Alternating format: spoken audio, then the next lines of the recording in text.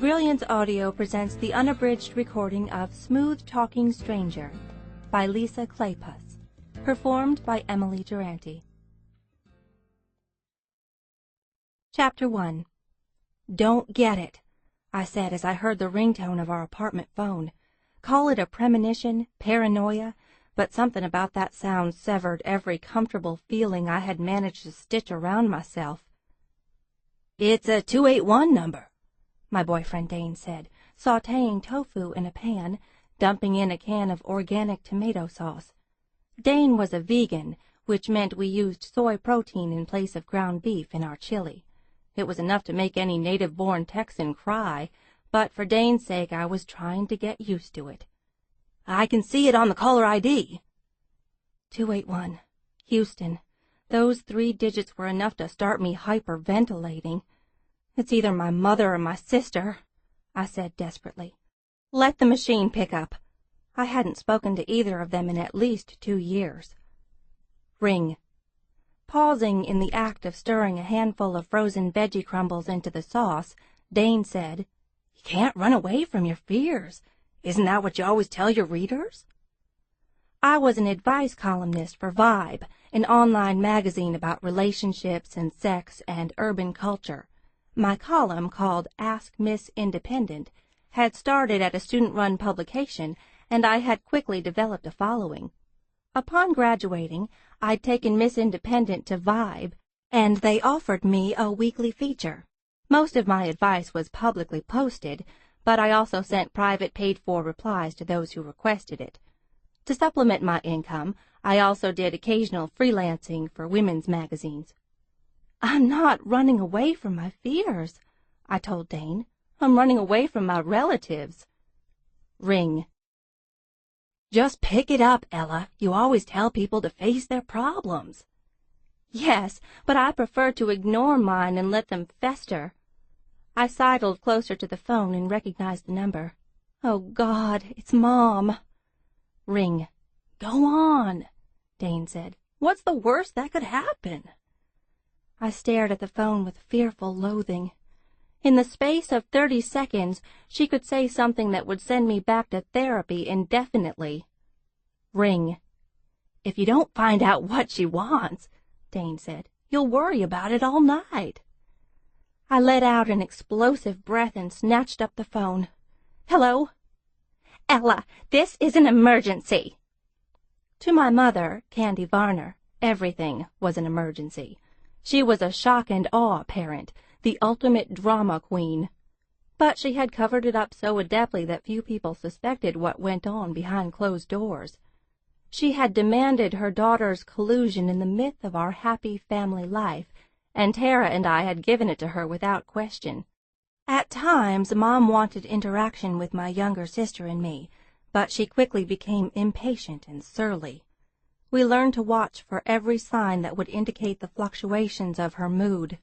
We had been storm chasers, trying to stay close to the twister without getting swept up in it. I headed to the living room, away from Dane and the clatter of pans. "How are you, Mom? What's going on?" "I just told you, an emergency. Tara came to visit today. Just appeared with no warning. She has a baby." "Her own baby?" "What would she be doing with someone else's baby? Yes, it's hers. You didn't know she was pregnant?" "No," I managed to say, groping for the back of the sofa. I propped myself against it, half sitting, half leaning. I felt sick to my stomach. "I didn't. We haven't been in touch." "When was the last time you picked up the phone to call her? Have you thought about either of us, Ella? Your only family? Do we have any place on your list of priorities?" I was struck mute, my heart pounding like a dryer full of wet sneakers as an awful familiar feeling from my childhood settled over me. But I was no longer a child. Reminding myself that I was a woman with a college degree, a career, a steady boyfriend, and a circle of good friends, I managed to answer calmly, "I sent cards." "They weren't sincere. That last Mother's Day card didn't say one word about all the things I did for you while you were growing up. All the happy times." I clasped my hand to my forehead in the hopes that it would keep my brain from exploding. "Mom, is Tara there now?" "Would I be calling you if she was? My mother was cut off by the angry wail of an infant in the background. "Can you hear what I'm dealing with? She left it here, Ella. She's gone. What am I supposed to do?" "Did she say when she was coming back?" "No." "And there was no guy with her. Did she say who the father was?" "I don't think she knows. She has ruined her life, Ella. No man will ever want her after this." "You might be surprised," I said. "A lot of unmarried women have babies nowadays." "There's still a stigma. You know what I went through to keep that from happening to you and Tara." "After your last husband," I said, "I think we would have preferred the stigma." Her tone turned icy. "Roger was a good man. That marriage would have lasted if you and Tara had ever learned to get along with him. It wasn't my fault that my own children drove him away. He loved you girls, and you never gave him a chance." I rolled my eyes. "Roger loved us a little too much, Mom." "What do you mean?" "We had to sleep with a chair wedged against the door to keep him out of our bedroom at night, and I don't think he was planning to straighten our covers." "That's all in your own mind. No one believes you when you say things like that, Ella." "Tara believes me." "She doesn't remember anything about Roger," my mother informed me triumphantly. "Not anything at all."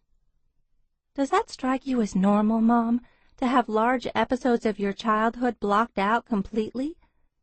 Don't you think she should remember something about Roger?" "I think it's a sign that she's been doing drugs or drinking. Those things run on your father's side." "It's also a sign of childhood trauma or abuse. Mom, are you sure Tara didn't just go to the store?" "Yes, I'm sure. She left a goodbye note." "Have you tried her cell phone?" "Of course I did. She won't answer." My mother was nearly choking with impatience. "I gave up the best years of my life taking care of you. I'm not going through it again. I'm too young to have a grandbaby.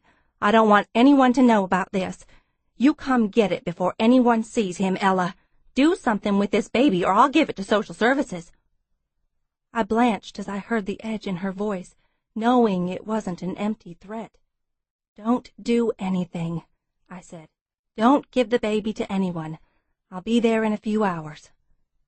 "I'm going to have to cancel a date tonight," she said darkly. "I'm sorry, Mom. I'm coming. I'm leaving right now. Just hold down the fort. Wait, okay?" The phone clicked. I was anxious and trembling, the air-conditioned breeze glancing off my neck and making me shiver. A baby, I thought miserably. Tara's baby. I trudged into the kitchen. "Until this moment," I said, "I thought the worst thing that could happen tonight was your cooking." Dane had taken the skillet off the burner. He was pouring something bright orange into a martini glass. Turning, he handed it to me, his green eyes warm with friendly sympathy. "Have some." I took a swallow of gingery sweet gruel and grimaced. "Thanks. I was just thinking I needed a good stiff slug of carrot juice." I set aside the glass. "But I'd better take it easy. I have to drive tonight." As I looked into Dane's concerned face, the calmness of him, the sanity of him, was like being wrapped in a soft blanket. He was casually handsome, blond and lean, with the perpetual toasted and salted scruffiness of someone who had just come in from the beach. Most of the time Dane dressed in denim and hemp and enviro sandals, as if he was perpetually ready for a spontaneous trip to some equatorial region. If you'd asked Dane to describe his perfect vacation, it would have been some survivalist trek through an exotic jungle, equipped with only a nylon water bag and a pocket knife. Although Dane had never met my mother or sister, I had told him a lot about them, furtively unearthing memories like fragile artifacts. It wasn't easy to talk about my past, any part of it. I had managed to trust Dane with the basics. My parents had divorced, and my father had left us when I was 5. All I heard of my dad after that was that he'd had gotten a new wife, new children, and there was no place for Tara and me in his second time around. Regardless of his failure as a dad, I could hardly blame him for wanting to escape. It bothered me, however, that my father knew what kind of parent he had left us alone with. Maybe he reasoned that daughters were better off with their mothers. Maybe he had hoped my mother would get better over time. Or maybe he feared one or both of his daughters would turn out exactly like her, and that was not something he could handle. There had been no significant man in my life until I had met Dane at UT. He was always gentle, reading my signals, never demanding too much. He made me feel safe for the first time ever. And yet, for all that, there was something missing between us, something that nagged at me like a pebble that had worked its way into my shoe. Whatever that missing thing was, it kept Dane and me from reaching absolute closeness. As we stood in the apartment kitchen, Dane put a warm hand on my shoulder. The shaky, cold feeling began to subside. "From what I was able to hear," Dane said, "Tara dumped off a surprise baby with your mother, who's planning to sell it on eBay." "Social services," I said. "She hasn't thought of eBay yet." "What does she expect you to do?" "She wants me to take the baby off her hands," I said, wrapping my arms around myself. "I don't think she's given much thought to anything beyond that." "No one knows where Tara is?" I shook my head.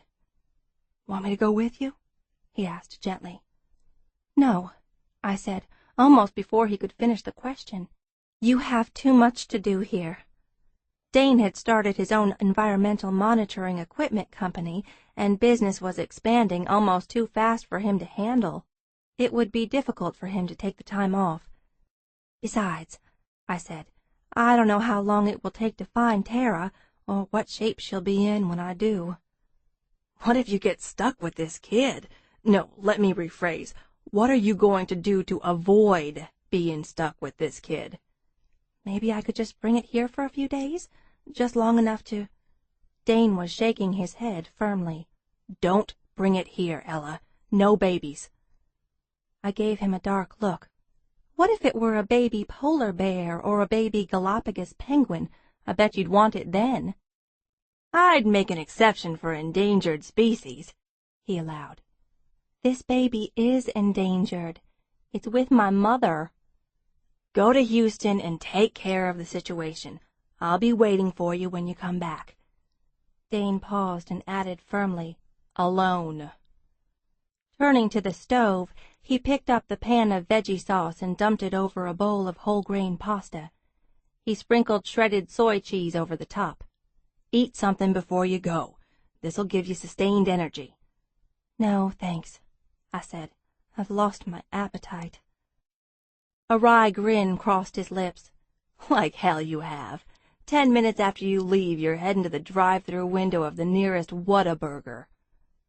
"You think I'd cheat on you?" I demanded with all the innocent outrage I could muster. "With another guy, no. With a cheeseburger, in a heartbeat." Chapter 2.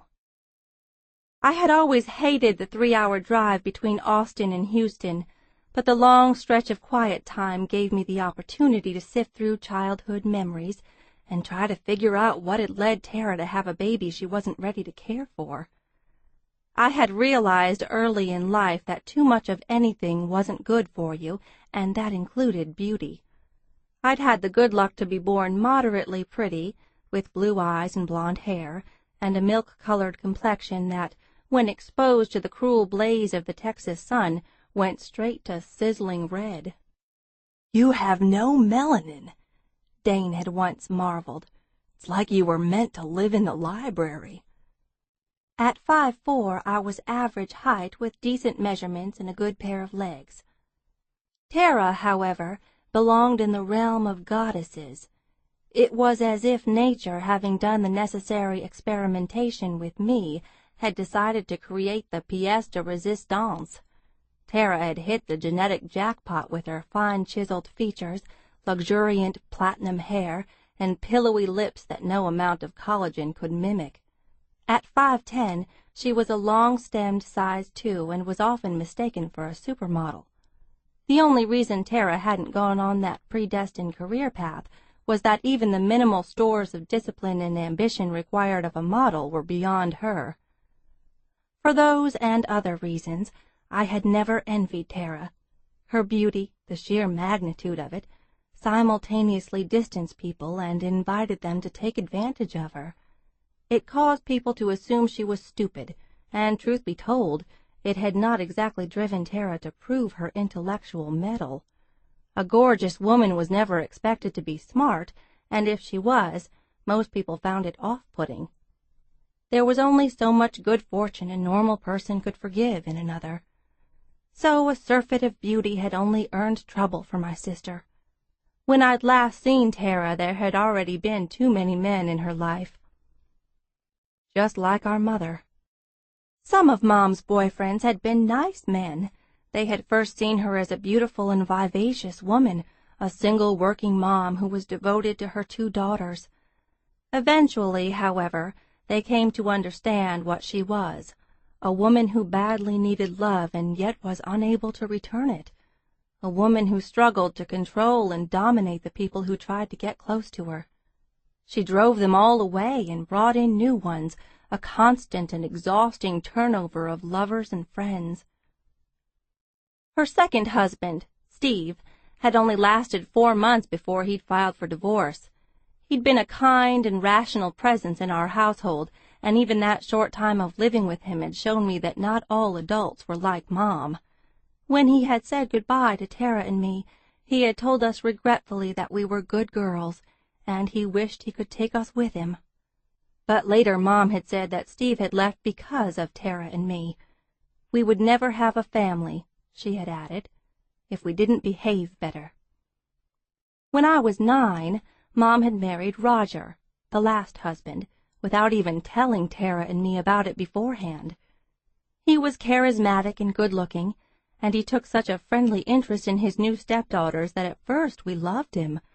But before long the man who read us bedtime stories was also showing us pages from porn magazines. He was fond of playing tickling games that went on too long and were not at all what grown men should have been doing with little girls. Roger took a particular interest in Tara, taking her on father-daughter outings and buying her special presents. Tara began to have nightmares and nervous tics, and she picked at her food without eating. She asked me not to leave her alone with Roger. Mom went into a fury when Tara and I tried to tell her. She even punished us for lying. We were afraid to tell anyone outside the family, certain that if our own mother wouldn't believe us, no one else would either. The only option I had was to protect Tara as much as I could. When we were at home, I stayed with her every minute. She slept next to me at night, and I kept a chair against the door. One night, Roger tapped at the door for nearly 10 minutes. "Come on, Tara. Let me in, or I won't buy you any more presents. I just want to talk to you, Tara." He pushed harder at the door, and the chair creaked in protest. "I was nice to you the other day, wasn't I? I told you I loved you. But I won't be nice any more if you don't move that chair out of the way. Open it, Tara, or I'll tell your mama you've been acting up. You'll get punished." My little sister curled into a ball against me, trembling. She put her hands over her ears. "Don't let him in, Ella," she whispered. "Please." I was scared, too, but I pulled the covers around Tara and got out of bed. "She's sleeping," I said, loud enough for the monster at the door to hear.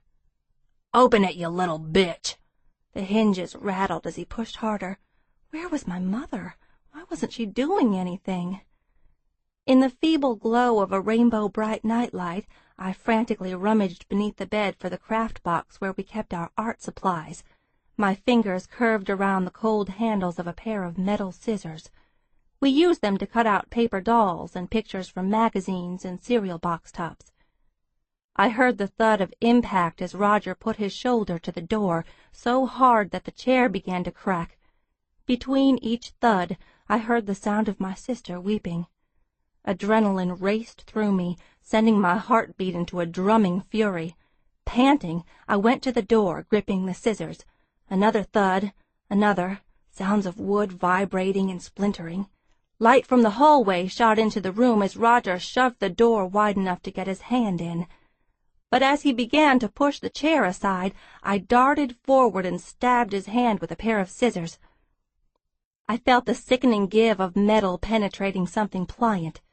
There was a muted roar of pain and fury, and then nothing, except the sound of retreating footsteps. Still gripping the scissors, I got back into bed with Tara. "I'm scared," my little sister had wept, soaking the shoulder of my nightgown with her tears. "Don't let him get me, Ella."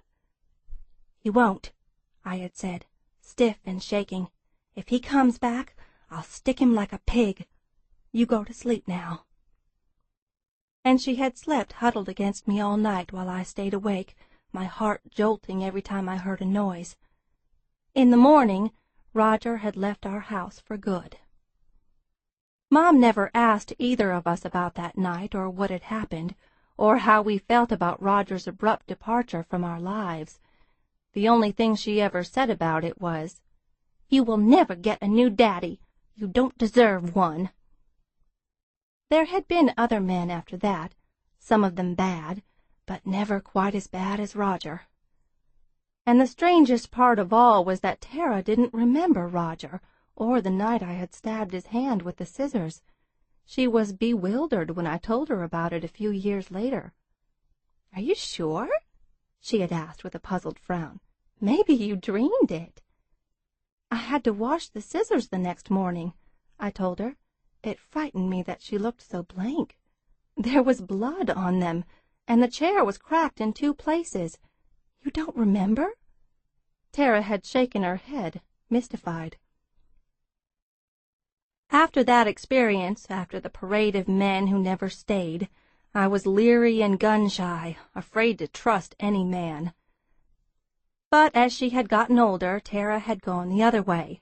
For her there were innumerable partners and prolific sex, and I wondered how much real pleasure, if any, she had gotten out of it.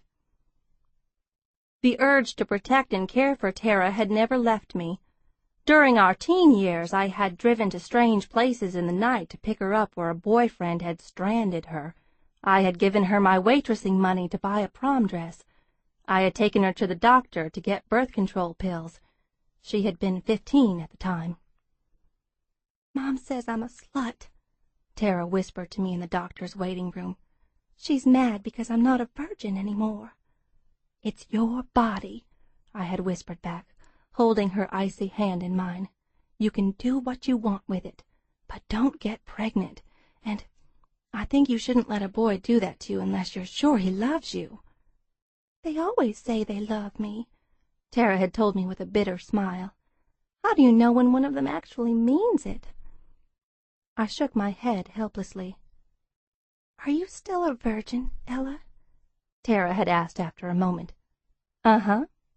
"Is that why Brian broke up with you last week? 'Cause you wouldn't do it with him?" I shook my head. I broke up with him.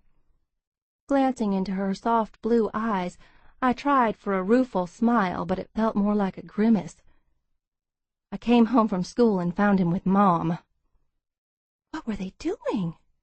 I hesitated for a long moment before replying. "Drinking together," was all I said. I thought I'd cried until no more tears were left, but my eyes watered again as I nodded. And although Tara was younger than me, she put her hand on my head and pulled it down to her narrow shoulder, offering comfort. We had sat together like that until the nurse came and called Tara's name. I didn't think I would have survived my childhood without my sister, or she without me.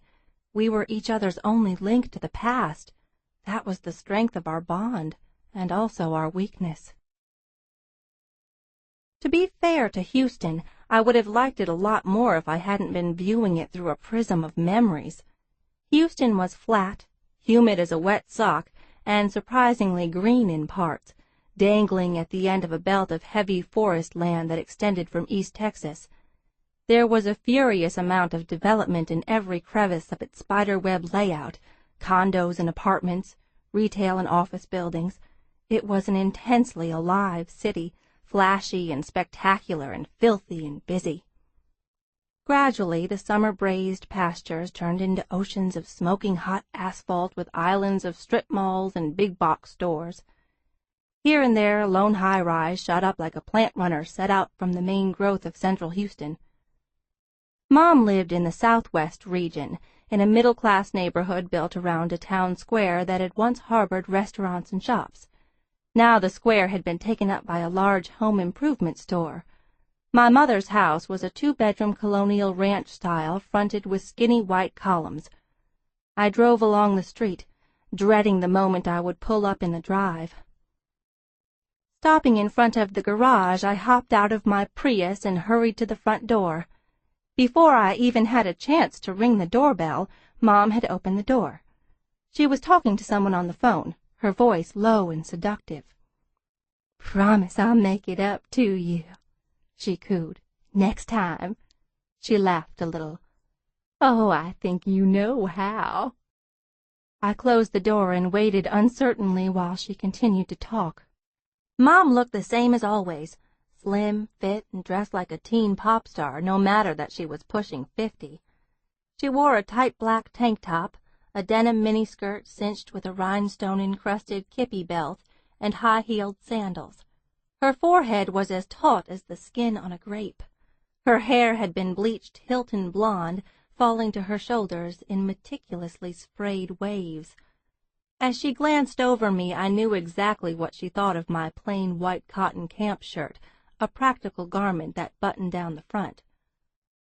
While listening to the person on the other end of the line, Mom gestured toward the hallway that led to the bedrooms. I nodded and went in search of the baby. The house smelled like air conditioning and old carpets and tropical air freshener, the rooms dark and silent. A small dressing-table lamp had been left on in the master bedroom. My breath quickened in anxious wonder as I approached the bed. The baby was in the center of it, a lump no larger than a loaf of bread. A boy. He was dressed in blue, his arms outflung, his mouth clamped tight as a powder compact as he slept. I crawled onto the bed beside him, staring at this defenseless creature with his little old man face and tender pink skin. His eyelids were so fragile that they were tinted blue as they lay closed over his sleeping eyes. The small skull was covered with soft black hair, and his fingers were tipped with nails as tiny and sharp as bird claws. The baby's absolute helplessness made me intensely anxious. When he woke up, he was going to cry and leak. He was going to need things, mysterious things that I knew nothing about and had no desire to learn. I could almost sympathize with Tara for having foisted this overwhelming problem on someone else. Almost. But mainly I wanted to kill her, because my sister had known that leaving him with Mom was a stupid idea. She had known that Mom would never keep him, and she had been aware that I would probably be recruited to do something about it. I had always been the family's problem solver, until I had opted out in an act of self-preservation. They still hadn't forgiven me for that. Since then, I had often wondered how and when I might be able to reunite with my mother and sister, if we all would have changed enough that we could have some kind of workable relationship. I hoped maybe it would turn out like one of those Hallmark movies, a lot of soft-focused hugging and laughing as we sat on a porch swing. That would have been nice, but it wasn't my family. As the baby slept, I listened to his soft kitten breaths. His smallness, his aloneness, caused an invisible weight to settle over me, sadness mixed with anger. I wasn't going to let Tara run from this, I vowed grimly. I was going to find her, and for once she would have to deal with the consequences of her actions. Failing that, I was going to find the baby's father and insist that he bear some responsibility. "Don't wake him up," my mother said from the doorway. "It took me 2 hours to put him down."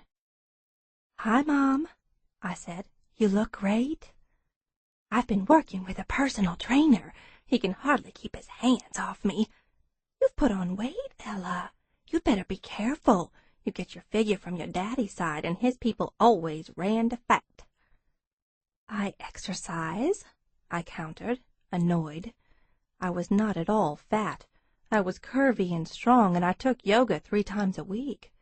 And I get no complaints from Dane, I added defensively, before I could stop myself. Immediately I was tempted to smack myself in the head. But it doesn't matter what anyone thinks of my figure as long as I'm happy with it. My mother ran a dismissive glance over me. You're still with him? Yes, and I'd like to get back to him as soon as possible, which means we need to find Tara. Can you tell me again what happened when you saw her? Come to the kitchen. Easing myself from the bed, I left the room and followed her. Tara showed up without calling first, my mother explained as we reached the kitchen, and said, "Here's your grandbaby," just like that. I let her in, and I poured some tea, and we sat down to talk. Tara said she's been living with your cousin Liza and working at a temp agency. She got pregnant by one of her boyfriends, and she says he's not in a position to help. You know what that means. Either he doesn't have 2 nickels to rub together, or he's already married. I told Tara she should put the baby up for adoption, and she said she didn't want to do that. So I said, your life will never be the same. Everything changes after you have a baby. And Tara said she was starting to figure that out. Then she mixed some formula for the baby and fed him while I went to the back room to take a nap. When I got up, Tara was gone and the baby was still here. You'll have to get him out of here by tomorrow. My boyfriend can't know about this. Why not? I don't want him to think of me as a grandmother. Other women your age have grandchildren, I said in a matter-of-fact tone. I'm not my age, Ella. Everyone thinks I'm a lot younger. She seemed offended by my expression. You should be happy about that, to know what's in your future. I don't think I'll look like you in the future, I said wryly. I don't even look like you now. You might if you put some effort into it. Why is your hair so short? You don't have the right face for that style. I lifted a hand to my chin-length bob, which was the only practical style for my straight, fine hair. Can I see the note Tara left? Mom brought a manila folder to the kitchen table. It's in here along with the hospital papers. I opened the folder and found a piece of notebook paper on top. The sight of my sister's handwriting, all loopy and uneven, was painfully familiar. The words had been dug deep by a ballpoint pen that had nearly perforated the paper with its desperate force. Dear Mom, I have to go somewhere and figure things out. I don't know when I'll be back. I hereby give you or my sister Ella the authority to take care of my baby and be his guardian until I'm ready to come get him. Sincerely, Tara Sue Varner. Hereby, I murmured with a wretched smile, leaning my forehead on my hand. My sister had probably thought a legal-sounding word would make it more official. I think we're supposed to get in touch with Child Protective Services and let them know it's happened. Otherwise, someone could claim the baby has been abandoned. Sorting through the contents of the folder, I found the birth certificate. No father listed. The baby was exactly a week old, and his name was Luke Varner. Luke? I asked. Why did you name him that? Do we know anyone named Luke? Mom went to the refrigerator and pulled out a can of Diet Big Red. Your cousin Porky, I think his real name is Luke, but Tara doesn't know him. I have a cousin Porky? Second cousin, once removed. He's one of Big Boy's sons. One of the legions of extended family that we'd never had anything to do with.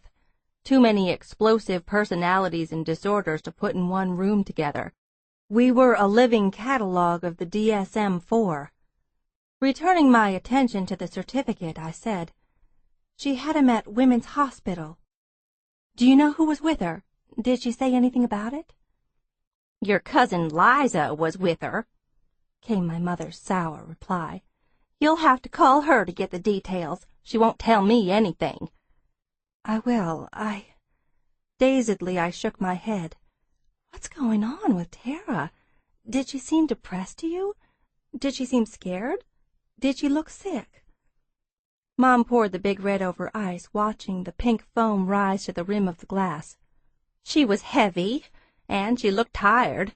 That was all I noticed." "Maybe this is some kind of postpartum problem. She may need antidepressants." Mom poured a shot of vodka into the big red. "Doesn't matter what pills you give her. She'll never want that baby." After taking a swallow of the fizzy bright liquid, she said, "She's not cut out for having kids any more than I was." "Why did you have children, Mom?" I asked softly.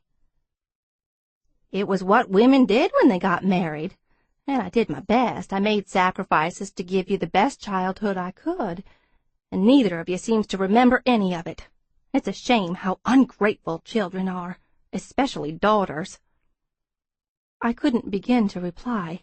I had no way to describe how I had struggled to collect every good memory possible, how every moment of my mother's affection, a hug, a bedtime story, had been a gift from heaven, but mostly how my childhood, and Tara's, had seemed like a rug pulled out from under us, and how her complete lack of motherly instinct, even the basic urge to protect her offspring, had made it difficult for Tara and me to have relationships with people.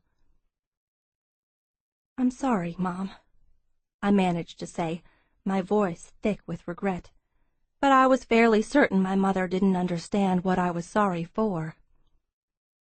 A high, mewling cry came from the bedroom. The sound chilled me. He needed something. "Time for his formula," my mother said, going to the refrigerator. "I'll heat it up. Go get him, Ella." Another cry, this one sharper. It made my back teeth hurt like I'd just bitten into tinfoil. I sped to the bedroom and saw a small form on the bed, wriggling like a baby seal. My heart went so fast that I couldn't feel any spaces between the beats. I leaned over, reaching tentatively, uncertain how to pick him up. I wasn't good with children. I had never wanted to hold my friends' babies. They had never appealed to me. I slid my hands beneath the small flopping body. And the head. I knew you were supposed to support the head and neck. Somehow I gathered him up against me, his weight somehow fragile and solid at the same time, and the crying paused, and the infant looked up at me in a squinty Clint Eastwood sort of way, and the crying started again. He was so unprotected, helpless. I had only one coherent thought as I went to the kitchen, and it was that no one in my family, including me, should be trusted with one of these. I sat and clumsily readjusted Luke in my arms, and Mom brought a bottle to me. Cautiously I put the silicone nipple, which wasn't shaped anything like a normal human one, against the tiny mouth. He latched on and went quiet, intent on feeding. I hadn't realized I was holding my breath until I let it out with a sigh of relief. "You can stay here tonight," Mom said, "but you have to leave tomorrow and take him with you. I am much, much too busy to deal with this." I clenched my teeth to hold back a burst of protests. This wasn't fair. None of it was my fault. I was busy, too. I had my own life to get back to. But what kept me silent, aside from the knowledge that my mother didn't care, was the fact that the person who was really getting the raw deal was the one who couldn't speak up for himself.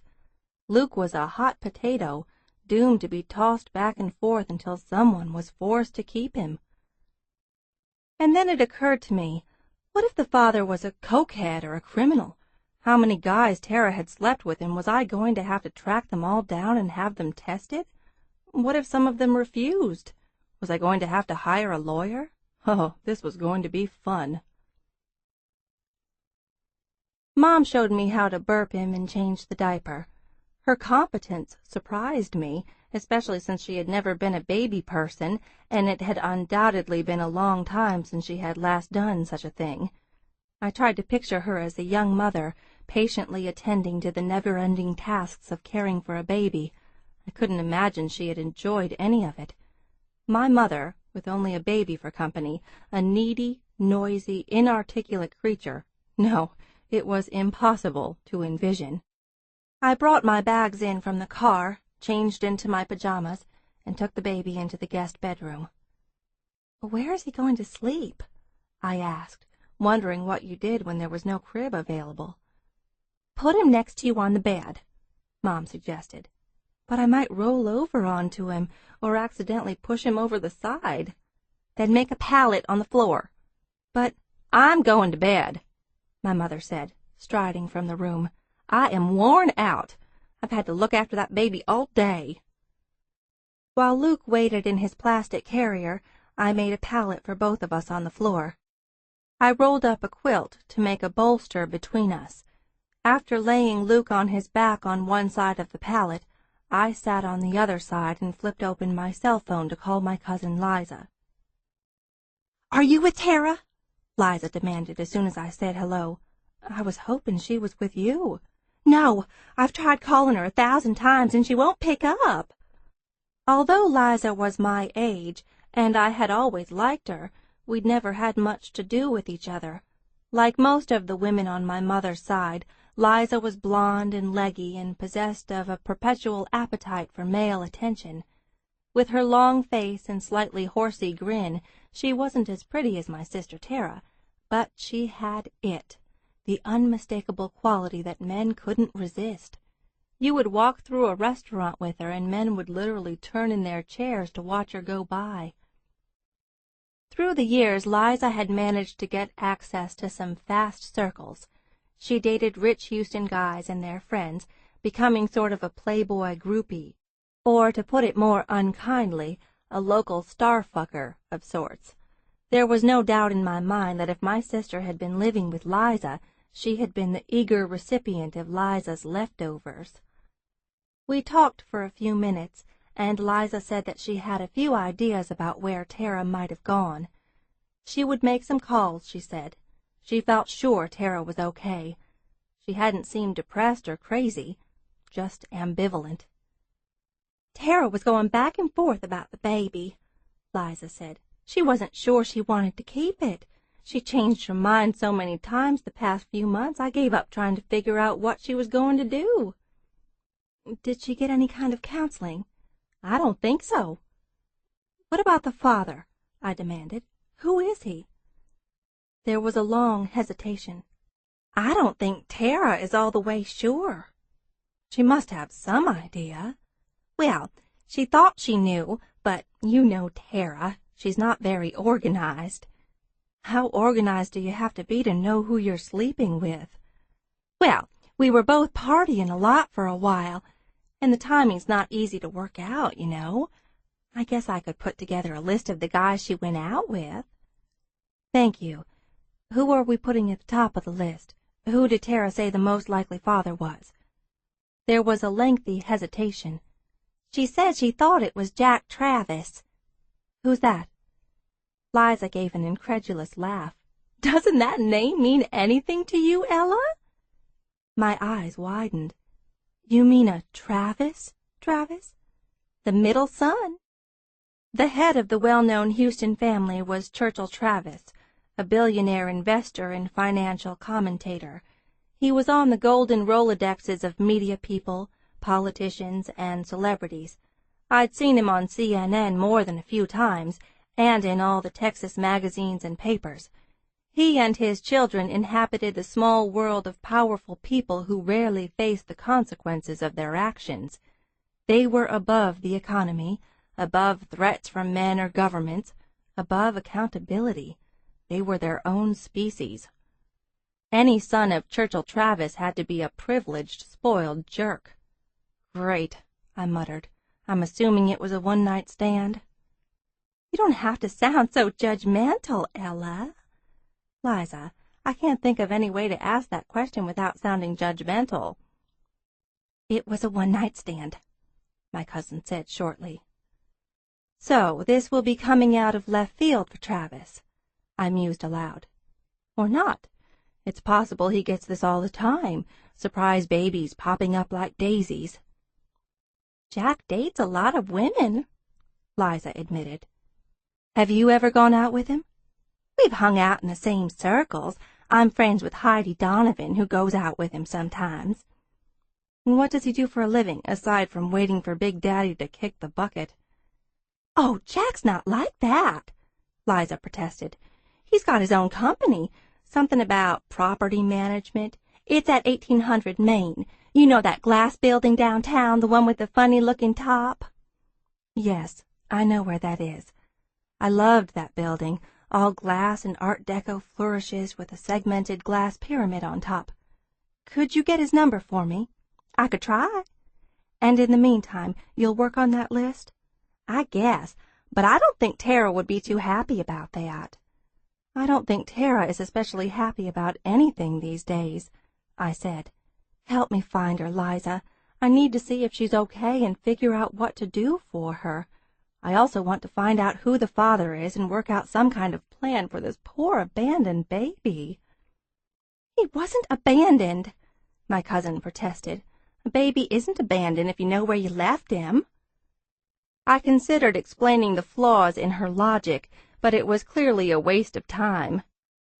"Please work on the list, Liza. If Jack Travis doesn't turn out to be the father, I'm going to have to force every man Tara slept with last year to take a paternity test."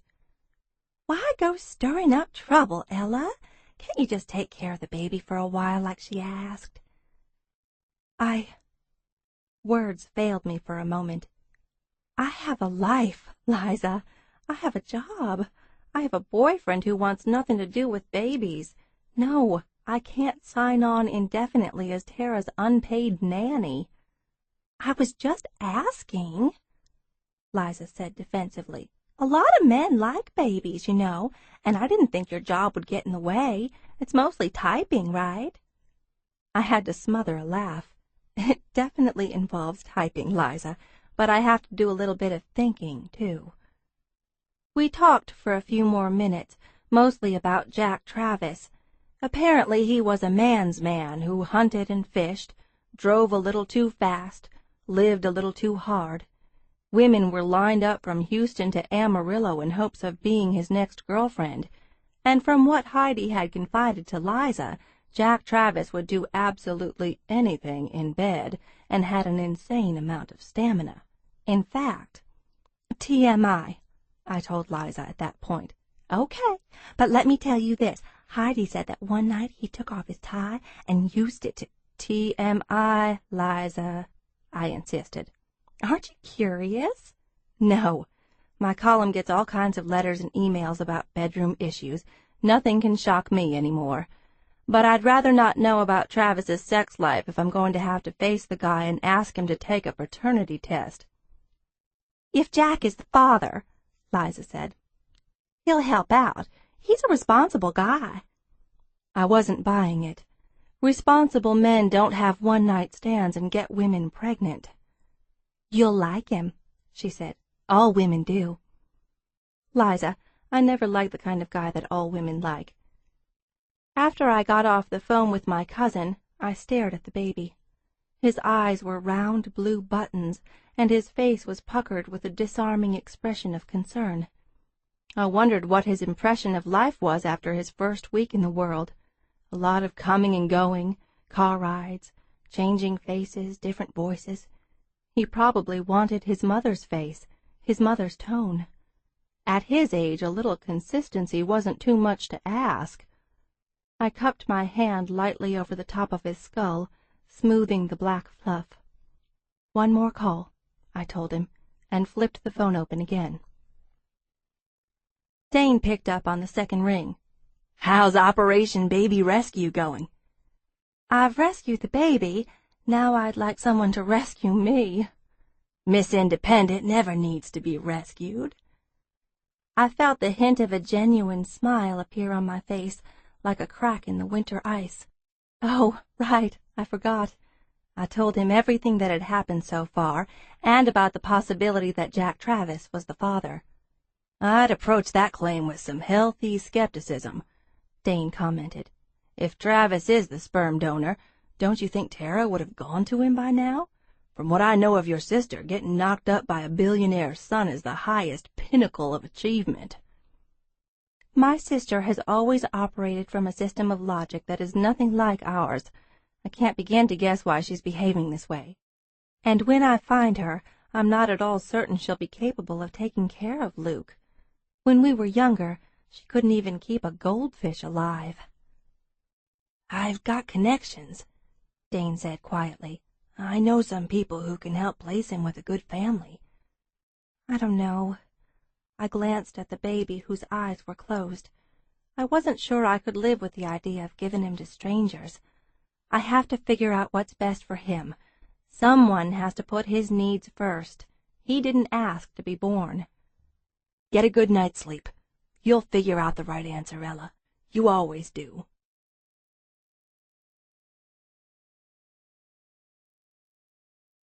Chapter 3. It was a mark of Dane's unfamiliarity with babies that he had suggested, without irony, that I get a good night's sleep. My nephew was a living, breathing sleep disorder. It was without exception the worst night I had ever spent, a series of harsh awakenings and crying and formula mixing and feeding and burping and diaper changing, and then after about 5 minutes of rest it all started again.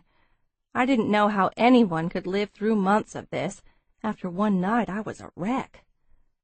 I showered, turning the water up to near scalding in the hopes that it would ease my aching muscles. Wishing I'd had the foresight to bring a more impressive outfit, I dressed in the only clean clothes I had, a pair of jeans, a fitted cotton shirt, and leather flats. I brushed my hair until it was neat and smooth, and looked at my haggard, stone-white face. My eyes were so irritated and dry that I didn't bother with my contact lenses. I decided to wear my glasses, a pair of sensible rectangular wire rims. It didn't improve my mood when I went to the kitchen, bringing Luke in his carrier, and saw my mother sitting at the table. Her fingers were knobbed with rings, her hair curled and sprayed. She wore shorts, her legs smooth and tan, and one of the pedicured toes that peeped from her wedge sandals sparkled with a tiny crystal toe ring. I set Luke's carrier on the floor at the other side of the table, away from her. "Does the baby have any other clothes?" I asked. "His one piece is dirty." Mom shook her head. "There's a discount store down the street. You can buy some things for him there. You'll need a big pack of diapers. They go through them fast at this stage." "No kidding," I said wearily, heading for the coffee pot. "Did you talk to Liza last night?" "Uh-huh." "What did she say?" "She thinks Tara's okay. She's going to make some calls today to try and find her." "What about the baby's daddy?" I had already decided not to tell her anything about Jack Travis's possible involvement, because if there was any way to ensure my mother's interest in unwanted involvement, it was to mention a rich man's name. "No idea yet," I said casually. "Where are you going today?" "Looks like I'm going to find a hotel room." I didn't say it in an accusatory way. I didn't need to. Her slim body stiffened in the chair.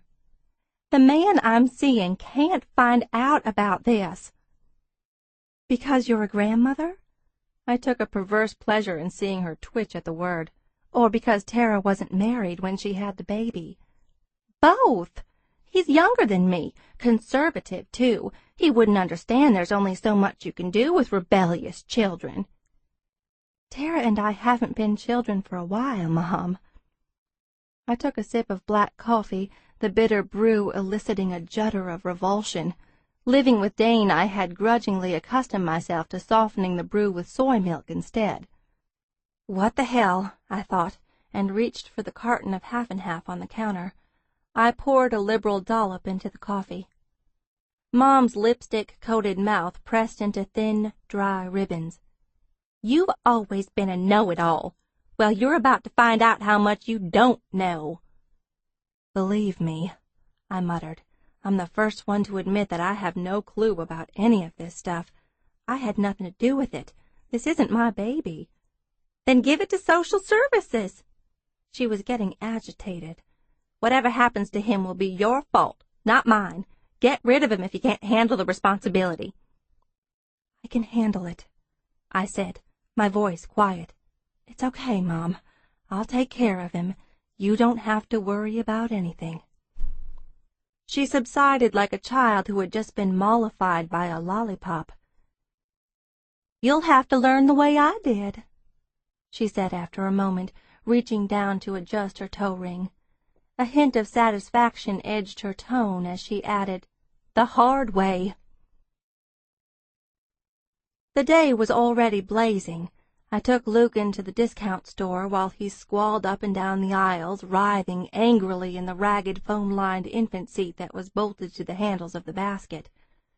Luke finally quieted when we left, soothed by the vibration of the basket wheels as they rattled over the rough asphalt of the parking lot. The outside air was roasting hot, while the indoors were chilled by Arctic air conditioning. As you went outside and inside, alternately sweating and drying, you were eventually covered in an invisible film of sticky salt. Luke and I were heated to the pink of boiled shrimp, and this was how I was going to meet Jack Travis. I called Liza, hoping she had managed to get his phone number. "Heidi wouldn't give it to me," Liza said, sounding disgruntled. "Talk about insecure! I think she's scared I'm going to make a move on him. I had to bite my tongue to keep from telling her about all the times I could have gone after him but didn't on account of our friendship. Besides, she knows as well as anyone that there's plenty of Jack Travis to go around." "It's a wonder the man gets any sleep." "Jack's up front about not being able to commit to one woman, so no one expects it of him. But Heidi's been seeing him so long, I think she's convinced herself she can get him to cough up an engagement ring." "Like a hairball?" I said, entertained. "Well, good luck to her. But in the meantime, how am I going to get in touch with him?" "I don't know, Ella. Short of just barging in there and asking to see him, I can't think of anything." "Fortunately, I have excellent barging skills." "I'd be careful," my cousin said warily. "Jack's a nice guy, but he's not the kind you can push around." "I wouldn't think so," I agreed, while my stomach tightened in a spasm of nerves. The traffic in Houston had its own mysterious patterns. Only keen familiarity and vast experience would allow you to maneuver through them. Naturally, Luke and I got caught in stop-and-start traffic that turned a 15-minute drive into a 45-minute one. By the time we reached the artful, glittering structure of 1800 Main, Luke was howling and a foul smell had filled the car, demonstrating that a baby will inevitably have a dirty diaper at the worst possible time in the worst possible place. I drove to the underground parking garage, the commercial half of which was completely full, and I had to drive out again. As I drove farther down the street, I found a public paying lot. After parking in one of the street-level spaces, I managed to change Luke's diaper in the back seat of the Prius. The baby carrier seemed to weigh about 1,000 pounds as I lugged it along the street to the building. Icy air hit me in a controlled blast as I entered the luxurious lobby, all marble and brushed steel and gleaming wood. After glancing at a glass-shielded directory of the office floors, I walked briskly by the reception desk. I knew there was no way they were going to let an unidentified woman with no appointment and no connection simply breeze through to the elevators. "Miss," one of the men behind the desk gestured for me to approach him. "Someone's coming down to meet us," I said brightly. Reaching into the bag hanging from my shoulder, I pulled out the Ziploc bag containing the dirty diaper. "We have a little emergency. Is there a restroom nearby?" Blanching at the sight of the bulging baggie, the man hastily directed me toward a restroom on the other side of the elevator bank. Passing the reception desk, I lugged Luke to the center of the double row of elevators. As soon as the door opened, we stepped inside along with 4 other people. "How old is she?" a woman in a smart black skirt suit asked with a smile. "It's a he," I said. "A week old." "You're getting around so well, considering." I briefly considered explaining that I wasn't the mother, but that might have led to another question, and I wasn't about to explain any part of the circumstances that Luke and I had found ourselves in. So I just smiled and murmured, "Yes, thanks, we're doing great." For the next several seconds I brooded silently about how Tara might be getting around, if she was healing properly after giving birth. We reached the 11th floor, and I carried Luke out of the elevator and past the doors of Travis Management Solutions. We went into a serene area decorated in natural colors, with a small grouping of contemporary upholstered furniture. I set down Luke's carrier, rubbed my aching arm, and approached the receptionist. Her face was a polite mask. The black eyeliner on her upper lids had been extended so it formed little check marks at the corners of her eyes, as if they had been part of a list she had gone through that morning. Right eye? Check. Left eye? Check.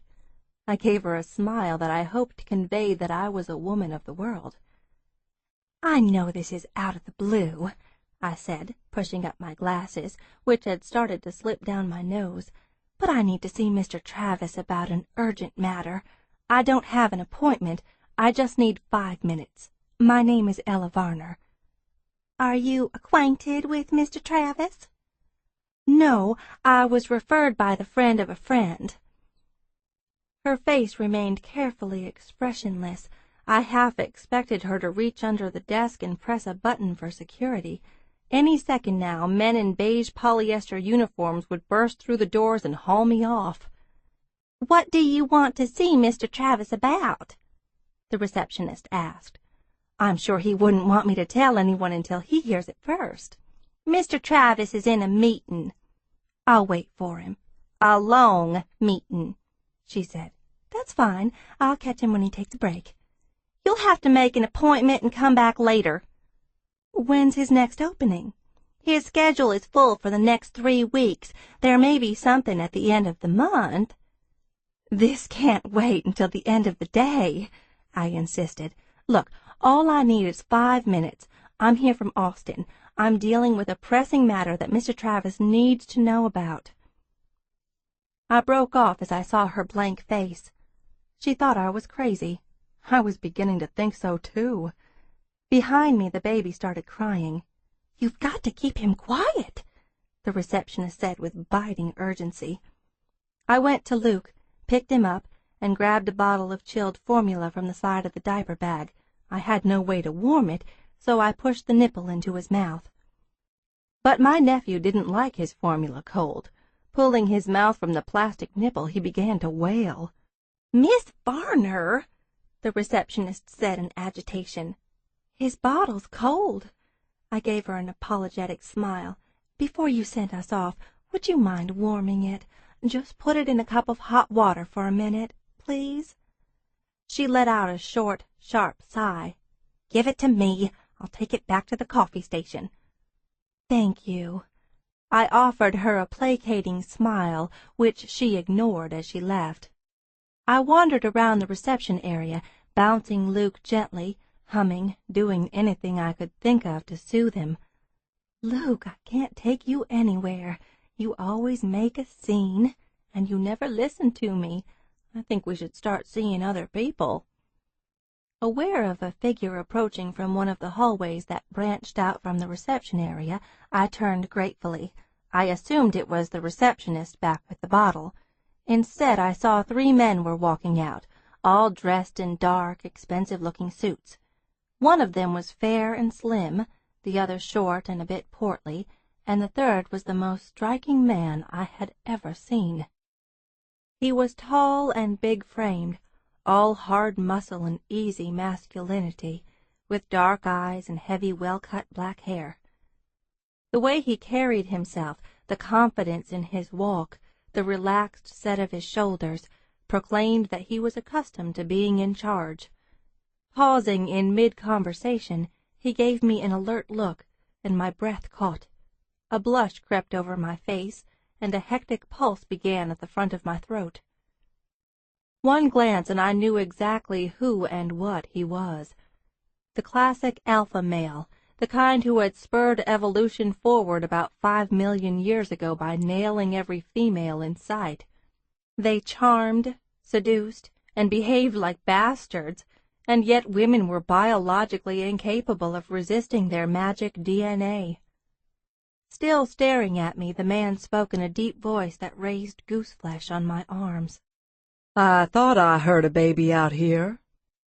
"Mr. Travis?" I asked crisply, jostling my whimpering nephew. He gave a short nod. "I hoped I might catch you between meetings. I'm Ella, from Austin, Ella Varner. I need to talk to you briefly." The receptionist came from another hallway, plastic bottle in hand. "Oh, God!" she muttered, hurrying forward. "Mr. Travis, I'm sorry." "It's okay," Travis said, gesturing for her to give me the bottle. I took it, shook a few lukewarm drops on my wrist, and shoved the nipple into the baby's mouth. Luke grunted in satisfaction and fell into a busy, sucking silence. Looking back up into Travis's eyes, which were as dark and rich as black-strap molasses, I asked, "May I speak with you for a few minutes?" Travis studied me thoughtfully. I was struck by the contradictions about him, the expensive clothes and bold good looks, the sense of unpolished edges.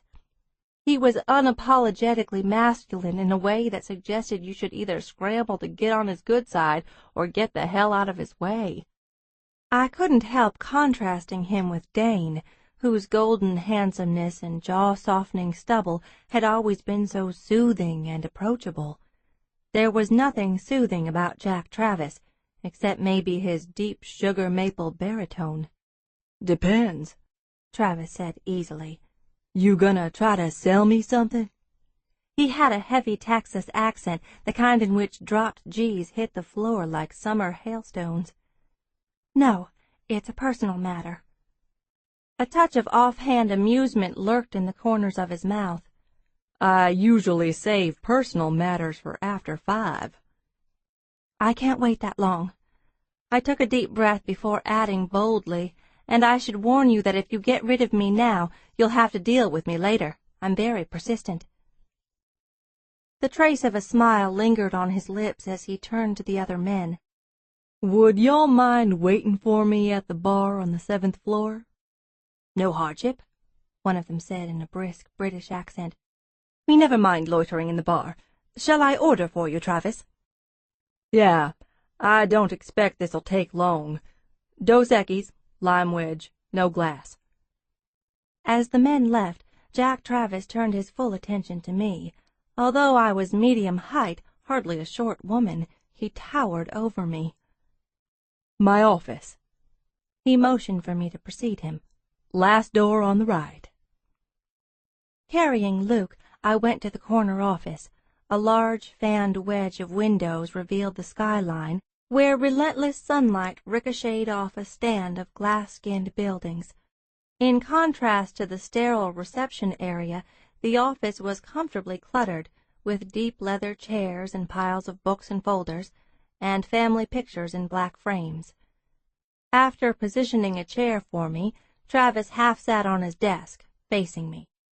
His features were emphatically defined, the nose straight and substantial, the jaw nearly lacerating in its precision. "Let's make this fast, Ella from Austin," he said. "I got a deal on the stringer, and I'd rather not keep those guys waiting." "You're going to manage property for them?" "Hotel chain." His gaze flickered to Luke. "You might want to tilt that bottle. She's getting air." I frowned and adjusted the bottle upward. "It's a boy. Why does everyone assume he's a girl?" "He's wearing Hello Kitty socks." There was a distinct note of disapproval in his voice. "They were the only ones available in his size," I said. "You can't put a boy in pink socks." "He's only a week old. Do I have to worry about gender bias already?" "You really are from Austin, aren't you?" he asked wryly. "How can I help you, Ella?" The task of explaining was so considerable I hardly knew where to start. "Just so you're prepared," I said in a businesslike tone, "the story I'm going to tell you ends with a stinger." "I'm used to that. Go on." "My sister is Tara Varner. You went out with her last year." Seeing that the name didn't ring a bell, I added, "You know Liza Purcell? She's my cousin. She fixed you up with Tara." Travis thought for a moment. "I remember Tara," he finally said. "Tall, blonde, leggy." "That's right. Seeing that Luke had finished the bottle, I put the empty container in the diaper bag and draped the baby over my shoulder to burp him. This is Tara's son, Luke. She gave birth to him, left him with my mother, and took off somewhere. We're trying to locate her. Meanwhile, I'm trying to secure some kind of situation for the baby." Travis was very still. The atmosphere in the office took on a hostile chill. I saw that I had been identified as a threat, or perhaps just a nuisance. Either way, his mouth was now edged with contempt. "I think I get the stinger you're working around to," he said. "He's not mine, Ella." I forced myself to hold that unnerving black gaze. "According to Tara, he is." "The Travis name inspires a lot of women to notice a likeness between me and their fatherless children, but it's not possible for 2 reasons.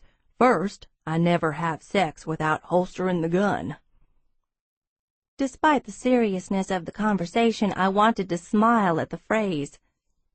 "You're referring to a condom. That method of protection has an average failure rate of 15%. "Thank you, Professor, but I'm still not the father." "How can you be sure?" "Because I never had sex with Tara. The night I took her out, she drank too much, and I don't sleep with women in that condition." "Really?" I said skeptically. "Really," came the soft reply. Luke burped and settled into the curve of my neck like a sack of pinto beans. I thought of what Liza had told me about Jack Travis's hyperactive love life, his near-legendary womanizing, and I couldn't prevent a cynical smile. "Because you're a man of high principles?" I asked acidly. "No, ma'am. It's just that I prefer the woman to participate."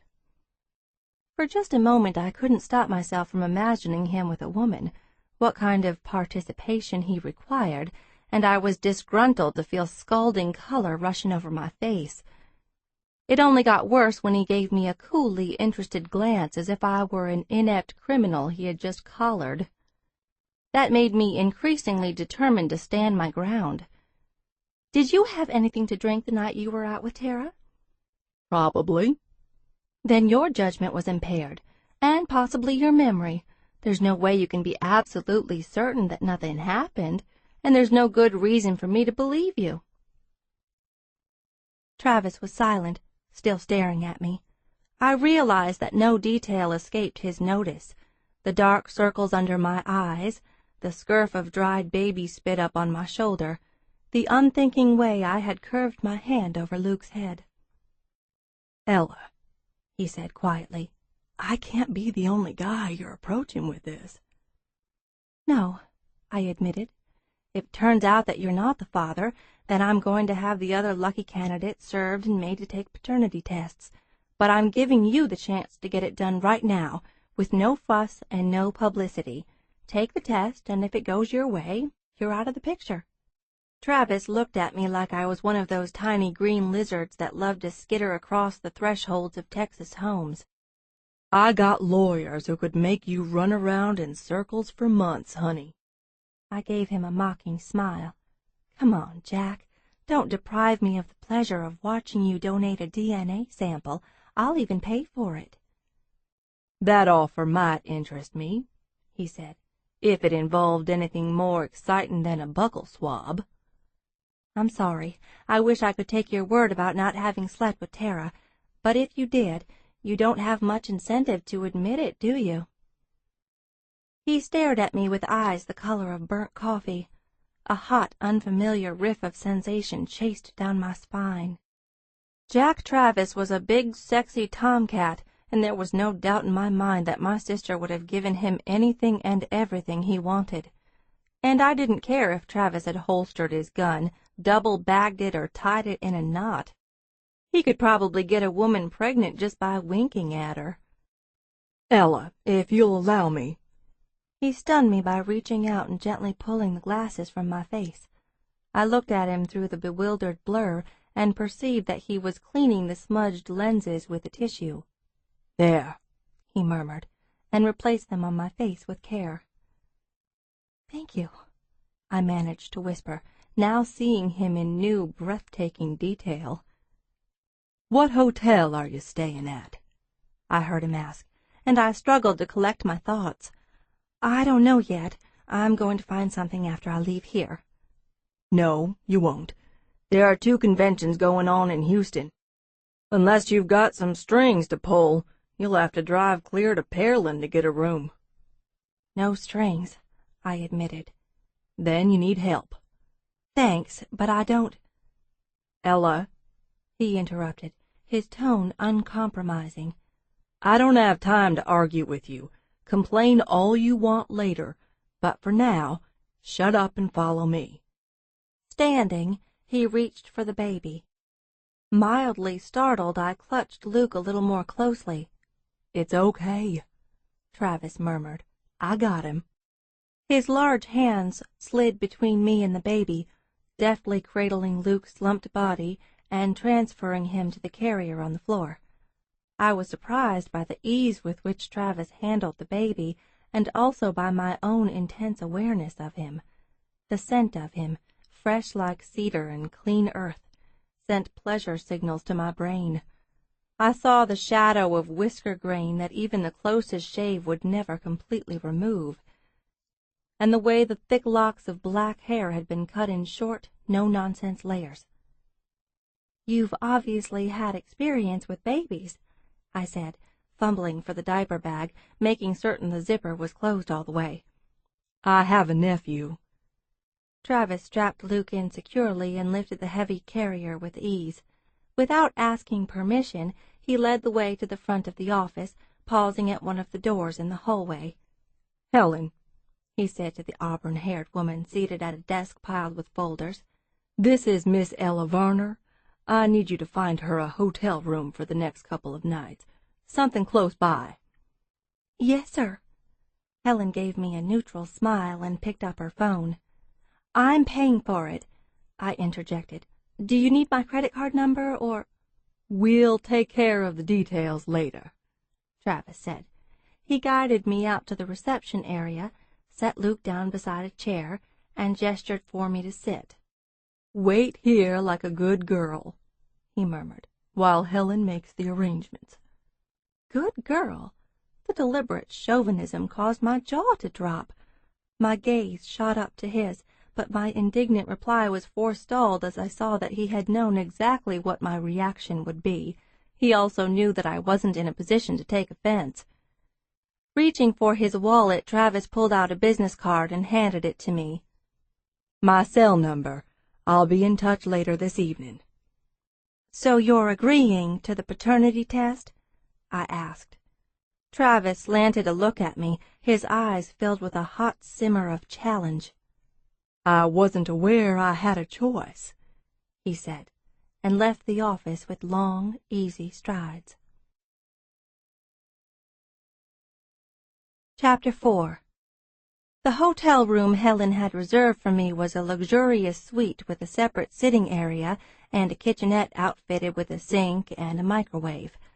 One look at the hotel, a European-styled resort located in the Galleria area, and I knew my credit card balance was going to be maxed out in a matter of hours, maybe minutes.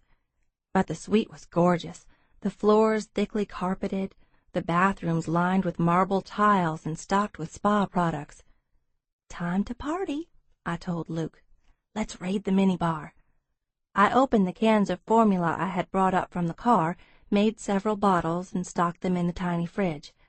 After lining the sink with a white towel, I filled it with warm water and gave Luke a bath. When he was clean and fed and drowsy, I laid him in the center of the king-sized bed. As I pulled the curtains over the windows, the afternoon blaze was extinguished by a shroud of slick, heavy brocade. Relishing the cool and quiet of the hotel room, I headed toward the bathroom to take a shower. But I paused as I glanced at the baby again. Luke was so alone and small, blinking up at the ceiling with quiet forbearance. I couldn't bring myself to leave him while he was still awake. not while he was waiting so patiently for whatever would happen to him next. I crawled onto the bed and lay next to him, stroking the dark fluff on his head. Living with Dane, I had heard and discussed and pondered any number of injustices in the world, but it hardly seemed that there could be anything worse than an unwanted child. Lowering my head, I pressed my cheek against his pale baby skin and kissed the fragile curve of his skull.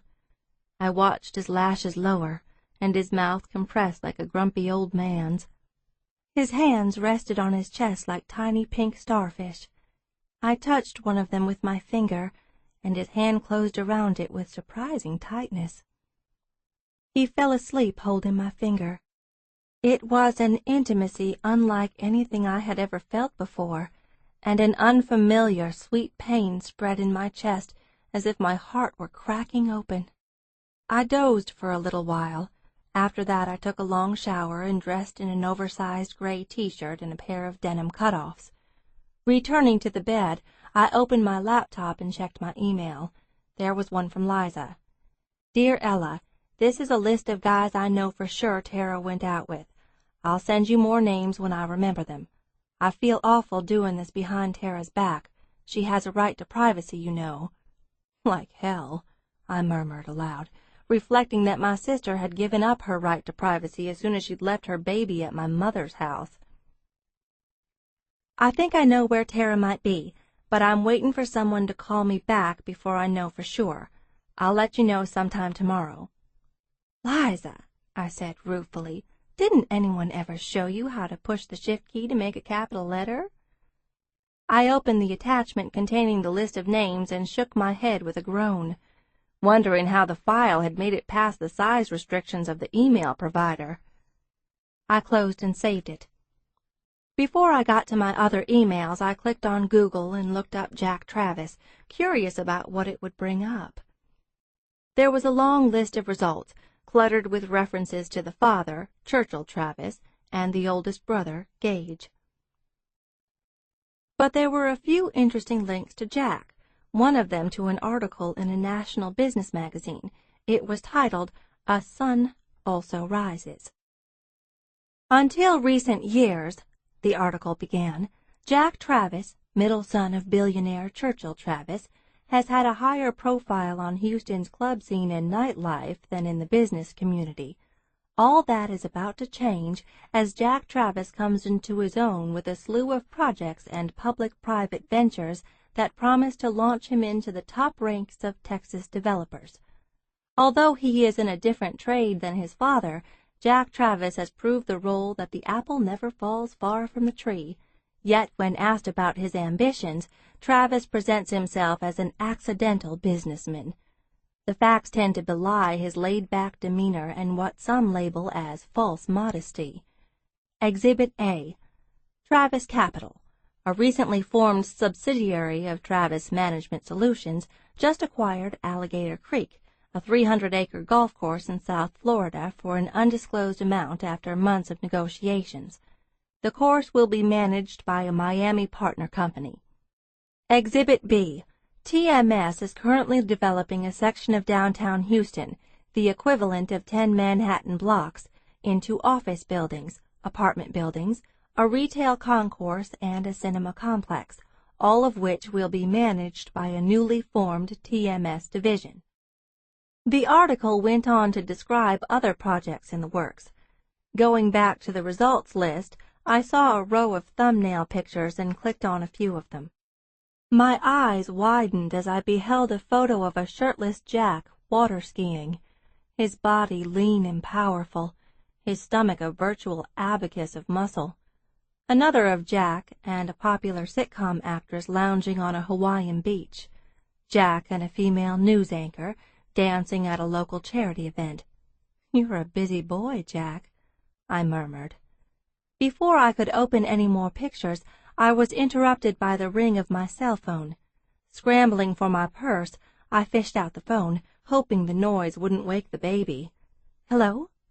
How's it going?" Dane asked. I relaxed at the familiar voice. "I'm having a fling with a younger man," I told him.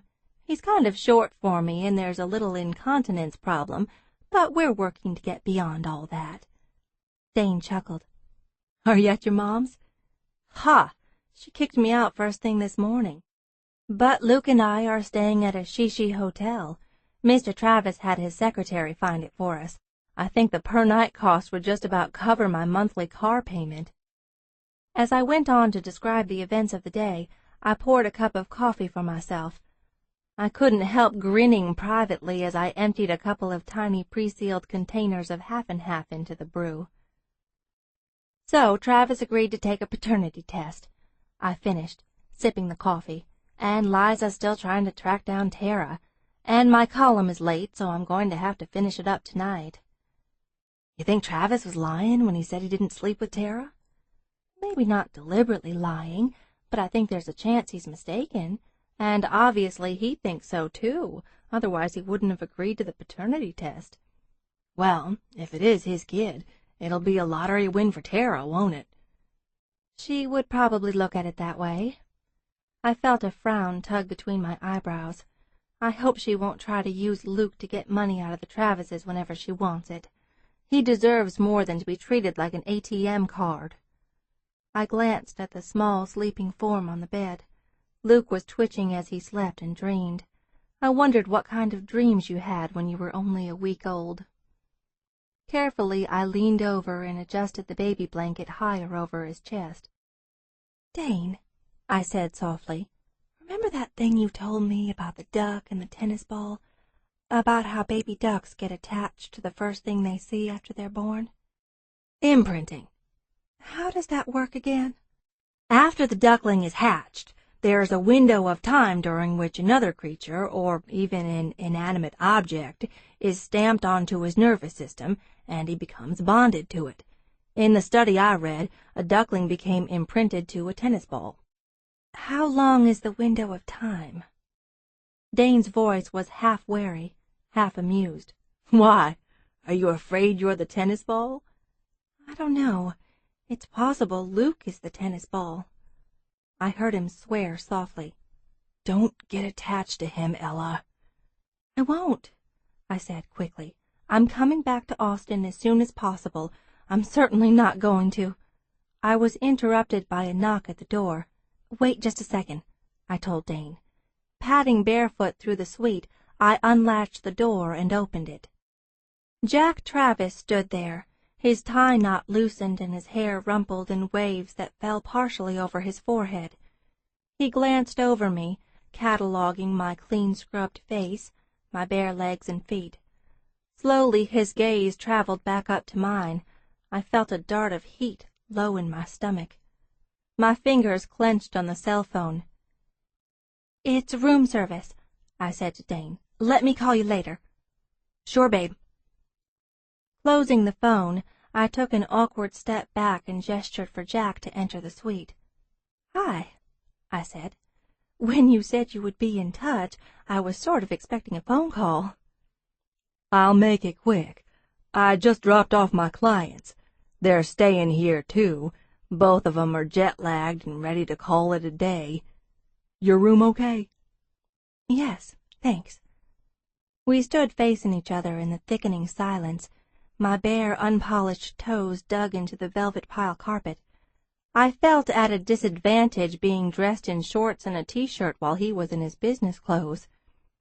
"My doctor will see us tomorrow morning for the paternity test," Jack said. "I'll pick you up in the lobby at 9. "Do you have any idea how long it will take to get the results?" "Usually 3 to 5 days, but the doc's going to fast-track it, so the results might be in as early as tomorrow night. Any word on your sister yet?" "I think I'll hear something soon." "If you have any problems, I've got a guy who can find people pretty fast." "A private detective?" I regarded him doubtfully. I don't know if he could do anything. There's not much to go on at this point. "If your sister has a cell phone with her, it would take about 15 minutes to locate her."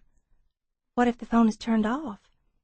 "If it's one of the newer ones, you can still track it. And there are other ways to get a bead on someone. ATM transactions, SSN trace, credit card records." Something about his cool, rational tone made me uneasy. He had the mindset of a hunter, I thought. Thinking of Tara, worrying, I rubbed my sore temples and closed my eyes for a few seconds. "If I can't reach her by tomorrow," I said, "I'll start thinking along those lines." "Have you eaten yet?" I heard Jack ask. "Other than snack food from the minibar, no." "Do you want to go out to dinner?" "With you?" Caught off guard by the question, I looked at him in surprise. "You must be having a slow night. Don't you have a harem to get back to or something?" Jack regarded me with narrowed eyes. I was instantly contrite. I had not meant to sound bitchy, but in my current state of physical and mental exhaustion I had no conversational red flags left. Before I could apologize, Jack asked in a low voice, "Have I done something to you, Ella, other than help you get a hotel room and agree to take an unwarranted paternity test?" "I'm paying for the room and the paternity test, and if it was all that unwarranted, you wouldn't be taking it." "I may back out of it now. There's only so much I'll put up with, even for a free buccal swab." An apologetic grin pulled at the corners of my mouth. "I'm sorry," I said. "I'm hungry and sleep-deprived. I've had no time to prepare for any of this.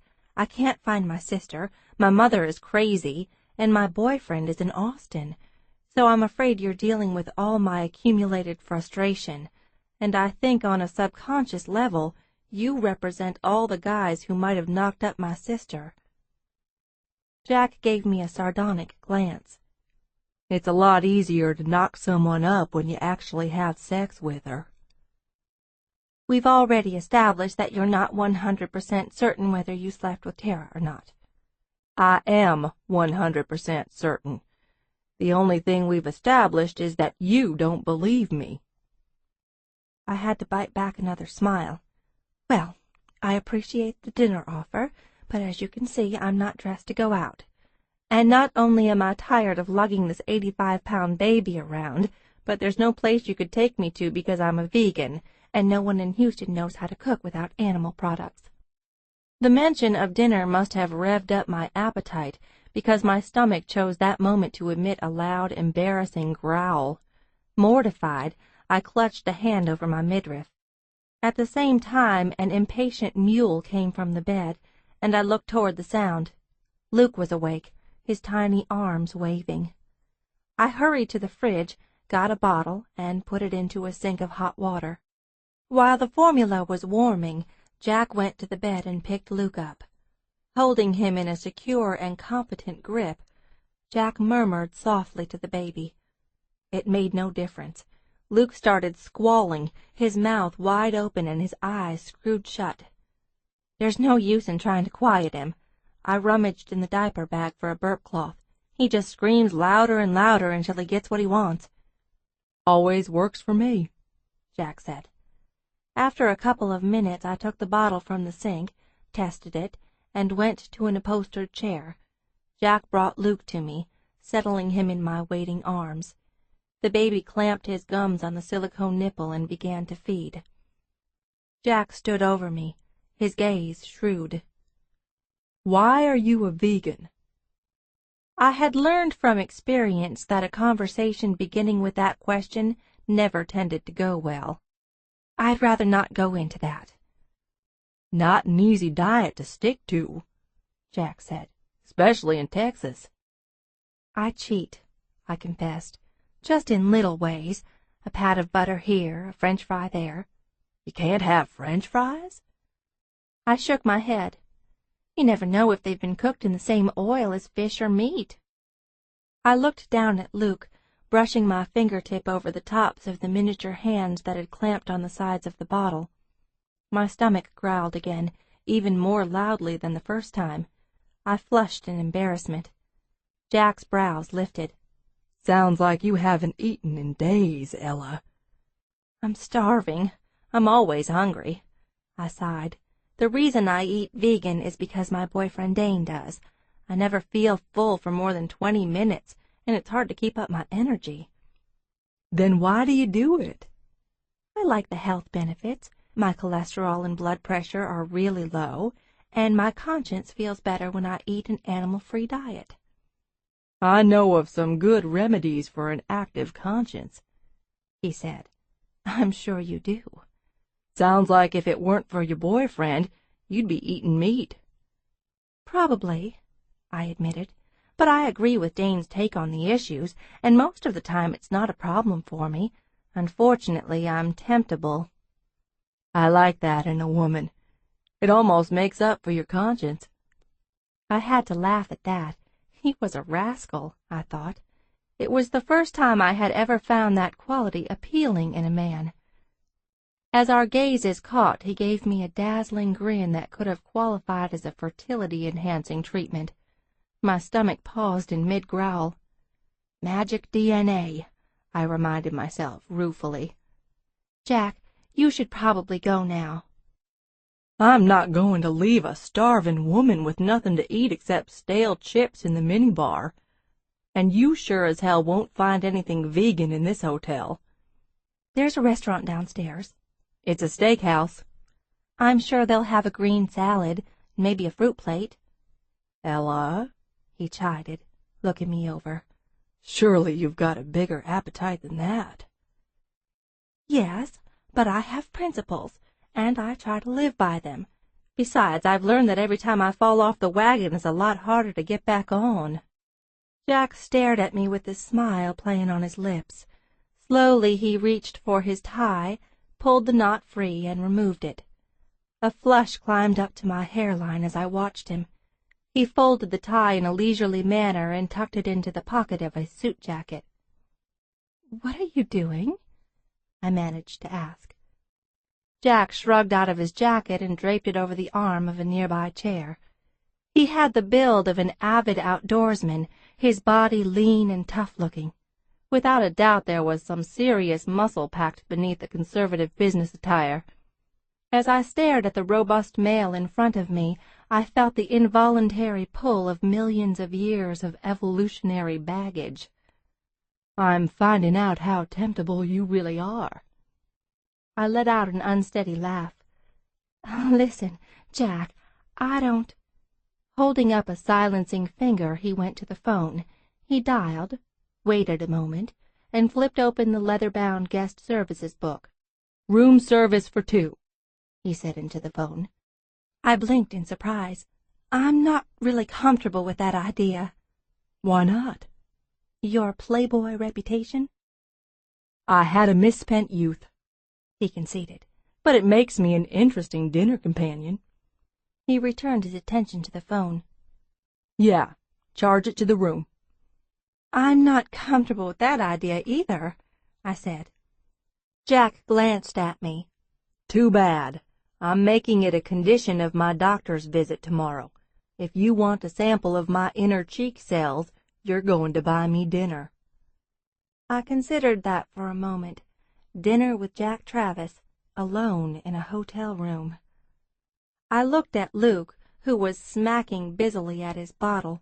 I was holding a baby. I was tired and cranky, and I couldn't remember the last time I had brushed my hair. God knew I was not going to inspire any sexual interest from Jack Travis. He'd had a long day, and he was hungry. He was probably the kind of person who didn't like to eat by himself. "Okay," I said reluctantly, "but no meat, fish, or dairy for me.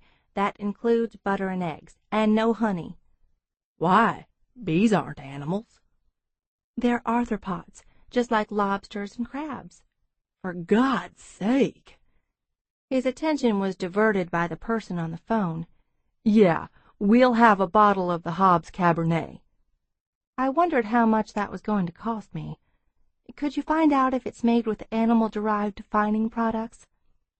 Jack ignored that and continued to order.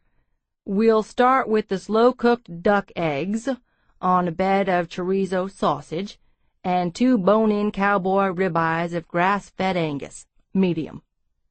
"What?" My eyes went huge. "What are you doing?" "I'm ordering a couple of slabs of USDA prime beef," he informed me. "It's called protein." "You sadistic bastard," I managed to say, while saliva spiked in my mouth. I couldn't remember the last time I'd had a steak. Reading my expression, Jack flashed a grin and turned his attention back to the phone. "Baked potatoes," he said. "The works. Sour cream, bacon." "And cheese," I heard myself say dazedly. Real cheese that actually melted. I swallowed hard. "And cheese," Jack repeated. He glanced at me, an evil gleam in his eyes. "What about dessert?" All thoughts of resistance fled. If I was going to break every vegan rule and dietary principle, betraying Dane in the process, I might as well do a thorough job of it. "Something chocolate," I heard myself say breathlessly. Jack scanned the menu. 2 pieces of chocolate cake. Thanks." Setting the phone down, he sent me a triumphant glance. It still wasn't too late. I could insist that he cancel my half of the order and replace it with a green salad, a plain potato, and steamed vegetables. But I had gone weak-kneed at the thought of a ribeye. "How long until they bring my steak?" I asked. 35 minutes. "I should have told you to go to hell," I muttered. He smiled smugly. "I knew you wouldn't." "How?" "Because women who are willing to cheat a little can always be talked into cheating a lot." Jack laughed as I frowned at him. "Relax, Ella. Dane never has to know." Chapter 5. A pair of waiters brought a feast to the hotel room and arranged it in the sitting area. They unfolded the hot cart into a table, draped it in white linen, and brought out silver-domed plates. By the time the wine was poured and all the dishes were uncovered, I was trembling with hunger. Luke, however, became fractious after I changed his diaper, and he howled every time I tried to set him down. Holding him against one shoulder, I contemplated the steaming grilled steak in front of me and wondered how I was going to manage with only one hand. "Let me," Jack murmured, and came to my side of the table. He cut the steak into small, neat bites with such adroitness that I gave him a look of mock alarm. "You certainly know how to handle a knife." "I hunt whenever I get the chance."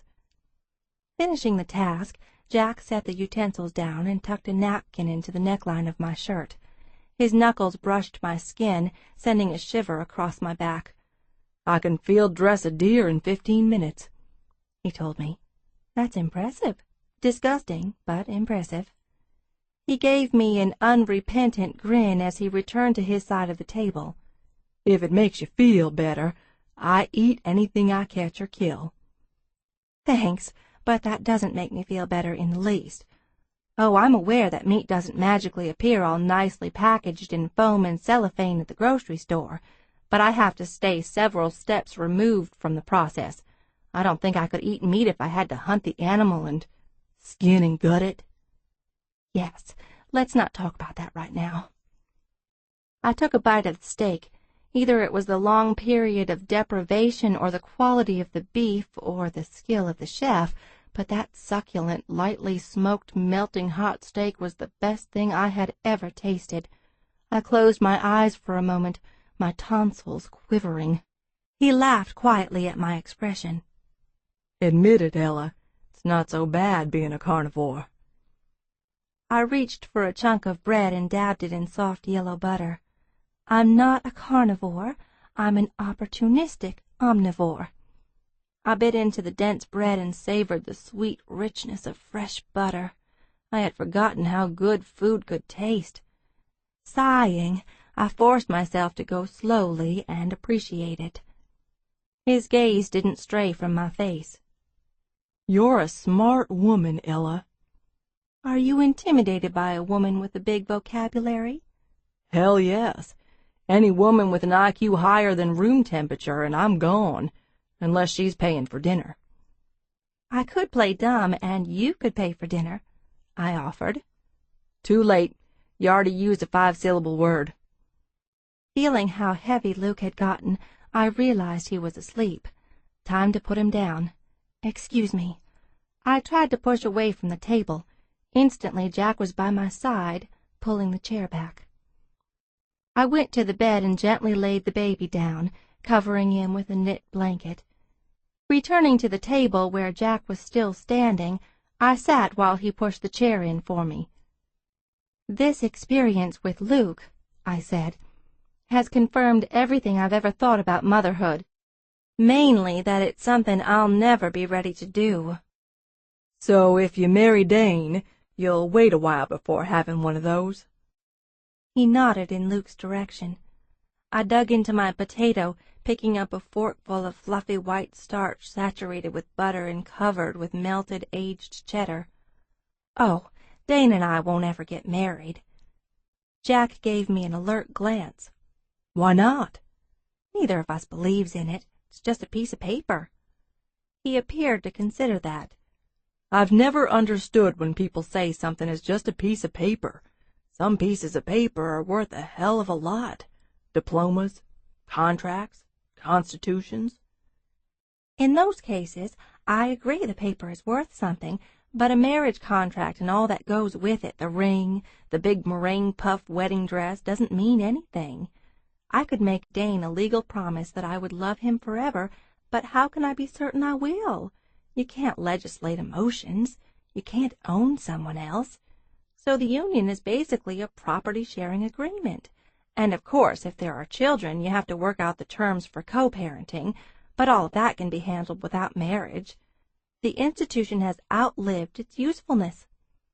I took a bite of buttery cheese-topped potato, which was so rich and delicious that eating it seemed like something I should be doing in private with the shades down. "It's natural to want to belong to someone," Jack said. "One person can't belong to another person. At best, it's an illusion. At worst, it's slavery."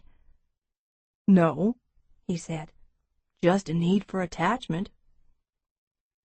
"Well," I paused to take another bite of potato, "I can feel plenty attached to someone without needing to turn it into a legal agreement. In fact, I could argue that my perspective is a more romantic one.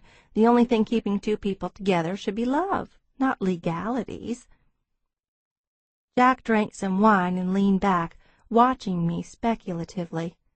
He continued to hold the glass, his long fingers curved lightly around the crystal bowl. It was not at all what I would have expected a rich man's hand to look like, brown and roughed up, nails clipped close to the quick. Not a graceful hand, and yet attractive in its calloused power, holding the fragile glass so gently I couldn't help staring.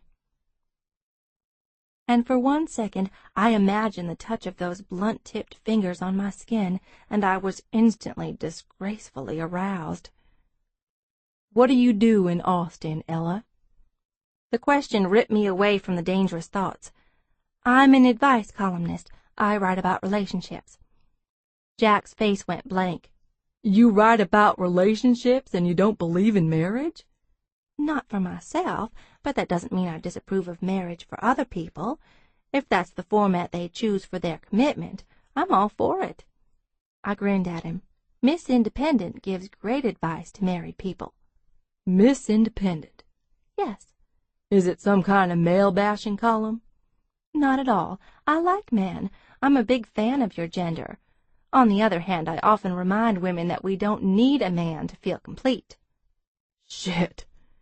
He was shaking his head and smiling faintly. "You don't like liberated women?" "I do, but they take a lot more work." I wasn't sure what kind of work he was talking about, and I certainly wasn't going to ask. "So I guess you know all the answers." Jack leveled a steady gaze at me. I made a face, disliking the implication of arrogance in that. I would never claim to know all the answers. I just want to help other people find answers, if possible. We talked about my column, and then discovered that we had both graduated from UT, although Jack's class had been 6 years ahead of mine. We also found that we shared an appreciation for Austin jazz. "I used to go listen to the Crying Monkeys whenever they played the Elephant Room," Jack said, referring to the famous basement room on Congress Street, where some of the top musicians in the world performed. My friends and I would sit there for hours, taking in that easy sprawl jazz and drinking straight Jim Beam. And picking up women left and right? His mouth tightened. I date a lot of women, but I don't have sex with everyone I go out with. That's a relief, I said, because if you did, you should probably get more than your inner cheek cells tested at the doctor's office. I have other interests besides chasing women. Yes, I know. You also chase terrified deer. And again, for the record, I did not sleep with your sister. I sent him a skeptical look. She said you did. Your word against hers, and you wouldn't be the first guy to duck and dodge a situation like this. She wouldn't be the first woman to lie about who knocked her up. You took her out. You can't deny that you were interested in her. Sure, I was interested, at first, but 5 minutes after the date started, I knew I wasn't going to sleep with her. There were warning signals. Such as? His gaze turned contemplative. It was like she was trying too hard, laughing too loud, constantly nervous. The questions and answers didn't connect. I understood what he was trying to express. Hypervigilant, I said. Manic, like any little thing might make her jump out of her skin, like she was always trying to think 2 steps ahead. Exactly. I nodded as I sorted through memories that were never far below the surface. It's because of how we were raised. My parents divorced when I was 5 and Tara was 3, and after that Dad was out of the picture, so we were left alone with my mother, who makes everyone around her crazy. Explosions, drama. There was no such thing as a normal day. Living with her all those years trained Tara and me to expect disaster at any moment. We both developed a lot of coping mechanisms, including hypervigilance. It's a hard habit to get rid of. Jack watched me intently.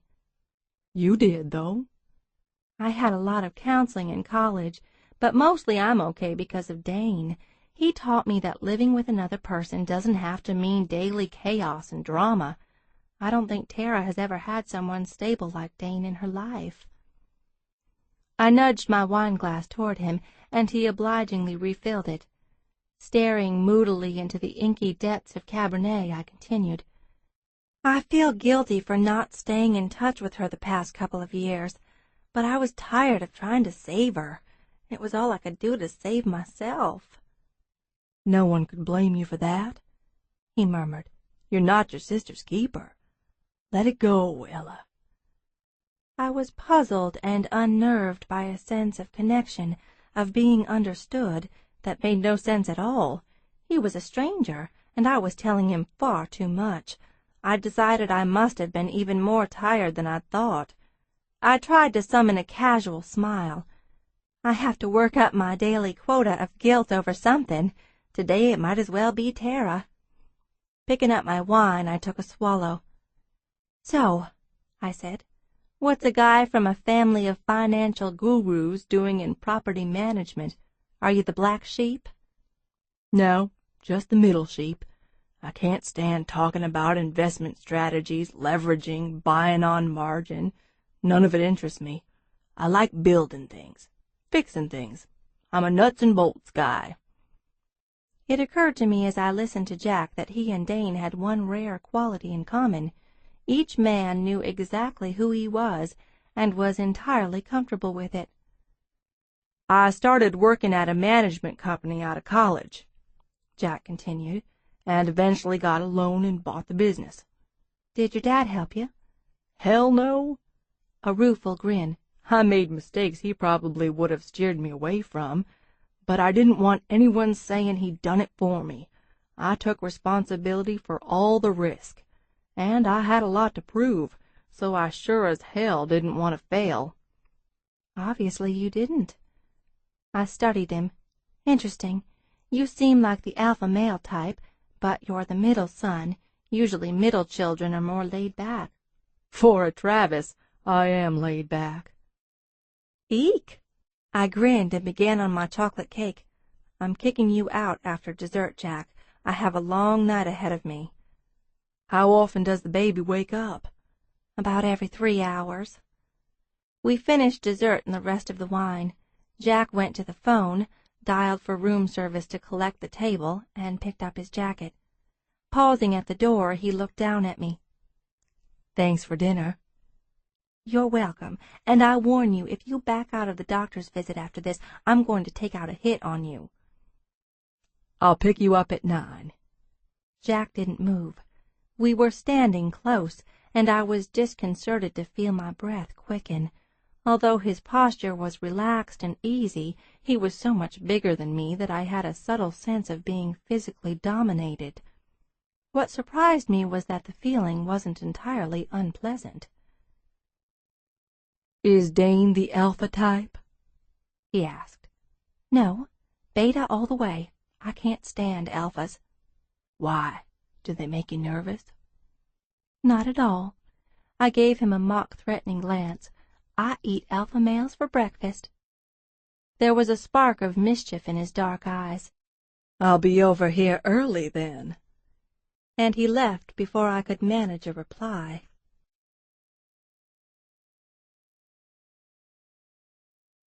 Chapter 6. I wouldn't have believed it possible, but my second night with Luke was even worse than the first. The glow of contentment I'd gotten from an amazing steak dinner and fine wine and lively conversation was completely gone by the second feeding. You're a real mood killer, Luke, I told the baby, who didn't seem concerned in the least. I lost count of how many times he woke and how many diapers I changed, but it seemed like I didn't get more than 20 minutes of continuous sleep. When the wake-up call came at 7:30, I crawled painfully out of bed and staggered to the bathroom to brush my teeth and take a shower. A 15-minute shower and 2 cups of stale-tasting coffee from the miniature countertop coffee maker revived me somewhat. I dressed in khakis and a light blue shirt with elbow-length sleeves and flat-braided leather sandals. I debated whether or not to blow-dry my hair, afraid the noise would wake the baby, and then I decided grimly that he would damn well have to cry. After drying my hair into a smooth bob, I switched off the appliance. Silence. Had something happened to Luke? Why was he so quiet? I rushed into the bedroom and checked on him. He was lying peacefully on his back, his chest rising and falling, cheeks watercolor pink. I touched him just to make sure he was okay. He yawned and closed his eyes more tightly. "Now you want to sleep," I muttered. I sat beside him, staring at the remarkably fine skin, the delicate lashes, the tiny drowsing features. His eyebrows were so sparse and silky they were almost invisible. He looked like Tara.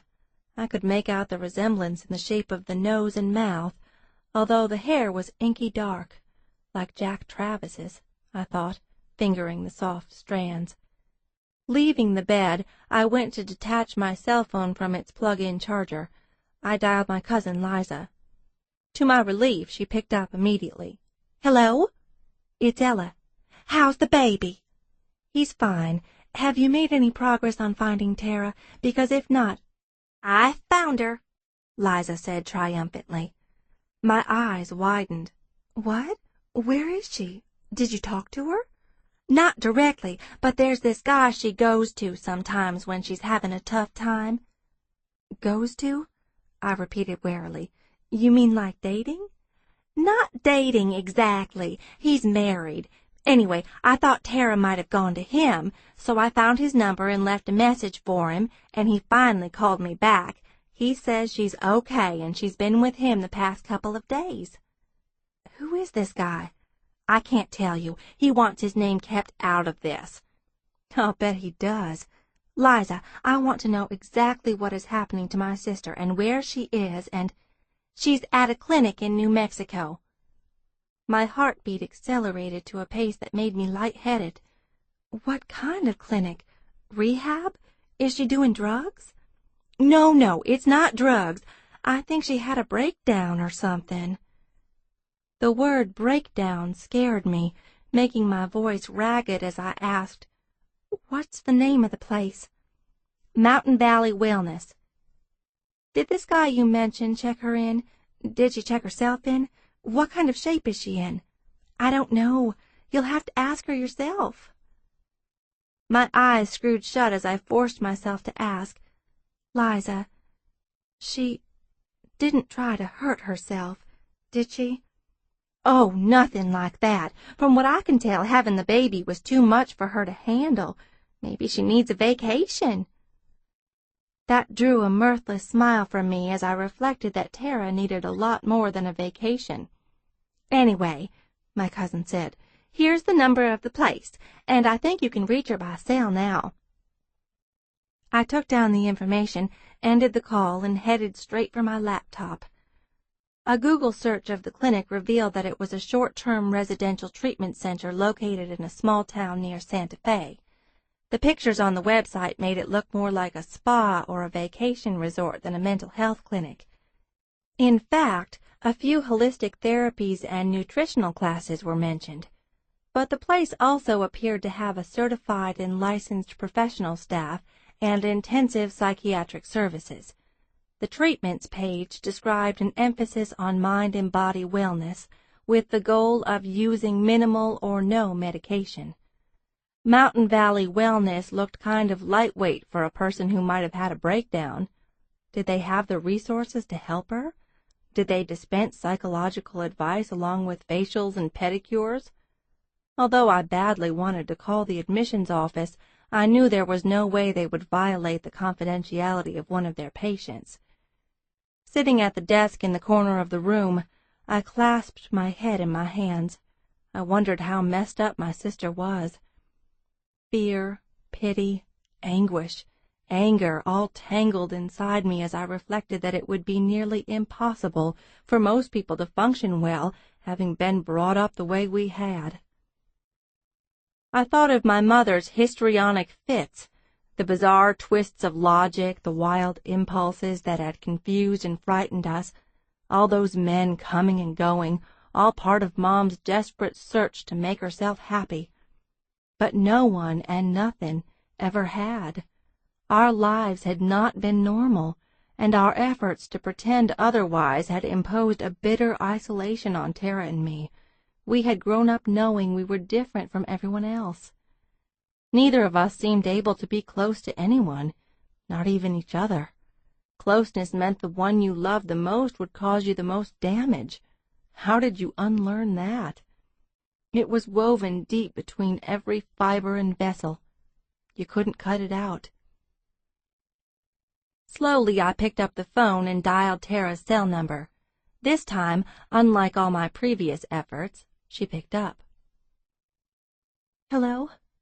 Tara, it's me. Ella. Are you okay? Yeah, I'm fine. My sister's voice was high and wavering, the voice of a young child. The sound brought back 1,000 memories. I remembered the child she had been. I remembered reading to her those days and nights when we had been left alone for far too long, when there wasn't enough to eat and we had no idea where our mom was.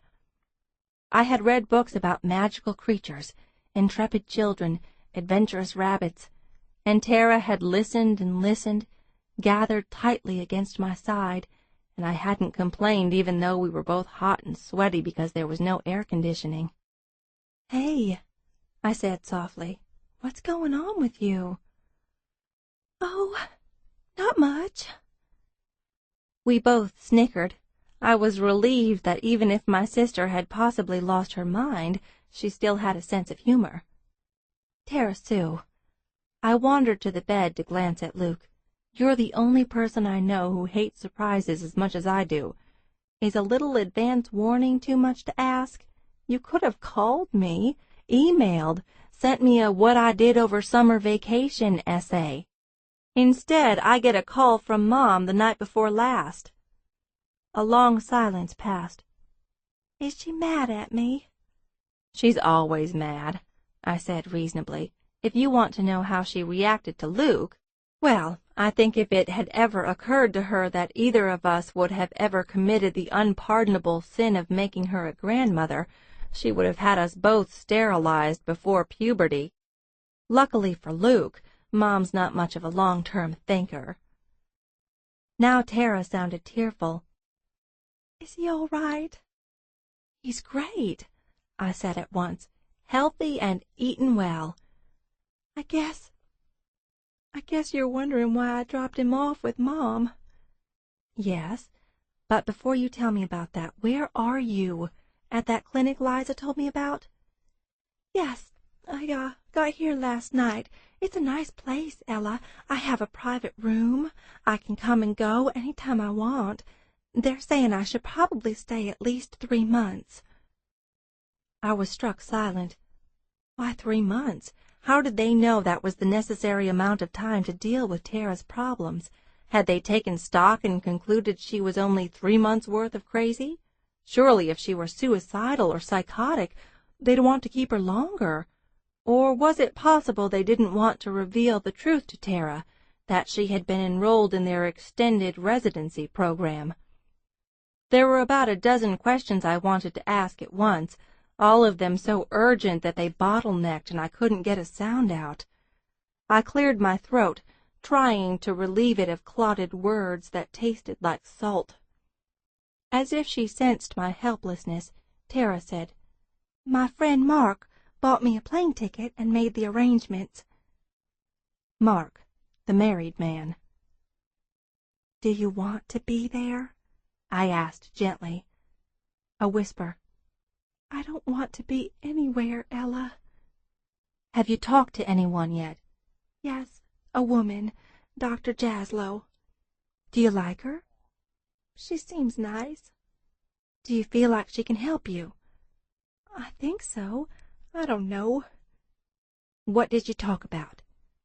"I told her how I dropped Luke off with Mom. I didn't mean to do it, just leaving the baby there like that." "Can you tell me why you did it, sweetie? Did something happen?"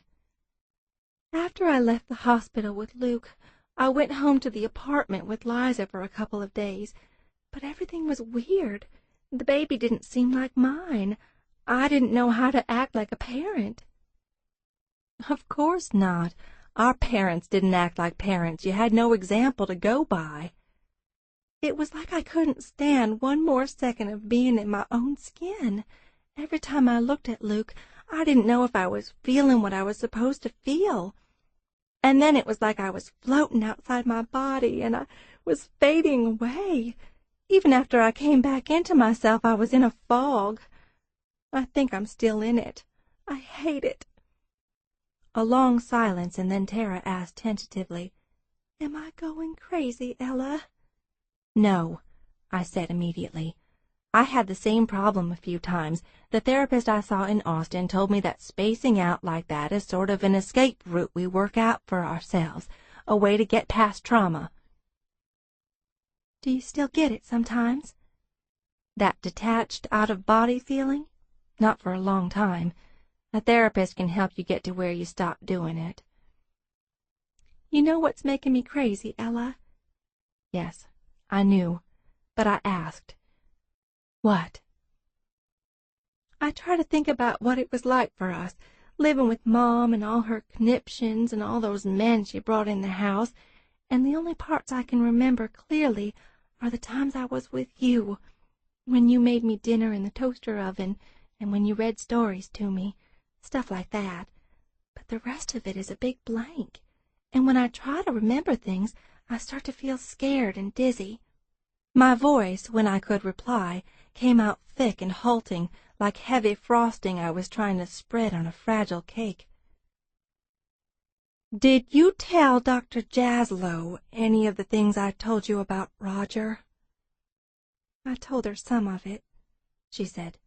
"Good. Maybe she can help you remember more." I heard a shaky sigh. "It's hard." "I know, Tara." There was a long silence. "When I was little, I felt like a dog living with electric fencing, except that Mom kept moving the fencing around. I was never sure where to go to keep from being zapped. She was crazy, Ella." "Was?" I asked dryly. "But no one ever wanted to hear about it. People didn't want to believe a mother could be like that. I believe it. I was there. But you haven't been around for me to talk to. You went to Austin. You left me.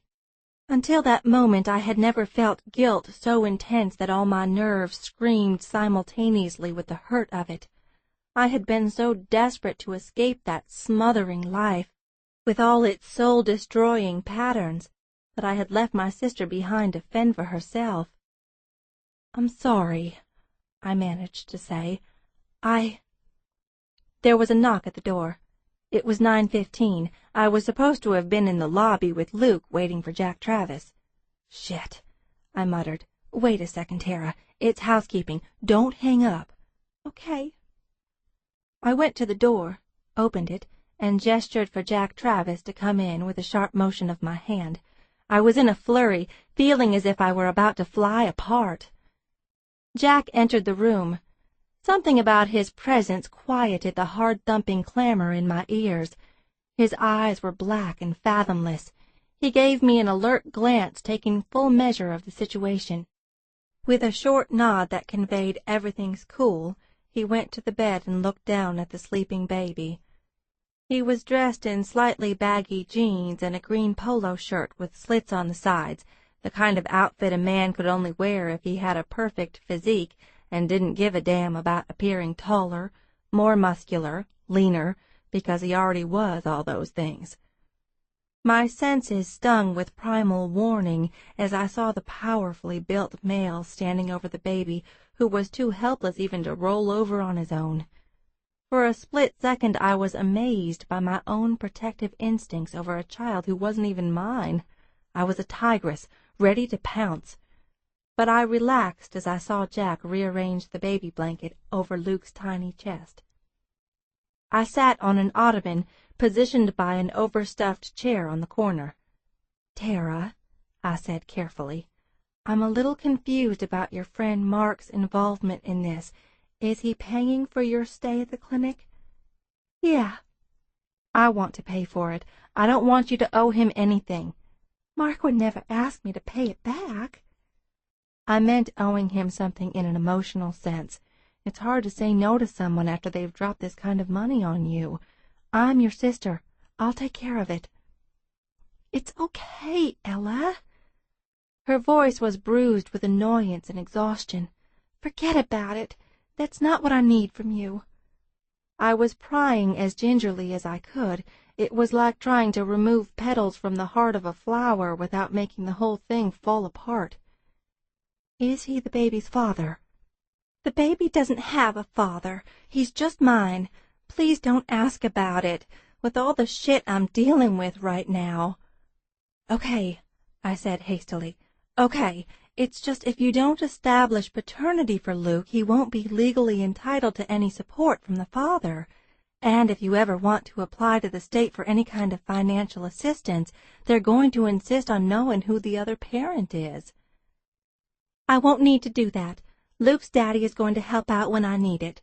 But he doesn't want any custody or visitation or anything like that." "You know that for sure? He said so?" "Yes." "Tara, Liza said you told her it was Jack Travis." I saw Jack's back tense, rows of sturdy muscle flexing beneath the fine green mesh of his shirt. "It's not," she said flatly. "I only told her that because she kept on asking about it, and I knew that would shut her up."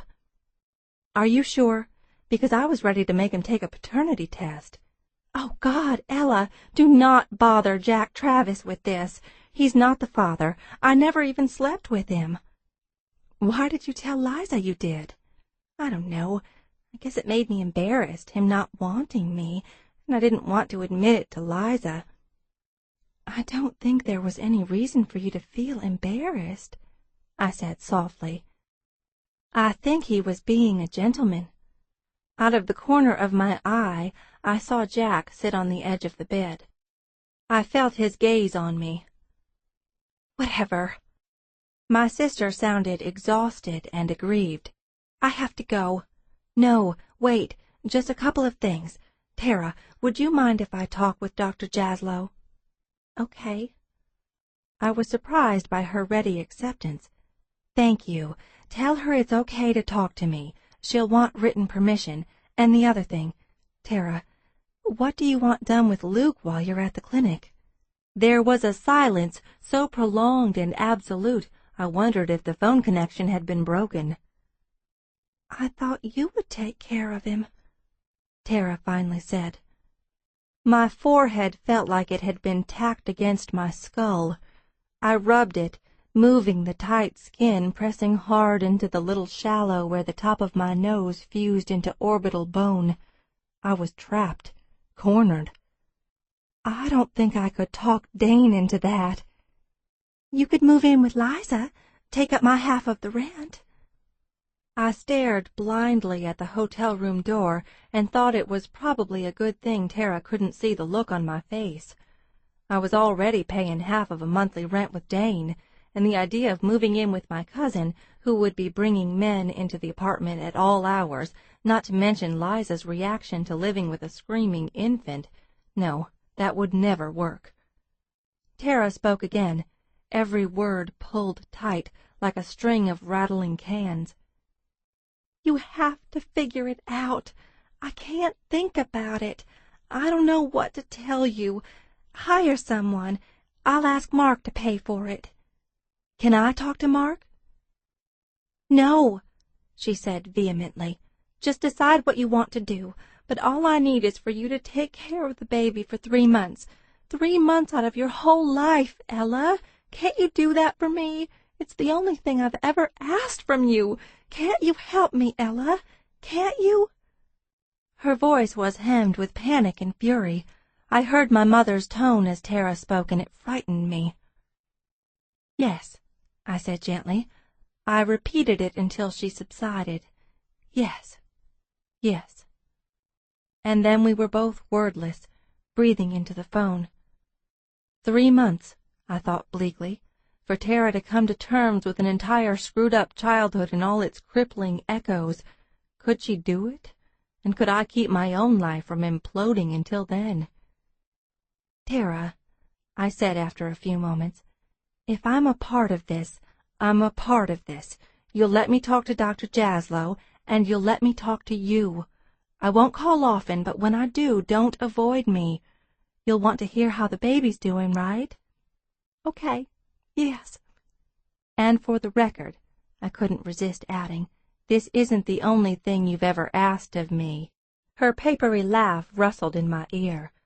Before Tara hung up, she told me her room number and a landline I could use to reach her at the clinic.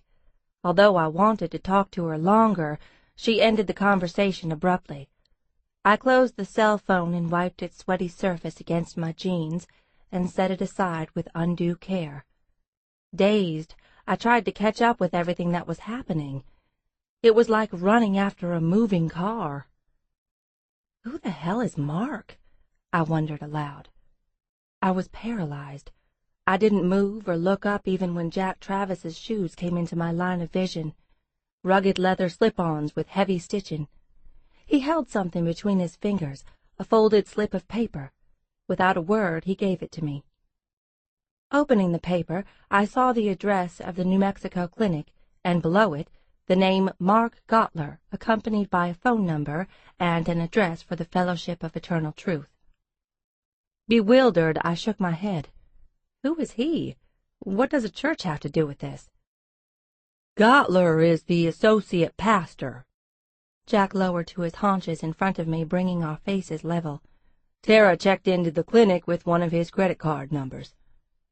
"My God, how did you—" I broke off, passing my palm across the sweaty surface of my forehead.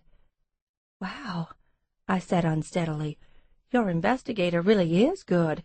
How did he get this information so fast?" "I called him yesterday, right after I met you." Of course. With the unimaginable resources at his disposal, Jack would have had everything checked out. No doubt he'd had me checked out as well. I glanced down at the paper again. How did my sister get involved with a married church pastor? Seems the temp agency she works for sends her there from time to time. To do what? I asked bitterly. Pass around the collection plate? It's a megachurch. Big business. They hire MBAs, offer investment counseling, run their own restaurant. It looks damn near like Disneyland. 35,000 members and rising. Gottler's on TV whenever the main pastor needs a substitute." He watched as I plaited my fingers together, letting the addresses and phone numbers flutter to the floor. "My company has a couple of maintenance contracts with Eternal Truth. I've met Gottler a couple of times." I looked at him sharply. "Really? What is he like?" "Smooth, friendly, family guy. Doesn't seem like the kind who'd step out on his wife." "They never do," I muttered. Before I realized what I was doing, I had formed my hands into the children's game, "Here is the church, here is the steeple." I pulled my fingers apart and knotted my hands into fists. Tara wouldn't admit that he was the father, but why else would he be doing this for her now? "Only one way to know for sure, but I doubt he'd be willing to take a paternity test." "No," I agreed, trying to absorb it all. Bastard children aren't exactly career boosters for TV preachers. The air conditioning seemed to have dropped the room temperature to sub-zero. I was shivering. I need to meet with him. How would I go about that? "I wouldn't advise waltzing in there without an appointment. My office is pretty laid back about stuff like that, but you'd never get past the front door of Eternal Truth." I decided to be more direct. "Could you help me get a meeting with Gottler?" "I'll think about it." That meant no, I thought. My nose and lips were numb. I looked past Jack's shoulder to the bed, wondering if the baby was cold. "He's okay," Jack said gently, as if he could read my thoughts. "Everything's going to be okay, Ella." I jumped a little as I felt his hand close over one of mine. I gave him a round-eyed glance, wondering what he wanted, but there was nothing suggestive in his touch or his gaze. His hand was startling in its strength and heat. Something about that vital grip animated me like a drug injected straight into my bloodstream. Such an intimate thing, the clasp of hands. The comfort and pleasure I derived from it were unspeakably disloyal to Dane. But before I could object or even fully absorb the sensation, the warm touch was withdrawn. All my life I'd had to grapple with the needs engendered by the lack of a father. It had left me with a deeply buried attraction to strong men, men with the capacity to dominate, and that terrified me. So I had always gone in the other direction, toward men like Dane, who made you kill your own spiders and carry your own suitcase. That was exactly what I wanted. And yet someone like Jack Travis, unimpeachably male, so damn sure of himself, held a secret, nearly fetishistic allure to me. I had to lick my dry lips before I could speak. "You didn't sleep with Tara?" Jack shook his head, his gaze locked on mine. "I'm sorry," I said humbly. "I was certain you had." "I know." "I don't know why I was so stubborn about it." "Don't you?" he murmured. I blinked. I could still feel the part of my hand he had gripped. My fingers flexed to retain the sensation. "Well," I said, oddly out of breath, "you're free to go now. Cancel the doctor's visit. You're off the hook. I promise never to bother you again." I stood, and so did Jack, and his body was so close I could almost feel the solid warmth of him. Too close. I would have stepped back, except the ottoman was right behind me.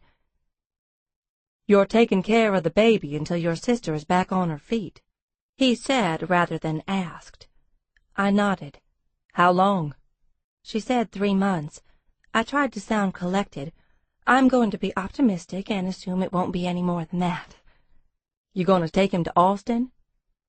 My shoulders hitched in a helpless shrug. "I'll call Dane. I don't know how this will work." It wasn't going to work. I knew Dane well enough to be certain that there was serious trouble ahead for us. It occurred to me that I might lose him over this. The day before yesterday my life had been great. Now it was falling apart. How was I going to make room in my life for a baby? How was I going to get my work done?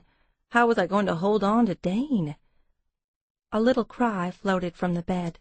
Somehow that sound brought everything into focus. Dane didn't matter at the moment. Logistics, money, careers, none of it mattered. Right now the only important thing was the hunger of a helpless infant. "Call me when you decide what to do," Jack said. Heading to the minibar, I rummaged for a bottle of chilled formula. "I'm not going to bother you any more. Really, I'm just sorry "Ella." He came to me in a couple of relaxed strides, catching me by the elbows as I straightened. I tensed at the feel of it being lightly gripped by those warm, rough-cast fingers. He waited until I could bring myself to look up at him. "You're not involved," I said, trying to sound grateful but dismissive, absolving him. Jack wouldn't let me look away. "Call me when you decide." Sure. I had no intention of ever seeing him again, and we both knew it. His lips twitched. I stiffened. I didn't like it when someone found me amusing. "Later, Ella." And he was gone. Luke squawked from the bed. "I'm coming," I told him, and hurried to get his bottle ready. Chapter 7. I fed Luke and changed his diaper. Calling Dane would have to wait until Luke was ready to rest again. I realized I was already starting to arrange my life according to Luke's patterns. His eating and sleeping and periods of wakefulness formed the structure around which everything else had to be interpolated. Settling him on his back, I hung over him, crooning bits and pieces from nursery songs, dredging them up from childhood memory. Luke bobbed and arched, following me with his mouth, his eyes. I took one of his waving hands and pressed it to my cheek. His palms were the size of dimes. He kept his hand on me, staring in absorption at my face, seeking the connection as much as I did. I had never been so wanted or needed by anyone on earth. Babies were dangerous. They made you fall in love before you knew what was happening. This small, solemn creature couldn't even say my name, and he depended on me for everything, everything. I'd known him for little more than a day, but I would have thrown myself in front of a bus for him. I was shattered by him. This was awful. "I love you, Luke," I whispered. He looked completely unsurprised by the revelation. "Of course you love me," his expression seemed to say. "I'm a baby. This is what I do." His hand flexed a little on my cheek, testing its pliancy. His fingernails were scratchy. How did you trim a baby's nails? Could you do it with regular adult clippers, or did you need some special tool? I lifted his feet and kissing the little pink soles, innocently smooth as kitten paws. "Where's your instruction manual?" I asked him. "What's the baby customer service number?" I realized I had not given my married friend Stacy nearly enough respect or understanding when she'd had her baby. I had tried to work up some sympathetic interest, but I'd had no idea what she'd been faced with. You couldn't until you faced it yourself. Had she felt this overwhelmed, this ill-equipped for the responsibility of growing a person? I'd always heard that women possessed an instinct for this, some hidden cache of maternal wisdom that unlocked when you needed it. No such feeling was coming to me. The only thing I could identify was a powerful urge to call my best friend Stacy and whine. And having always believed in the therapeutic value of the occasional good, thorough whine, I called her. I was in new territory, the perils and pitfalls of which were entirely familiar to Stacy. She had dated Dane's best friend Tom for years, which was how I'd gotten to know her, and then she'd accidentally gotten pregnant by Tom, and he'd done the expected thing and married her. The baby, a girl named Tommy, was now 3. Stacy and Tom both swore it was the best thing that had ever happened to them. Tom even seemed to mean it. Dane and Tom were still best friends, but I knew that privately Dane thought of Tom as a sellout. Once Tom had been a liberal activist and rugged individualist. Now he was married and owned a minivan with stained seatbelt straps and a floor littered with empty juice boxes and Happy Meal toys. "Stace," I said urgently, relieved when she picked up the phone. "It's me. Do you have a minute?" Sure do. How are you, girl? I pictured her standing in the kitchen of her small, renovated arts and crafts house, eyes bright as lollipops in her smooth mocha complexion, intricately braided hair knotted up to bare the back of her neck. Doomed, I told her. I am absolutely doomed. Problems with the column? She asked sympathetically. I hesitated. Yes. I have to come up with advice for a single woman whose younger sister had a baby out of wedlock and wants her to take care of it for at least 3 months. Meanwhile, the younger sister is going to stay in a mental health clinic and try to get sane enough to be a mother. That's tough, Stacy said. It gets worse. The older sister lives in Austin with a boyfriend who's already told her she can't bring the baby back to live with them. Asshole, she said. What's his reason? I think he doesn't want the responsibility. I think he's afraid it will interfere with his plans to save the world, and maybe he's afraid this might change their relationship and the girlfriend will start wanting more from him than she has in the past. Finally, Stacy got it. Oh, my Lord. Ella, are you talking about you and Dane? It was a pleasure to download on someone like Stacy, who as a loyal friend automatically took my side. And even though I was changing the rules on Dane by trying to bring a baby into our lives, Stacy's sympathies were entirely with me. I'm in Houston with the baby, I told her. We're in a hotel room. He's right next to me. I don't want to do this, but he's the first guy I've said I love you to since high school. Oh, Stace, you wouldn't believe how cute he is. All babies are cute, Stacy said darkly. I know, but this one is above average. All babies are above average. I paused to make a face at the baby who was blowing bubbles. Luke is in the top 1% of above average. Hold it. Tom's home for lunch. I want him in on this. Tom! I waited while Stacy explained the situation to her husband. Of Dane's considerable number of friends, Tom had always been my favorite. There was never any boredom or melancholy when Tom was around. Wine flowed, people laughed, conversation coursed easily. When Tom was around, you felt witty and smart. Stacy was the taut and dependable clothesline from which the colorful Tom was free to wave and beckon. Can you put Tom on the other line? I asked Stacy. At the moment, we only have one phone. Tommy dropped the other one in the potty. So, have you talked to Dane yet? My stomach lurched. No, I wanted to call you first. I'm stalling because I know what Dane is going to say. A stinging haze came over my eyes. My voice came out thin and emotion cluttered. He won't go for this, Stace. He's going to tell me not to come back to Austin. Bullshit. You come right back here with that baby. I can't. You know Dane. I do, and that's why I think it's time for him to step up to the plate. This is a grown-up responsibility, and he needs to handle it. For some reason, I felt compelled to take Dane's side. Dane is a grown-up, I said, blotting my eyes on my sleeve. He has his own company. A lot of people rely on him. But this is different. Dane has always been clear on not wanting anything to do with babies. And just because I'm being forced into a situation I didn't see coming doesn't mean Dane has to suffer as well. Of course it does. He's your partner, and having a baby is not suffering. It's— She paused at a comment from her husband. Shut up, Tom. Ella, when a baby comes into your life, you have to give a lot, but you get even more than you give. You'll see. Luke had begun to blink slowly as the need for sleep crept over him. I kept my hand on his tummy, feeling the small digestive gurgle against my palm.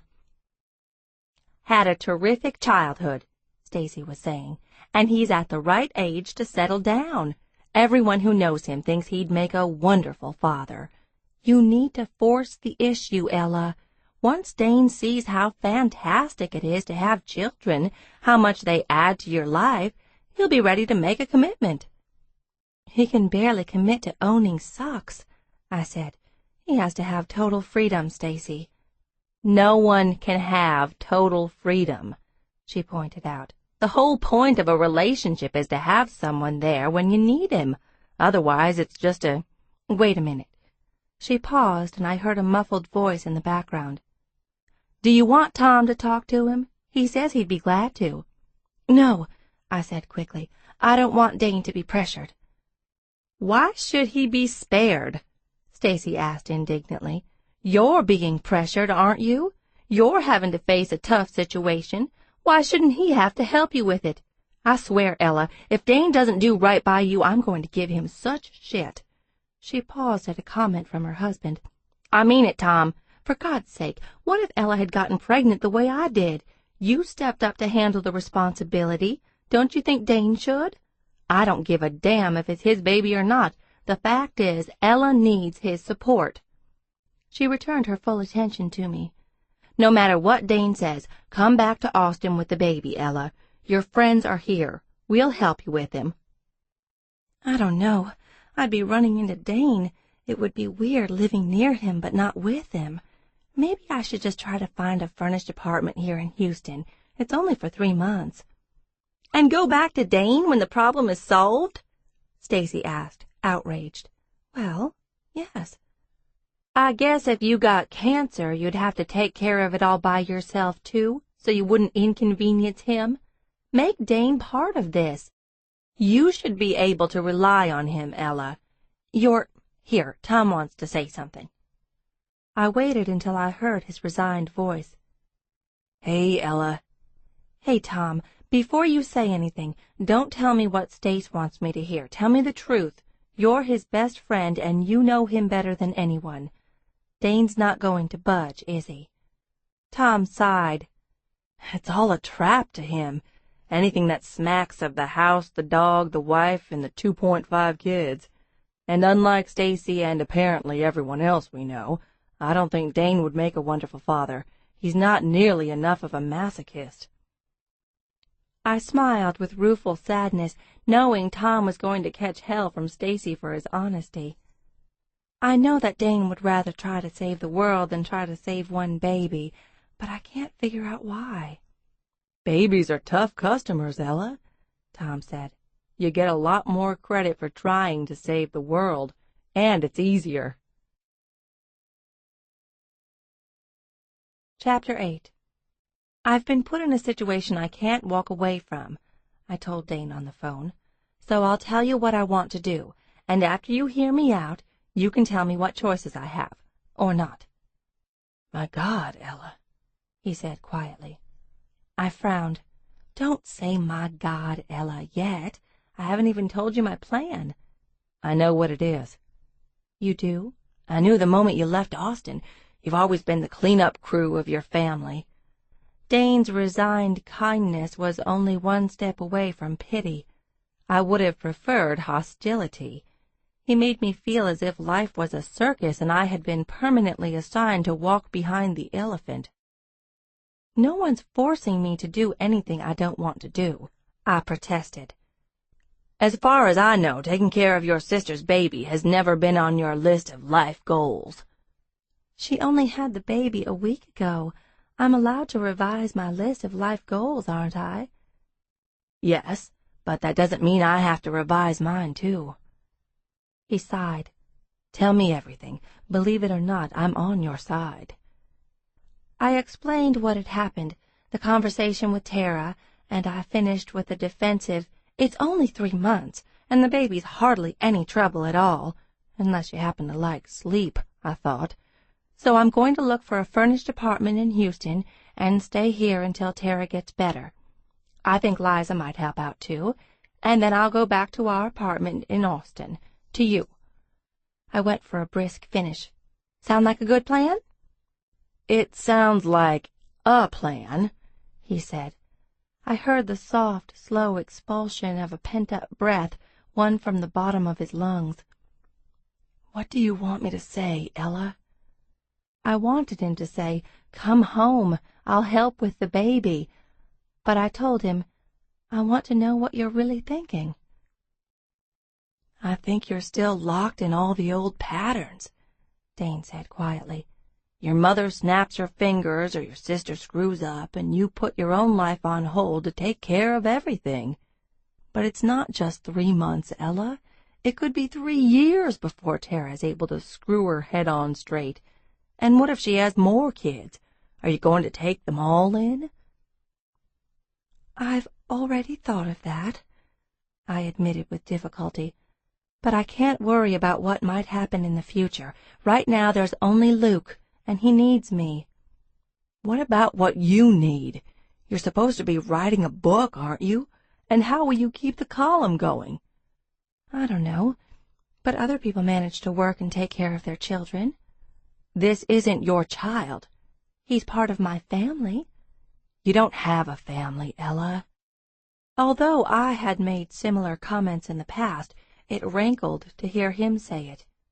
We are individuals bound by a pattern of reciprocal obligation, I said. If a group of chimps in the Amazon can be called a family, I think the Varners qualify. Considering the fact that chimps occasionally cannibalize each other, I might agree with that. I reflected that I shouldn't have confided quite so much about the Varners to Dane. I hate arguing with you, I muttered. You know too much about me. You'd hate it even more if I let you make the wrong decision without saying anything about it. I think it's the right decision. The way I'm looking at it, it's the only decision I can live with. Fair enough, but I can't live with it. I took a deep breath. So, where does it leave us if I go ahead and do this? What happens to a 4-year relationship? It was hard for me to believe the person I had depended on more than anyone, a man I trusted and cared for deeply, was drawing such a definitive line in the sand. I suppose we could consider this a hiatus, Dane said. I considered that while cold distilled worry seeped through my veins. And when I come back, we'll pick up where we left off? We can try. What do you mean, try? You can stick something in the freezer and thaw it out 3 months later, but it's never exactly the same. But you'll promise to wait for me, right? Wait for you how? I mean you won't sleep with someone else. Ella, neither of us can promise not to sleep with someone else. My jaw dropped. We can't? Of course not. In a mature relationship, there are no promises and no guarantees. We don't own each other. Dane, I thought we were exclusive. I realized that for the second time that day I was whining. A new thought occurred to me. Have you ever cheated on me? I wouldn't call it cheating. But no, I haven't. What if I slept with someone else? Wouldn't you feel jealous? I wouldn't deny you the chance to experience other relationships freely if that's what you wanted. It's a matter of trust and openness. We have an open relationship? If you want to label it that way, yes. I had rarely, if ever, been so stunned. The basic assumptions I had made about Dane and me were being casually overturned. My God, how can we have had an open relationship when I didn't know it? What are the rules for that? Dane sounded vaguely amused. There are no rules for us, Ella. There never have been. That's the only reason you've stayed with me this long. The minute I tried to confine you in any way, you'd have been out of there. My head was filled with arguments and demands. I wondered if he was right. I was afraid he was. Somehow, I said slowly, I've always thought of myself as a conventional person, way too conventional for a relationship with no structure. Miss Independent is, he said. The advice she gives other people follows a definite set of rules, but as Ella, no, you're not conventional. But I'm Miss Independent and Ella, I protested. Where's the real me in all of that? Apparently the real you is in Houston, he said, and I wish you'd come back.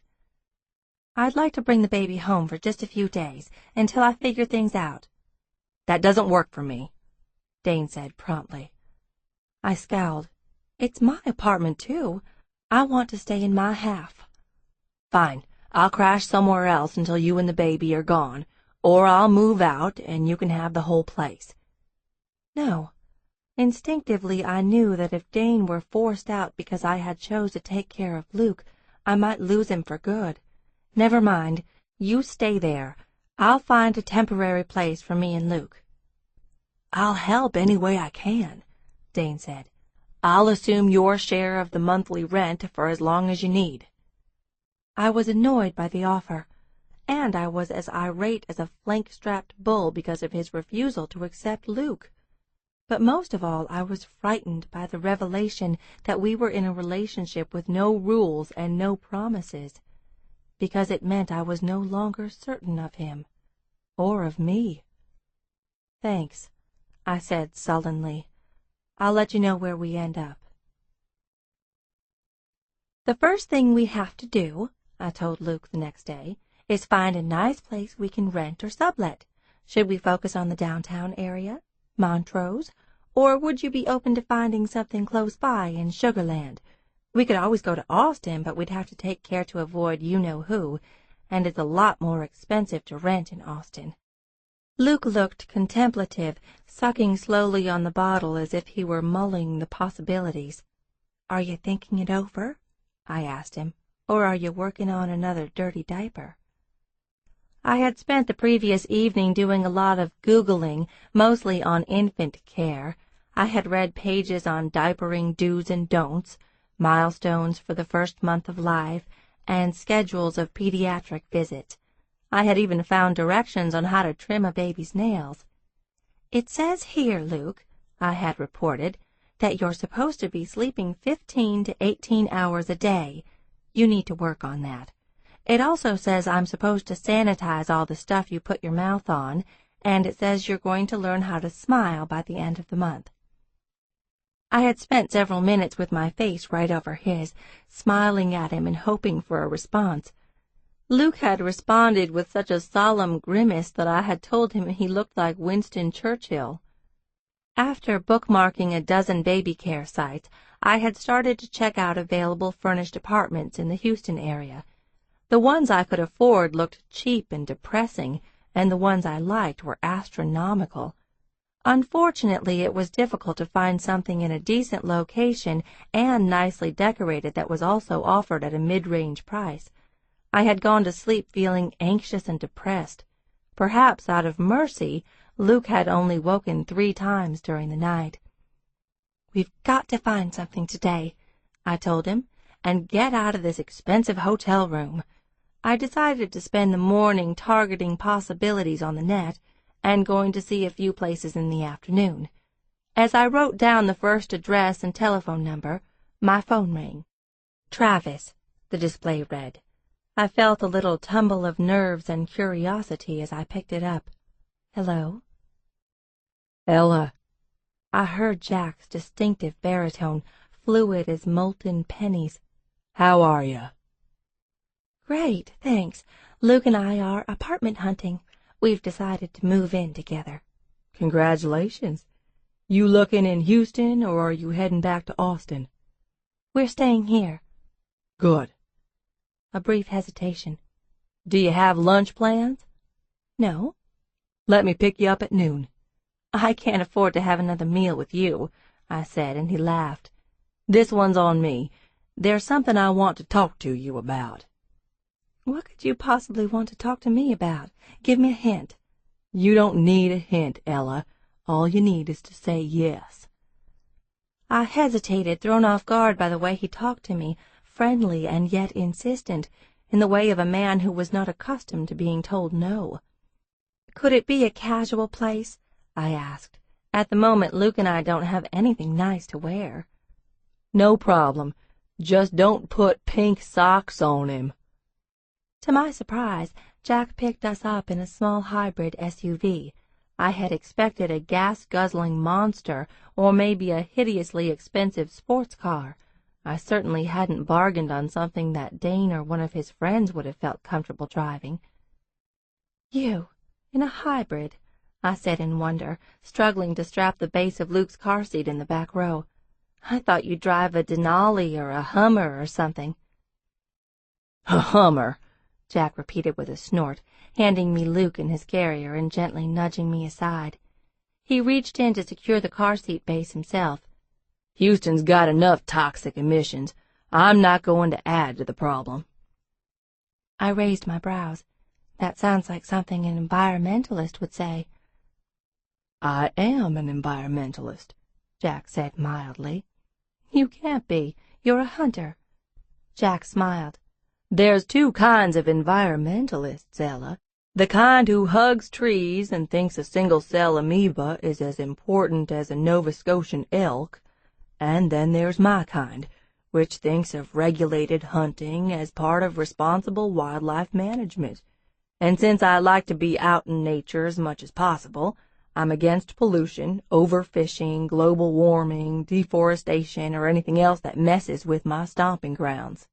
Jack took Luke's carrier from me and carefully locked it onto the base. He paused to murmur quietly to the baby, who was strapped in like a mini astronaut ready for a dangerous mission. Standing back and a little to the side, I couldn't help appreciating the view as Jack bent into the car's interior. He was a powerfully built man, tight-loomed muscles encased in boot-cut denim jeans, his big shoulders flexing beneath a light blue shirt with rolled-up sleeves. He had the kind of form ideal for a quarterback, heavy enough to take a hit from a rusher, tall enough to throw an accurate pass over linemen, lean enough to be limber and fast. As was often the case in Houston, a drive that should have taken 15 minutes lasted almost a half hour. But I enjoyed the ride. Not only was I happy to be out of the hotel room, but Luke was sleeping, lulled by the air conditioning and the motion of the car. "What happened with Dane?" Jack asked casually. "Did you break up?" "No, not at all. We're still together." I paused uncomfortably before adding, "But we're on hiatus, just for 3 months until Tara comes for her baby and I go back to Austin." "Does that mean you're free to see other people?" "We've always been free to see other people. Dane and I have an open relationship. No promises, no commitments." "There is no such thing. A relationship is promises and commitments." "To conventional people, maybe, but Dane and I believe you can't own someone." "Sure you can," Jack said. I raised my brows. "Maybe it's different in Austin," Jack continued, "but in Houston, a dog doesn't share his bone." He was so outrageous I couldn't help laughing. "Have you ever gotten serious with anyone, Jack? Really serious, like getting engaged?" "Once," he admitted, "but it didn't work out." "Why not?" "Why?" The hesitation before his reply was long enough that I realized this was a subject he seldom discussed. "She fell in love with someone else," he finally said. "I'm sorry," I said sincerely. "Most of the letters I get for my column are from people on the downside of a relationship, men trying to hang on to unfaithful women, women in love with married men who are always promising to leave their wives but never do." My voice trailed away as I watched his thumb move in a restless stroke against the gleaming leather steering wheel, as if there were a rough patch he was trying to smooth out. "What would you tell a man whose girlfriend slept with his best friend?" Jack asked. I understood immediately. I tried to keep my sympathy concealed, sensing that he wouldn't like it. "Was it a one-time thing, or did they start dating?" "They got married," he said grimly. "That stinks," I said. "It's the worst when they get married, because then everyone thinks it absolves the couple of all wrongdoing. Oh, well, they cheated on you, but they got married, so that makes everything all right. So that leaves you having to swallow the bitter pill and send an expensive wedding present, otherwise you look like a jerk. It's a screw job on multiple levels." His thumb stilled on the steering wheel. "That's right. How did you know?" "Madam Ella knows all," I said lightly. "I would further guess that their marriage isn't going well now, because relationships that start out that way always have cracks in the foundation." "But you don't disapprove of cheating," he said, "because one person can't own another, right?"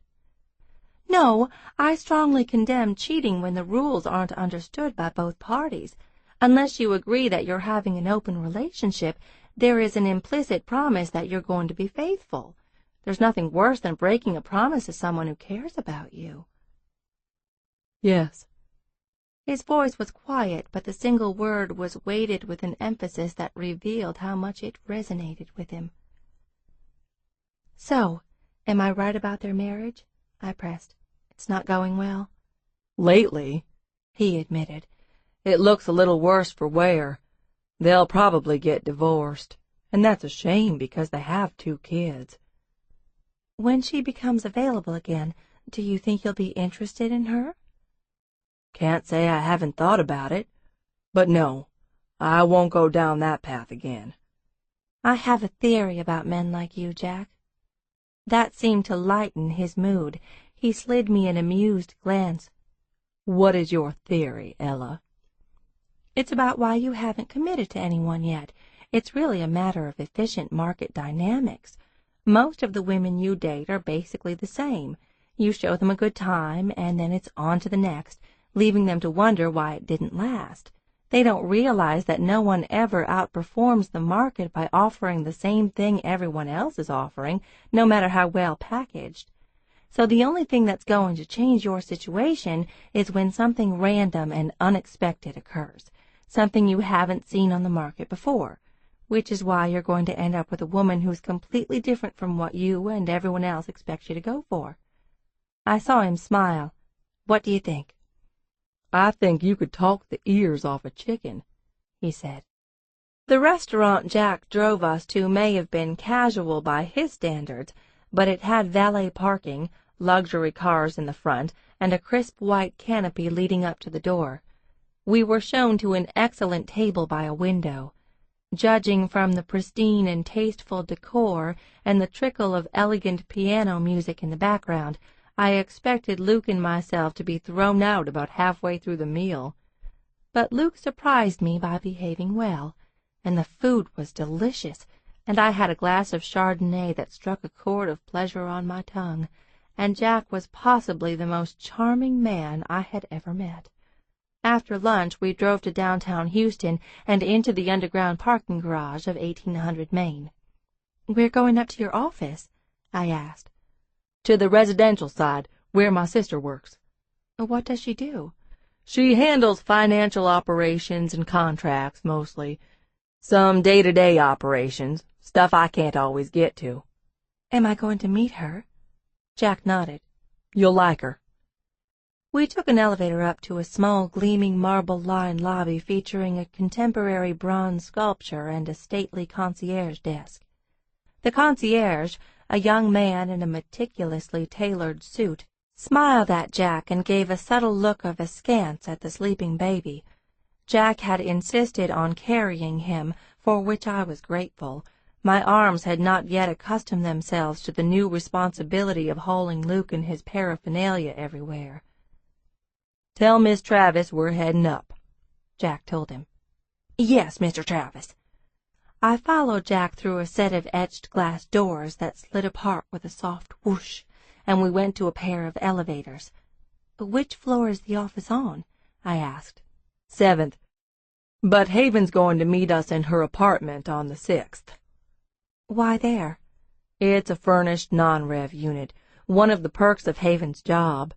But her fiancé lives in a 3-bedroom on an upper floor, and she's already moved most of her stuff to his place, so her apartment is sitting there empty."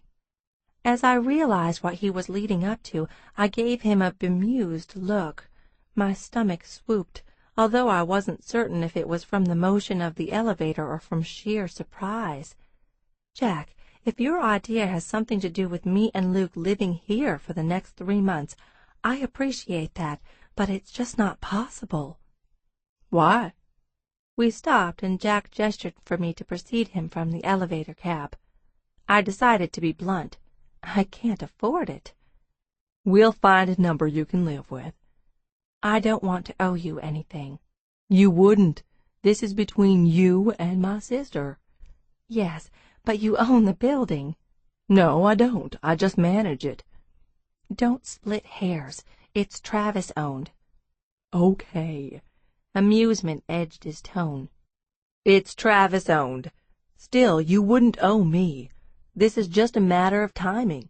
You need a place to stay, and there's an available apartment. I continued to frown. You live in this building, don't you? He looked mocking. I don't have to hand out apartment deals to get a woman's attention, Ella. I wasn't implying that, I protested, while humiliation sent a wash of scarlet from head to toe. The truth was, I had been implying it, as if I, Ella Varner, were so irresistible that Jack Travis would go to extraordinary lengths to have me live in the same building. Good Lord, from what part of my ego had that emerged from? I struggled to come up with the save. I just meant that you couldn't be happy about the prospect of having a noisy newborn in your building.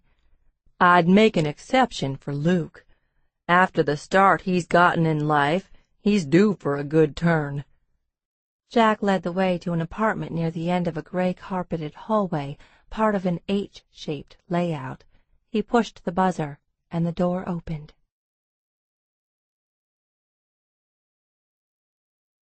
Chapter 9. Haven Travis was slender and so much smaller than her brother that it seemed questionable that they had come from the same parents. But the gypsy dark eyes were identical. She was fair and black-haired and delicately beautiful. Her expression was vibrant with intelligence, and yet there was something about her, a hint of bruised vulnerability in a way that suggested she had not gone unscathed from life's sharper edges. "Hey, Jack!" Her attention was instantly captured by the sleeping baby in the carrier. "Oh, what a cute baby!" She had a distinctive voice, bright and warm, a little raspy, as if she'd just taken a swallow of expensive liquor. "Give that carrier to me. You're jostling him." "He likes it," Jack returned calmly, ignoring her efforts to take Luke. He bent his head for a kiss. "Ella Varner, this bossy woman is my sister Haven." She shook my hand in a firm and confiding grip. "Come in, Ella. This is such a coincidence. I just started reading your column a few weeks ago." Haven welcomed us into her apartment, a small one-bedroom unit decorated in shades of white and cream and distressed dark woods. The disciplined color scheme was enlivened by a few jolts of fresh botanical green. A Swedish wooden floor clock occupied the corner. The main living space was filled with a few simple pieces of furniture. Antique French chairs, an overstuffed sofa covered in black and cream toile. "My best friend Todd decorated it," Haven told me, noticing my interest. "It's wonderful. It looks like something out of a magazine." "Todd says the mistake some people make with decorating small spaces is that they choose too many delicate pieces. You need something substantial like that sofa, or there's nothing to anchor the room." "It's still too small," Jack said as he set the baby carrier on the low, wide coffee table. Haven smiled ruefully. "None of my brothers," she informed me, "think a sofa is comfortable unless it's the size of a pickup flatbed." She went to the sleeping baby and regarded him with tender concern. "What's his name?" "Luke." As I answered, I was surprised to feel a flush of pride. "Jack told me a little about your situation," Haven said. "I think it's terrific what you're doing for your sister. Obviously, it's not the easy road to take." She smiled. "But it's exactly what I'd expect Miss Independent to do." Jack looked at me speculatively. "I'd like to read some of your stuff." "There are a couple of issues of Vibe on the side table," Haven told him. "It might be a nice change from Troutmaster Digest." To my dismay, Jack sat on the sofa and picked up the most recent issue, which contained one of my more provocative columns. "Maybe you shouldn't," I began, but my voice trailed away as he paged through the periodical. I could tell the moment he found my page, with its cartoon portrait of me wearing cartoon high heels and a fashionable swing coat. and I knew exactly what he was reading even before his brows began to inch toward his hairline. Dear Miss Independent, I'm dating a fantastic guy, handsome, successful, caring, and good in bed. But there's a problem. He's built on the petite side, sexually speaking. I've always heard that size doesn't matter, but I can't help wishing he had more to offer in that department. I want to stay with him in spite of the fact that he's hung like a cocktail weenie, but how can I stop wishing for a kielbasa? Length Lover. Dear Length Lover, despite the claims made by a barrage of spam in Miss I's mailbox, it is not possible to increase a man's genital size. But here are a few relevant facts to consider. There are approximately 8,000 nerve endings in the clitoris, and a lesser concentration in the outer third of the vagina, and virtually none in the inner two-thirds. Therefore, a shorter penis is able to provide all the necessary stimulation that a longer one can. For most women, a partner's skills are far more important than his size. Try various positions and techniques, emphasize foreplay, and keep in mind that many roads lead to Rome. Finally, if you want something big to play with during intercourse, bring some toys to bed. Think of it as outsourcing. Jack's expression was faintly bemused, as if he were attempting to reconcile the persona of Miss Independent with what he had observed of me so far. Lowering to the small moss-green sofa, he continued to read.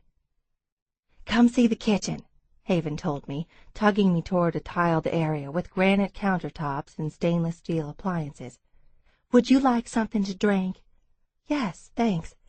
She opened the refrigerator. "Mango iced tea or raspberry basil?" "Mango, please." I sat on a stool at the island. Jack ripped his attention away from the magazine long enough to protest. "Haven, you know I can't stand that stuff. Just give me the regular kind." "I don't have the regular kind," his sister retorted, pulling out a pitcher of citrus-colored tea. "You can try some of the mango." "What's wrong with tea-flavored tea?" "Quit complaining, Jack. Hardy tried this a few times, and he likes it." "Honey, Hardy would like it if you picked up grass clippings from the yard and brewed them. He's pussy-whipped." Haven bit back a smile. "I dare you to say that to his face." "Can't," came the laconic reply. "He's pussy-whipped, but he could still kick the crap out of me." My eyes widened as I wondered what kind of man could manage to kick the crap out of Jack Travis. "My fiancé used to be welder on a drilling rig, and he's tough as hell," Haven informed me, her eyes twinkling. "Which is a good thing, otherwise my 3 older brothers would have run him off by now." "We've done everything short of giving him a medal for taking you on," Jack retorted. From their easy manner with each other, it was clear they enjoyed each other's company. Continuing to bicker companionably, Haven brought some tea to her brother and came back to the kitchen. After giving me a glass, Haven leaned her forearms on the top of the kitchen island. "Do you like the apartment?" she asked. "Yes, it's terrific, but there are issues." "I know. Here's the deal, Ella," she said with disarming frankness. "I've never paid rent for this apartment since it came with the job, and after I get married, I'm moving into Hardy's place on the 18th floor. A self-conscious smile crossed her face as she added, "Most of my things are there already, so what we've got is an empty, furnished apartment. I don't see why you shouldn't stay here with Luke for the next few months, taking care of your own utilities, of course, until it's time for you to go back to Austin. I wouldn't charge you anything, since the apartment would go unused in any case." "No, I'd have to sublet it," I said. "I couldn't take it for free." She made a little grimace and ran a hand through the layers of her hair. "I don't know how to put this delicately, but whatever you paid me would be nothing more than a symbolic gesture. I don't need the money." "I still wouldn't consider it otherwise." "Then take the amount you'd like to pay in rent and invest it for Luke." Can I ask why you're not turning this apartment into a revenue-producing property? We've talked about it, she admitted. There's a waiting list, but we're still not sure what we're ultimately going to do with it. When or if we hire a new manager, he or she will have to live on site, so we'll need to keep this unit available. Why would you need a new... I began, but I thought better and shut my mouth.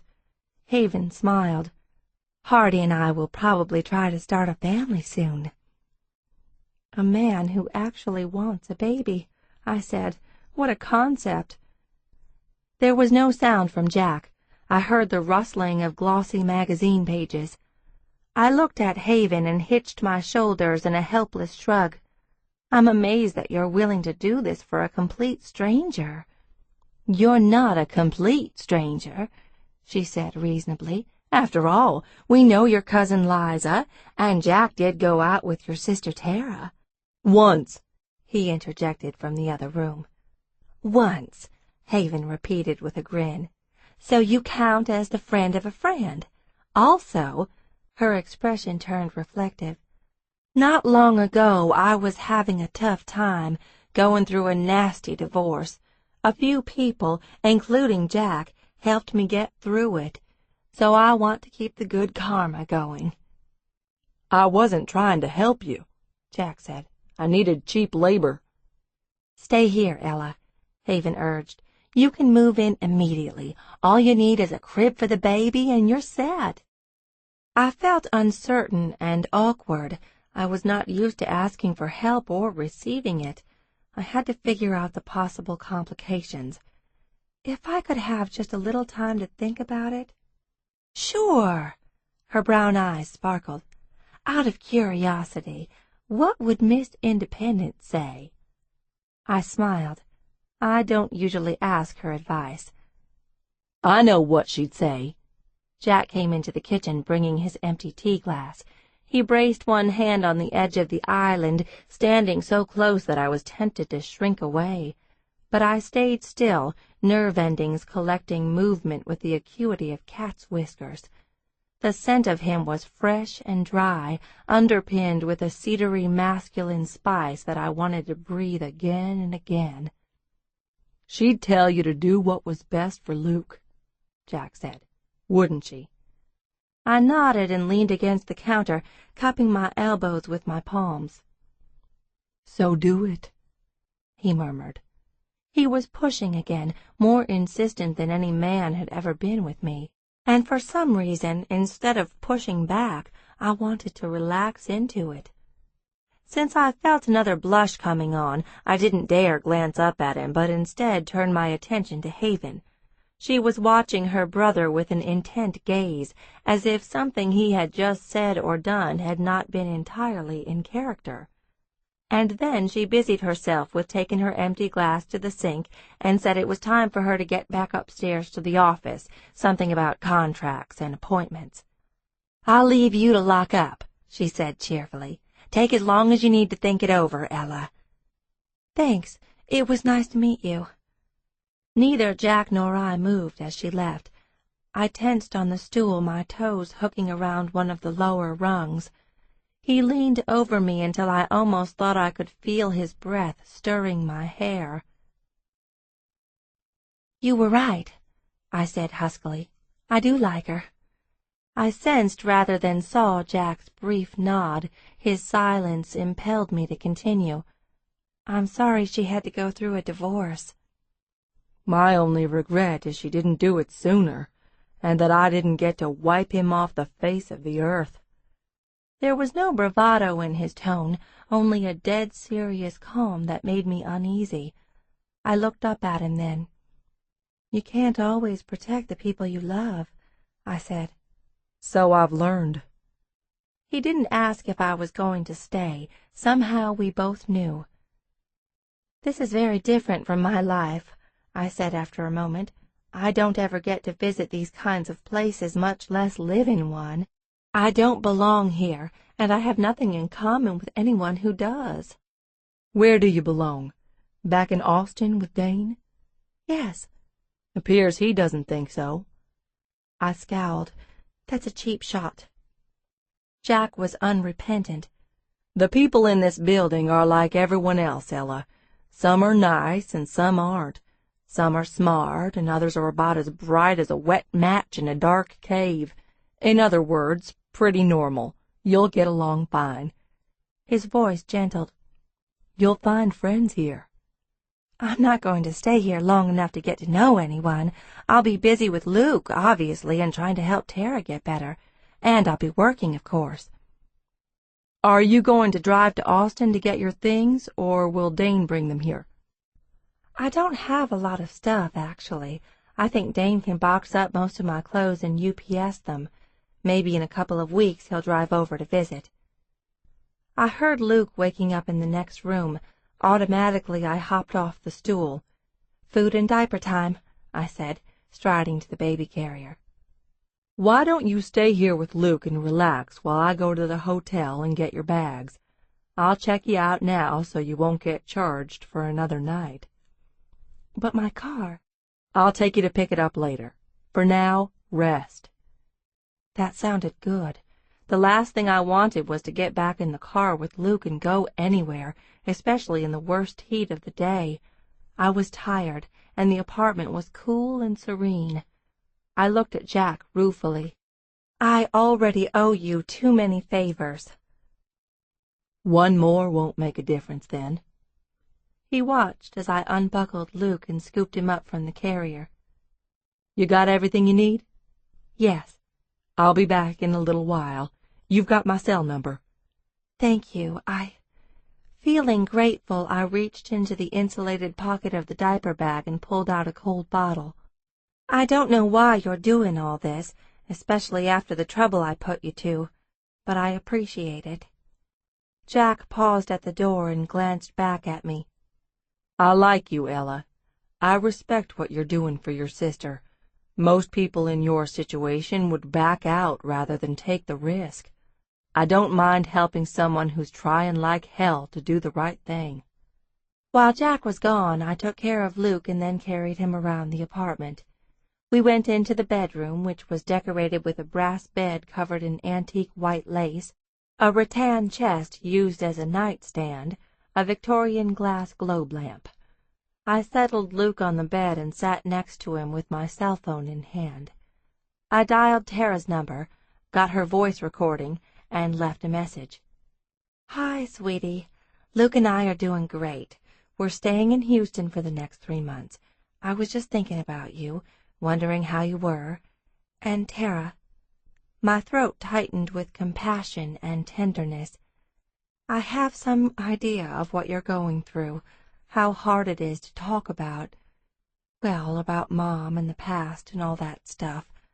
I'm proud of you. You're doing the right thing. You're going to be okay." As I hung up, I felt hot pressure behind my eyes, but the gathering tears vanished as I saw that Luke had turned his head to watch me with an innocently inquiring gaze.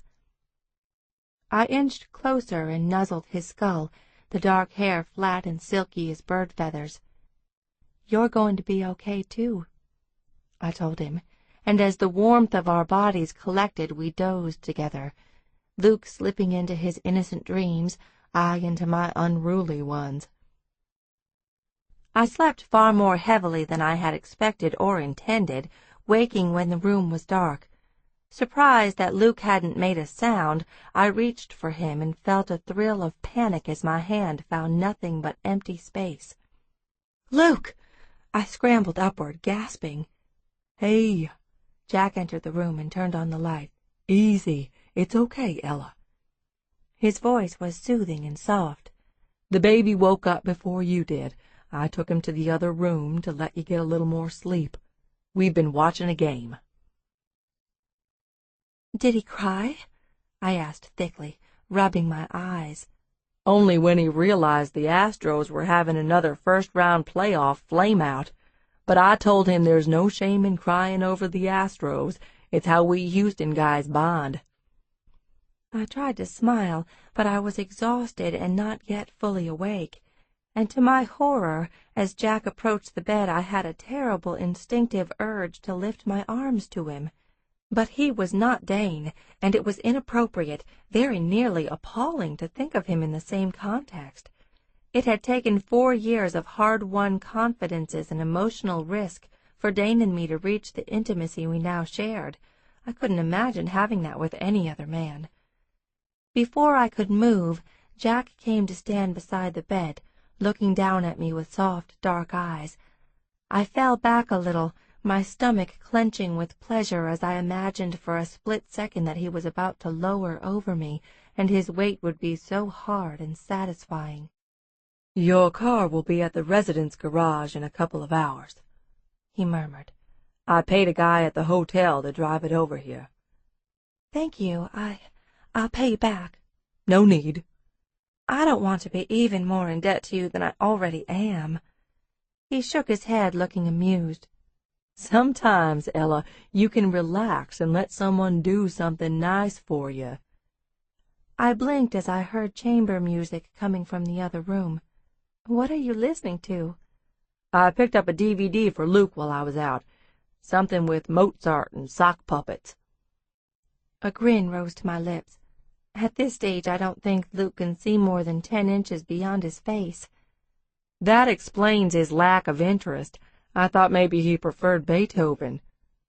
He extended a hand to help me from the bed. I hesitated before taking it. I could certainly get off the bed on my own, but it seemed uncivil to ignore the gesture. My hand felt exactly right in his long thumb crossing over mine, our palms converging gently. I pulled away from him as soon as I was upright. I tried to remember if my attraction to Dane had been this immediate and direct. No, it had developed gradually, a slow and patient unfolding. I had a solid dislike of fast-moving things. "Your suitcase is in the other room," Jack told me. "If you're hungry, you can order something from the restaurant on the 7th floor. You need anything else, call Haven. I put her number beside the phone. I won't see you for a few days. I'll be out of town." I wanted to ask where he was going, but instead I nodded. "Travel safely." His eyes glinted with humor. "Thanks." He left with friendly dispatch, his matter-of-fact departure a relief and yet oddly anticlimactic. I went into the main room and found my suitcase, and noticed that the hotel receipt, tucked into a crisp white envelope, had been left on top. Opening it, I saw the final tally, and I cringed. But as I scanned the itemized list of expenses, I noticed something was missing: the room service dinner. He must have paid for it, I thought. We had agreed that I would. Why had he changed his mind? Was it pity? Maybe he thought I couldn't afford it, or maybe he'd never had any intentions of letting me pay for it. Mystified and vaguely annoyed, I set the hotel bill aside and went to gather Luke in my arms. I watched the sock puppet show with the baby and tried not to think about Jack Travis. Most of all, I tried not to wonder when he would come back. Chapter 10. In the days that followed, I called all my friends to tell them what had happened. It seemed I repeated the story of my sister's surprise baby at least 100 times until I got good at telling the expurgated version. While most of them were supportive, some, like Stacy, were not at all pleased that I had chosen to stay in Houston. I felt guilty knowing that Dane was getting more than his share of calls and comments. It seemed that our friends' reactions were divided among gender lines. The women said that of course I'd had no choice but to take care of Luke, whereas the men were far more understanding of Dane's decision not to take responsibility for a baby he'd had nothing to do with. Unfathomably, some of the discussions drifted into a referendum on whether or not I should have gotten Dane to marry me before now, as that would have made the situation very different. How exactly would it be different? I asked Louise, a personal trainer whose husband Ken was a Lake Travis paramedic. Even if Dane had married me, he still wouldn't want babies. Yes, but he would have had to help you with Luke, Louise replied. I mean, a man can't exactly kick his wife out in these circumstances, could he? He didn't kick me out, I said defensively, and I could never force Dane into doing something he didn't want just because we were married. He would still have the right to make his own choices. That's ridiculous, Louise said. The whole reason you get married is so you can take away their choices, and they're happier that way. They are? Definitely. Does marriage take away our choices, too?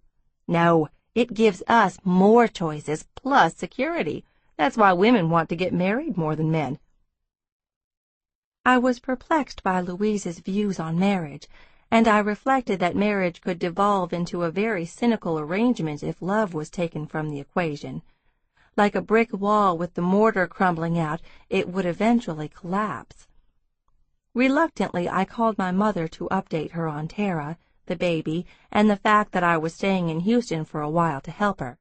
"After all the years you spent running around in Austin," my mother said, "you have no right to complain." "I'm not complaining, and I wasn't running around. I was working and studying and—" "It's drugs, isn't it? Tara was so innocent. She got pulled into that glamorous lifestyle with all her rich friends, all that cocaine dust floating around. She probably inhaled some by accident, and then—" "There's no such thing as second-hand cocaine snorting, Mom." "She was pressured," my mother snapped. "You have no idea what it's like to be beautiful, Ella. All the problems it can bring on." "You're right. I wouldn't know. But I'm pretty certain Tara wasn't doing drugs." "Well, your sister just wants attention. You make sure she knows I'm not paying a cent for her to have a 3-month getaway. I need a getaway a lot worse than anyone else, let me tell you. All the stress this has caused me. Why hasn't anyone thought about sending me to a spa?" "No one's expecting you to pay for it, Mom." "Who is, then?" "I don't know yet, but the main thing to concentrate on now is helping Tara to get better, and taking care of Luke. He and I are staying in a nice little furnished apartment." "Where is it?" "Oh, inside the Loop somewhere. Nothing special." I sternly repressed a grin as I gazed at my luxurious surroundings, knowing if she found out I was living at 1800 Main, she'd be there within the half hour. "The place needs some work. Do you want to help me fix it up? Maybe tomorrow?" "I'd like to," she said hastily, "but I can't. I'm too busy. You'll have to do it on your own, Ella." "Okay. Would you like me to stop by with Luke sometime? I'm sure you want some bonding time." "Yes, but my boyfriend likes to drop in unexpectedly. I don't want him to see the baby. I'll call you when I have a free day." "Good, because I could use some babysitting." She hung up the phone. When I called Liza and told her that I was staying in an apartment at 1800 Main, she was impressed and wildly curious. "How did you get a deal like that? Did you sleep with Jack or something?" "Of course not," I said, offended. "You know me better than that." "Well, I think it's weird. The Travises letting you stay there like that. But I guess they all have so much money they can afford to make nice gestures. To them, maybe it's like tithing." The person who helped me the most, not only in an emotional but a practical sense, was Haven Travis. She guided me through the process of having the utilities changed over, told me where to go for things I needed, and even recommended a babysitter her sister-in-law liked. Haven made no judgments, nor did she want to interfere in anyone else's business. She was a good listener, and she had a quick sense of humor. I felt comfortable around her, nearly as comfortable as I did with Stacy, and that was saying something. I reflected that for all the people you lost touch with or couldn't hold on to, life occasionally made up for it by giving you the right person at the right time. We had lunch and shopped for baby supplies one afternoon, and walked together a couple of mornings before the daytime heat accumulated. As we cautiously exchanged the details of our lives, we discovered this was one of those rare friendships in which everything was instantly understood. Although Haven didn't say much about her failed marriage, she indicated there had been some kind of abuse. I knew what courage it had taken for her to leave the relationship and rebuild her life, and the process of recovering would take a long time. And whoever she had been before, she was now different in significant ways. The abusive marriage had distanced Haven from her old friends, some of whom were too uncomfortable to face the issue, and others who wondered what she had done to cause it. And then there had been others who had chosen not to believe her at all, thinking a rich woman couldn't be abused, as if money was a shield against all manner of violence or ugliness. "Someone said behind my back," Haven told me, "that if I'd been knocked around by my husband, it must have been because I'd wanted it." We were both quiet as the stroller wheels rattled over the pavement. Although Houston was not a walking city by anyone's definition, there were a few places you could walk comfortably, especially Rice Village, where there were shade trees. We passed eclectic shops and boutiques, restaurants and clubs, salons, and a children's retail boutique. The prices made me dizzy. It was unbelievable how much you could spend on children's fashion. Contemplating what Haven had just told me, I wished I could think of some consoling reply, but the only solace I could offer was to reassure her that I believed her. "It scares people to think that they could be hurt or abused for no reason," I said, "so they'd rather think you caused it somehow, and then they can reassure themselves that they're safe." Haven nodded. "But I think it must be even worse when it's done by a parent to a child, because then the child thinks he or she deserves it and carries that around forever." "That's Tara's problem." She gave me an astute glance. "Not yours?" I shrugged uncomfortably. "I've had a few years to work on it. I think I've whittled it down to a manageable size. I'm not nearly as anxious as I used to be. On the other hand, I have attachment problems. It's hard for me to be close to people." "You've formed an attachment to Luke," she pointed out, "and that's just been a few days, right?" I considered that and nodded. I guess babies are exempt. "What about Dane? You've been with him for a long time." "Yes, but lately I've realized the relationship works, but it isn't going anywhere, like a car left running in the driveway." And I told her about our open relationship and what Dane had said, that if he'd tried to confine me in any way, I would have left him. "Would you have?" Haven asked, opening the door of a coffee shop while I pushed the stroller inside. A life-giving blast of cold air surrounded us.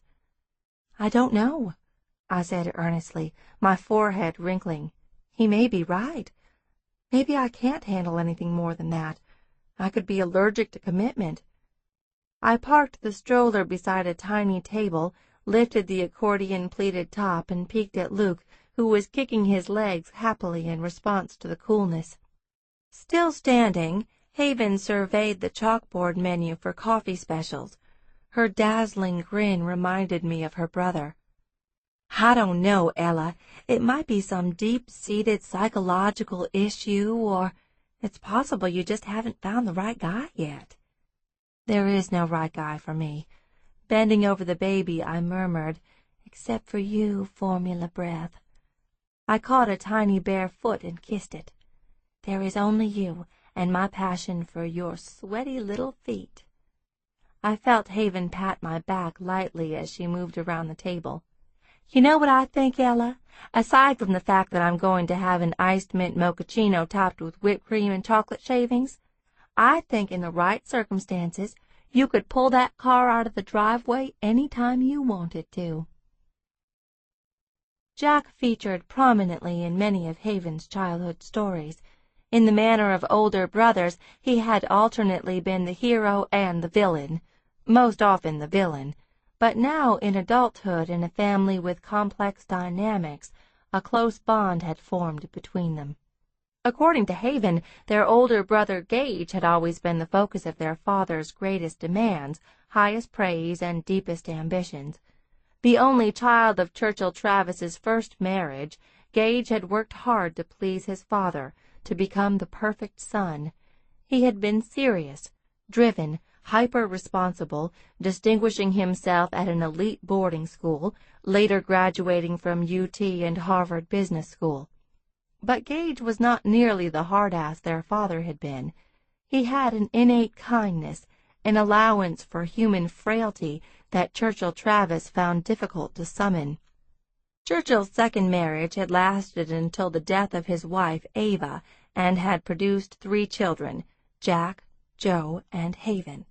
Since Gage already shouldered the main burden of expectation and responsibility, Jack had the opportunity to play, experiment, run wild, make friends. He had always been the first to jump into a fight, and the first to shake hands afterward. He'd played every sport, charmed his teachers into giving him better grades than he deserved, and dated the prettiest girls in school. He was a loyal friend who paid his debts and never broke his word. Nothing made Jack madder than when someone made a deal with him and wouldn't keep their side of it. When Churchill had decided his young sons needed to be reminded what hard labor was, he set them to laying sod in the blistering South Texas sun, or building a hand-cut stone fence along the edge of their property until their muscles were on fire and a dark tan had saturated their skin several layers down. Of the 3 boys, only Jack had truly enjoyed the outside labor. Sweat, dirt, physical exertion had all felt purifying to him. His basic need to test himself against the land and nature manifested in a lifelong love of outdoor pursuits, hunting, fishing, anything that took him away from the air-conditioned opulence of River Oaks. Haven had been spared those particular life lessons from her father. Instead, she had been subjected to her mother's notions of how to bring up a girl to be ladylike. Naturally, Haven had been a tomboy, forever trailing after her 3 brothers. Because of the significant age difference between Gage and Haven, he had assumed a vaguely paternal role, intervening on her behalf when he deemed it necessary. But Jack had warred with Haven on many occasions, such as when she had gone uninvited into his room or played with his train set without asking. For revenge, he had given her Indian burns, and when she had tattled on him, their daddy had beaten him with his belt until Haven had cried. Schooled in the Texan art of manliness, Jack had prided himself on not shedding one tear. Afterward, Churchill had told his wife Ava that Jack was the most stubborn boy alive. "Too damn much like me," the father had said ruefully, frustrated that he could not motivate the rebellious Jack the way he had with Gage. Haven told me she had been miserable when Gage, her champion, had been sent away to school. But contrary to all expectations, Jack had not persecuted her in their brother's absence. When she came home crying one day because a boy at school was bullying her, Jack had listened to the whole story and rode off on his bike to take care of the problem. The bully had never bothered Haven again. Never came near her, as a matter of fact. They had lost touch for a while after Haven married a man her father hadn't approved of. "I didn't let anyone know what I was going through," she said ruefully. "I'm pretty stubborn, too, and I was too proud to let everyone find out what a mistake I'd made. And by then my husband had crushed my self-confidence until I was too afraid and ashamed to ask anyone for help. But eventually I broke away, and Jack offered me a job to help me get back on my feet. We became friends, buddies, sort of, in a way we never had before." I was curious about the "eventually I broke away" part, knowing something pretty major had happened, but that was a conversation that would take place in its own time. "What do you think about his love life?" I couldn't resist asking. "Will he ever settle down?" "Absolutely. Jack likes women. I mean truly likes them, not in some misogynistic notch-on-the-bedpost way. But he's not going to commit until he finds someone he's sure he can trust." "Because of the woman who married his best friend?" She shot me a wide-eyed glance. "He told you about that?" I nodded. "Jack hardly ever mentions her. It was a huge deal for him. When a Travis falls for someone, he falls hard. They get really intense. Not everyone is ready for a relationship like that." "Certainly not me," I said with a stale laugh, while something in me recoiled at the idea. Jack Travis getting all intense was not something I'd ever care to see. "I think he's lonely," Haven said. "But he's so busy." I think the busiest people are often the loneliest." I changed the subject at the first opportunity. Talking about Jack made me restless and vaguely irritable, the way I felt when I wanted something I knew was bad for me. I talked with Dane on the phone every night, telling him about my new surroundings and about Luke. Although Dane didn't want to have anything to do with the baby personally, he certainly didn't mind hearing about Luke and the experience of caring for him. "Do you think you'll ever want one?" I asked Dane, relaxing on the sofa with Luke draped on my chest. "I can't say no definitively. There might be another phase in my life when I might, but it's hard to imagine. The things I'd get out of it, I'm already getting now from my environmental work in the charity groups." "Yes, but what about raising a child who will care about those things, too? That's a way to make the world a better place." "Come on, Ella. You know that's not what would happen. Any child of mine would end up being a Republican lobbyist or a chemical company CFO. Life always screws your best intentions." I chuckled, envisioning a toddler, Dane's toddler, dressed in a miniature three-piece suit and carrying a calculator. "You're probably right." "Are you thinking about having one someday?" "No, God, no," I said at once. "I'm trying to hang on until I can give Luke back to Tara. I'm dying for a good night of sleep or an uninterrupted meal. And just once I'd like to go out without all this paraphernalia. It's insane. The stroller, the diapers, wipes, burp cloths, binkies, bottles. I've forgotten what it's like to just pick up the keys and walk out the door. And there are all these pediatric visits I've had to schedule, developmental assessments and screenings and shots. So it's a good thing I'm not sleeping, because I'll need the extra time to work." "Maybe the best part is that you're finding all this out now, so you'll never have to wonder." "I think it's like rhubarb," I said. "You either love it or you hate it, but you can't ever make yourself acquire a taste for it if you're not naturally predisposed." "I hate rhubarb," Dane said. By the end of my first full week at 1800 Main, I was still mastering the trick of carrying a bag of groceries and pushing a stroller while getting through doorways. It was early Friday evening. The traffic was so bad that instead of driving anywhere, I had decided to walk a quarter of a mile to an express grocery in Delhi and back. After the short walk in the heat, Luke and I were parboiled. The plastic handles of the grocery bags were slipping in my wet palm, and the diaper bag threatened to slide off my shoulder as I maneuvered the stroller into the lobby. And the baby was making fretful noises. "You know, Luke," I said breathlessly, "life's going to be a lot easier for all of us when you can walk. No, damn it, don't start crying. There's no way I can pick you up right now.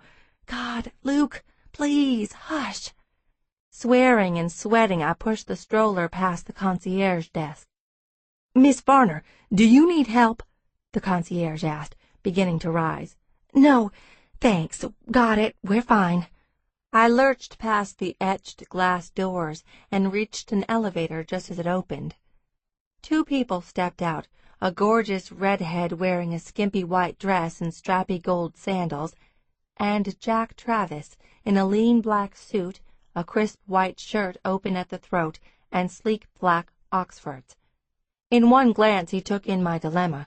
Simultaneously he reached for the grocery bags and used his foot to keep the elevator door open. His brown eyes sparkled. "Hey there, Ella." My breath stuck in my throat. I found myself smiling at him idiotically. "Hi, Jack." "You heading up? Looks like you could use a hand." "No, I'm fine. Thank you." I pushed the stroller onto the elevator. "We'll help you get to your apartment." "Oh, no, I can manage."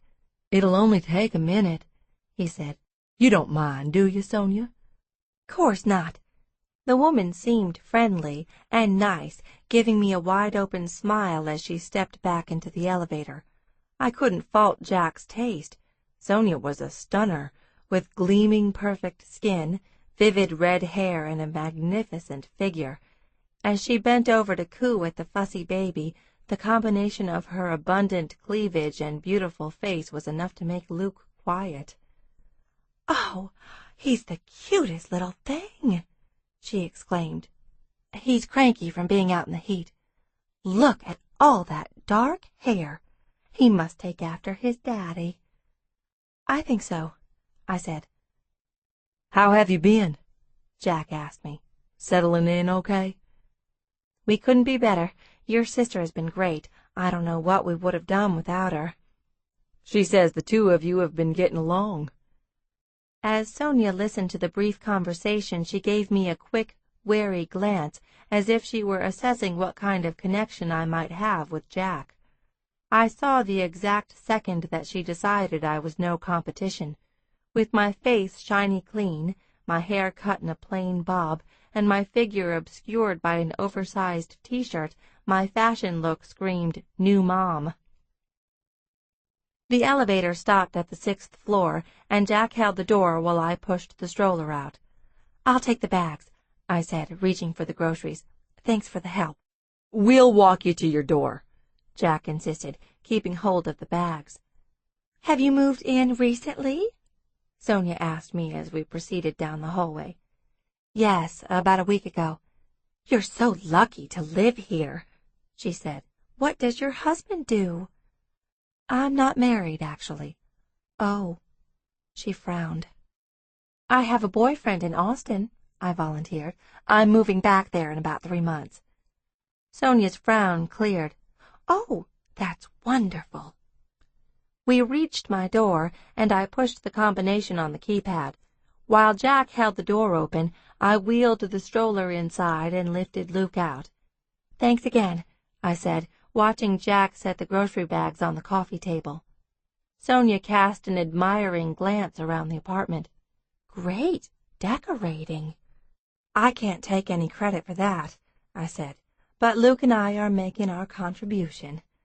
With a wry grin, I gestured to the corner of the room where a large cardboard box and rows of wooden and metal pieces had been laid out. "What are you putting together?" Jack asked. "A crib with a changing table attachment. I bought it at Rice Village the other day when I was out with Haven. Unfortunately, they charge $100 extra if you want it assembled, so I said I'd rather do it myself. The delivery guys brought this box of parts with some instructions, and so far I'm still trying to figure it out. I think it would be easier if I could read the manual. So far I've found the Japanese, French, and German pages, but nothing in English. Now I sort of wish I'd gone ahead and paid the extra $100. Realizing I was chattering, I smiled and shrugged. But I like a challenge. "Let's go, Jack," Sonia urged. "Right." But he didn't move, just looked from me and Luke to the pile of crib parts. The odd moment of expectant silence caused my heart to lurch with an extra thud. His gaze returned to mine, and he gave me a brief nod that held an implicit promise. Later. I didn't want that. "You two go on," I said brightly. "Have fun." Sonia smiled. "Bye." Taking Jack's arm, she tugged him from the apartment. 3 hours later, Luke watched from an infant bouncy seat while I sat on the floor surrounded by crib parts. I was finished with dinner, which had consisted of spaghetti with tomato sauce, ground beef, and fresh basil. When the leftovers were cool, I was going to freeze them in individual-sized portions. Having grown tired of Mozart and the sock puppets, I had hooked up my iPod to the speakers. The air was filled with the raw, sexy purr of Etta James. "The thing that's great about the blues," I told Luke, pausing to sip from my glass of wine, "is that it's about feeling, loving, wanting without the brakes on. No one's brave enough to live that way, except maybe musicians." I heard a knock at the door. Who could that be? Did you invite someone without telling me? Rising with my wine glass in hand, I padded barefoot to the apartment entrance. I was wearing a set of pajamas the color of pink cotton candy. I had taken my contacts out and put on my glasses. Standing on my toes, I looked through the peephole. My breath quickened as I saw the familiar outline of a man's head. "I'm not dressed for company," I said through the door. Let me in anyway. I unlatched the door and opened it to reveal Jack Travis, now wearing jeans and white shirt, holding a small canvas case that was frayed from heavy use. His gaze coursed slowly over me. Got that crib put together yet? Still working on it. I tried to ignore the pounding of my heart. Where's Sonia? We had dinner. I just took her back home. Already? Why didn't you stay out later? He shrugged a little, staring at me. Can I come in? I wanted to refuse him. I sensed there was something between us, something that required negotiation, compromise, but I wasn't ready for it. I couldn't think of a reason to keep him out. I took an uncertain step back. What's in the bag? Tools. Jack walked inside the apartment and closed the door. His movements seemed cautious, as if he were venturing into some new environment that might present hidden dangers. Hey, Luke, he murmured, lowering beside the baby. Gently he set the bouncy seat bobbing, and Luke gurgled and kicked enthusiastically. With his attention remaining on the baby, Jack said, "You're listening to Etta James." I tried to sound flippant. In assembly-required situations, I always play the blues, John Lee Hooker, Bonnie Raitt. You ever listen to any of the Deep Ellum boys? Texas Blues, Blind Lemon Jefferson, Leadbelly, T-Bone Walker? I was slow to respond, my attention snared by the way his shirt had tightened across his broad shoulders and powerful back. I've heard of T-Bone Walker, but not the others. Jack glanced up at me. Ever heard, "See that my grave is kept clean"? I thought that was a Bob Dylan song. No, that was just a cover. It came from Blind Lemon. I'll burn a CD for you. He's not always easy to find. I wouldn't have thought a River Oaks boy would know so much about the blues. Ella, darling, the blues is all about a good man feeling bad. Plenty of that in River Oaks. It was crazy how much I loved his voice. The baritone drawl seemed to reach inside and linger in impossible-to-reach places. I wanted to sit on the floor beside him and run my hand over the thick, efficiently short layers of his hair and let my fingers rest against the hard nape of his neck. "Tell me everything," I would say. "All about the blues and the time your heart was broken, and what scares you the most and the thing you've always wanted to do but haven't yet." "Something smells good," he said. "I made spaghetti earlier." "Is there any left?" "You just went out to dinner." Jack looked aggrieved. "It was one of those fancy places. I got a piece of fish the size of a domino and maybe a spoonful of risotto. I'm starving." I laughed at his pitiful expression. "I'll fix you a plate." "While you do that, I'll work on the crib." "Thanks. I laid out all the pieces according to the diagram, but without the directions in English." "No need for directions." Jack glanced at the diagram briefly, tossed it aside, and began sorting through the painted wood pieces. "This is pretty straightforward." "Straightforward? Did you see how many different kinds of screws are in that plastic bag?" "We'll figure it out." He opened the canvas bag and pulled out a cordless power drill. I frowned. "Do you know that 47% of all hand injuries are caused by using power tools at home?" Jack expertly inserted a drill bit into the chuck. "A lot of people get hurt getting their hand closed in the door, too, but that doesn't mean you should stop using doors." "If Luke starts crying because of the noise," I said sternly, "you'll have to use a regular screwdriver." His brows lifted. "Doesn't Dane use power tools?" "Not usually, except one summer when he helped build homes in New Orleans with Habitat for Humanity, and that was because he was 350 miles away and I couldn't reach him." A slight smile rose to his lips. "What's your problem with electric drills, darling?" "I don't know. I'm not used to 'em, that's all. They make me nervous. I didn't grow up with a brother or father who used stuff like that." "Well, you missed out on some important protocol, Ella. You can't stand between a Texan and his power tools. We like them. Big ones that drain the national grid. We also like truck stop breakfasts, large moving objects, Monday night football, and the missionary position. We don't drink light beer, drive smart cars, or admit to knowing the names of more than about 5 or 6 colors. And we don't wax our chests. Ever. He hefted the drill. Now, let me do the guy stuff while you go to the kitchen. Trust me, it's a perfect arrangement. Luke's going to cry, I said darkly. No, he won't. He'll love it. To my disgust, Luke didn't make a sound, watching contentedly as Jack built the crib. I heated a plate of spaghetti and sauce and set a place for Jack at the kitchen island.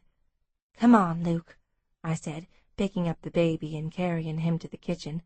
"We'll entertain Cro-Magnon while he has his dinner." Jack dug into the steaming pasta with gusto, making appreciative noises and finishing at least a third of it before coming up for air. "This is great. What else can you cook?" "Just the basics. A few casseroles, pasta, stew. I can roast a chicken." "Can you do meatloaf?" "Yep." "Marry me, Ella." I looked into his wicked black eyes, and even though I knew he was joking, I felt a wild pulse inside, and my hands trembled. "Sure," I said lightly. "Want some bread?" After dinner, Jack was back on the floor, putting together the crib with the deftness born of vast experience. He was good with his hands, confident and capable. I had to admit I enjoyed watching as he rolled up his sleeves over hair-dusted forearms and knelt in front of the wooden frame, his body athletic and superbly conditioned. I sat nearby with a glass of wine and handed screws to him. Every now and then he got close enough that I caught the scent of him, a sexual incense of male sweat and clean skin. He swore a couple of times as a couple of screws were stripped, the fluent profanity immediately followed by a beg pardon. Jack Travis was a novelty in my experience, an old-fashioned man's man. None of the boys I had gone to college with had been anything more than that, just boys trying to figure out who they were and what their place in the world was. Dane and his friends were sensitive, environmentally aware guys who rode bikes and had Facebook accounts. I couldn't imagine Jack Travis ever blogging or worrying about finding himself, and it was pretty certain that he didn't give a damn about whether or not his clothes were sustainably produced. "Jack," I said thoughtfully, "do you think of women as equals?" He fitted a support bar against the frame. "Yes." "Do you ever let a woman pay for dinner?" "No."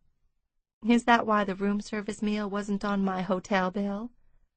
"I never let a woman pay for my food. I just said dinner was on you because I knew it was the only way you'd let me stay." "If you think of women as equals, why didn't you let me buy you dinner?" "Because I'm the man."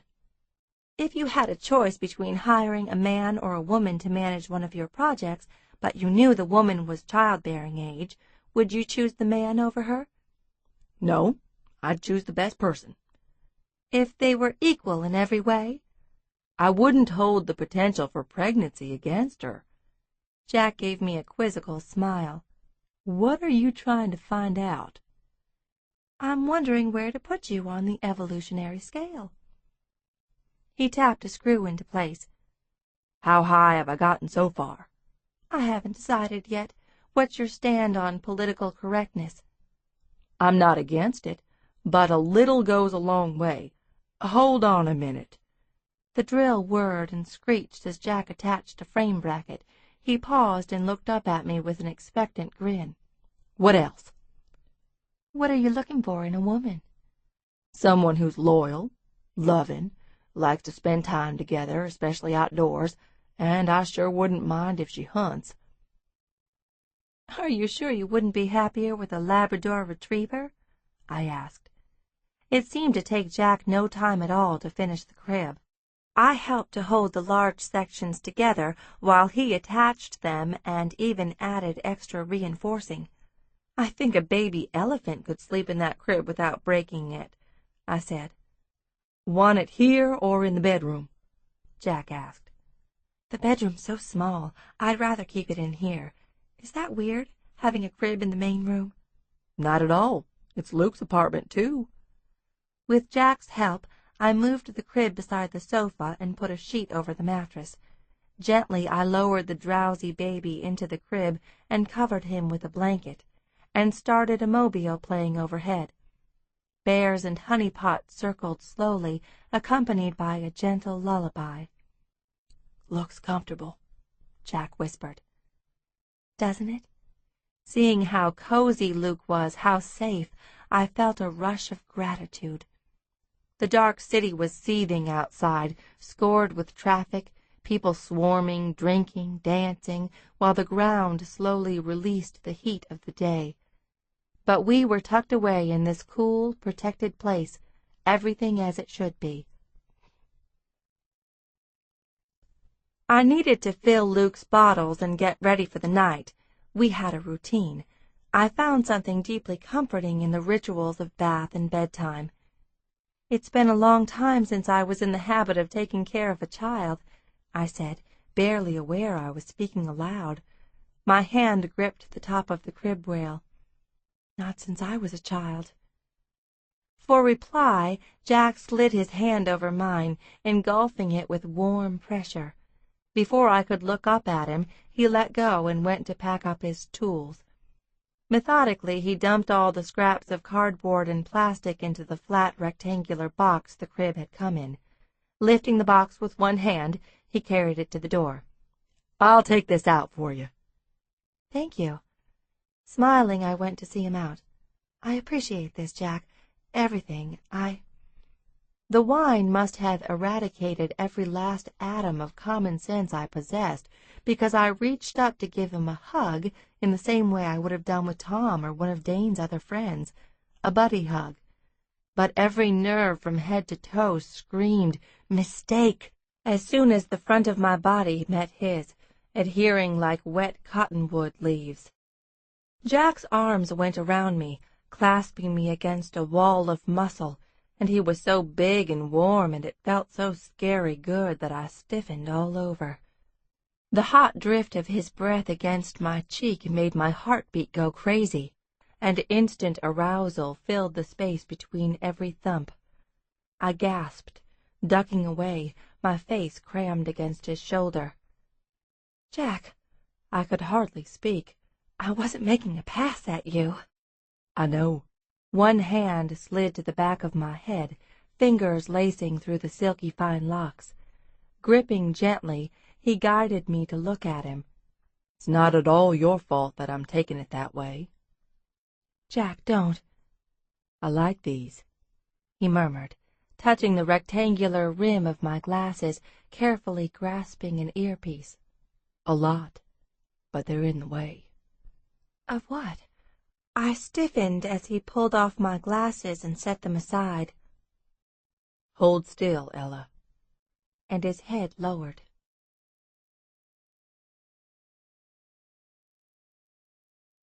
Chapter 11. If I'd been thinking rationally, I never would have allowed it. Jack's mouth brushed slowly over mine before settling with gentle pressure. I moved against his unyielding weight until I found some perfect, unexpected alignment that sent heat jolting through me. My knees gave out, but it didn't matter because he was holding me so securely. One of his hands came up to my jaw with extreme care. Every time I tried to finish the kiss, he pressed harder, coaxing me to stay open, tasting slowly. This was so different from what I was accustomed to. It seemed like something other than kissing. I realized that my kisses with Dane had become a form of punctuation, the quotations or the hasty dash at the end of a conversation. This was softer, more urgent and relentless. Wild, fresh, tumbling kisses, eroding my balance. I groped over Jack's shoulders, my fingers curving over the hard nape of his neck. He took a quick breath and reached down, his hand sliding over my pajama bottoms as he coaxed my hips high and tight. The full-on pressure of him was stunning, galvanic. He was unbelievably hard, everywhere. He was in control, infinitely stronger, and he wanted me to know it. He kissed me until the sensations flowed in directions I couldn't go, spilling and sliding darkly. As I felt a desperate ache cambering low in my body, I finally understood that if I slept with this man, he would take everything. All the defenses I had built would be destroyed. Shaking, I pushed at him and managed to turn my head long enough to gasp. "I can't. No, that's enough, Jack." He stopped at once, but he kept me against him, his chest moving hard and fast. I couldn't look at him. My voice was hoarse as I said, "That shouldn't have happened." "I've wanted this since the first second I saw you." His arms tightened, and he bent over me until his mouth was close to my ear. Gently he whispered, "You did too." "I didn't. I don't." "You need some fun, Ella." I let out an incredulous laugh. "Believe me, I don't need fun. I broke off with a gasp as he pressed my hips closer to his. The feel of him was more than my dazzled senses could handle. To my mortification, I hitched up against him before I could stop myself, heat and instinct winning out over sanity. Feeling the reflexive response, Jack smiled against my scarlet cheek. "You should take me on. I'd be good for you." "You are so full of yourself, and you would not be good for me, with your steaks and power tools and your attention-deficit libido, and I'll bet you're a card-carrying member of the NRA. Admit it, you are." I couldn't seem to shut up. I was talking too much, breathing too fast, jittering like a wind-up toy that had been wound to the limits of its mechanism. Jack nuzzled into a sensitive place behind my ear. "Why does that matter?" "Is that a yes? It must be. God, it matters because— Stop that! It matters because I would only go to bed with a man who respected me and my views. I broke off with an inarticulate sound as he nibbled lightly at my skin. "I respect you," he murmured, "and your views. I think of you as an equal. I respect your brains and all those big words you like to use. But I also want to rip your clothes off and have sex with you until you scream and cry and see God." His mouth dragged gently along my throat. I jerked helplessly, muscles jolting with pleasure, and his hands gripped my hips, keeping me in place. "I'm going to show you a good time, Ella, starting with some take-no-prisoners sex, the kind when you can't remember your own name after." "I've been with Dane for 4 years," I managed to say. "He understands me in a way you don't." "I can learn you."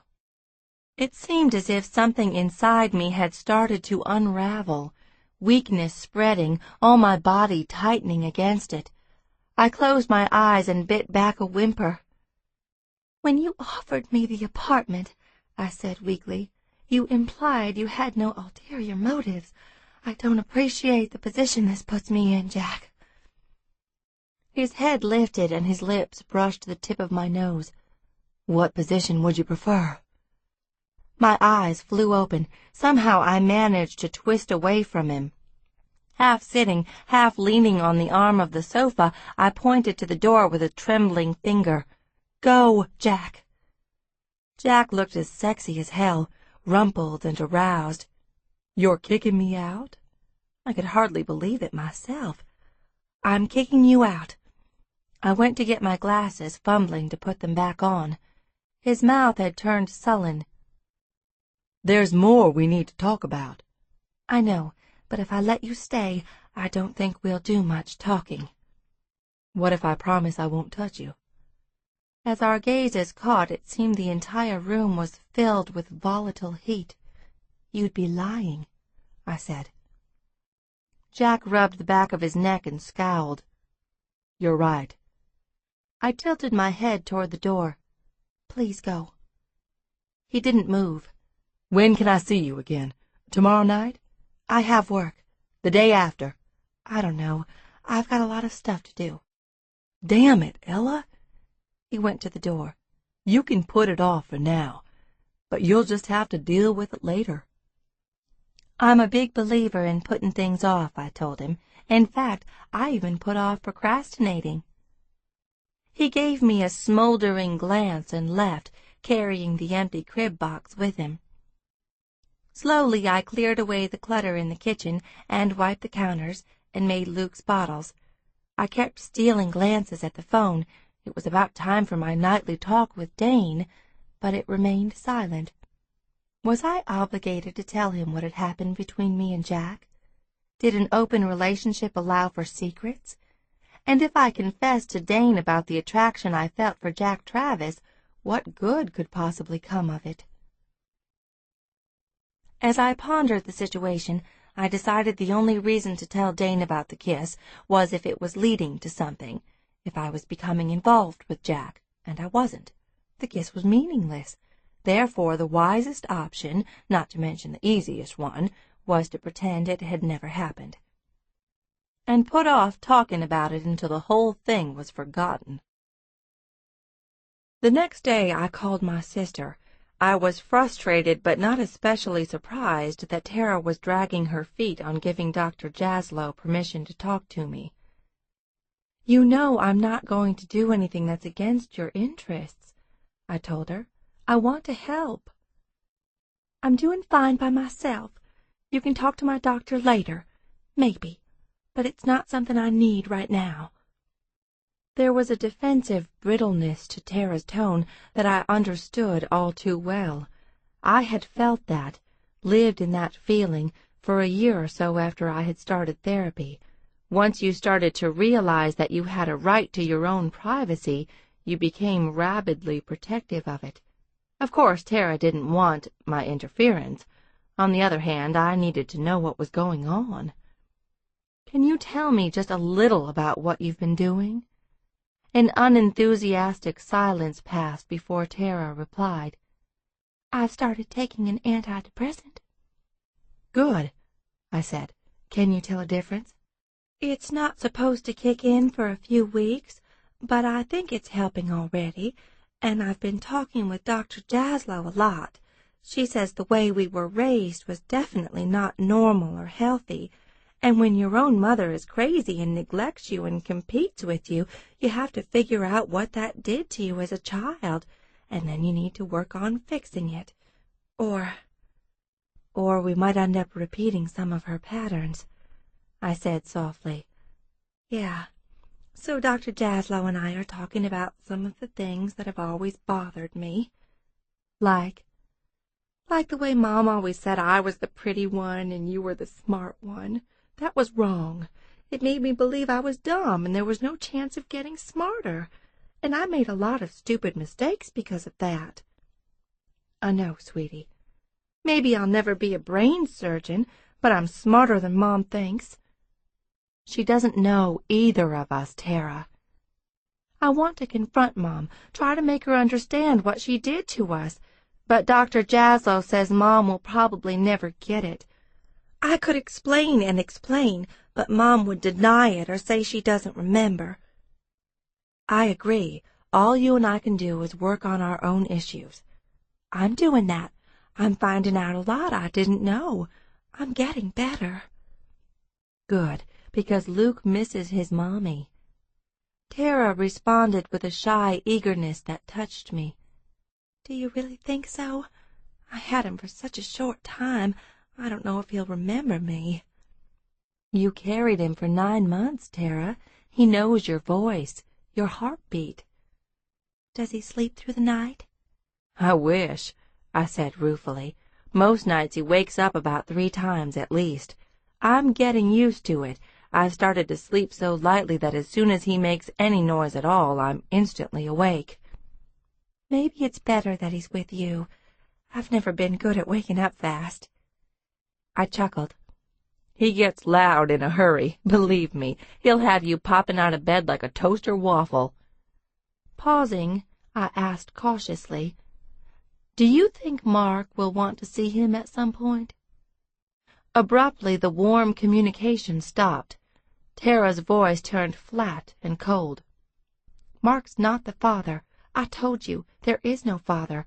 Luke's just mine." "I'm not buying that Luke came from the cabbage patch, Tara. I mean, someone participated, and whoever it was, he owes you some help. And more importantly, he owes Luke." "That's my business." It was difficult to keep from pointing out that since I'd been recruited to take care of Luke at my own expense, it was partly my business, too. "There are a lot of practical considerations we haven't begun to talk about, Tara. If Luke's daddy is helping you, if he's made promises, well, those promises need to be made legal. And someday Luke's going to want to know." "Not now, Ella. I've got to go. I'm late for an exercise class." "But if you'll just let me—" "Bye." The phone went dead in my hand. Fuming and worried, I went to a pile of bills and catalogs on the kitchen island and found the piece of paper Jack had given me with the number for the Fellowship of Eternal Truth. I wondered what my responsibility was. It was clear to me that Tara was not at the point at which she could make decisions about the future. She was vulnerable, and she was probably being deceived by Mark Gottler into thinking that he would take care of her. He would provide for her and the baby indefinitely. Maybe he had preyed upon her and taken advantage, thinking there would be no repercussions because she had virtually no family to speak of. But she had me, and I would take care of her. Chapter 12. For the next 2 days I called the Fellowship of Eternal Truth, requesting a meeting with Mark Gottler. I got nothing but evasions, silences, or implausible excuses. I was being stonewalled. I knew it would be impossible for me to get a meeting with Gottler on my own. He was way up in the adminisphere of the church, secluded and sheltered from the reach of mere mortals. When I told Dane about the problem, he said he might have a helpful connection. The church had an extensive network of charities, and an old friend of his had something to do with Eternal Truth's Central American outreach. Unfortunately, those efforts fell through, and I was left at square one again. "You should ask Jack," Haven said on Friday after she got off work. "This is the kind of problem he's really good with. He knows everyone. He's not shy about calling in favors. And if I'm not mistaken, I think the company has a couple of contracts with that church." We were having drinks in the apartment she shared with her fiancé, Hardy Cates. Haven had made a pitcher of white sangria, stirring Riesling together with chunks of peaches, oranges, and mangoes, and a liberal splash of peach schnapps. The 3-bedroom apartment featured a wall of floor-to-ceiling glass windows that overlooked Houston.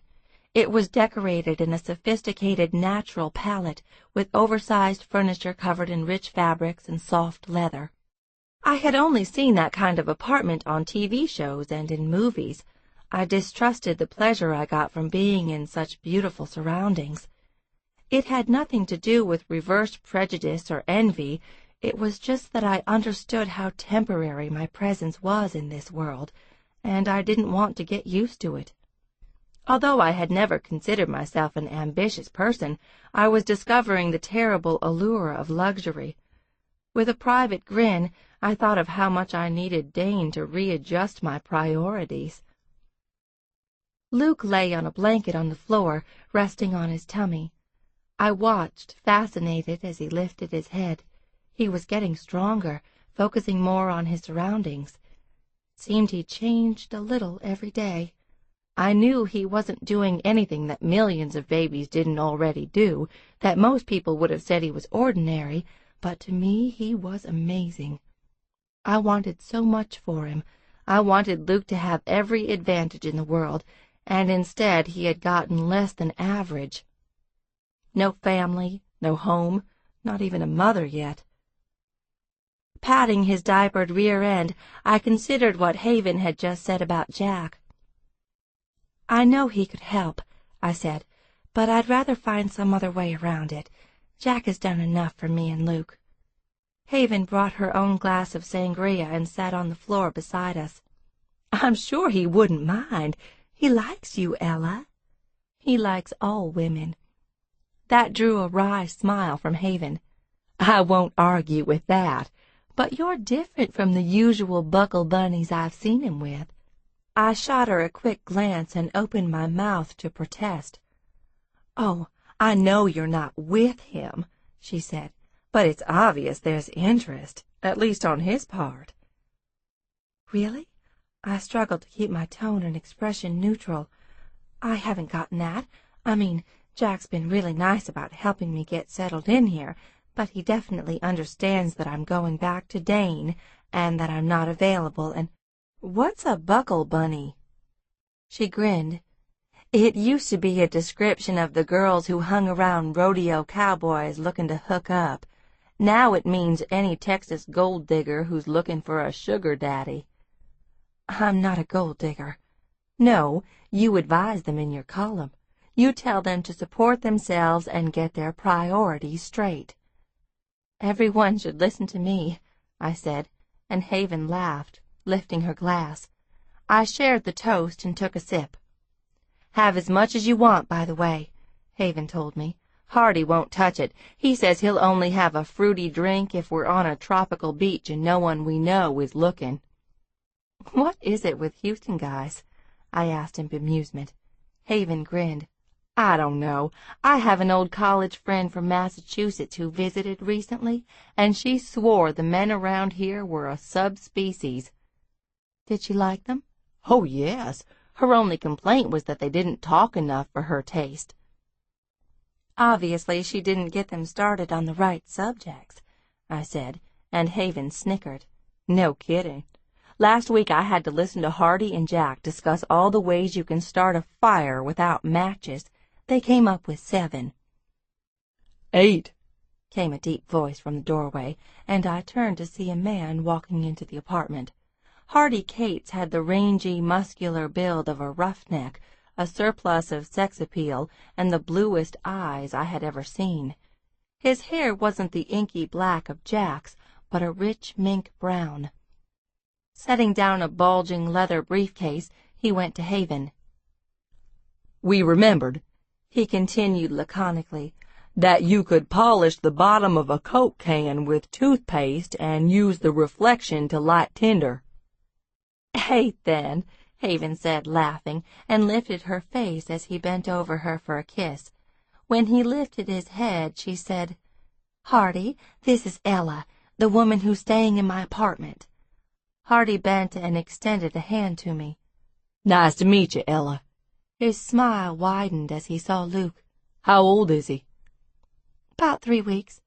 He gave the baby an approving glance. "Good-looking boy." Loosening his tie, Hardy glanced at the pitcher of pale liquid on the coffee table. "What are y'all drinking?" "Sangria." Haven smiled at his expression. "There's beer in the fridge." "Thanks, but tonight I'm starting with something stronger." Haven watched alertly as her fiancé went to the kitchen. Although Hardy seemed relaxed, Haven must have been keenly attuned to his moods, because a furrow corrugated her forehead. She got up and went to him. "What is it?" she asked, while he poured a shot of Jack Daniels. Hardy sighed. "Had it out with Roy today." Glancing over at me, he explained, "One of my partners." His attention returned to Haven. "He's been analyzing cuttings from an old well, and he thinks we're going to hit a good pay zone if we keep on drilling. But the fingerprints on the cuttings, that's a way of measuring the quality of the oil, show that even if we find a reservoir, it's not going to be worth it." "Roy doesn't agree?" Haven asked. Hardy shook his head. "He's fighting to keep the checkbook open, but I told him the budget's going to stay ribs and dick until—" Pausing, he threw me an apologetic grin.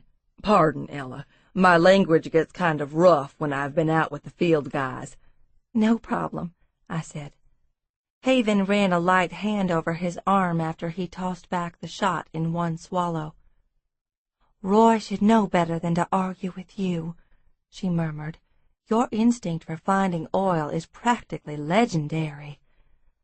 Setting aside the glass, Hardy gave her a rueful smile. "According to Roy, so is my ego." "Roy's full of it." Her hand strayed on his arm. "Need a hug?" I leaned over Luke and played with him, trying to ignore what was quickly becoming a private moment. I heard Hardy murmur something to the effect that he would get what he needed later, followed by absolute silence.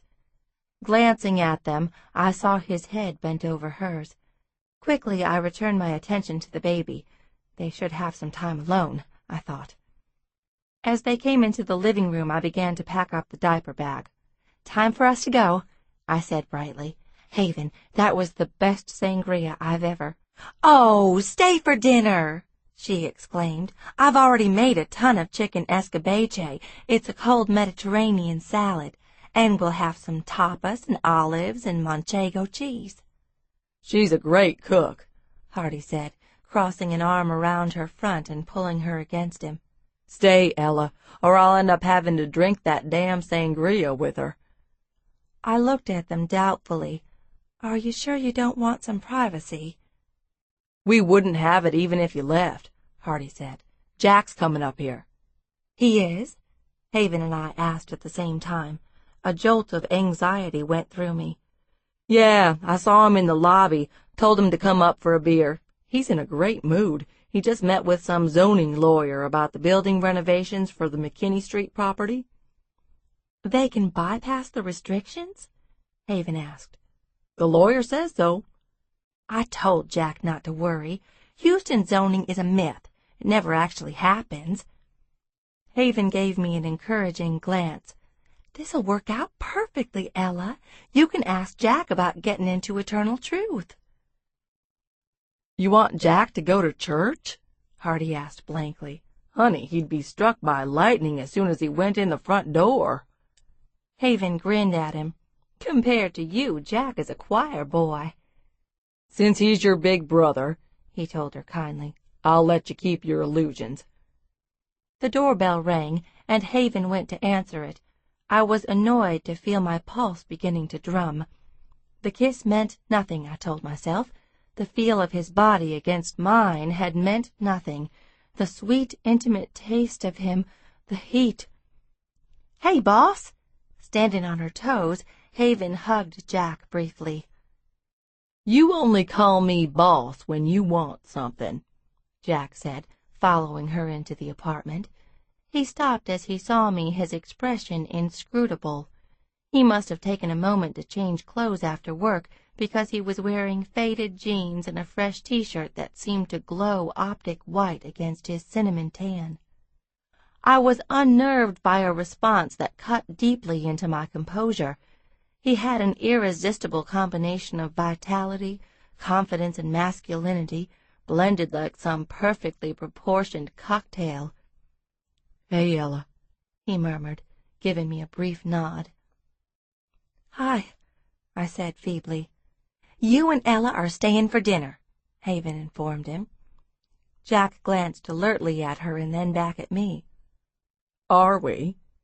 I nodded, reaching for my sangria, managing by some miracle not to knock it over.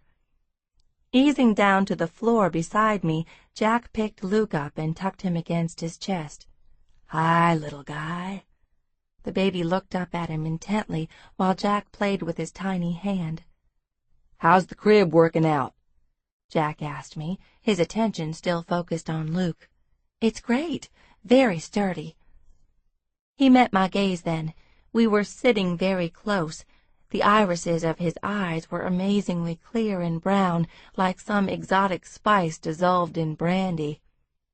"You need a challenge," he had told me, and I found it right there in his gaze, along with the promise that not only was I going to lose, but I would enjoy it.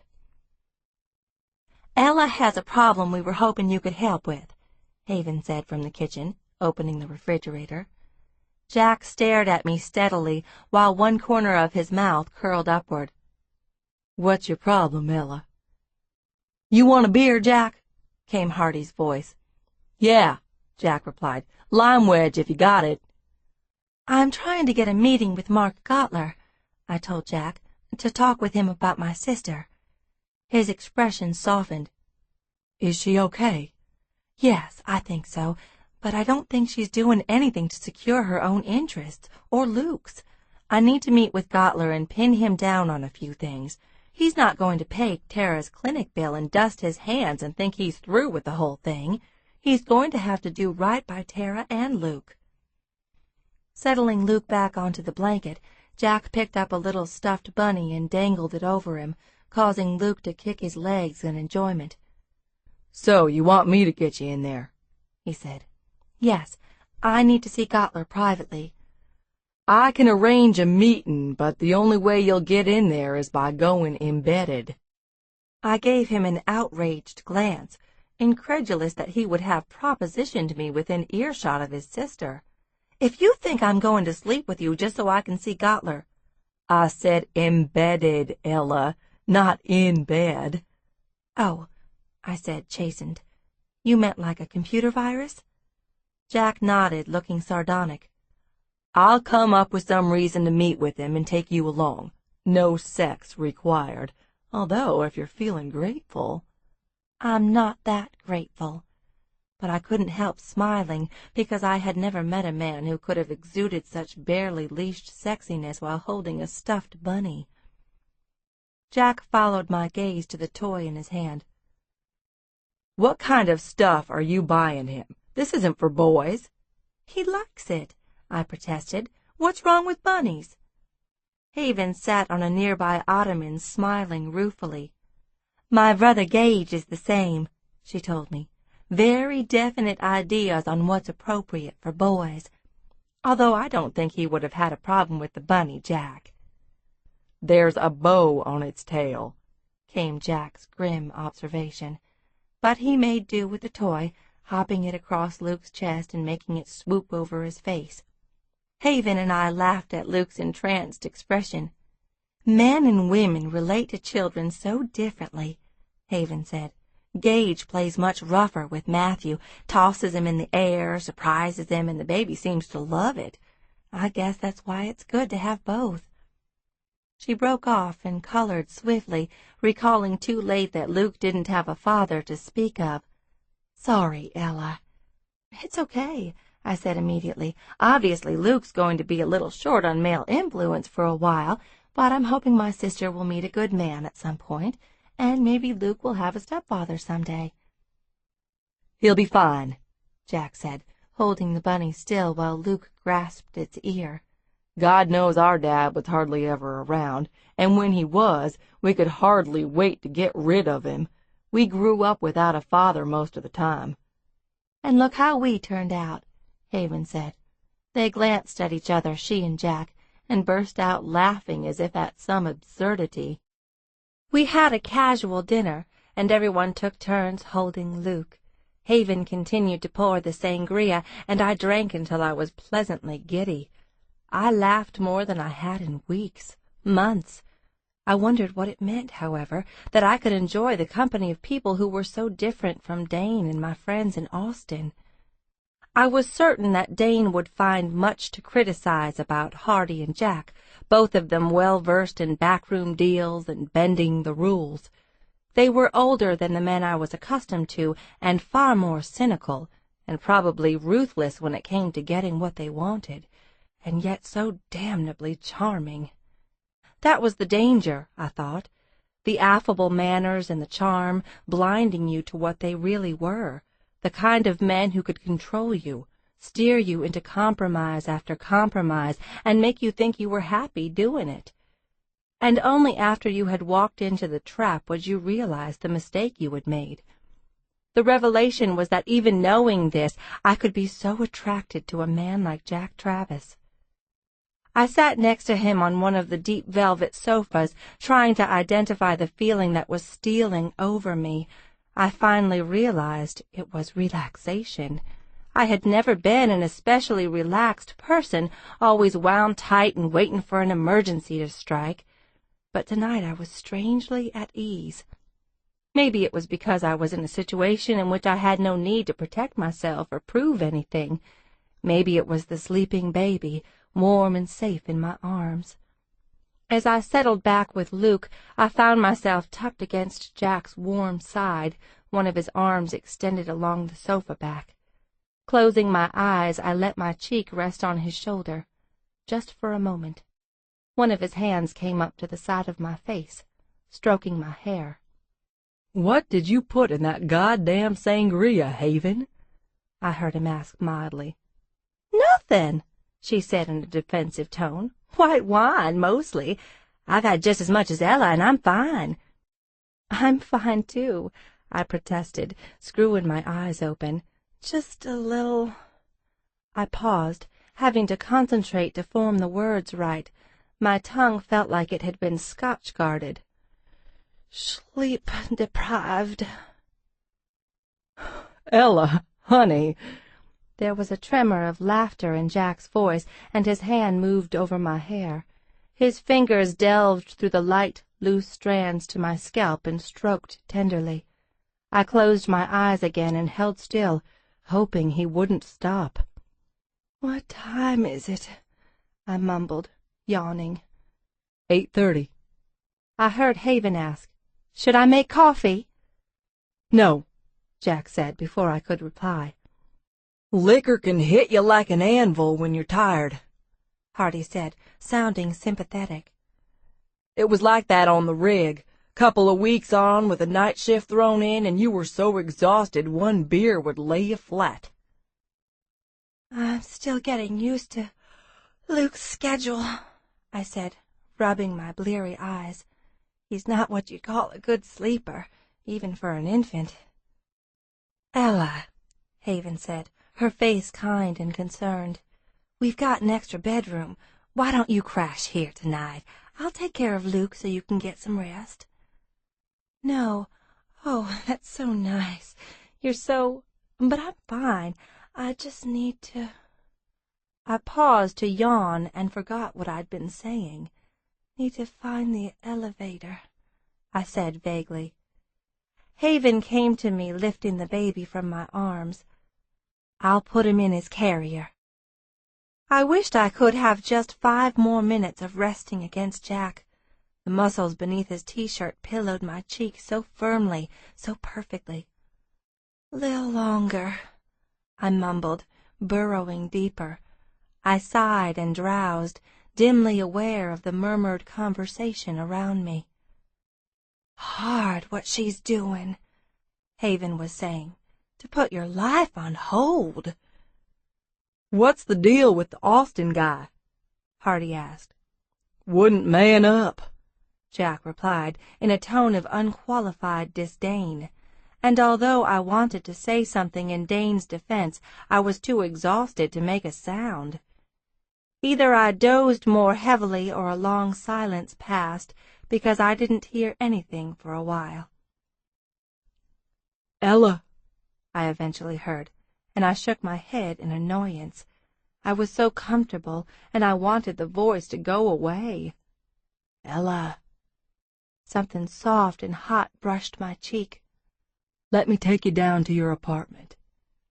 I was mortified to realize that I had fallen sound asleep in front of all 3 of them, and that I was practically in Jack's lap.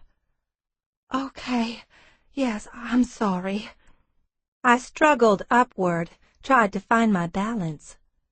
Jack reached out to steady me. "Lightweight." Red-faced and groggy, I scowled.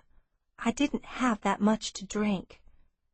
"We know you didn't," Haven said soothingly, and she shot her brother a warning glance. "You're the last person who has any right to tease Mr. Sleep Inertia." Jack grinned and told me, "I get up at 7 every morning, but I'm not really awake till noon."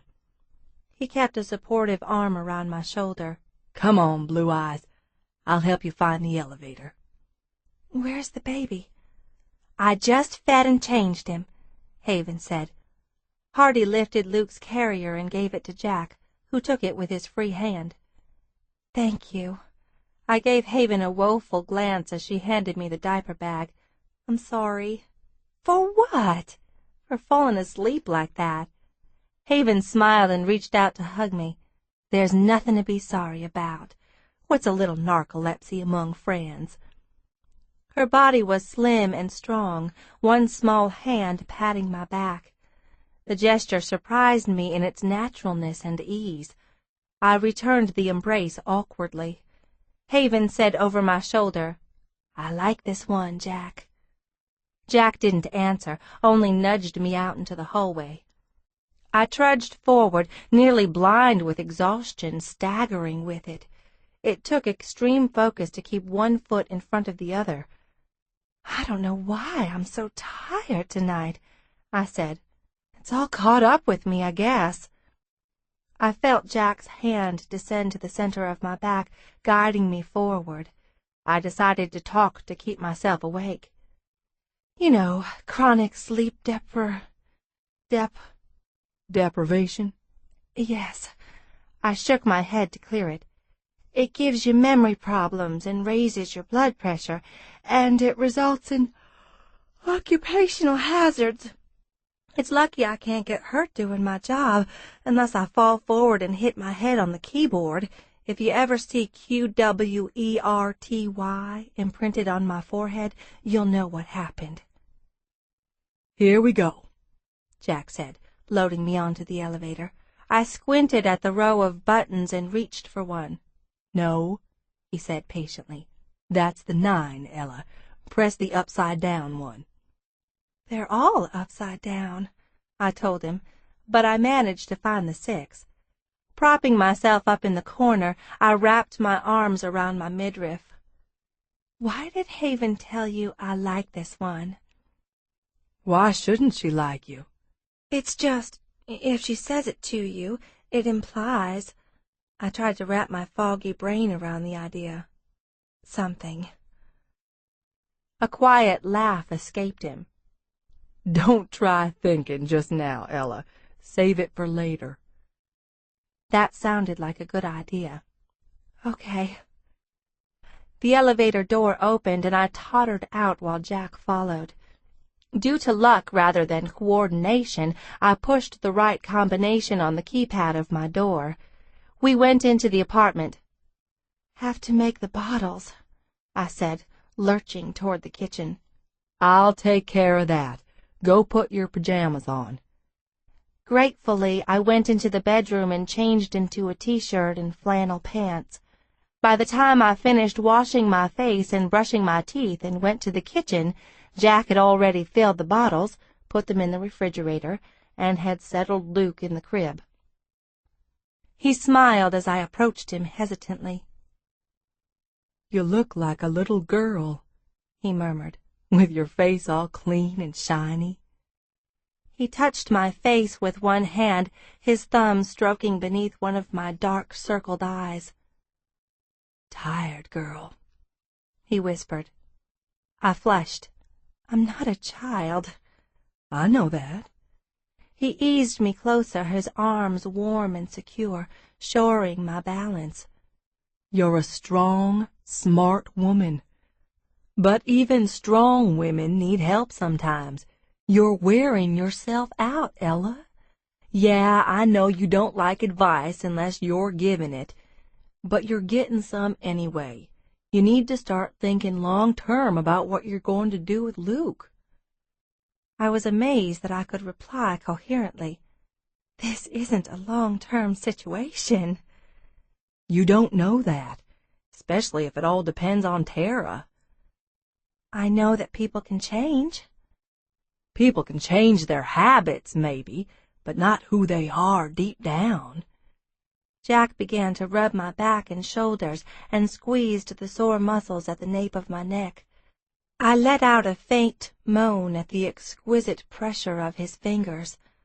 "I hope to hell that Tara will be able to solve her problems and turn into a half-decent parent and let you off the hook, but I'd be damn surprised if that happens. I think this situation is more permanent than you'd like to admit. You're a new mother, whether or not you had a chance to get ready for it.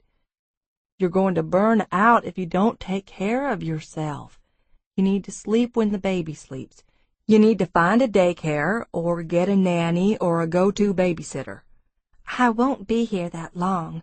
Tara will come for him, and then I'm going back to Austin." "Back to what? A guy who bails on you when you need him? What's Dane doing now that's more important than helping you? Fighting for the rights of endangered ferns?" I stiffened and pushed away from him, irritation jolting me out of my fugue state. "You have no right to judge Dane or my relationship with him." Jack made a scoffing sound. "That half-assed excuse for a relationship was over the moment Dane told you not to bring the baby to Austin. You know what he should have said? 'Hell yes, Ella, I'll stand by you no matter what you do. Shit happens. We'll make it work. Come home now and get in bed.'" There was no way Dane could have handled this and kept his company going, and you have no idea how many causes he has, how many people he helps. His woman should be his #1 cause. Spare me the bumper sticker philosophy, and quit taking cheap shots at Dane. When have you ever put a woman first? "I'm about to put you first right now, darling." That comment could have been construed a few different ways, but the gleam in his eyes gave it a positively filthy spin. My thoughts scattered and my pulse went crazy. It wasn't fair for him to make a move on me when I was exhausted, but apparently on Jack Travis's list of priorities, fairness ranked a lot lower than sex. And it was sex we were circling around. It had been since the beginning. There was no way either of us could take it out of the equation. I found myself scooting behind the coffee table like the outraged virgin in some Victorian melodrama. "Jack, this isn't a good time. I'm really tired and I'm not thinking straight." "That's what makes it a great time. If you were rested and sober, it'd be a hell of a lot harder to argue with you." "I don't do things on impulse, Jack. I broke off with a swift, indrawn breath as he reached across the space between us and snatched my wrist in his hand. "Let go." There was no force to my voice at all. "How many guys you been with, Ella?" he asked softly, drawing me around the coffee table. "I don't believe people should tell each other their numbers. In fact, I once wrote a column—" "1, 2, he interrupted, bringing me close again. I was trembling. 1.5. A smile touched his lips. "How can you have sex with half a guy?" "I was dating him in high school. We were experimenting. I was working up to going all the way with him, but before that happened, I came home one day and found him in bed with my mother." With a sympathetic sound, Jack held me close, the embrace so careful and protective that I had no chance in hell of resisting it. "I'm over it now," I added. "Right." He continued to hold me. "Sex has always been great with Dane. I've never needed to look anywhere else." "Okay." "Basically, I'm not really driven in that regard." "Sure." His arms tightened until I had no choice but to rest my head on his shoulder. I relaxed slowly. It was so quiet in the room, nothing but the sound of his breathing and mine and the hum of the air-conditioning vent. Sweet Lord, he smelled good. I wanted nothing to do with any of this. It was like being strapped into a roller-coaster seat, waiting for the ride to start, knowing it was going to be awful, death-defying drops, hematoma-inducing G-forces. "Ever wonder what it would be like with someone else?" Jack asked gently. "No." I felt his mouth brush over my hair. "You never had a spontaneous moment when you said, 'What the hell?' and went for it?" "I don't have spontaneous moments." "Here's one for you, Ella." Jack's lips found mine, following insistently as I tried to evade him. His hand curled around the back of my neck, his fingers strong. A shock went through me, spurring my heart into a fast, frantic beat. He kissed me repeatedly, long, indecent kisses, all slippery friction and hot silk. I gasped at the abrasion of his shaven jaw and cheeks, the insistent exploration of his tongue. Blindly I reached for his wrists, one behind my neck, one at my side, and I gripped hard, the tips of my nails digging into dense muscle. I didn't know if I was trying to pull his hands away or push them closer. He kept kissing me, exploring roughly, expertly. I let go of his wrists and molded against the arousing terrain of his body. I had never existed in such a purely physical compass, thinking nothing, aware of nothing, only needing, craving. He slid one hand to my bottom, urging me against the stiff, enticing pressure of his erection, and I was panting, arching in a desperate effort to keep him right there. His kisses gentled, his mouth absorbing the sounds that rose in my throat. I strained against him, sensation collecting, muscles tightening as his hand pressed me in a subtle rhythm. Nothing had ever been so delicious as his mouth, his body, the hands that urged me forward until our hips rubbed in a lazy, exact pulse. The tension gathered in a surge that promised release, wrenching, out of control, in-heat spasms that would cause me to die of humiliation. All that from a kiss and a fully clothed embrace. Not going to happen, I thought in panic, tearing my mouth from his. "Wait," I said with difficulty, my fingers tangling helplessly in his shirt. My body throbbed in every extremity. My mouth felt swollen. "I have to stop." Jack looked down at me, his eyes heavy-lidded, his cheekbones and the bridge of his nose burnished with high color. "Not yet," he said thickly. "We're just getting to the best part." Before I could make another sound, he bent to take my mouth again. This time there was intent in the rhythm, a shameless, grinding deliberateness. He was pushing me, teasing, letting my squirming body carry the momentum. Taste, movement, hot rhythmic stroking, all pulled the ecstatic sensations into one forward direction. I jerked against him, giving a low cry. The rush was so powerful that I couldn't keep up with my own heartbeat. I shivered and hunched and clenched my hands in his shirt, and Jack prolonged the pleasure, maintaining the unhurried sliding rhythm, knowing exactly what he was doing. As the last few twitches left my body, dissolving in a white-hot glow, I whimpered and sagged against him. "Oh, no. Oh, God, you shouldn't have done that." Jack nipped at my chin, my scarlet cheek, the tender skin of my throat. "It's okay," he whispered. "It's all good, Ella." We both fell silent, waiting for me to catch my breath. Pressed as close as we were, I could hardly keep from noticing that he was still aroused. What was the sexual etiquette for this? I had an obligation to reciprocate, didn't I? "I guess," I faltered after a long moment, "I should do something for you now." Jack's midnight eyes were bright with amusement. "That's okay. My treat." "That's not fair to you." "Get some rest. Later you can tell me what's on the menu." I looked at him uncertainly, wondering what he might expect from me. I'd had a normal, healthy sex life with Dane, but we had never strayed into what anyone would consider exotic territory. "My menu is pretty limited." "Considering how much I liked the appetizer, I wouldn't complain."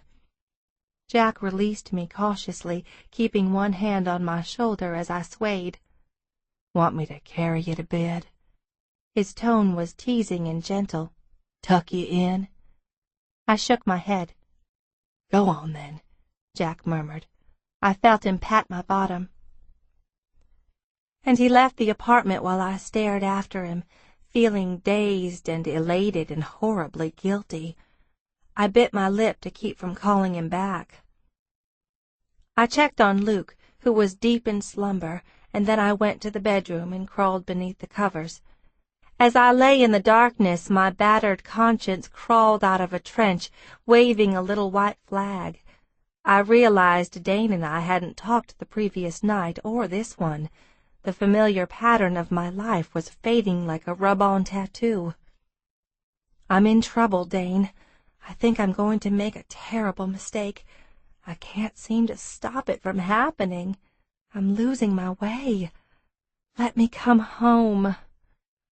Had I not been so exhausted, I would have called Dane, but I knew I wouldn't be coherent, and in some obdurate, bruised corner of my heart, I wanted Dane to call me.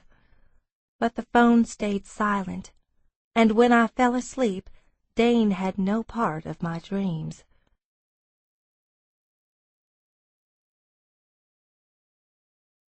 Chapter 13.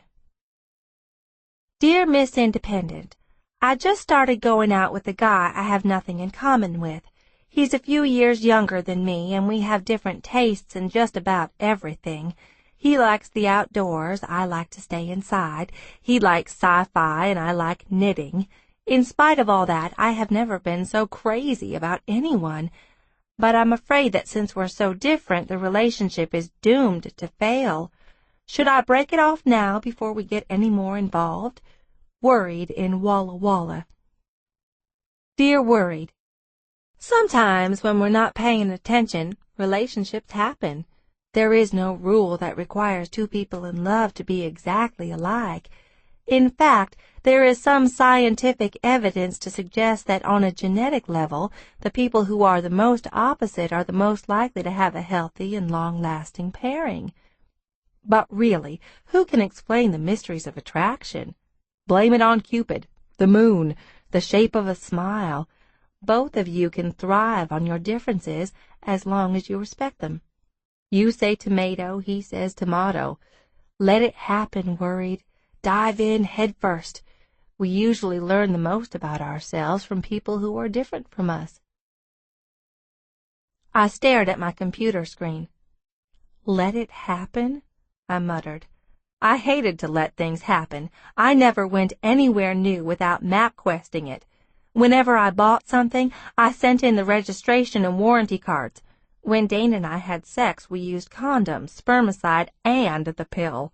I never ate foods containing red dye. I wore sunscreen with double-digit SPF. You need some fun, Jack had told me, and subsequently proved that he was more than capable of supplying it. I had a feeling that if I ever let go with him, there would be a lot of seriously adult fun involved.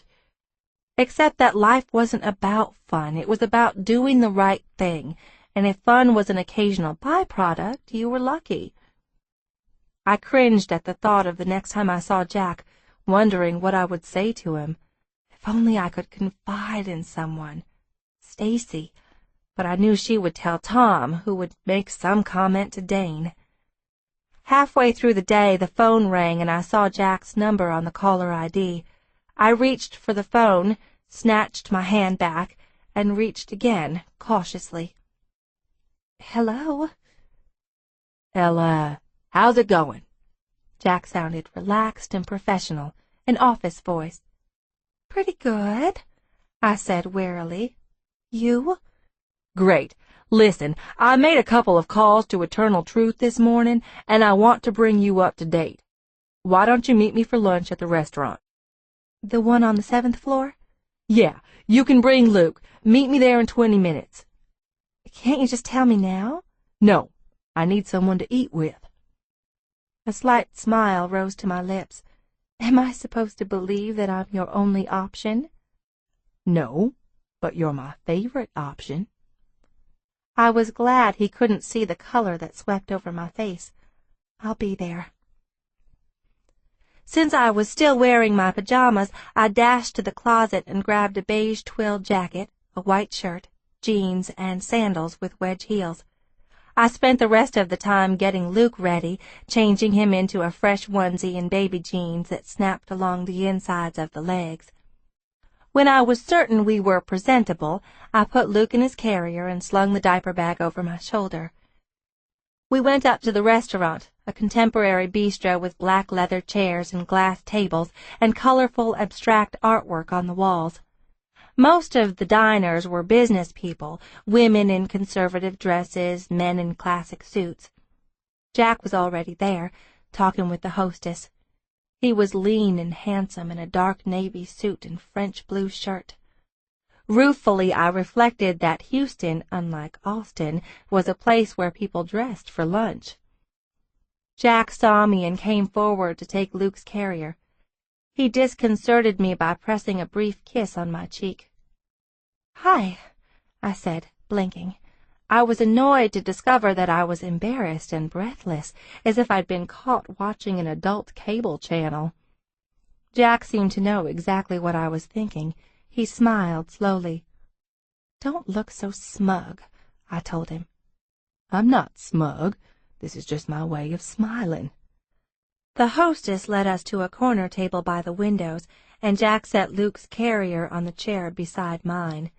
After seating me, Jack handed me a small blue paper bag with string handles. "What's this?" I asked. "It's for Luke." I reached in the bag and pulled out a small stuffed truck made for infants. It was soft and pliant, sewn with different textured fabrics. The wheels made a crinkling noise when you squished them. I shook the toy experimentally and heard a rattling sound. Smiling, I showed the toy to Luke and placed it on his chest. He immediately began to grope the interesting new object with his tiny fingers. "That's a truck," I told the baby. "An articulated front loader," Jack added helpfully. "Thanks. I guess we can get rid of that sissy bunny now." Our gazes held, and I found myself smiling at him. I could still feel the place on my cheek where he had kissed me. "Did you talk to Mark Gottler personally?" I asked. Jack's eyes glinted with humor. "Do we have to start with that?" "What else would we start with?"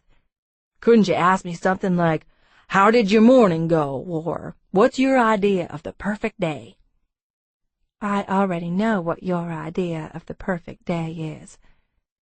He arched a brow as if that surprised him. "You do? Let's hear it." I was going to say something flip and funny, but as I stared at him, I considered the question seriously.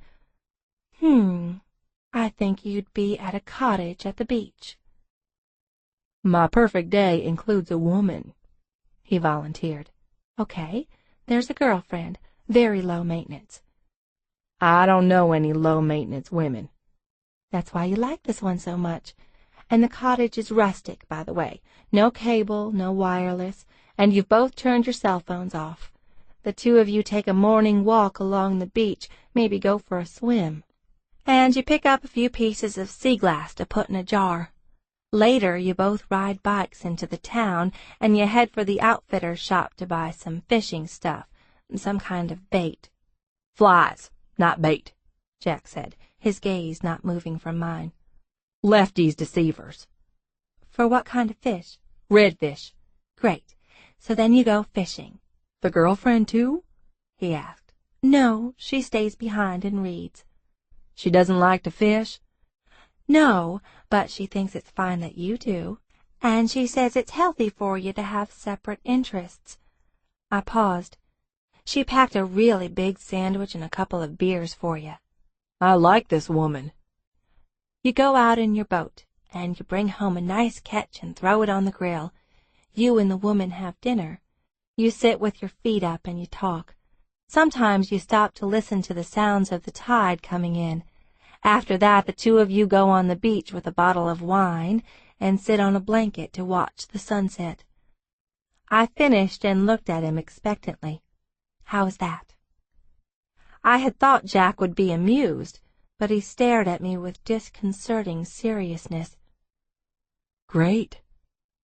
And then he was quiet, staring at me as if he were trying to figure out some sleight-of-hand trick. The waiter approached us, described the specials, took our drink orders, and left us with a bread basket. Reaching for his water glass, Jack rubbed his thumb over the film of condensation on the outside. Then he shot me a level glance as if taking up a challenge. "My turn," he said.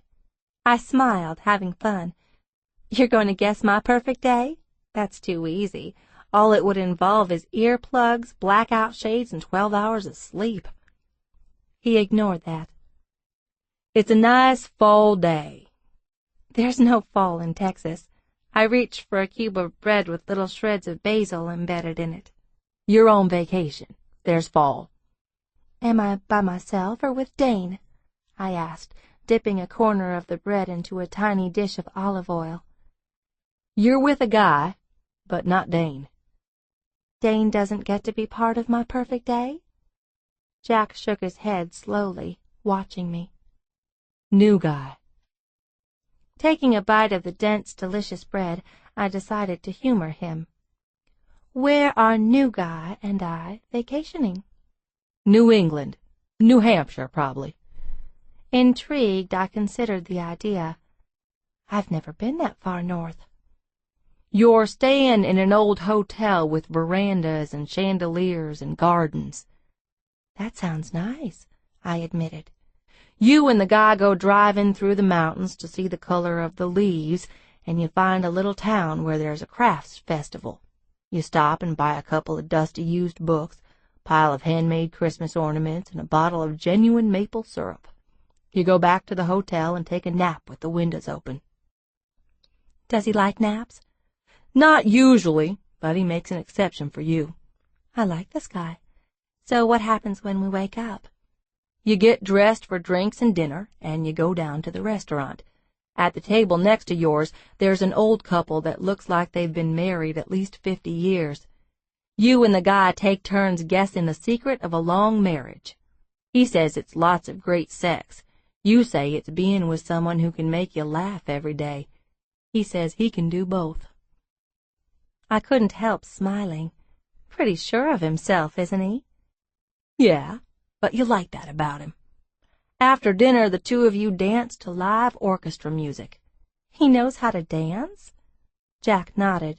His mother made him take lessons when he was in grade school. I forced myself to take another bite of bread, chewing casually. But inside I felt stricken, filled with unexpected yearning, and I realized the problem. No one I knew would have come up with that day for me. This is a man, I thought, who could break my heart. Sounds fun, I said lightly, busying myself with Luke, repositioning the truck. Okay, what did Gottler say? Or did you talk with his secretary? Do we have a meeting? Jack smiled at the abrupt change of subject. Friday morning. I spoke with his secretary. When I mentioned maintenance contract issues, she tried to switch me over to another department. So I implied that it was a personal matter, that I might want to join the church. I regarded him skeptically. Mark Gottler would agree to have a private meeting with you in the hopes of getting you to join the congregation? Of course he would. I'm a public sinner with a ton of money. Any church would want me. I laughed. Don't you already belong to one? Jack shook his head. My parents were from 2 different churches, so I was raised Baptist and Methodist, with the result that I've never been sure if it's okay to dance in public, and for a while I thought Lent was something you brushed off your jacket. I'm agnostic, I told him. I'd be an atheist except I believe in hedging my bets. I'm a fan of small churches myself. I gave him an innocent glance. You mean being in a 175,000-square-foot broadcast studio with gigantic IMAG screens and integrated sound and production lighting systems doesn't make you feel closer to God? I'm not sure I should bring a little heathen like you into eternal truth. I bet I've led a more virtuous life than you. First, darling, that's not saying much. Second, getting to a higher spiritual level is like increasing your credit score. You get a lot more points for sinning and repenting than if you have no credit history at all. Reaching over to Luke, I played with one of his sock-covered feet. For this baby, I said, I would do anything, including jump into the baptismal fountain. I'll keep that in mind as a bargaining point, Jack said. Meanwhile, put your wish list for Tara together, and we'll see if we can stick it to Gottler on Friday. The Fellowship of Eternal Truth had its own website and Wikipedia page. The main pastor, Noah Cardiff, was a handsome man in his 40s, married with 5 children. His wife, Angelica, was a slender, attractive woman who wore enough eyeshadow to recoat an RV roof. It quickly became apparent that Eternal Truth was more of an empire than a church. In fact, it was referred to in the Houston Chronicle as a giga-church, owning a small fleet of private jets, an airstrip, and real estate that included mansions, sports facilities, and its own publishing company. I was astonished to learn that Eternal Truth also had its own oil and gas field, run by a subsidiary company called Eternity Petrol Incorporated. The church employed over 500 people and had a 12-member board of directors, 5 of whom were Cardiff's relatives. I couldn't find any clips of Mark Gottler on YouTube, but I did find some of Noah Cardiff. He was charismatic and charming, making the occasional self-deprecating joke, assuring his worldwide congregation of all the good things their Creator had in store for them. He looked angelic, with his black hair and fair skin and blue eyes. In fact, watching the YouTube clip made me feel so good that if a collection plate had been passing by at that moment, I would have dropped $20 in it. And if Cardiff had that effect on a feminist agnostic, there was no telling what a true believer might have been moved to donate. On Friday, the babysitter arrived at 9. Her name was Tina, and she seemed friendly and competent. I had gotten her name from Haven, who said Tina had done a great job with her nephew. I was worried about leaving Luke in anyone else's care. It was the first time we had ever been separated, but it was also something of a relief to have a break. As we had agreed, I met Jack downstairs in the lobby. I was a few minutes late, having lingered to give a few last-minute instructions to Tina. "Sorry." I quickened my stride as I walked toward Jack, who was standing by the concierge desk. "I didn't mean to be late." "It's fine," Jack said. "We still have plenty of—" He broke off as he got a good look at me, his jaw slackening. Self-consciously, I reached up and tucked a lock of my hair behind my right ear. I was wearing a slim-fitting black suit made of summer-weight wool and black high-heeled pumps with delicate straps that crossed over the front. I had put on some light makeup, shimmery brown eyeshadow, a coat of black mascara, a touch of pink blush and lip gloss. "Do I look okay?" I asked. Jack nodded wordlessly, his gaze unblinking. I bit back a grin, realizing he had never seen me dressed up before. And the suit was flattering, cut to show my curves to advantage.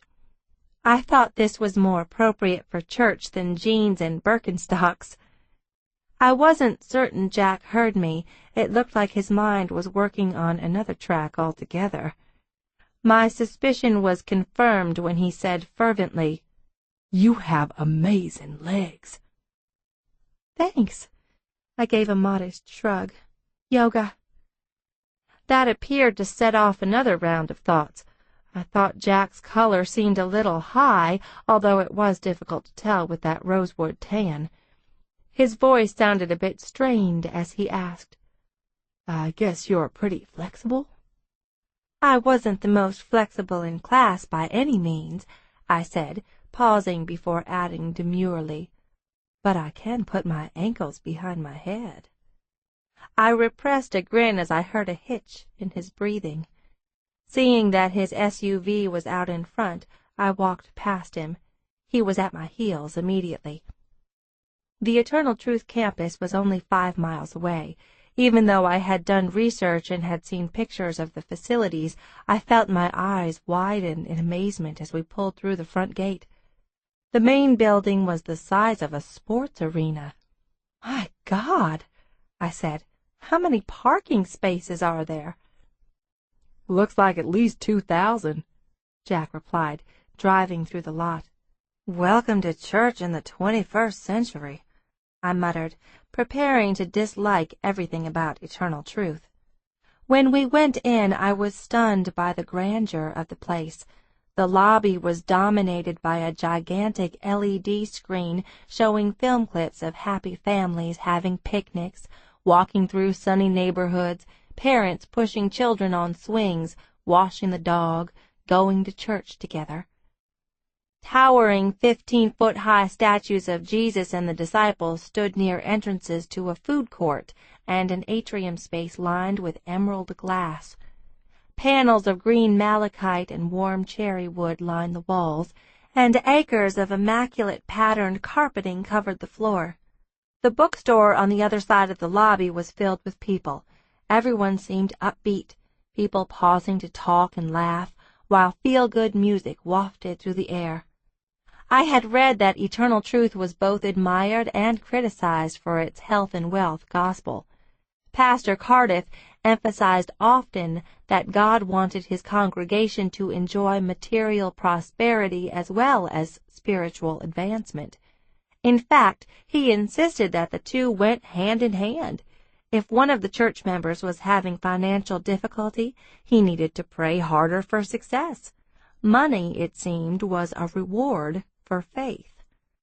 I didn't know nearly enough about theology to engage in a competent discussion, but I instinctively distrusted anything that was this slickly packaged and marketed. On the other hand, the people here seemed happy. If the doctrine worked for them, if it satisfied their needs, did I have any right to object? Perplexed, I stopped with Jack as a smiling greeter came to us. After a brief murmured consultation, the greeter serenely directed us beyond a set of massive marble columns to an escalator, and we went upward into an airy space of sunlight and emerald glass, and a limestone cornice engraved with scripture. I came that they may have life and have it abundantly. John 10:10. A secretary was already waiting for us at the top of the escalator. She led us to an executive suite with a spacious conference room. There was a 20-foot-long keystone table made of exotic woods, with a strip of colored printed glass running along the center.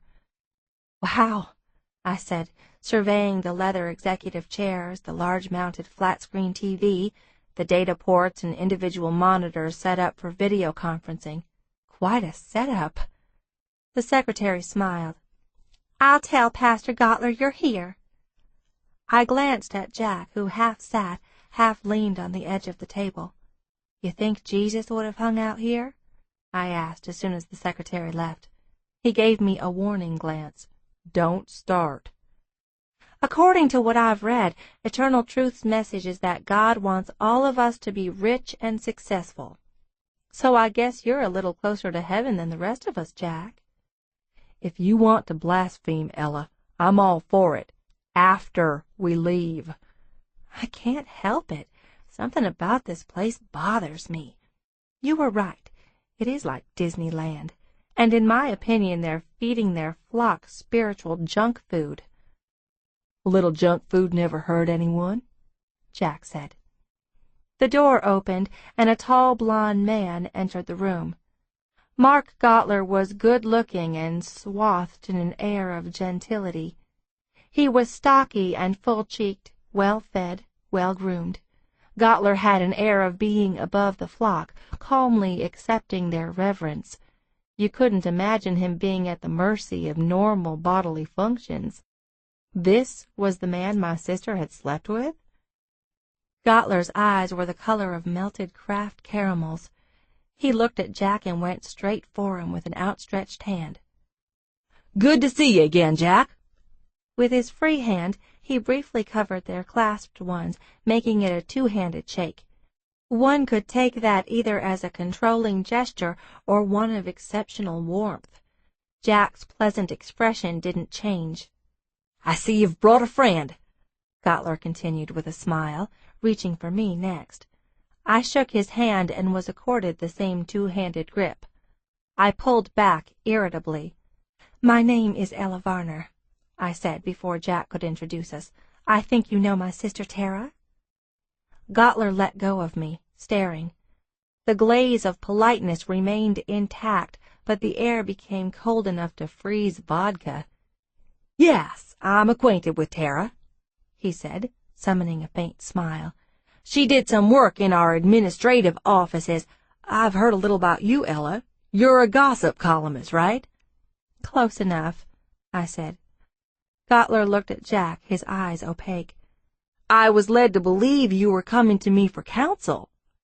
"I am," Jack said easily, pulling out a chair from the table and gesturing for me to sit. "There is a problem I want to talk to you about. It just doesn't happen to be mine." "How do you and Miss Varner know each other?" "Ella's a good friend of mine." Gottler looked directly at me. "Does your sister know you're here?" I shook my head, wondering how often he talked with her. Why would a married man in his profession take the risks that he had, having an affair with an unstable young woman and getting her pregnant? It frightened me to comprehend that tens of millions of dollars more were at risk because of this situation. A sex scandal would be a huge blow to the church, not to mention the ruin of Mark Gottler's career. "I told Ella," Jack said, "that I thought you might have some ideas about how we could help Tara." A deliberate pause. "And the baby." Taking the chair beside mine, he leaned back comfortably. "Have you seen him yet?" "I'm afraid not." Gottler went to the opposite side of the conference table. He took his time about settling into a chair. "The church does what it can for our brothers and sisters in need, Jack. It may be that in the future I'll have a chance to speak with Tara herself about what assistance we can provide for her. But that's a private matter. I think Tara would rather keep it her own business." I didn't like Mark Gottler at all. I didn't like his smoothness, his smug self-assurance, his perfect hair. I didn't like the way he had fathered a child and hadn't even bothered to see him. There were too many men in the world who had gotten away with abandoning responsibility for the children they had fathered. My own father had been one of them. "As you know, Mr. Gottler," I said evenly, "my sister isn't in a position to handle her own business. She's vulnerable, easy to take advantage of. That's why I wanted to talk to you myself." The pastor smiled at me. "Before we get into this any further, let's take a moment to pray." "I don't see why," I began. "Sure," Jack interrupted, nudging my leg under the table. He sent me a warning glance. "Take it easy, Ella." I scowled and subsided, lowering my head. Gottler began. "Dear Heavenly Father, Lord of our hearts, Giver of all good things, we pray for your peace today. We ask you to help us turn any moments of negativity into opportunities to find your way and resolve our differences." The prayer went on until I came to the conclusion that Gottler was either stalling or trying to impress us with his elocution. Either way, I was impatient. I wanted to talk about Tara. I wanted decisions to be made. As I lifted my head to steal a glance at Gottler, I found that he was doing the same with me, sizing up the situation, assessing me as an adversary. And still he kept talking. "Since you created the universe, Lord, you can surely make things happen for our sister Tara, and—" "She's my sister, not yours," I snapped. Both men glanced up at me in surprise. I knew I should have kept my mouth shut, but I couldn't stand it any longer. My nerves were as tight as the teeth on a pocket comb. "Let the man pray, Ella," Jack murmured. His hand settled high on my shoulders, his thumb rubbing the nape of my neck. I stiffened, but fell silent. I understood. Rituals had to be observed. We wouldn't get anything by going mano a mano with the pastor. I dropped my head and waited while he continued. I occupied myself with taking a few yoga breaths from deep down, continuous and easy. I felt Jack's thumb at the back of my neck, circling with agreeable pressure. Finally Gottler finished with, "May you grant us wisdom and profiting ears, Almighty and merciful Lord. Amen." Amen, Jack and I both murmured, and we looked up. Jack's hand slid away from me. Mind if I talk first? Jack asked Gottler, who nodded. Jack slid a questioning glance at me. Sure, I muttered acidly. You guys just talk things over while I listen. Relaxed and soft-voiced, Jack said to Gottler, Don't see the need to spell out the particulars of the situation, Mark. I think we all know what's under the porch, and we want to keep things private as much as you do. Good to hear, Gottler said with unmistakable sincerity. I figure we're all after the same thing, Jack continued, for Tara and Luke to get situated and everyone to go on with business as usual. The church helps a lot of people in need, Jack, Gottler said reasonably. I'm sorry to say there are many young women in Tara's situation, and we do what we can. But if we help Tara out more than we do others, I'm afraid it's going to draw some unwanted attention to her situation. What about a court-ordered paternity test? I asked tautly. That would draw some attention too, wouldn't it? What about— Easy, honey, Jack murmured. Mark's working around to something. Give him a chance. I hope he is, I retorted, because paying for Tara's stay at the clinic is only the beginning. I want a trust fund for the baby, and I want— Miss Varner, Gottler said, I had already decided to offer Tara an employment contract. Faced with my ill-concealed scorn, he added meaningfully, with benefits. Sounds interesting, Jack commented, gripping my thigh beneath the table and pushing me fully into my seat. Let's hear the man out. Go on, Mark. What kind of benefits? Are we talking some kind of housing deal? That is definitely on the table, the pastor allowed. Federal tax law allows ministries to provide parsonages for their employees, so if Tara works for us, it wouldn't violate any prohibitions against personal benefit. Gottler paused thoughtfully. The church has a ranch in Colleyville that includes a private gated community with about 10 houses on it. Each one is fenced with a pool on an acre lot. Tara and the baby could live there. By themselves? I asked. With things like utilities, landscaping, maintenance all taken care of? That might be possible, he allowed. For how long? I persisted. Gottler was silent. Clearly there were limits to what Eternal Truth was willing to do for Tara Varner, no matter that one of its chief clergy had knocked her up. Why did I have to be here prying something out of Mark Gottler that he should have already offered? My thoughts must have shown on my face because Jack interceded quickly. We're not interested in temporary solutions, Mark, since the baby is now a permanent part of Tara's life. I think we're going to have to work out some kind of promissory contract with assurances for both sides. We can offer a guarantee that there'll never be any talking to the media. The child won't be submitted to genetic testing to determine parentage, whatever you need to feel comfortable. But in return, Tara will need a car, a monthly expense account, health insurance, maybe a 529 for the baby.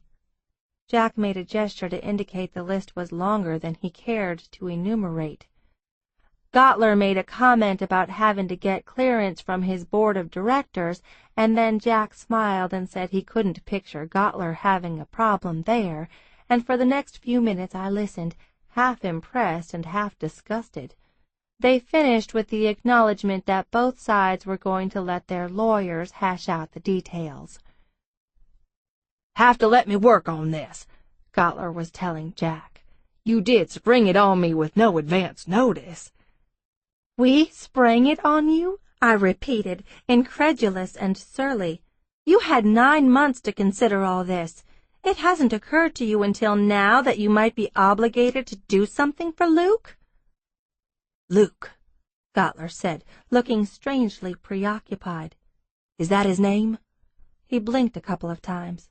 Of course. Why, of course? I demanded, but he only responded with a humorless smile and a shake of his head. Jack urged me to stand with him. We'll let you get on with your business now, Mark. Let's keep that timetable in mind. and I'd like an update as soon as you talk to the board members you mentioned." "Sure thing, Jack." Gottler ushered us out of the conference room, past sets of double doors and columns and portraits and plaques. I read the plaques as we walked by, my attention caught by a huge arch of limestone over black walnut doors with stained glass insets. The stone was engraved, "For with God nothing shall be impossible." Luke 1:37. "Where does that door lead?" I asked. "To my offices, actually." A man had approached the door from another direction. He paused and turned to face us, smiling. "Pastor Cardiff," Gottler said quickly. "This is Jack Travis and Miss Ella Varner." Noah Cardiff shook Jack's hand. "A pleasure, Mr. Travis. I had the chance to meet your father recently." Jack grinned. "Hope you didn't catch him on an ornery day." "Not at all. He's a fascinating gentleman, old school. I tried to talk him into attending one of my services, but he said he wasn't finished sinning yet, and he'd let me know when he was." Laughing quietly, Cardiff turned to me. He was dazzling, a big man, though not quite so tall as Jack, and built on a more slender scale. Whereas Jack looked and moved like an athlete, Noah Cardiff had the grace of a dancer. It was striking to see the two side by side, Jack with his sexy, earthy appeal, and Cardiff, refined and austerely beautiful. The pastor's complexion was fair, the kind that blushed easily, and his nose was narrow and high-bridged. The smile was angelic and slightly rueful, the smile of a mortal man who was all too aware of human frailty. And the eyes were those of a saint, benevolent light blue, his gaze making you feel anointed in some way. As he stepped close enough to shake my hand, I caught the scents of lavender and amber spice.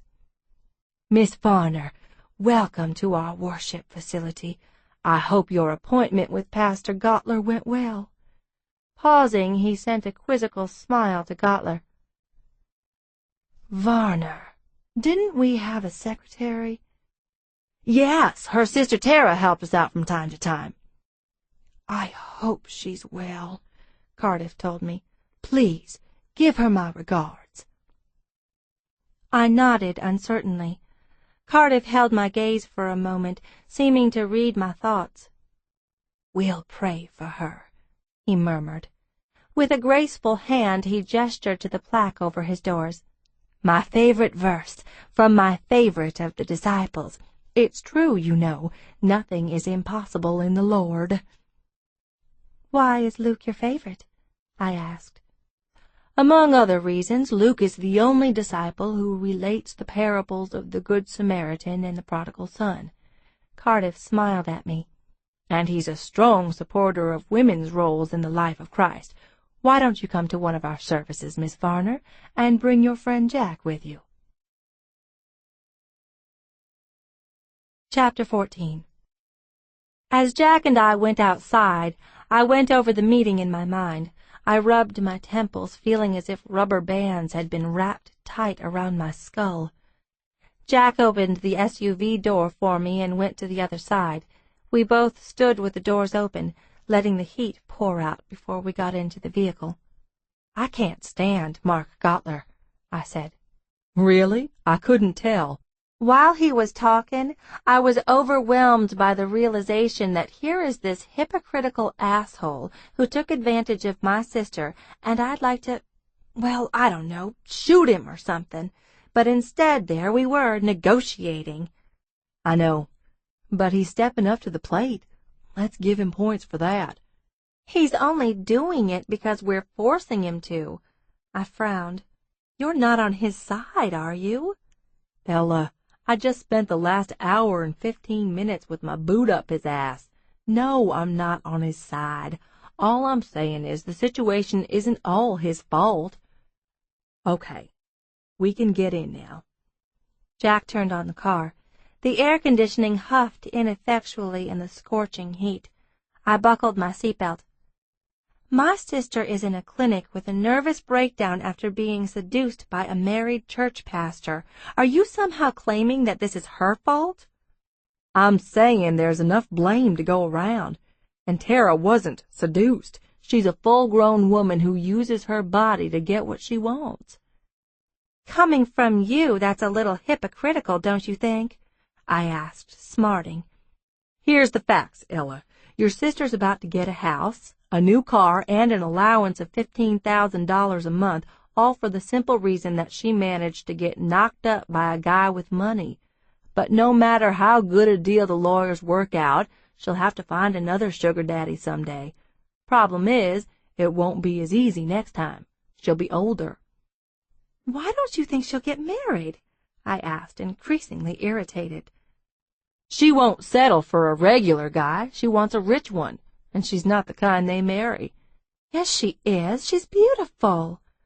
Beauty is a depreciating asset, and that's the only thing Tara brings to the table. In trading terms, that makes her a short sale, not a buy and hold. The blunt assessment took my breath away.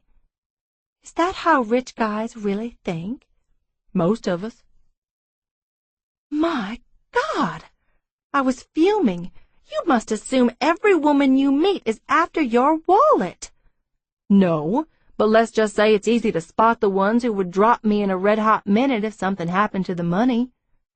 I don't give a shit about your money. I know that. It's one of the reasons And if you hate my sister so much, why are you bothering to help her? I don't hate her. Not at all. I just see her for what she is. I'm doing all this for Luke's sake, and yours. For my sake? Startled out of my rising anger, I gave him a round-eyed glance. There's not much I wouldn't do for you, Ella, he said quietly. Haven't you figured that out yet? While I sat there in stunned silence, he pulled the SUV out of the parking space. Disgruntled and riled and roasting, it would be a while before the air conditioning would make any headway against the brazed interior of the car. I was quiet for a while. I saw my sister differently than Jack did. I loved her, but did that prevent me from seeing the truth? Did Jack have a better grasp of the situation than I did? I heard my cell phone ring. Reaching for my handbag, I dug around until I found the phone. "It's Dane," I said tersely. "He rarely called during the day. Do you mind if I take this?" "Go right ahead." Jack continued to drive, his gaze on the midday traffic. Vehicles lurched and clotted like cells pushing through a hardened artery. "Dane, is everything okay?" "Hi, sweetie. Everything's great. How did the meeting go?" I gave Dane the in-a-nutshell version, and he listened with reassuring sympathy, making none of the judgments that Jack had. It was a relief to talk to someone who didn't push my buttons. I found myself relaxing, the air conditioning blowing over me like the breath of a glacier. "Hey, I was wondering," Dane said. "Are you up for some company tomorrow night? I'm driving over to pick up a flow meter from Katie for a system we're building. I'll take you out to dinner and spend the night. Meet this guy you've been spending so much time with." I froze until Dane added with a laugh, "But I won't change his diaper." My answering laugh was a shade too high-pitched. "No diaper changing required. Yes, we'd love to see you. I can't wait." "Good. I'll be there around 4 or 5 tomorrow. Bye, sweetie." "Bye, Dane." Closing the phone, I saw that we were back at 1800 Main, pulling into the underground garage. Jack found a place near the elevator bank, and he stopped the SUV. He turned the car off and stared at me in the shadowy interior. "Dane's coming to visit tomorrow," I said, aiming for a matter-of-fact tone but only managing to sound tense. Jack's expression was unreadable. "Why?" "He's picking up some monitoring equipment in Katy, and since he's going to be in the area, he wants to see me." "Where's he going to stay?" "With me, of course." Jack was quiet for a long moment. It might have been my imagination, but I thought his breathing had acquired a rough edge. I can get him a hotel room, he finally said. I'll pay for it. Why would you? What? I don't want him staying overnight with you. But he's my... I stopped and stared at him in disbelief. What is this? Jack, I live with him. Not anymore. You live here. And, a short, gouging pause, I don't want you to have sex with him. At first I was more bewildered than angry. Jack seemed to have reverted to knuckle-dragging mode, which I had never seen before, certainly not with Dane. That Jack felt possessive, that he wanted to say in when I had sex or whom I had it with, was no less than astonishing. "You don't get to be part of that decision," I said. "I'm not going to stand by while he takes what's mine." "Yours?" I shook my head, letting out a helpless sound, something between a laugh and a protest. My fingers crept to my mouth and lay over it lightly, like a lace curtain on an open window. It was a painstaking process to collect enough words to reply. "Jack, my boyfriend is coming to visit me. I may or may not have sex with him, but it's not your business, and I don't like games like this." I took an extra breath and found myself repeating, "I don't like games." Jack's voice was soft, but it contained a savage note that caused all the hairs on my body to rise. "I'm not playing games. I'm trying to tell you how I feel." "Got it. Now I'd like some space." "I'll give you all the space you want, as long as he does, too." "What does that mean?" "Don't let him stay in that apartment with you." I was being given orders. I was being controlled.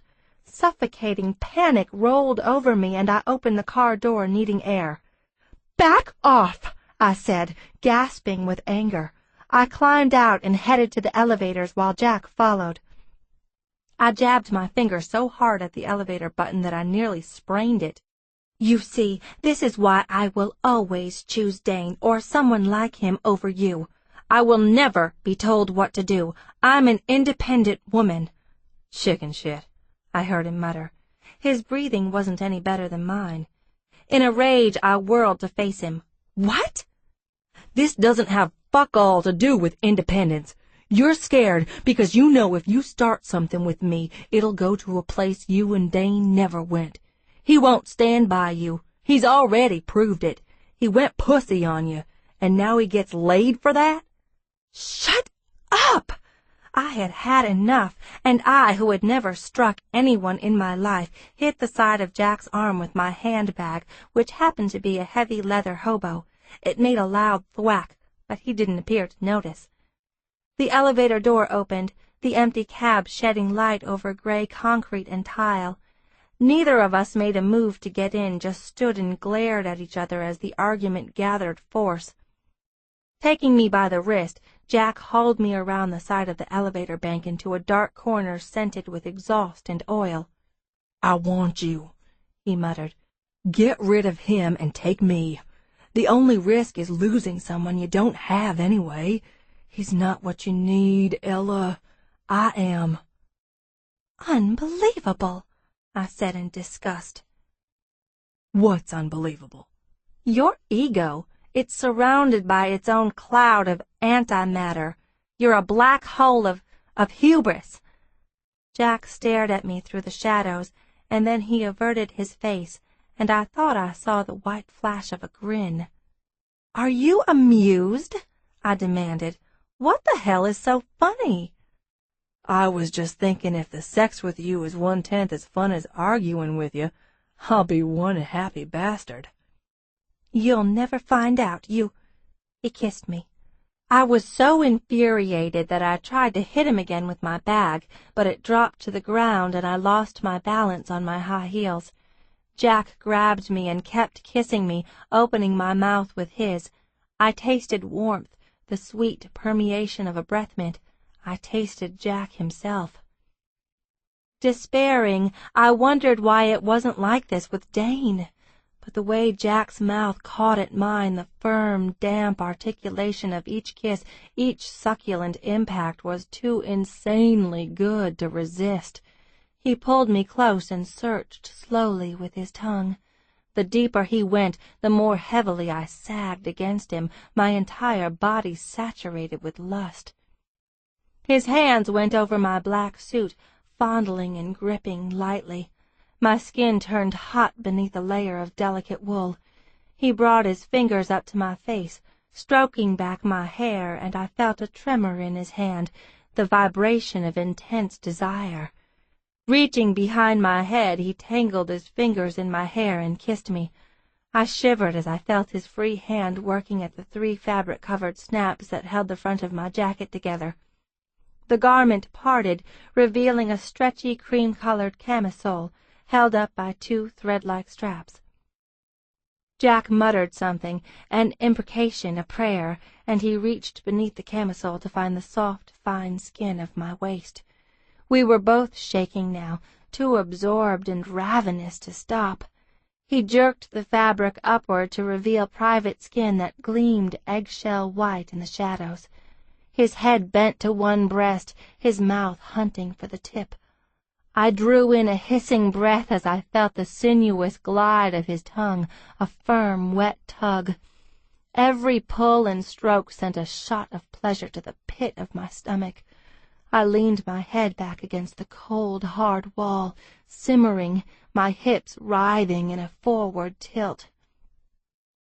Jack stood and took my mouth aggressively, his hand sliding over my breast. Long, erotic kisses, bites and licks of kisses until I was drunk on sensation. My arms curled around his neck, pulling his head harder over mine, and he took the offering with a low, savage sound.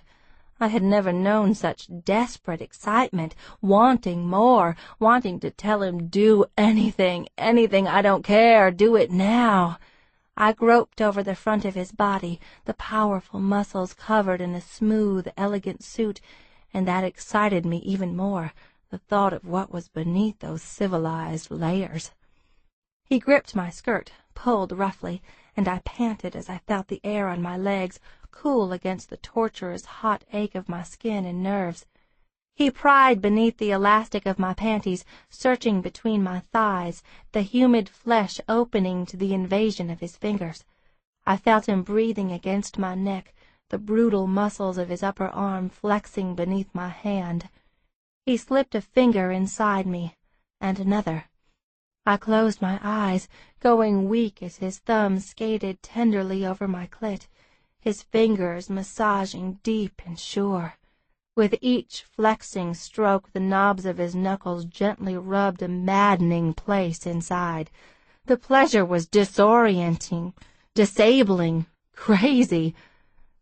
For the first time in my life, I wanted something more than safety. I wanted Jack with an intensity that went beyond choice or thought. I fumbled with his belt, zipper, button, opening his pants. I gripped him, the shape of him huge and rearing. Withdrawing his fingers, Jack tugged my underwear and skirt out of the way. He lifted me with shocking ease. The realization of how strong he was sent a flood of anxious excitement through me. Helplessly, I wrapped my arms around his neck and dropped my head on his shoulder. Yes, yes. He entered me, and I squirmed at the impossible thickness of him. Kissing my neck, he murmured for me to relax. He would take care of me. Just let him do it. Let him in. He brought my full weight down until my toes grazed the floor, and the luscious force opened me inexorably. It was stunningly erotic, having sex while fully clothed, tightly impaled, whimpering against his greedy kisses. Jack set the steady upward plunging cadence, and every time he went in, my muscles clenched on the pleasure of it, pulling helplessly, taking more and more of him. I was spasming, riding the heat, my limbs tightening around that big, driving body until the sheer plenitude of feeling tipped me over into a rich, nearly unendurable orgasm. Jack took my choked cry into his mouth, muffling the sounds I made. He drove deep and held and shuddered, his breath breaking as he found his own release. A long time passed before either of us moved. I was clasped against him, intimate flesh moistly locked, my head lolling on his shoulder. I felt drugged. I knew that very soon, when my mind started functioning again, I was going to feel some things I badly wanted to avoid, starting with shame. There were so many inappropriate things about what we'd done that I was actually awed. And the worst part was how good it had felt, still felt, with his body wedged inside mine, his arms secure around me. One of his hands clasped my head more firmly against his shoulder, as if he were trying to protect me from something. I heard a quiet curse. "We just did it in a garage," I said weakly. "I know, darling," he whispered. He began to move, lifting me off himself, and I made a sound of distress. I was wet and a little sore, and all my muscles were trembling. Leaning against the wall, I let him pull my clothes back into place and snap my jacket back up. After fastening his own clothes, he found my handbag and gave it to me.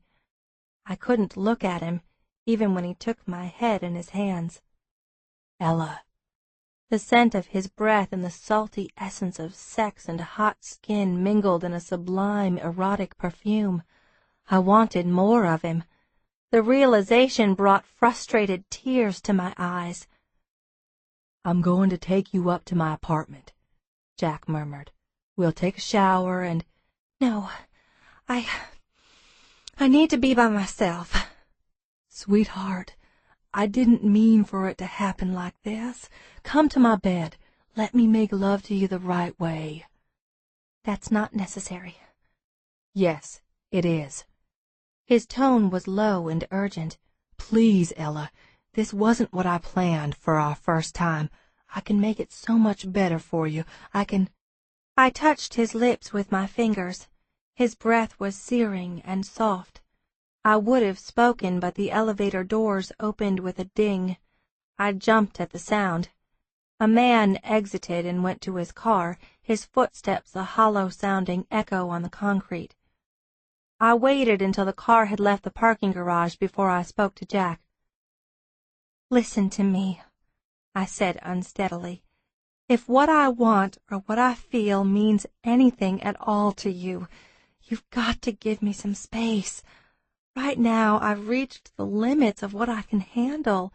This is the first time I've had sex with anyone besides Dane. I've got to have time to think." Hesitantly, I reached up to stroke his taut jaw. "You don't need to show me any more fireworks," I added. "In fact, the thought is sort of terrifying."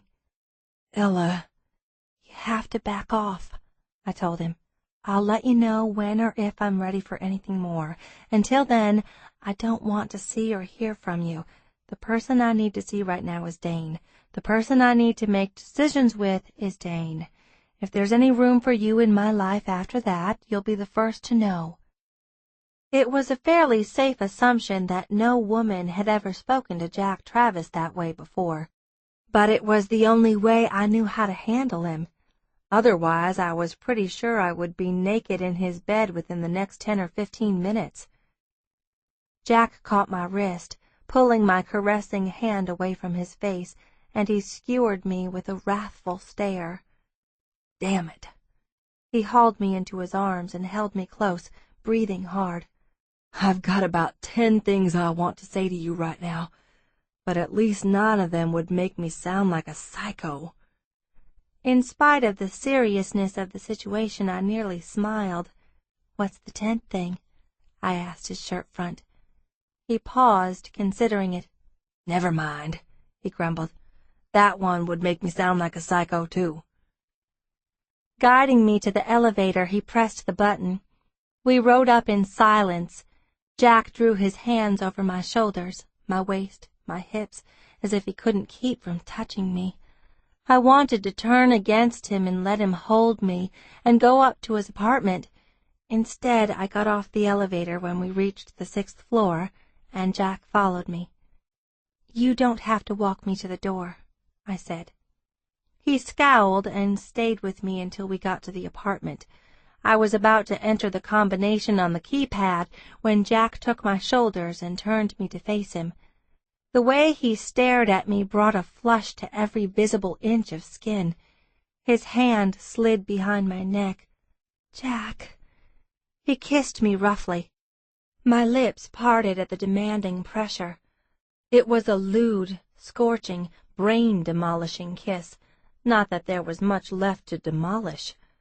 I pushed against him, trying to end it, but he kept on until I went boneless against him.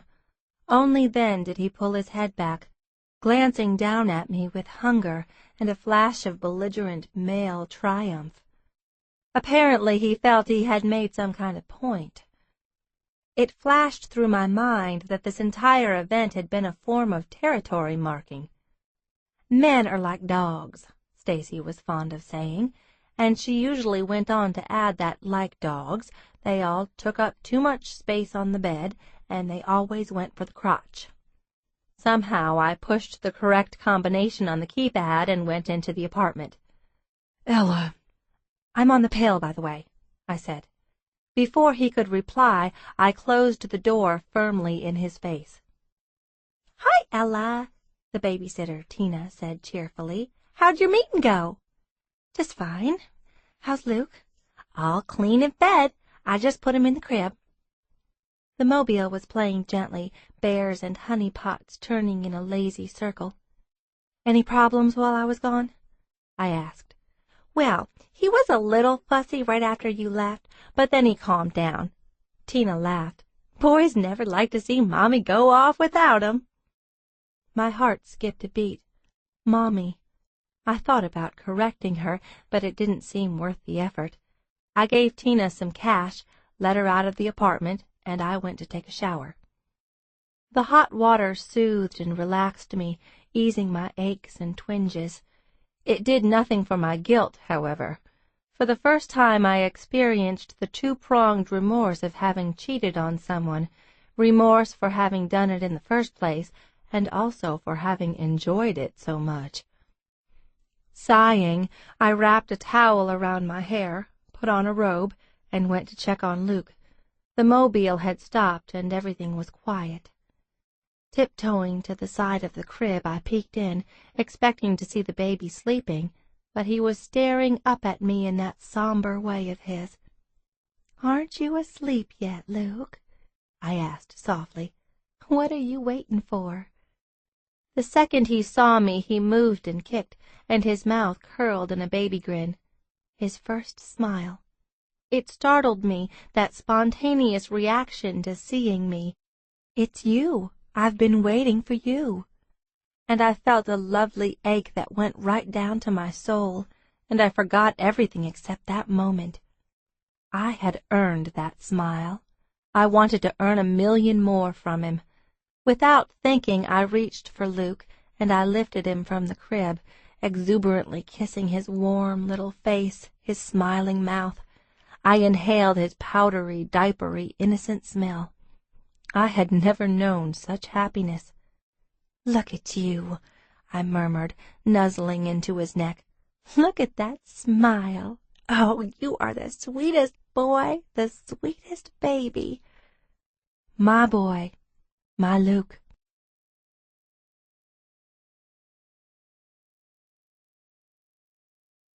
Chapter 15. "Wow," Dane said when he walked into the apartment after a prolonged hug at the door.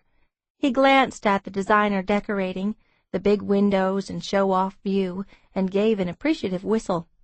"It is pretty cool, isn't it?" I asked with a grin. Dane was the same as always, warm and easy-going and handsome. He was shorter and leaner than Jack, with the result that we fit together perfectly when we hugged. Seeing him reminded me instantly of all the reasons I had gotten together with him in the first place. He was the man who knew me better than anyone, who never set me off balance.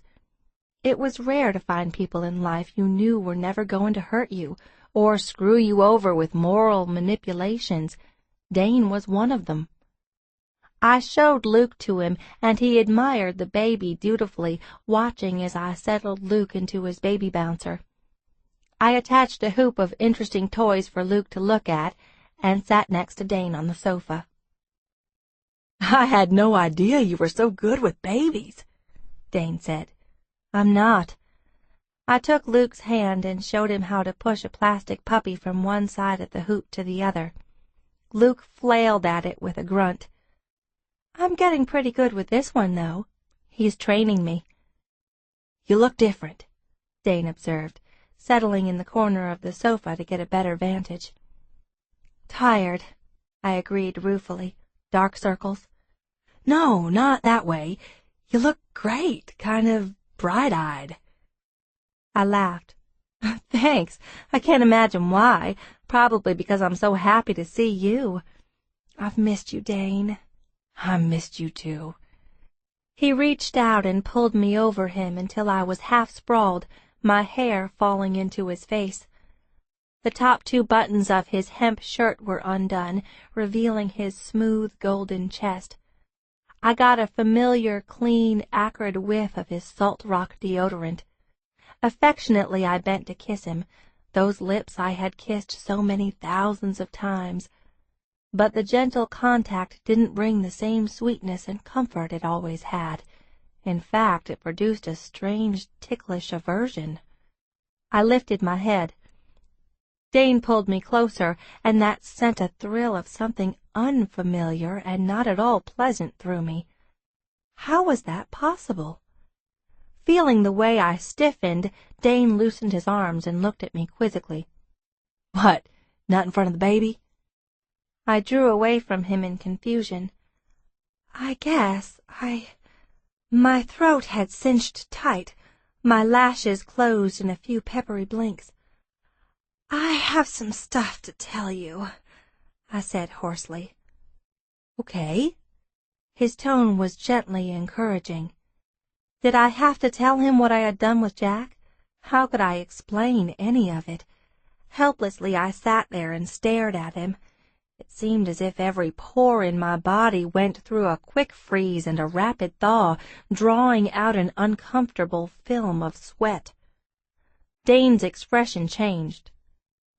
"Sweetie," he murmured, "I'm pretty good at reading between the lines, and I can't help but notice that every time you and I talk, someone else's name keeps coming up in the conversation. So let me start this off for you. Dane, lately I've been spending a lot of time with Jack Travis." "Lately I've been spending a lot of time with Jack Travis," I said, and a couple of tears spilled over. Dane looked patient and unsurprised. He took one of my hands and held it in both of his. "Tell me. I can be your friend, Ella." I sniffled. "You can?" "I've always been your friend." I hopped up and went to the kitchen for a paper towel and came back blowing my nose. I nudged Luke's bouncy chair until it bobbed, and he stared alertly at the jiggling toys on the hoop. "Everything's fine, Luke," I told the baby, even though he was oblivious to my emotional crisis. "Grown-ups cry too sometimes. It's a very natural and normal process." "I think he's handling it okay," Dane said, looking into my woeful face with a wry smile. "Come here and let's talk."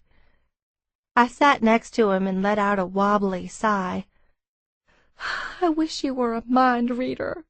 I want you to know everything, but I don't want to have to tell you, because there are some things I don't want to say out loud." "There's nothing you can't tell me. You know that." "Yes, but I've never had to explain about an involvement with another guy. I feel so guilty I can hardly stand it." "Your guilt threshold's always been pretty low," he said kindly. "It's wrong to want Jack, and it's stupid, but I can't make myself stop. I'm so sorry, Dane. I'm sorrier than I could ever imagine being." Wait, before you go on, no apologies, especially no apologies for your feelings. Feelings are never wrong. They're just feelings. Now tell me. I didn't tell Dane everything, of course, but I said enough for him to understand that my carefully considered approach to life was unraveling, and I was obsessively attracted to a man I should never have been attracted to, and I was at a complete loss to know why. "Jack's smart," I said, "but he can be crude, and he's macho and traditional. He's like the football jock in high school that all the girls lined up for, and I always hated that kind of guy." Me too.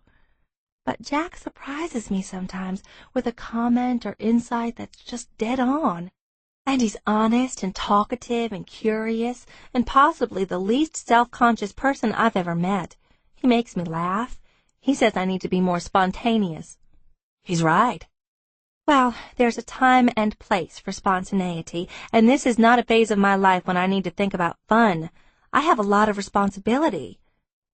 What does he think about the baby? "Jack likes him. He likes kids." Being a traditional guy, he probably wants a family of his own, Dane commented, watching me closely. "I've already told Jack how I feel about marriage and family, so he knows that would never happen with me. I think the attraction is that I'm a novelty. I'm a turn-on mainly because I'm not chasing after him." You'd be a turn-on for anyone, Ella. You're a beautiful woman. "Really?" I looked at him with a shy grin. "You've never told me that." I'm not good about that stuff, Dane admitted. But you are, in a hot librarian kind of way. My smile turned wry. "Thanks. I guess it works for Jack." How much do you have in common with this guy? "Not much. Basically, we're polar opposites. But do you want to know the main attraction, the weird part? It's the talking." Talking about what? "About anything," I said earnestly. "We get started and it's like sex, this back and forth, and we're both so there. Do you know what I mean? We rattle each other, and some conversations seem to be happening on a few different levels at once, but even when we're disagreeing on something, there's a weird kind of harmony in it, a connection." Dane stared at me thoughtfully. "So if the talking's like sex, what is the sex like?" My mouth opened and closed. Chagrined, I contemplated various ways to explain that so far we'd had what could only have been described as one hell of a goodnight kiss, and also a parking garage quickie, and both times had been spectacular. No, there were no words. "Classified information," I said sheepishly. For a moment we sat silently, both of us a little taken aback that I was withholding something, when I had always told Dane everything without reserve. Our relationship had always been completely transparent. This was new, this concept that there was some part of my life Dane couldn't casually riffle through. "You're not angry?" I asked. "Not jealous?" "Jealous, maybe," Dane admitted slowly, as if it surprised him. "But not angry, and not possessive, because it comes down to this. I don't want a traditional relationship, and I never will. But if you want to explore that with Travis, you should. You don't need permission, and it's not mine to give. And you're going to do it anyway." I couldn't help but reflect on the contrast between Dane and Jack, who was infinitely more demanding and possessive. So much more to contend with.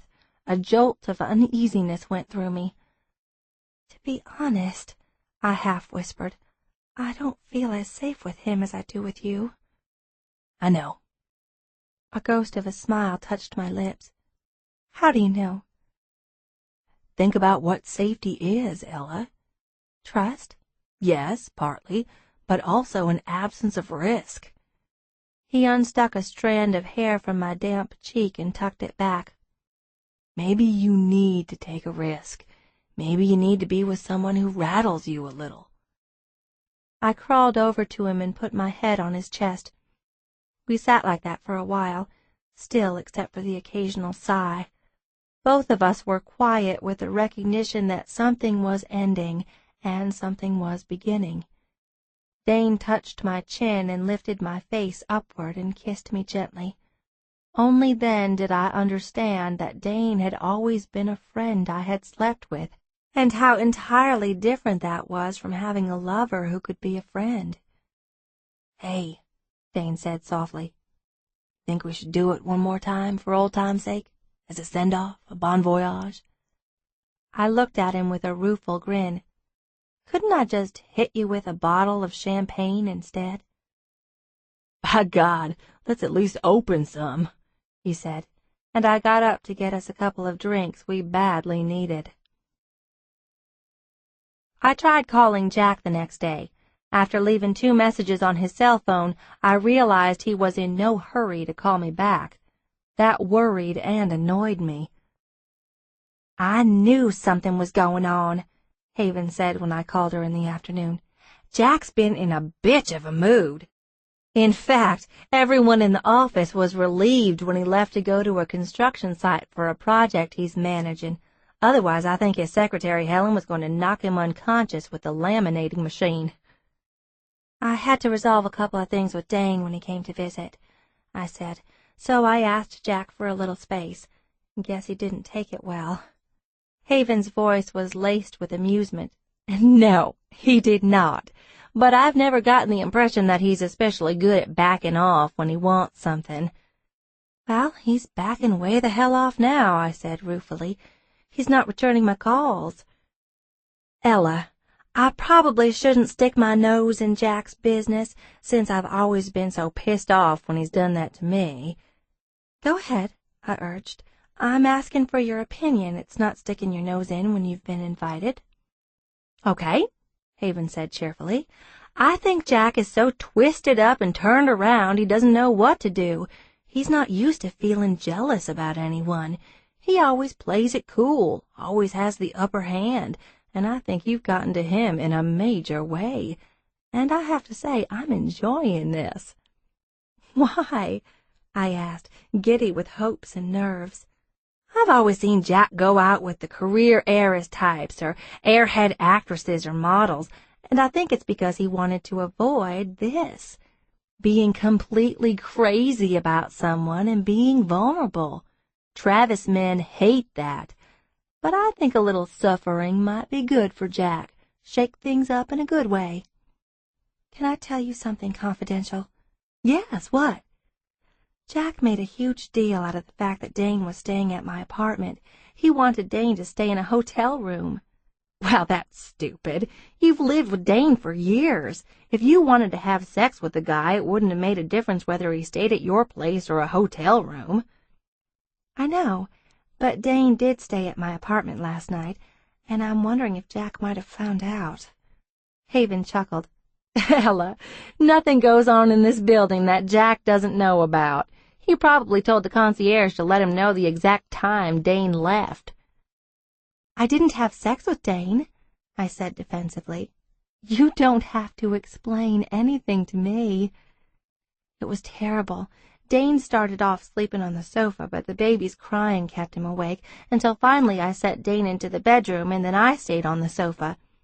I can tell you with authority that after last night, Dane will never voluntarily reproduce. So now Dane's fled back to Austin, and Jack apparently isn't speaking to me. Haven laughed. "Poor Ella. My guess is that Jack is just trying to figure out his next move." "If you get a chance, will you tell him to call me?" "No, I've got a better idea. My dad's birthday is tomorrow night. The woman he's dating, Vivian, is throwing a party for him at the family home in River Oaks. All the Travises are going to be there, including Jack and my other brothers and my sister-in-law. Come with me and Hardy." "I don't want to crash a family event," I said uneasily. "You'll be my guest, but even if you weren't, half of Houston is crashing." "I don't have a present for your dad." "Vivian requested that in lieu of presents, everyone make donations to one of Dad's favorite charities. I'll give you a list and you can donate online if you want to." "You're really sure it's okay?" I was dying to go to the party. I was wildly curious to meet the rest of Jack's family and to see the home he had grown up in. "Yes, it's semi-casual. Do you have a cute dress to wear?" "I have a light blue wrap dress." "Yes, that's his favorite color. Oh, Ella, this is going to be fun." "For you, maybe," I said dourly, and Haven snickered. 77019 was the only conceivable zip code in Houston for Churchill Travis to live, since you couldn't go up from River Oaks. Located in the geographical center of Houston, it was one of the wealthiest communities in the nation. According to Haven, for sale signs were never allowed in River Oaks. When a home became available, it usually received multiple offers and sold within days. Lawyers, businessmen, hedge fund operators, surgeons, and sports stars had all elected to live in the pine and oak shaded paradise, which was close to the Galleria and Rice and the best private schools in Texas. Some of the houses in 77019 were 30,000 square feet or more, but the Travis mansion was relatively small in its category at 12,000 square feet. It was blessed, however, with a remarkably good view of the board-flat city, being located on a bluff by the bayou. As we passed lush gardens and esplanades, all glowing in the light of a wine-colored sunset, my eyes widened at the rows of neo-Georgians, terras, colonial revivals, Tuscan villas, and French chateaux. There didn't seem to be one indigenous Houston style, but rather a sampling of time periods and places, all built on a grand scale. "You'll enjoy this, Ella," Haven said reassuringly, twisting around from the front seat of Hardy's Mercedes sedan. "Vivian throws great parties. The food and music are always terrific. She's only had one bomb that I know of, and it was so epic that it actually ended up being sort of cool." "Why was it a bomb?" "Well, Peter Jackson was one of the guests of honor, so Vivian did a Lord of the Rings homage. She dug up the whole backyard and had it redone with waterfalls and rock formations." "That doesn't sound so bad," I said. "No, the bad part was that Vivian got a local Boy Scout group to dress like hobbits and wander through the party. They shed all over the house, and Dad was allergic to the fur. He complained for weeks." Haven paused. "But I'm sure she won't do anything like that tonight."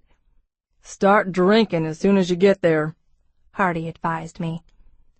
The Travis mansion, a stately European stone structure, occupied a 3-acre lot. We passed through a set of open iron gates and approached a parking area filled with pricey vehicles. A massive garage with huge glass remote-control doors that displayed a Bentley, a Mercedes, a Shelby Cobra, and at least 7 other cars, looked like some gigantic vending machine of the gods. White-coated valets steered the shining vehicles into neatly marked places with the tenderness of parents tucking beloved children into bed. I was a little dazed as I accompanied Haven and Hardy along the walkway to the milling, glittering crowd. Live music filled the air, a boisterous horn section backing a well-known big band singer who had recently won acclaim as a supporting actor in a Spielberg movie. The singer, still in his 20s, was crooning "Steppin' Out with My Baby" in a silky semi-scat patter. I felt like I had stepped into some alternate reality, maybe a movie set. The scene was gorgeous, but it seemed bizarre that people really lived this way, that such excess was commonplace to them. "I've been to parties before," I started, and fell silent, afraid of sounding gauche. Hardy glanced down at me, his blue eyes gleaming with humor. "I know." I realized that he really did understand, that while this scene was entirely familiar to Haven, it was a far cry from the east of Houston trailer park he had grown up in. They were an interesting couple, Hardy so big and all-American, Haven petite and exquisite. For all their size difference, however, they seemed remarkably well matched. Any outsider couldn't help but be aware of the glimmering chemistry between the two, a feisty appreciation of each other's intelligence, a mutually provocative awareness, but also tenderness, I saw it especially when Hardy stole glances at Haven while her attention was focused elsewhere. He looked like he wanted to carry her away and keep her all to himself. I envied their ability to stay so close and yet not feel trapped or suffocated. "Let's get Dad out of the way first," Haven said, leading the way into the house. She looked amazing in a short dress made of crinkled bronze organza, the skirt festively tacked and gathered in a style that could only be worn by an extremely slender woman. "Do you think Jack is here yet?" I asked. "No, he never comes to a party early." "Did you tell him you'd invited me?" Haven shook her head. "I didn't get a chance. He's been out of reach most of the day. Jack had called me in the morning, but I had been in the shower and let the machine pick up. He had left a curt message that he had a meeting at the woodlands north of Houston and would be gone most of the day. By the time I called back, I had gotten his voicemail. I didn't leave a message, figuring he deserved some payback after he'd avoided my calls the previous day." It took a while for us to make our way through the main circuit of rooms. Between the two of them, Haven and her fiancé knew everyone. A waiter came by with a tray of champagne in iced glasses. I took one and drank gratefully, the vintage dry and sparkling crisp on my tongue. Standing near an original Frida Kahlo painting, I took in my surroundings while Haven skillfully fended off a woman who was determined to have her join the Houston Orchid Society. The guests encompassed a wide variety of ages, the women all wearing perfect makeup and impossibly high heels, the men carefully groomed and well-dressed. I was glad I was wearing my best dress, a fluid pale blue knit that wrapped across my breast in a figure-flattering V. It was a simple, classic dress that made me look voluptuous, the knee-length hem showing off my legs. I was wearing silver high-heeled sandals, which I had worried were a little over the top until I saw what the other women were wearing. The Houston definition of semi-casual seemed to include a generous quantity of jewelry and embellishment, in contrast to Austin's semi-casual, which basically entailed wearing a shirt and shoes. I had put on more eye makeup than usual, using smoky gray eyeshadow and 2 coats of mascara. My lips were slicked with delicate pink gloss. I had turned the ends of my bob up into a neat flip, which I could feel swinging against my cheeks every time I turned my head. There had been no need for blush. My cheeks were touched with a natural flush that was fever-colored in its intensity. I knew something was going to happen that night, something either very good or very bad. "He's outside," Hardy reported to Haven, who gestured for me to come with them. "Jack?" I asked bemusedly. "No, my dad." Haven grinned and made a comical face. "Come on, you're going to meet some Travises." We pushed our way through the back of the house out to a vast landscaped lawn. Trees had been webbed with white lights, glittering canopies stretched high over a crowded dance floor. Guests sat at chairs and swarmed around food-laden buffet tables. I was awestruck by the sight of the birthday cake positioned on its own table, a 4-foot-tall chocolate creation tied with gum paste ribbons and littered with fondant butterflies. "Wow," I remarked to an older man who had just turned away from a group. "That's what I call a birthday cake. You think someone's going to jump out of that thing?" "Hope not," he said in a gravelly voice. "It might catch fire from all the candles." I laughed. "Yes, and all that frosting would make the stop, drop, and roll so messy." Turning toward him, I extended my hand. "Ella Varner, from Austin. Are you a friend of the Travises?" "Never mind, of course you are. They wouldn't invite one of their enemies, would they?" He smiled as he shook my hand. His teeth were a scrupulous shade of white I always found mildly startling in a person his age. "They would especially invite one of their enemies." He was a good-looking old guy, not much taller than me, his steel-colored hair cut short, his skin leathery and sun-cured. Charisma clung to him as if it had been rubbed in like sunscreen. Meeting his gaze, I was arrested by the color of his eyes, the bitter-sweet dark of Venezuelan chocolate. As I stared into those familiar eyes, I knew exactly who he was. "Happy birthday, Mr. Travis," I said with an abashed grin. "Thank you, Miss Varner." "Call me Ella, please. I think my crashing your party puts us on a first-name basis, doesn't it?" Churchill Travis continued to smile. "You're a lot prettier than my usual crashers, Ella. Stick with me and I'll make sure they don't throw you out." "Flirty old fox," I grinned. "Thank you, Mr. Travis." "Churchill." Haven came up to her father and stood on her toes to kiss his cheek. "Happy birthday, Dad. I was just telling Vivian what a great job she's done with the party. I see you found Ella. You can't have her, though. She's for Jack." A new voice entered the conversation. "Jack doesn't need another one. Give her to me." I turned to the man who was just behind me. I was startled to see a younger, lankier version of Jack, still on the early side of his 20s. "Joe Travis," he said, shaking my hand firmly. He was nearly a head taller than his father. Joe hadn't yet grown into the seasoned masculine prime that his older brother Jack had attained, but he was a charmer and a head-turner, and he knew it. "Do not trust him, Ella," Haven said severely. "Joe's a photographer. He got his start by taking embarrassing, candid shots of the family, me in my underwear, for example, and bribing us for the negatives." Hardy heard the last comment as he joined the group. "You got any of those negatives left?" he asked Joe, and Haven elbowed him sharply. Joe kept my hand in his and gave me a soulful glance. "I'm here alone. My girlfriend left me to work at a hotel in the French Alps." "Joe, you fink," Haven told him. "Don't even think of hitting on your brother's girlfriend." "I'm not Jack's girlfriend," I said hastily. Joe shot his sister a triumphant glance. "Looks like she's fair game."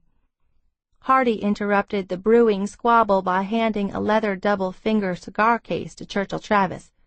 "Happy birthday, sir." "Thank you, Hardy." Opening the case, Travis drew out one of the cigars and sniffed with an appreciative sound. "There's a full box of those for you in the house," Hardy told him. "Cohibas?" Travis asked, inhaling the fragrance as if it were the finest perfume. Hardy admitted nothing, just regarded him with a devilish glint in his blue eyes. "All I know is they got Honduran wrappers. Can't account for the insides." Definitely contraband Cuban cigars, I thought, amused. Serenely, the old man tucked the cigar case inside his jacket. "We'll share a couple of these on the porch later, Hardy." "Yes, sir." Glancing around Joe's shoulder, I caught sight of someone standing beside one of the open French doors, and my heart clutched. It was Jack, his lean, athletic form clad in a black knit shirt and black pants. He looked sexy, lithe, ready to commit some high-tech heist. Although his posture was relaxed, one hand shoved casually into a pocket, the tense dark line of his body cleaved the sparkling scene like a rip in a glossy magazine photograph. Jack's mouth held a brooding tension as he conversed with the woman who stood with him. I felt a little sick as I watched the two of them. She was one of the most beautiful women I had ever seen, with a long fall of buttermilk-colored hair and sculpted screen goddess features, and an ultra-slim body displayed in a tiny scrap of a black dress.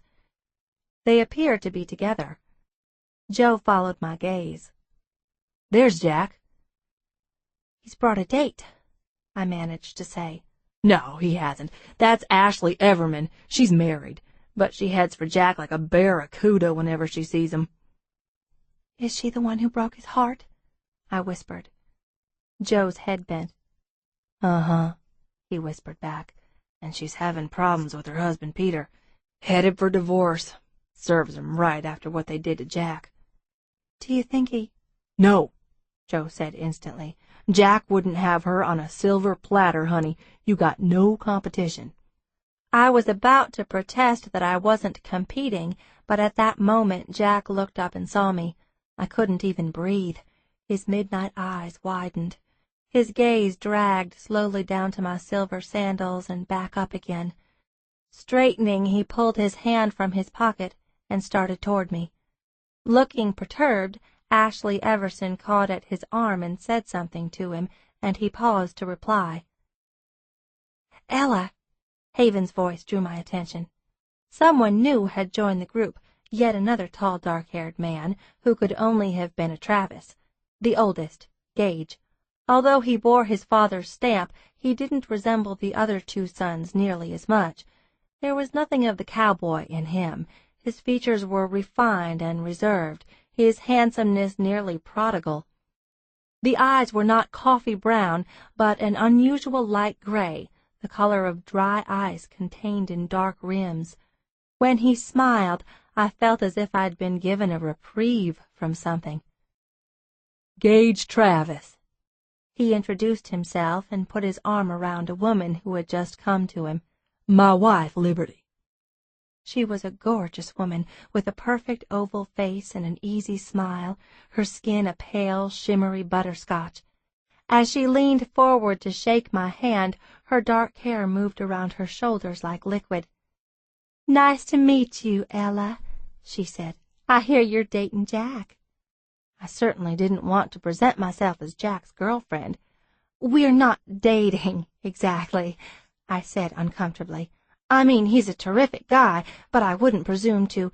You see, we've only known each other for a few weeks, so I wouldn't claim that we were together in any way, but—" "We're together," I heard Jack say behind me, his voice quiet but firm. I turned toward him, my pulse rioting. A strong arm slid around my back. Jack's head lowered, his lips brushing my cheek in a social kiss. Nothing untoward, just two friends meeting. But then he moved lower and brushed a brief, hot kiss at the side of my throat. It was unspeakably personal, a declaration of intimacy. Astonished that Jack would do such a thing in front of his family's collective gaze, I felt myself turn white, then scarlet, my face changing colors like a neon sign in a diner window. Shaken, I saw Haven and Liberty exchange a quick, significant glance. Keeping an arm around me, Jack reached out to shake his father's hand. "Happy birthday, Dad. Brought you a present. It's in the house." The Travis patriarch looked at us both speculatively before saying, "You know what present I want? For you to settle down and get married and give me some grandbabies." Jack greeted this outrageous lack of tact with an equanimity that revealed such complaints were nothing new. "You've already got a grandson," he pointed out calmly. "I'd like more before I go." Jack looked sardonic. "Where you planning on going, Dad?" "All I'm saying is I'm not getting any younger, and if you want the next generation of Travises to have my influence, you'd better get busy." "Good Lord, Dad," Joe said. "If Jack got any busier in that department, he'd have to carry around a deli counter ticket machine." "Joe," Gage murmured, and that was enough to quiet the youngest brother. Churchill cast a pointedly approving glance at me. "Maybe you'll be the one to bring Jack up to scratch, Ella." "I'm not the marrying kind," I said. Churchill's brows lifted as if he'd never heard a woman say such a thing. "Why not?" "I'm very into my career, for one thing." "Too bad," Jack said. "The first requirement of marrying a Travis is you have to give up your dreams." I laughed. Jack's expression softened as he looked down at me, and he stroked back a strand of light, glinting hair that had fallen over my forehead. "You want to dance?" he murmured. "Or stay here for more grilling?" Without waiting for an answer, he began to draw me away with him. "I wasn't grilling her," Churchill protested. "I was having a conversation." Jack paused and shot him an ironic glance. "It's only a conversation when more than one person is doing the talking, Dad." As he pulled me away, Jack said, "I'm sorry." "About your father? Oh, don't be sorry. I liked him." I glanced uneasily at his hard profile. This was a version of Jack I hadn't seen before. He had always had a sort of I-don't-give-a-shit cockiness, an air of not letting anything matter too deeply. But that was gone. Right now he was angry all the way down to the marrow. Something mattered very much. We reached the dance floor. Jack took me into his arms in a natural, experienced movement. The band was playing Song for You, as if they were all having the same long, bluesy dream. Jack's shoulder was hard beneath my hand, his arm steady as he led me without hesitancy. He was a seriously good dancer, his movements fluid but not showy. I wished I could have told his mother that those long-ago dance lessons had paid off handsomely. I concentrated on relaxing and following him, keeping my gaze on the place where his shirt collar opened. The lowest point of the V revealed a tantalizing hint of chest hair. "Dane spent the night with you," Jack said flatly. I was relieved at this blunt opening gambit, eager to get things resolved. He slept at the apartment, yes, although there wasn't much sleeping involved. You see, Jack had stopped abruptly, and I had walked straight into him. Glancing up at his face, I realized what conclusion he had drawn. "Because of the baby," I said hastily. Luke was crying. I stayed on the sofa, and Dane was in the other room. "Jack, you're hurting my hand." He loosened his grip immediately and tried to moderate his breathing. We resumed dancing for a full minute before he brought himself to ask, "Did you have sex with him?" "No." Jack nodded slightly, but the set of his face remained austere, rigid as if it had been fired in a kiln. "No more Dane," he eventually said with unnerving finality. I tried to be funny. "I can't decide if that means you don't want me to see him again or if you're planning to kill him." "It means if the first thing happens, the second thing is likely to follow." I was privately amused, and I was aware of a new kind of power, a seductive power, over someone who was stronger, worldlier, more unpredictable, more testosterone-fueled than any man I'd ever known before.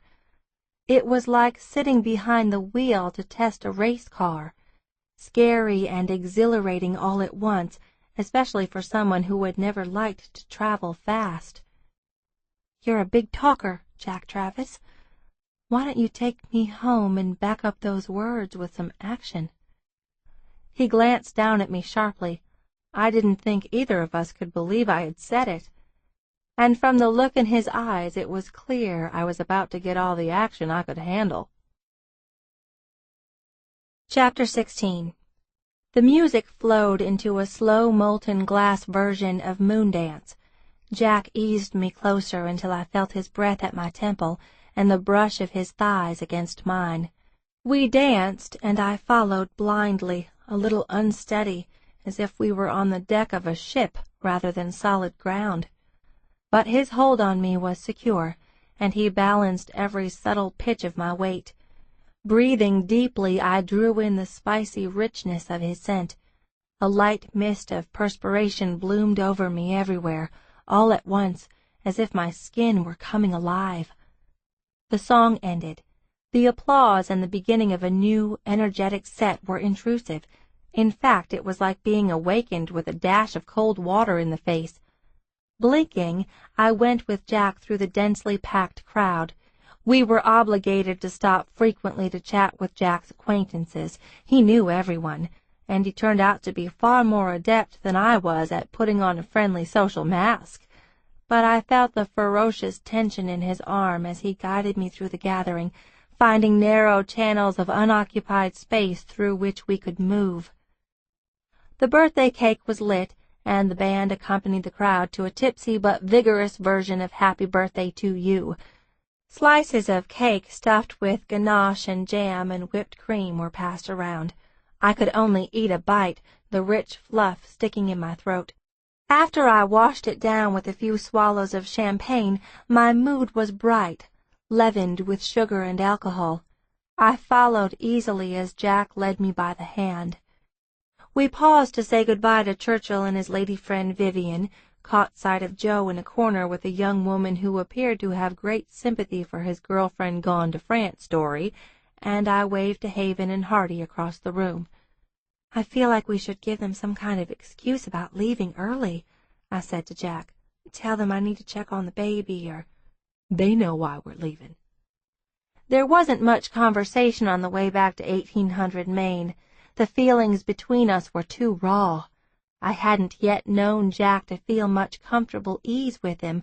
Our relationship needed to be broken in. But I did tell Jack about the talk I'd had with Dane, and he listened closely. I realized that although Jack comprehended Dane's views, on a visceral level he didn't get him at all. "He should have fought for you," Jack said. "He should have tried to hand me my own ass." What would that have accomplished?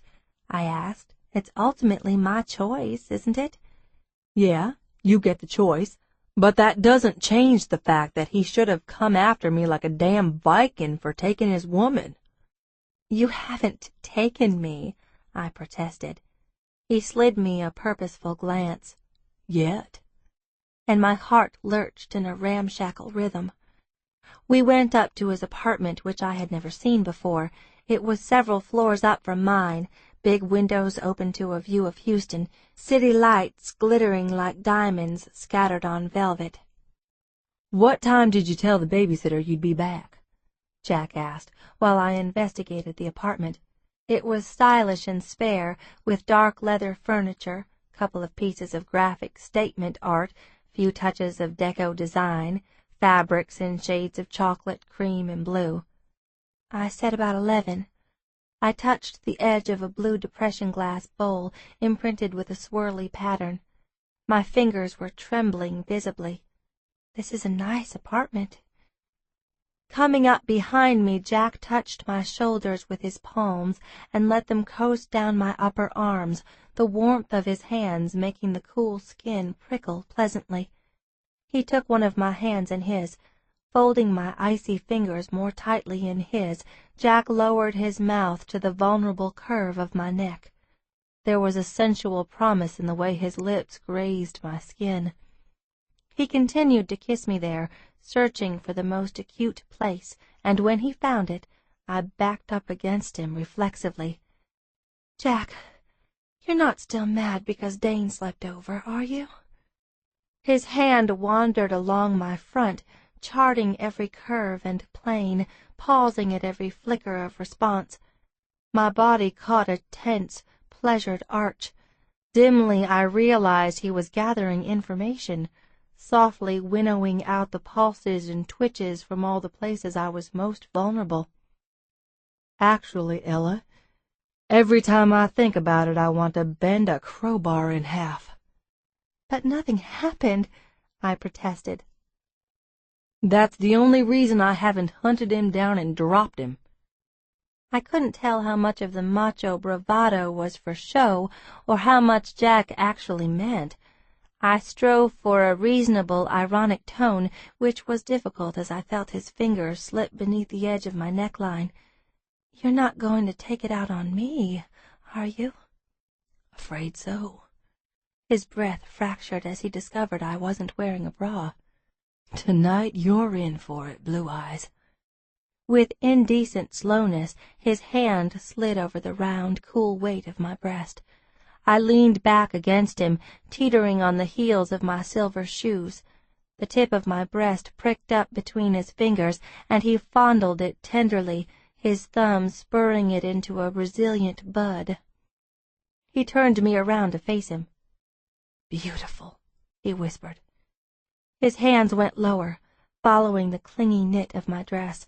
His expression was intent, his lashes half lowered until jagged shadows scored down his lean cheeks, and he breathed another word so softly I almost didn't hear it. "Mine." Mesmerized, I stared into those dark eyes and shook my head slowly. "Yes," Jack said, and he brought his mouth to mine. I responded helplessly, my hands clutching the front of his shirt. His fingers threaded through my hair, fitting over the curve of my scalp, and he concentrated on my mouth, finding deeper angles, more intimate tastes, until my entire body was radiating heat. Taking my hand, Jack pulled me to the bedroom. He flipped on one of a trio of light switches, and a discreet glow filled the room from some unidentifiable source.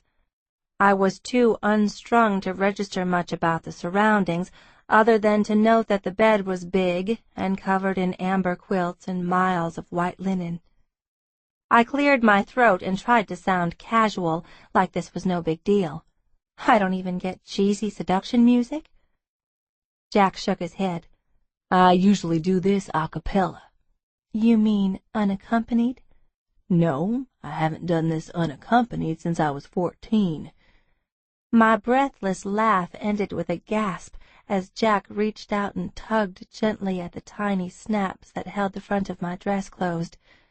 The sides listed open, unveiling the full round shapes of my breasts, my white silk panties.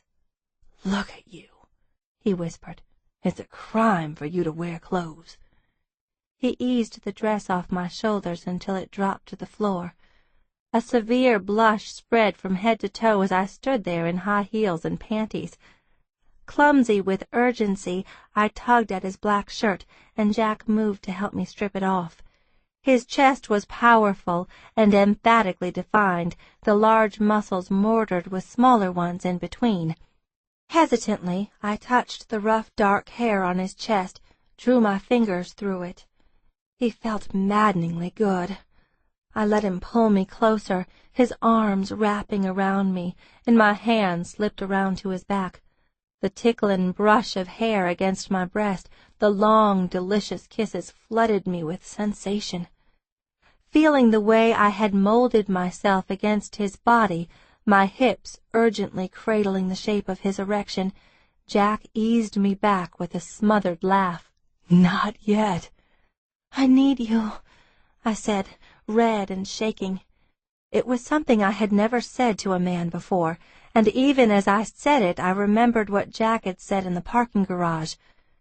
"You know, if you start something with me, it'll go to a place you and Dane never went."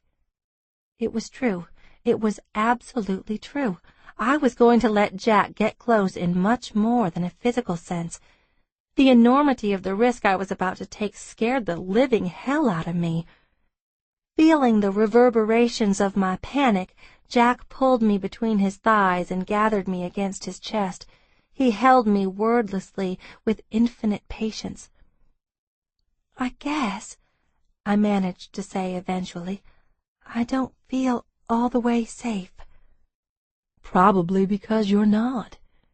Jack hooked his fingers at the side of my panties, drawing them down. "But in a few minutes, darling, you're not going to give a damn." Feeling dazed, I let him take the panties off, and I obeyed his urging to sit on the edge of the bed. I tried to reach for one of the silver shoes. "No," Jack murmured, sinking to his haunches in front of me. He pushed my thighs open with his hands, his face intent. I tried to close against him. "The light," I said bashfully.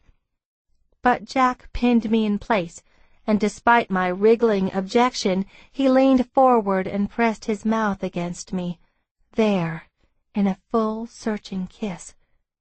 In a matter of seconds I was moaning, frozen in place as the pleasure surged and buzzed with each silky flick of his tongue.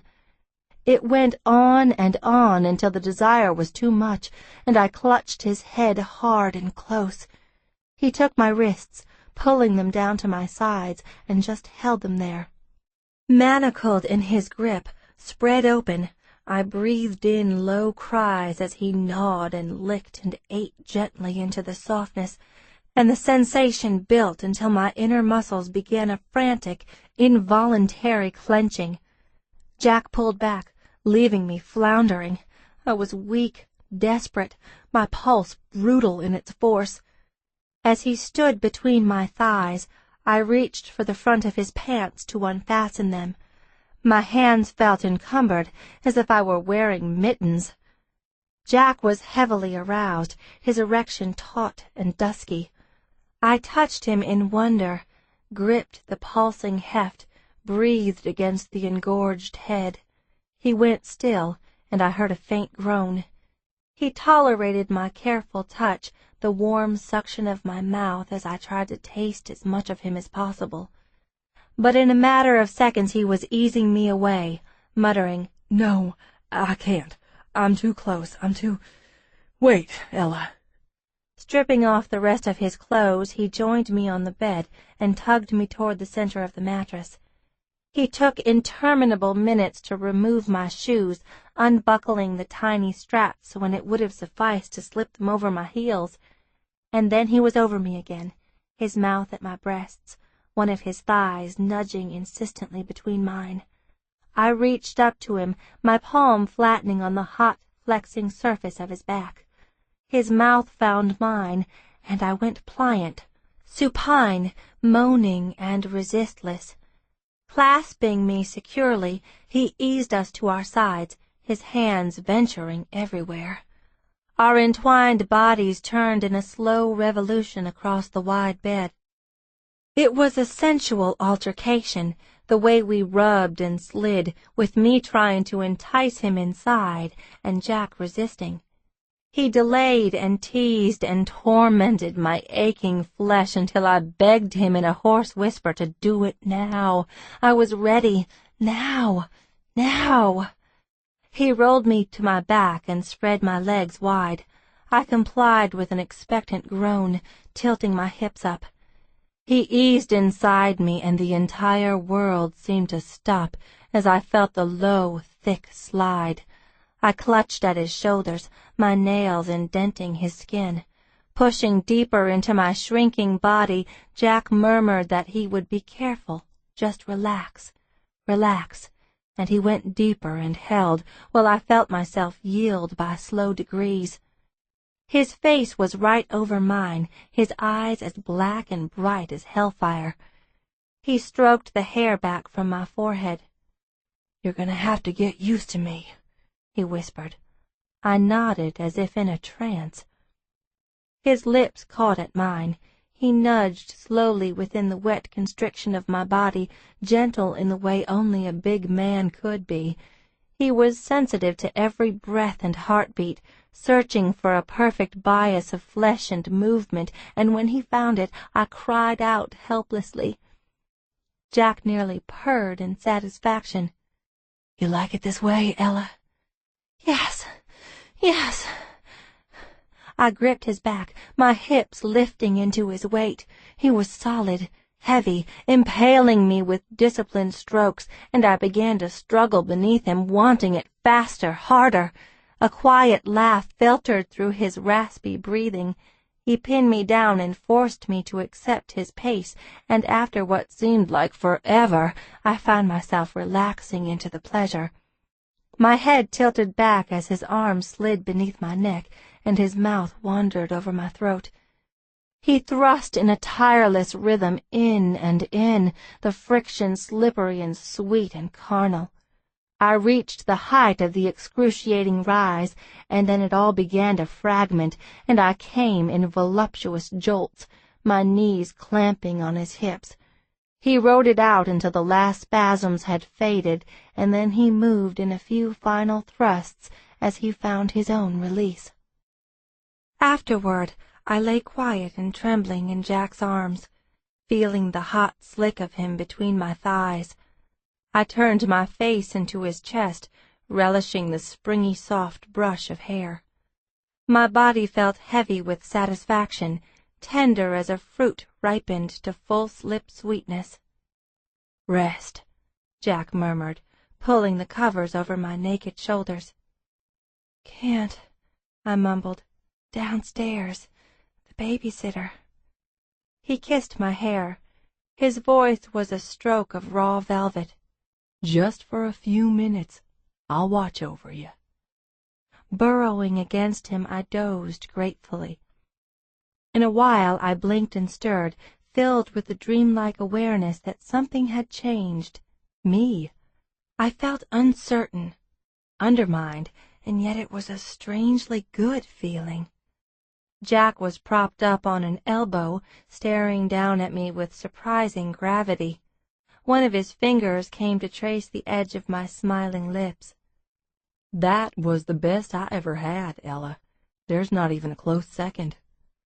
I closed my eyes as he traced the wings of my brows, and I reflected that the difference between good sex and mind-blowing sex had been a quality of attention I'd never gotten from Dane.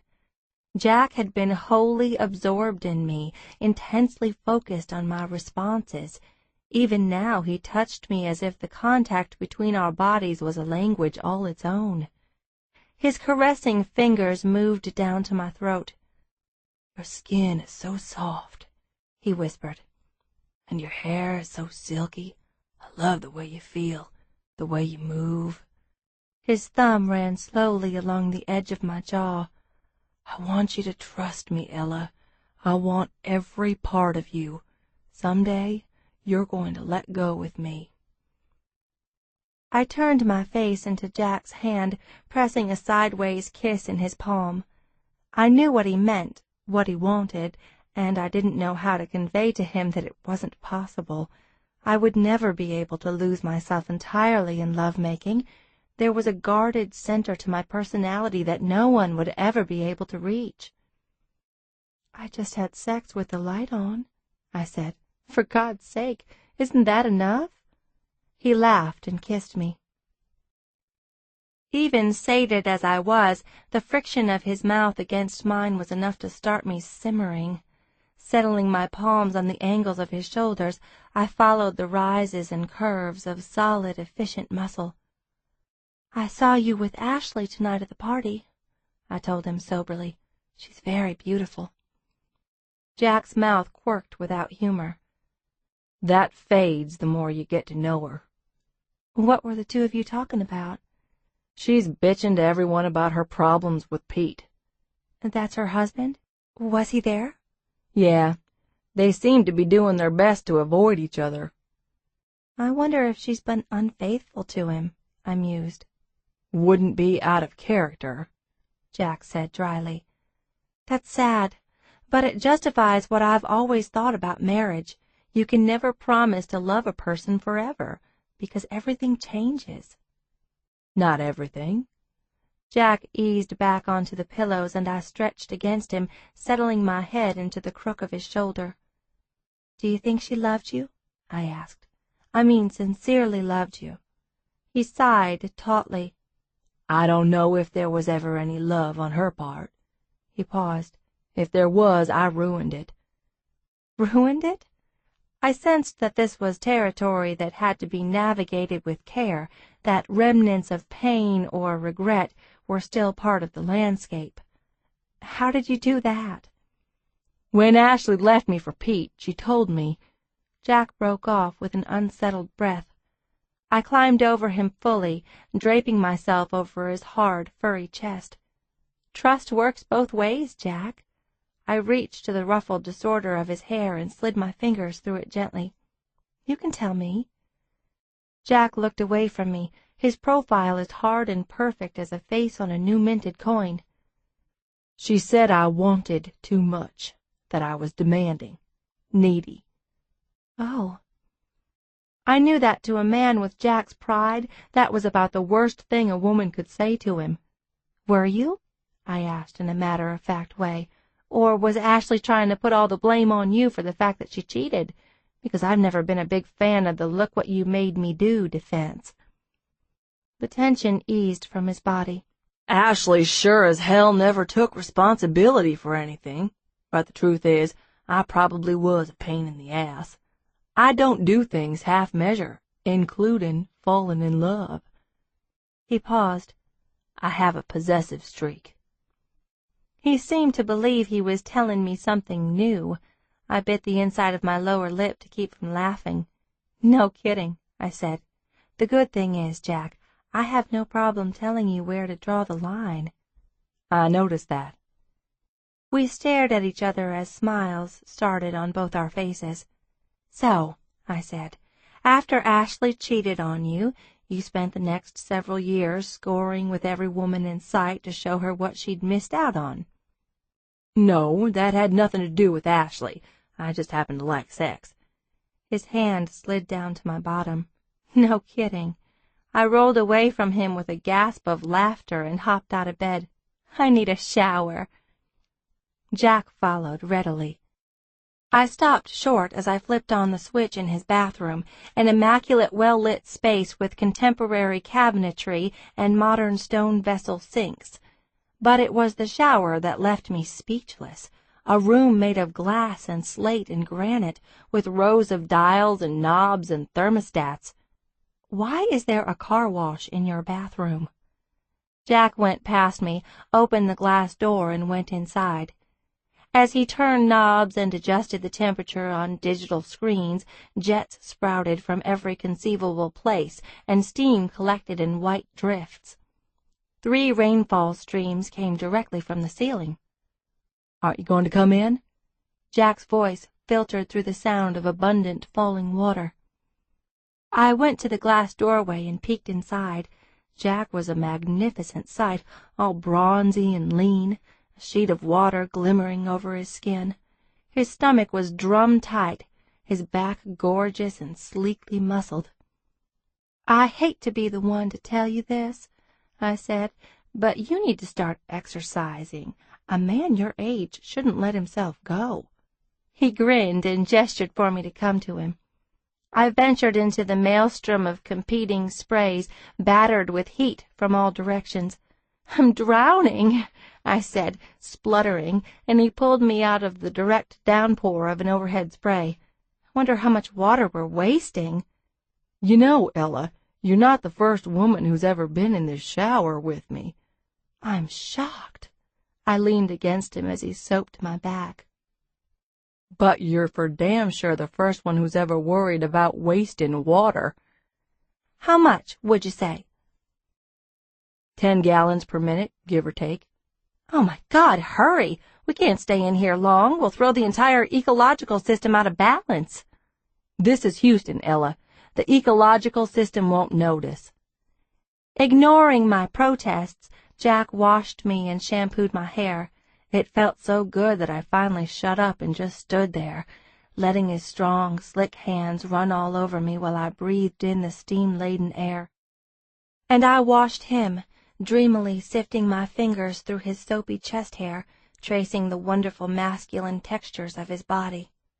There was a feeling of unreality about all of it, the muted light and water sluicing over our skin, the frank sensuality that left no allowance for modesty. His mouth fastened on mine with wet, sucking kisses, and his hand slipped between my thighs, the long fingers gently playful. I pressed my cheek against his shoulder, gasping.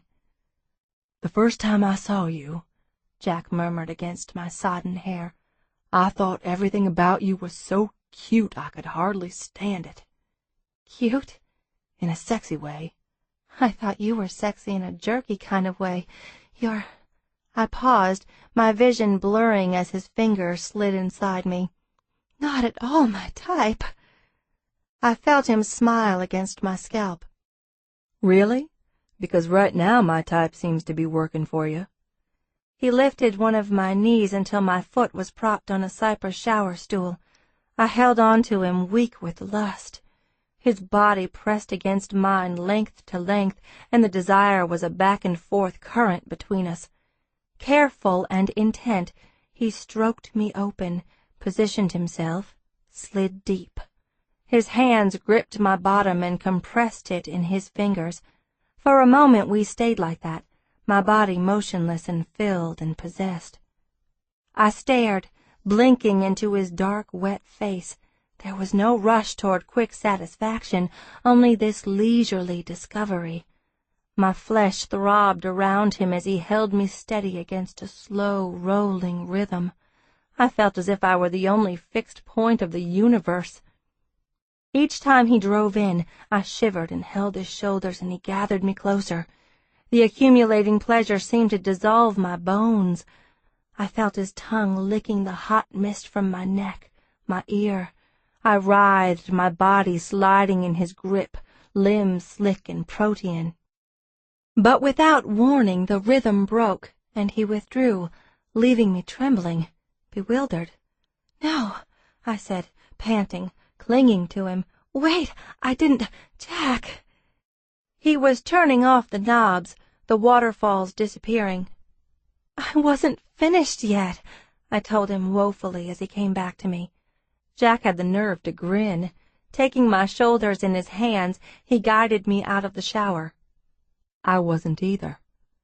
Then why did you stop? Privately, I excused myself for whining. Any woman would have whined in such circumstances. He reached for a fluffy white towel and began to dry me efficiently. Because you're dangerous when it comes to standing up sex. Your leg muscles give out. I was still standing. Barely. He scrubbed my hair with the towel and reached for another to dry himself. Face it, Ella, you're at your best horizontal. Throwing the towel aside, he pulled me back to the bedroom. In a matter of seconds, he had tossed me onto the bed as if I weighed nothing. I squeaked in surprise as I bounced on the mattress. What are you doing? I'm fast-tracking this. It's 20 to 11. I frowned and pushed a tangle of damp hair back from my face. Let's wait until we have more time. But I found myself covered with nearly 200 pounds of playful, aroused mail. I can't go downstairs like this, Jack said.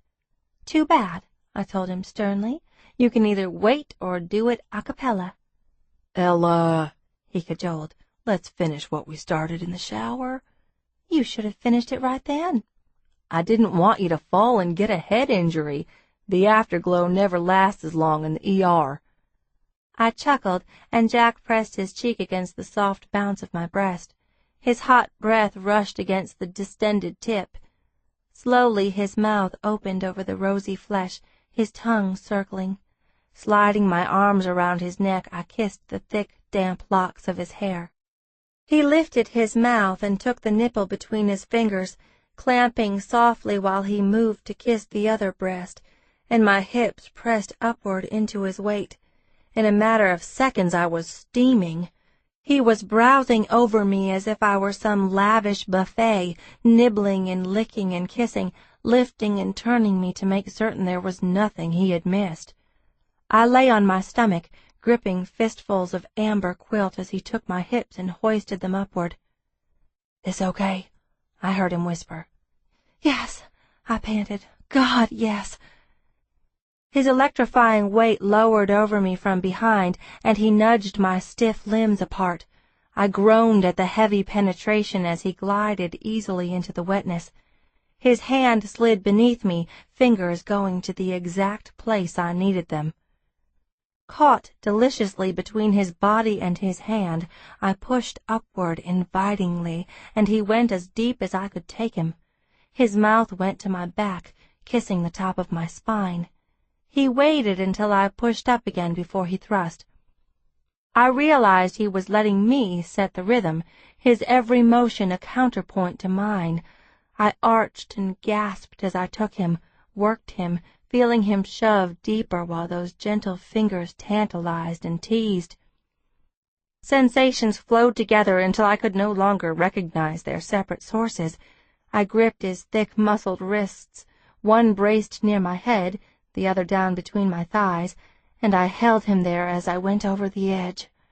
The climax was lush and brimming, and each time I thought it had died down it gave another voluptuous kick. I felt Jack shudder, the heat of him flooding me in violent pulses. When he finally caught his breath, he muttered a few curses. I had to bury a shaky laugh in the covers because I understood.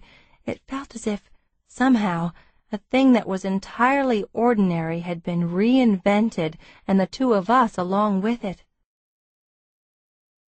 We dressed clumsily and went down to my apartment, and Jack overpaid the babysitter, who pretended not to notice how disheveled we were. After checking on Luke, who was down for the count, I told Jack that he was welcome to spend the night with me, except the baby would probably wake him up. "No problem," Jack replied, kicking off his shoes. "Wasn't planning on doing much sleeping anyway." He stripped off his jeans and T-shirt, climbed into bed, and watched me change into my pajamas. "You don't need those," he said. I smiled at the sight of him leaning back against the brass headboard with his hands clasped comfortably behind his head. He was brawny and tan, incongruously masculine against all the frilly antique fabric and lace. I don't like to sleep naked, I told him. Why? It's a great look for you. I like to be prepared. For what? If there's ever an emergency, a fire or something. Jesus, Ella! He was laughing. Think of it this way. Going to bed naked is better for the environment. Oh, shut up. Come on, Ella. Sleep green. Ignoring him, I got into bed wearing a t-shirt and boxer shorts printed with penguins. I reached over to the nightstand and flipped off the lamp. A moment of silence, and then I heard a lecherous murmur. I like your penguins. I snuggled back against him and his knees tucked under mine. I'm guessing your usual female company doesn't wear boxer shorts to bed, I said. Nope. Jack's hand settled on my hip. If they wear anything, it's usually some kind of see-through nightgown. That sounds pretty pointless. I yawned, relaxing into the warmth of his body. But I'll wear one someday if you want me to. I don't know. Jack sounded pensive. His hand circled my bottom. I'm kind of partial to these penguins. My God, I thought, I love talking with you. But I stayed silent because I never used the word love with a man.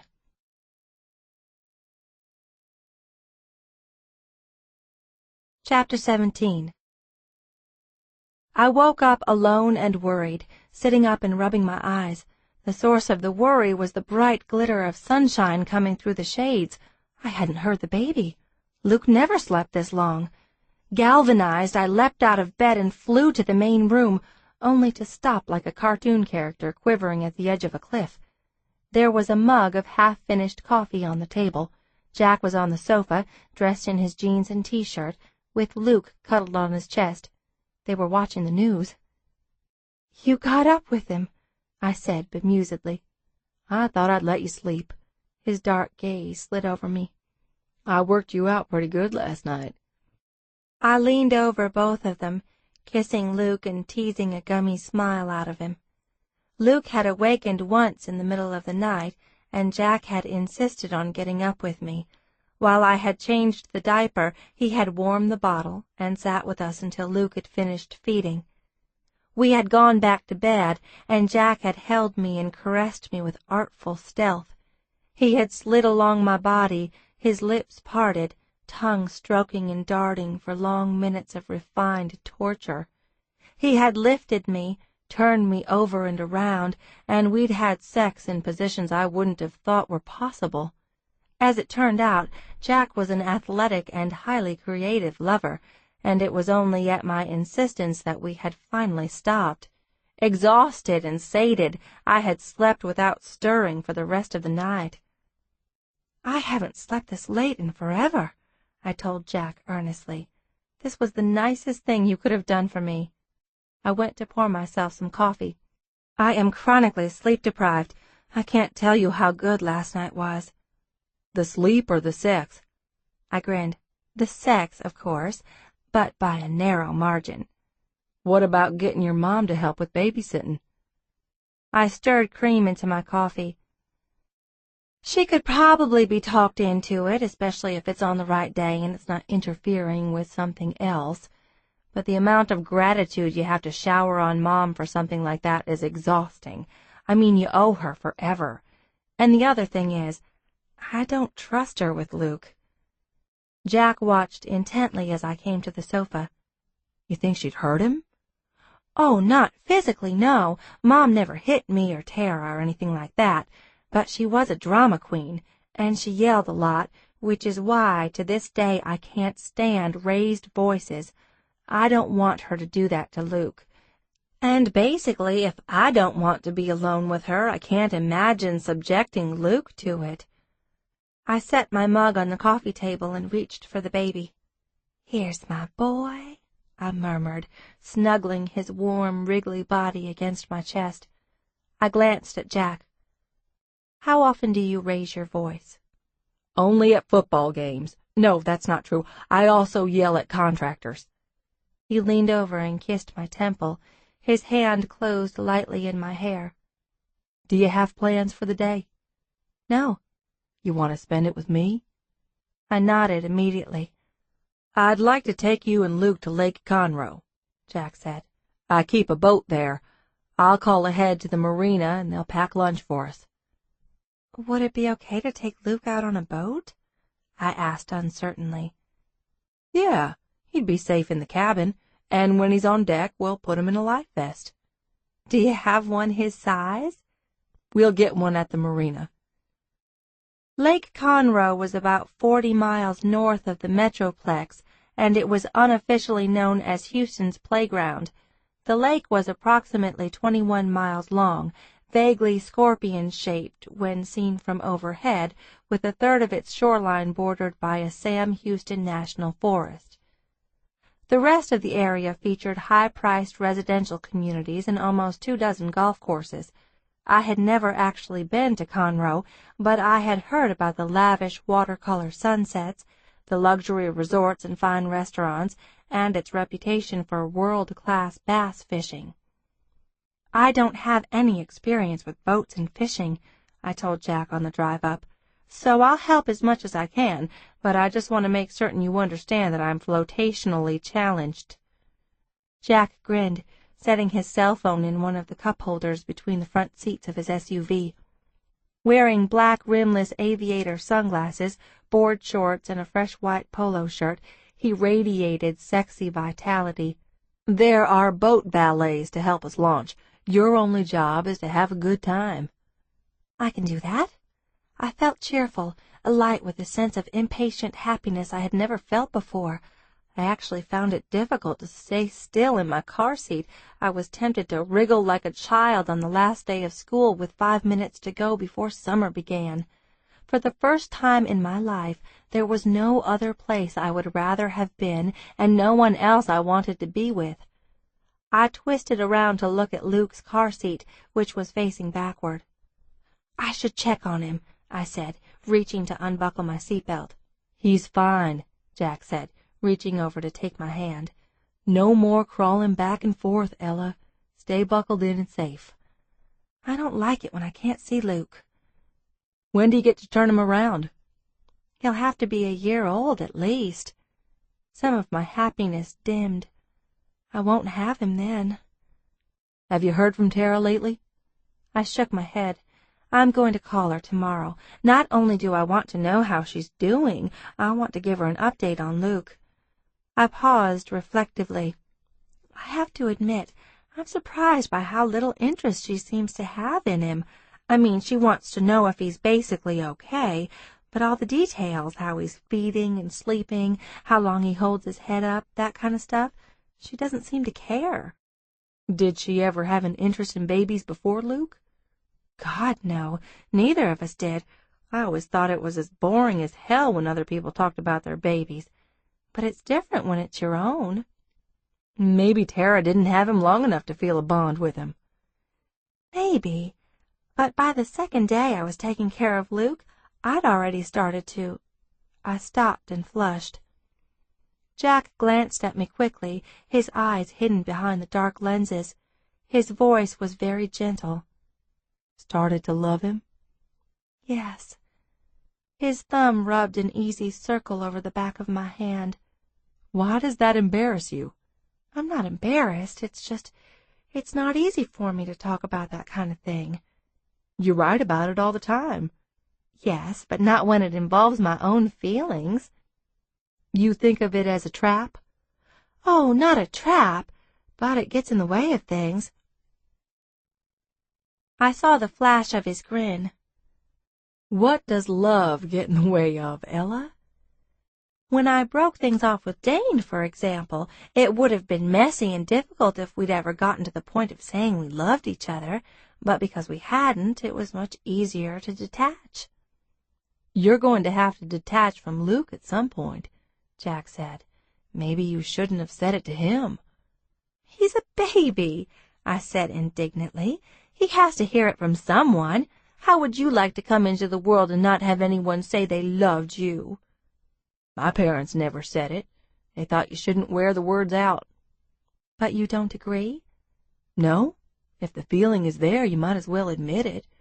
Saying the words or not saying them doesn't change a damn thing." It was a hot, hazy day. The marina was busy, the weathered gray docks creaking beneath the accumulated weight of hundreds of feet.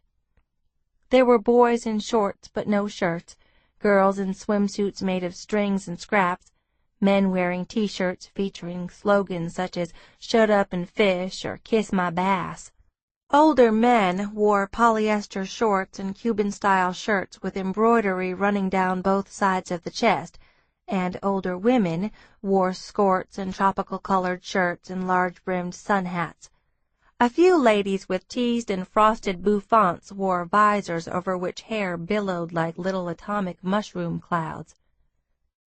Smells of water and algae hung in the air, along with scents of beer, diesel, bait, and coconut sunblock. A busy dog trotted back and forth from the marina to the docks, appearing to belong to no one. As soon as we entered the marina, a boat valet dressed in red and white came to greet us enthusiastically. He told Jack the boat was fueled and clean, the battery was charged, food and drinks were stocked, everything was ready to go. "What about the infant life vest?" Jack asked, and the valet told him they'd found one and it was on board. The transom of Jack's boat was emblazoned with the name Last Fling. The vessel was about twice the size I had anticipated, at least 35 feet, sleek and white and showroom perfect. Jack helped me through the open transom door and took me on a brief tour. There were 2 staterooms and heads, a full galley equipped with a stove, oven, refrigerator, and sink, a main saloon with gleaming woodwork and rich fabric, and a flat-screen TV. "My God," I said, dazed. "When you said there was an indoor cabin, I thought you meant a room with a couple of chairs and some vinyl windows. This is a yacht, Jack." "More like what they call a pocket yacht. A nice all-around boat." "That's ridiculous. You can have pocket change or a pocket watch. You can't put a yacht in your pocket." "We'll discuss what's in my pockets later," Jack said. "Try the life vest on Luke and see if it's okay." At cruising speed, the ride was quiet and smooth, the hull of the Last Fling cutting decisively through the dark blue water. I sat on the flybridge, one of the boat's 2 helms, on a wide-cushioned bench seat next to the skipper's chair. Luke was bundled in a blue nylon life jacket with a huge rounded flotation collar. Either it was more comfortable than it looked, or the baby was distracted by the new sounds and sensations of being on a boat because he was surprisingly unfussy. Holding the baby on my lap, I put my legs up on the bench. As Jack took us around the lake, pointing out homes, many islands, a bold eagle hunting for catfish, I sipped from a glass of chilled white wine that tasted like pears. I was overtaken by the kind of ease and laziness that could only come from being in a boat in sunny weather. The air humid and beneficent in my lungs, the warm breeze rushing continuously over us. We anchored in a cove shaded by abundant pine and cedar, the shoreline still undeveloped. I unpacked an enormous picnic basket, discovering a jar of creamed honey, crisp pale loaves of baguette, discs of snowy white goat cheese, and a wedge of Humboldt with a thin line of volcanic ash, containers of salad, sections of gourmet sandwiches, and cookies the size of hubcaps. We ate slowly and finished the bottle of wine, and I fed and changed Luke. "He's ready for a nap," I said, cuddling the sleepy baby. We took him inside the air-conditioned cabin to one of the downstairs staterooms. I laid him carefully in the center of the double berth. Luke blinked at me, his eyes staying closed longer each time, until finally he was fast asleep. "Sweet dreams, Luke," I whispered, kissing his head. Straightening, I stretched my back and glanced at Jack, who was waiting near the doorway. He had propped his shoulders against the wall and stood with his hands in his pockets. "Come here," he murmured. The sound of his voice in the darkness sent a pleasant shiver across my skin. He took me to the other stateroom, cool and shadowy and scented of polished wood and ozone and the slightest hint of diesel. "I get a nap?" slipping off my shoes and crawling onto the bed. "You get whatever you want, Blue Eyes." We lay on our sides, facing each other, skin releasing heat, retaining the flavor of salt as our perspiration dried. Jack stared at me steadily, his hand lifted to the side of my face, the tip of his middle finger following the wing of a brow, the soft ridge of a cheekbone. He touched me with absolute absorption, like an explorer who had discovered a rare and fragile artifact. Remembering the devilish patience of those hands, all the intimate ways he had touched me last night, I flushed in the semi-darkness. "I want you," I whispered. All my senses turned acute as Jack slowly undressed me. He covered the erect tip of my breast with his mouth, his tongue a soothing swirl. His hand moved to the small of my back, finding the sensitive hollows of my spine, caressing until I was filled with hot sparks. Jack took off his own clothes, his body sleek and unbelievably strong. He arranged me in revealing positions, each one more open and vulnerable than the last, exploring with his hands and mouth until I was breathing in ragged gasps. Pinning my wrists to the mattress, he stared down at me. I moaned and tilted my hips upward, waiting tensely, my arms straining in his grasp. I gasped as I felt the low, heavy penetration, his body sliding over mine until I was stroked inside and out. Hard flesh over pale curves, heat against coolness. Every thrust translated skin into sensation, form into fire. Jack held still, panting, trying to stave off the climax, make it last. Letting go of my wrists, he laced all his fingers through all of mine with painstaking deliberation. I lifted up against him, wanting to go on, and he inhaled sharply, trying to hold back. But I kept nudging upward, pushing him, until finally he lost all restraint and began to thrust deep and steady, taking my sobs into his mouth as if he could taste them. Since I couldn't hold him with my arms, I used my legs, twining them around his back. He gritted his teeth and buried himself over and over, stoking the sensation, driving me into long, silky spasms, and then he let himself come to, growling his pleasure against my throat. Afterward we lay together, limbs tangled, my head resting on his shoulder. How strange it was to lie there with a man who wasn't Dane. Stranger still that it felt so natural. I thought of what Dane had told me, that although he didn't want a traditional relationship, it was okay if I wanted to explore that with Jack. "Jack," I said drowsily. "What?" His hand sifted slowly through my hair. "Are we having a traditional relationship?" "As opposed to what you had with Dane? Yeah, I'd say that's what we're having." "So, it's sort of an exclusive deal, the two of us." Jack hesitated before replying. "That's what I want," he finally said. "What about you?" "It makes me uneasy that we're doing this so fast." "What does your gut tell you?" "My gut and I aren't currently speaking to each other." He smiled. "Mine's almost always right, and it's telling me this is a good thing." Jack traced the ladder of my spine, his fingertips raising goose flesh. "Let's try it with just you and me. No other people, no distractions. Let's find out what that's like, okay?" "Okay," I yawned.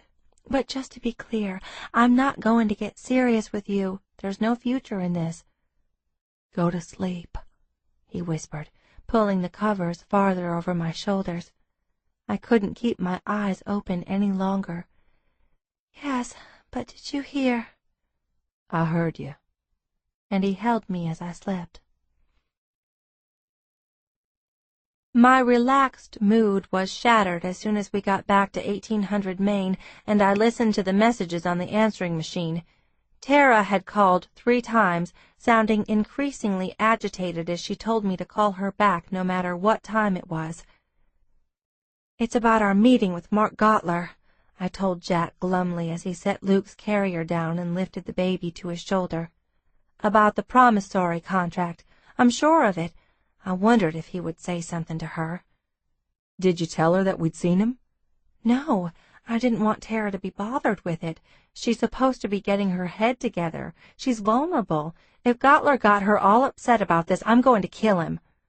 "Call her right now and find out," Jack said calmly, taking Luke to the changing table.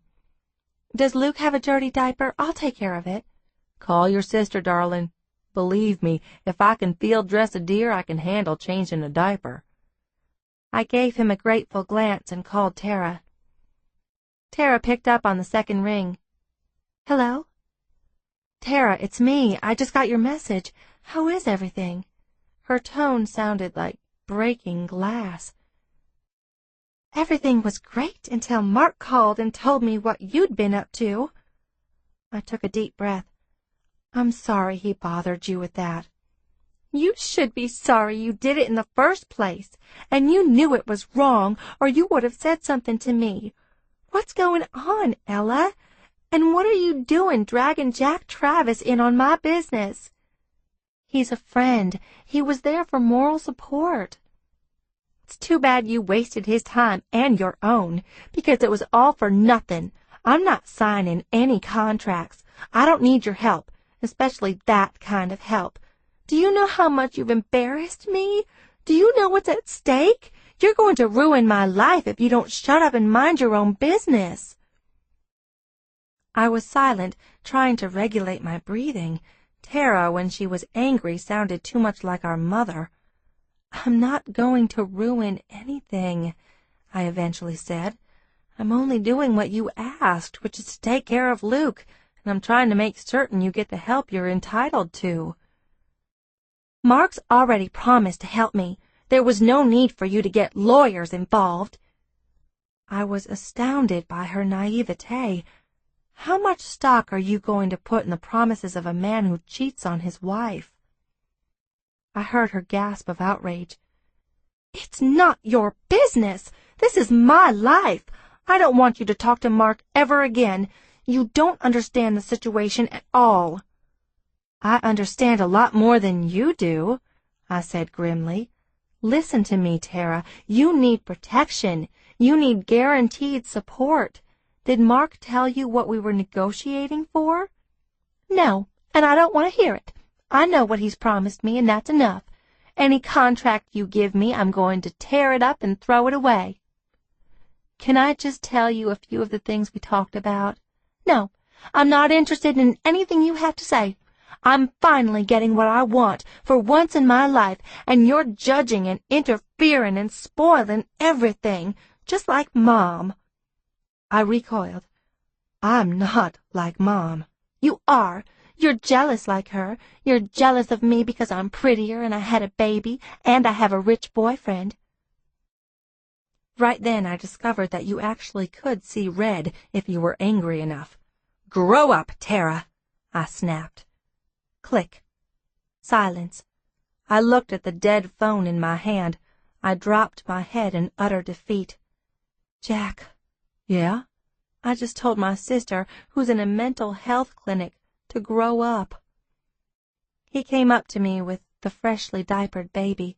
His voice was soft and amused. "I heard." I looked up at him bleakly. "Do you have Mark Gottler's number? I have to call him." "Got it right here on my cell phone. You're welcome to it."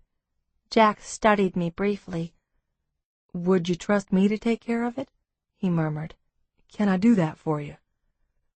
I considered the offer, knowing that even though I could handle Gottler on my own, this was precisely the sort of thing Jack was good at, and right now it was nice to have the help. I nodded. He handed Luke to me, went to the table where he had left his wallet, keys, and phone. In about 2 minutes he had Gottler on the phone. "Hey, Mark. How you doing?" "Great. Yeah, things are okay, but we have an issue here, and we need to get it straightened out. Ella just got off the horn with Tara about that meeting we had, the contract."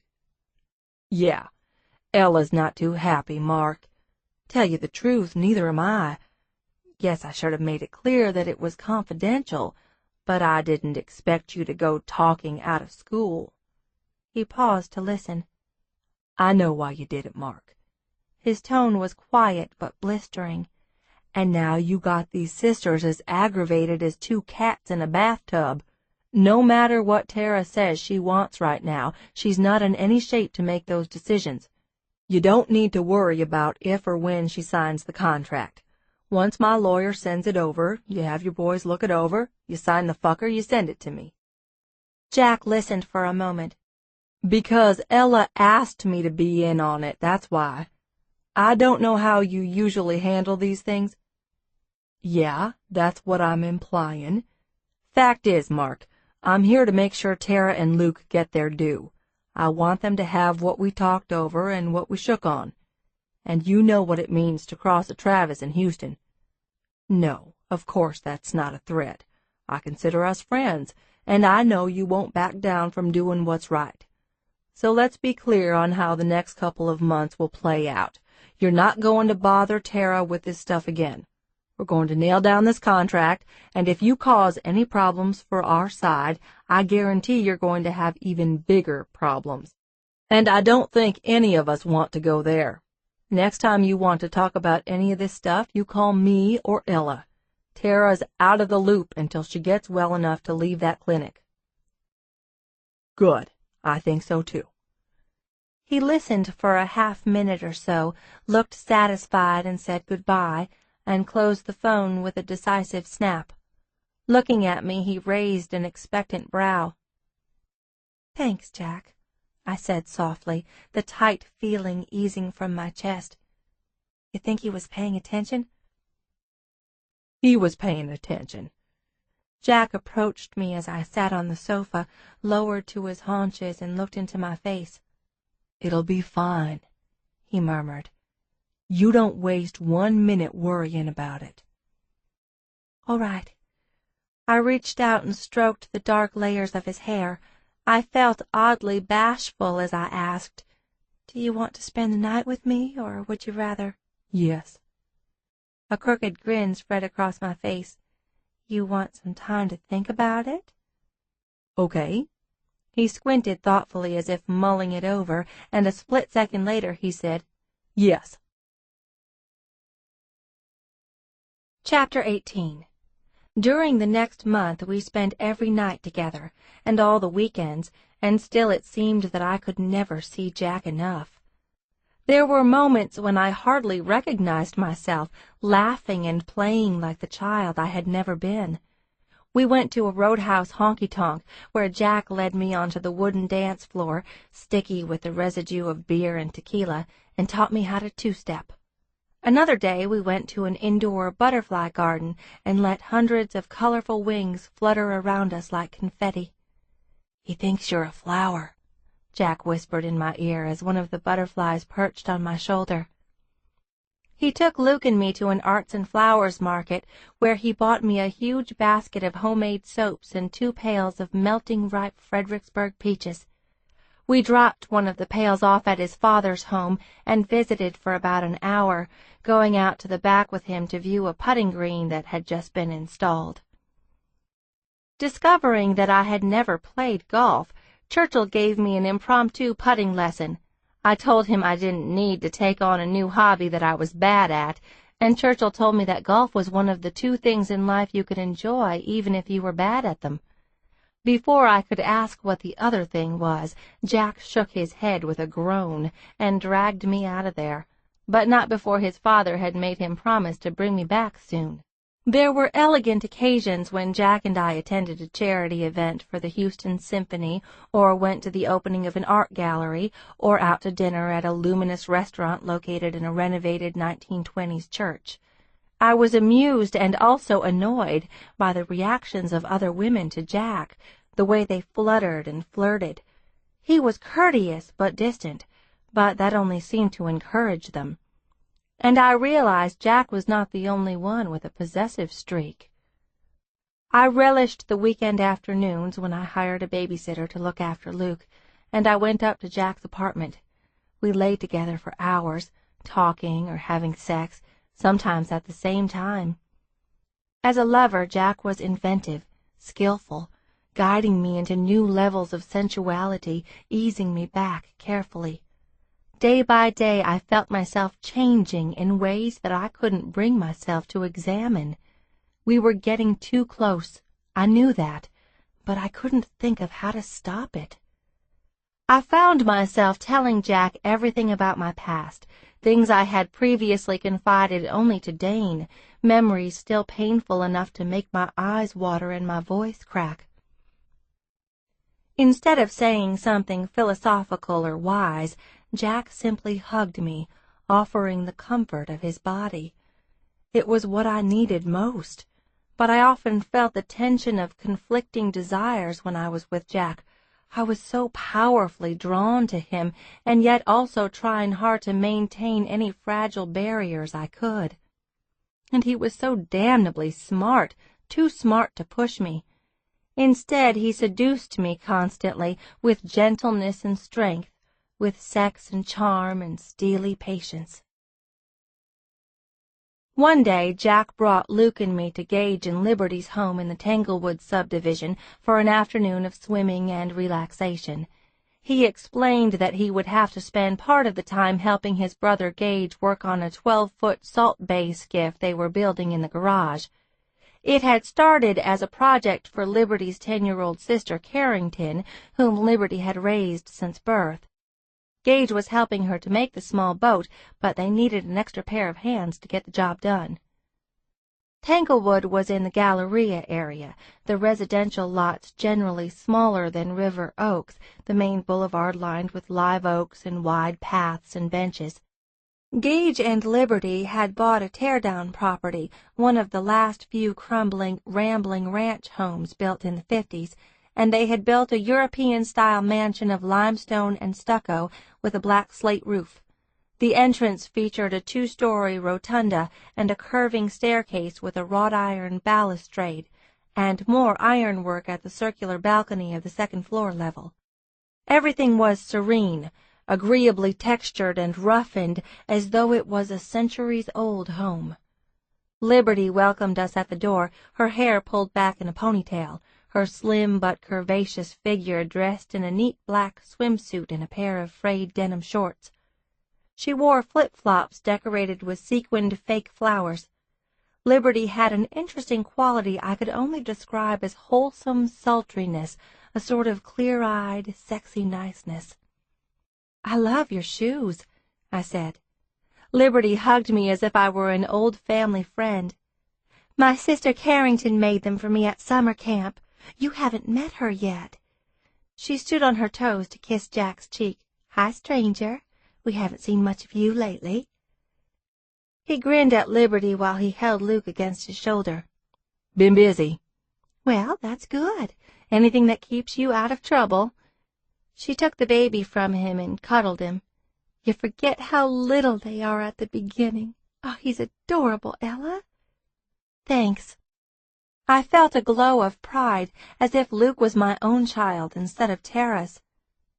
2 new figures entered the hall, Liberty's tall, black-haired husband Gage, and a little blonde girl about 10 or 11. Carrington looked nothing like Liberty, which led me to conclude they were half-sisters. "Jack!" she exclaimed, hurtling toward him, all skinny legs and flying braids. "My favorite uncle!" "I already said I'd help with the boat," Jack said ruefully as she tackled him. "It's fun, Jack. Gage banged his finger and said a bad word, and let me use the cordless drill, and I got to hammer nails into the sideboards." "Cordless drill?" Liberty repeated, darting a half-worried, half-chiding glance at her husband. "She did great." Gage smiled and reached out to shake my hand. "Hi, Ella. I see your taste in company hasn't improved." "Don't believe anything he tells you, Ella," Jack said. "I am, and always have been, an angel." Gage snorted. Liberty was trying to look at Gage's hand. "Which finger did you hurt?" "It's nothing." Gage showed her his thumb, and she frowned as she inspected the place on the nail that had begun to bruise. I was struck by the way his expression changed as he looked at his wife's down-bent head, the way his eyes softened. Retaining his hand in hers, Liberty glanced at her little sister. "Carrington, this is Miss Varner." The girl shook my hand and smiled at me, revealing 2 crooked front teeth.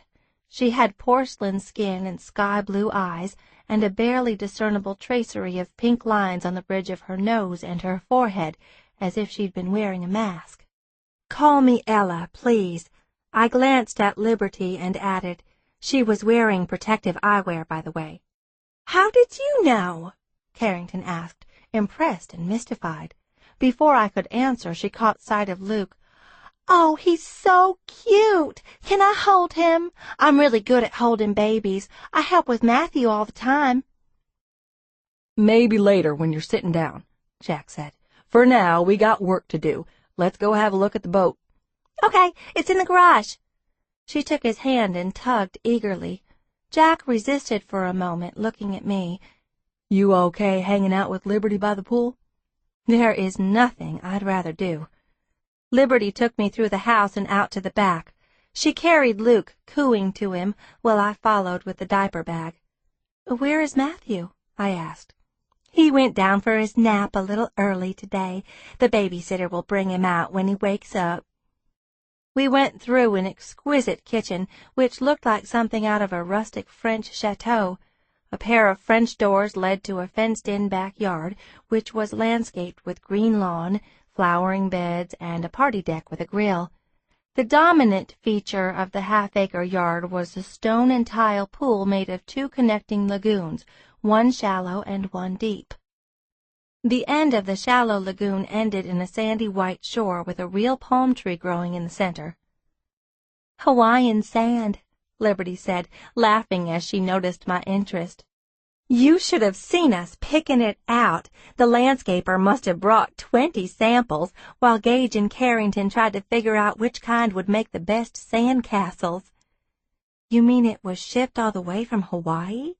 "Yes, a truckload. The pool guy wants to kill us on a weekly basis, but Gage decided it would be fun for Carrington to have her own little beach. He would do anything for her. Here, let me hand the baby to you, and I'll turn the misters on." "Misters?" Liberty went to flip a switch near the barbecue pavilion, activating nozzles that had been recessed in the deck to create a light cooling mist around the pool. I was very nearly awed. "That is amazing," I said. "Don't take this the wrong way, but your life is unreal, Liberty." "I know." She made a face. "Believe me, this isn't how I grew up."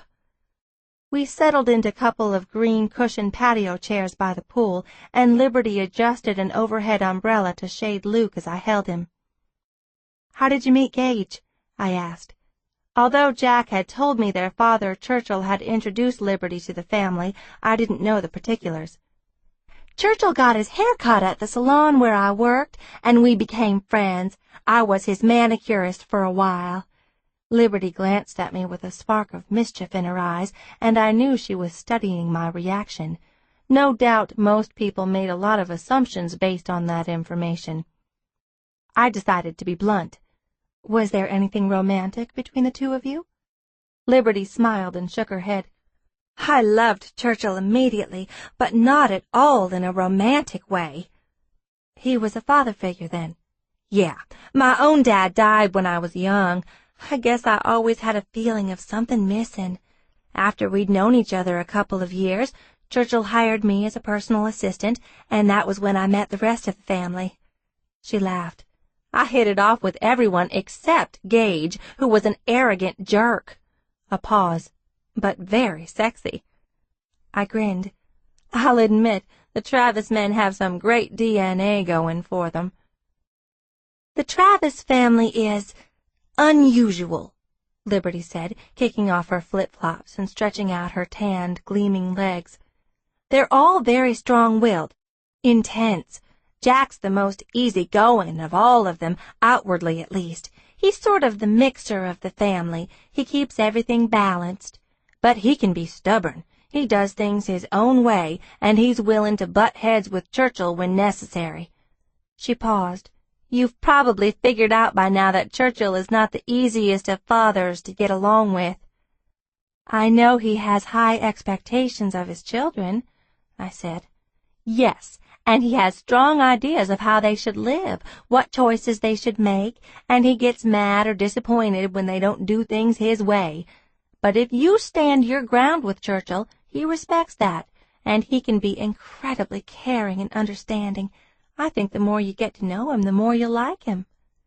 I stretched my legs out and studied my unpolished toes.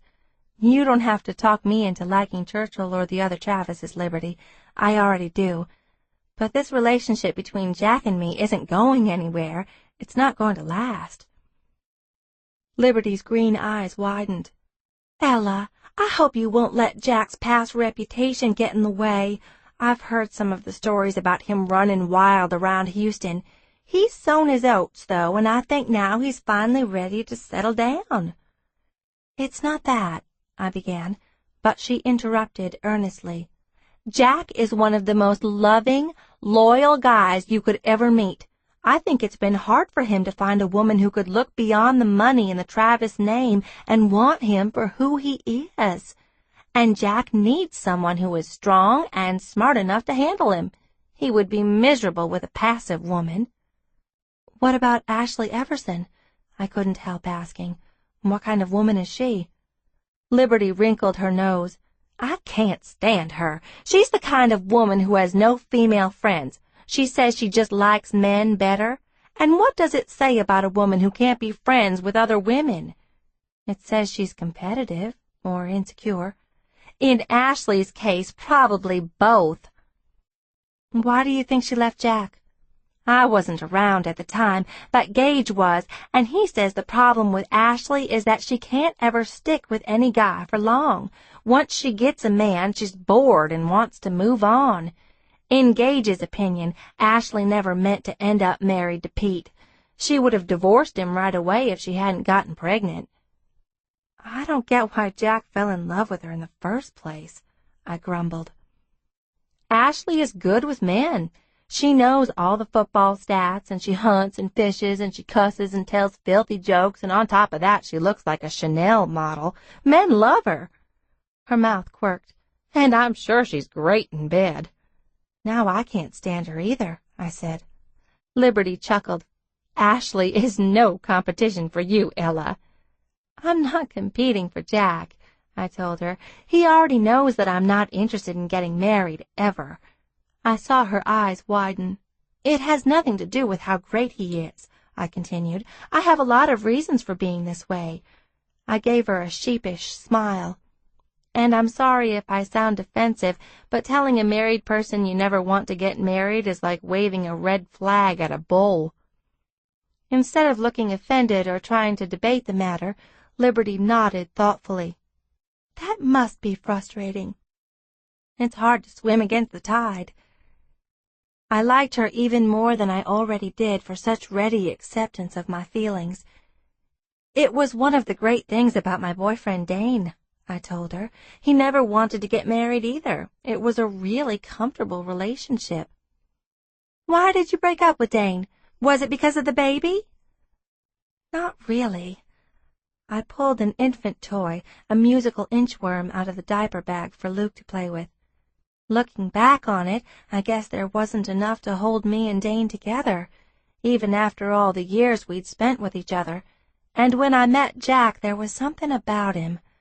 I stopped, conscious that for all the variety of words I knew, there was no way to describe why and how I had been so completely captivated by Jack Travis. I looked down at Luke, stroking back the little dark feathers of his hair. "Hey, why are we with Jack?" I asked him, and he gazed back at me as if similarly mystified. Liberty laughed gently. "Believe me, I know. Even when I couldn't stand Gage, it seemed like the temperature in the room went up about 100 degrees whenever he was there." "Yes, that's the fun part, the attraction.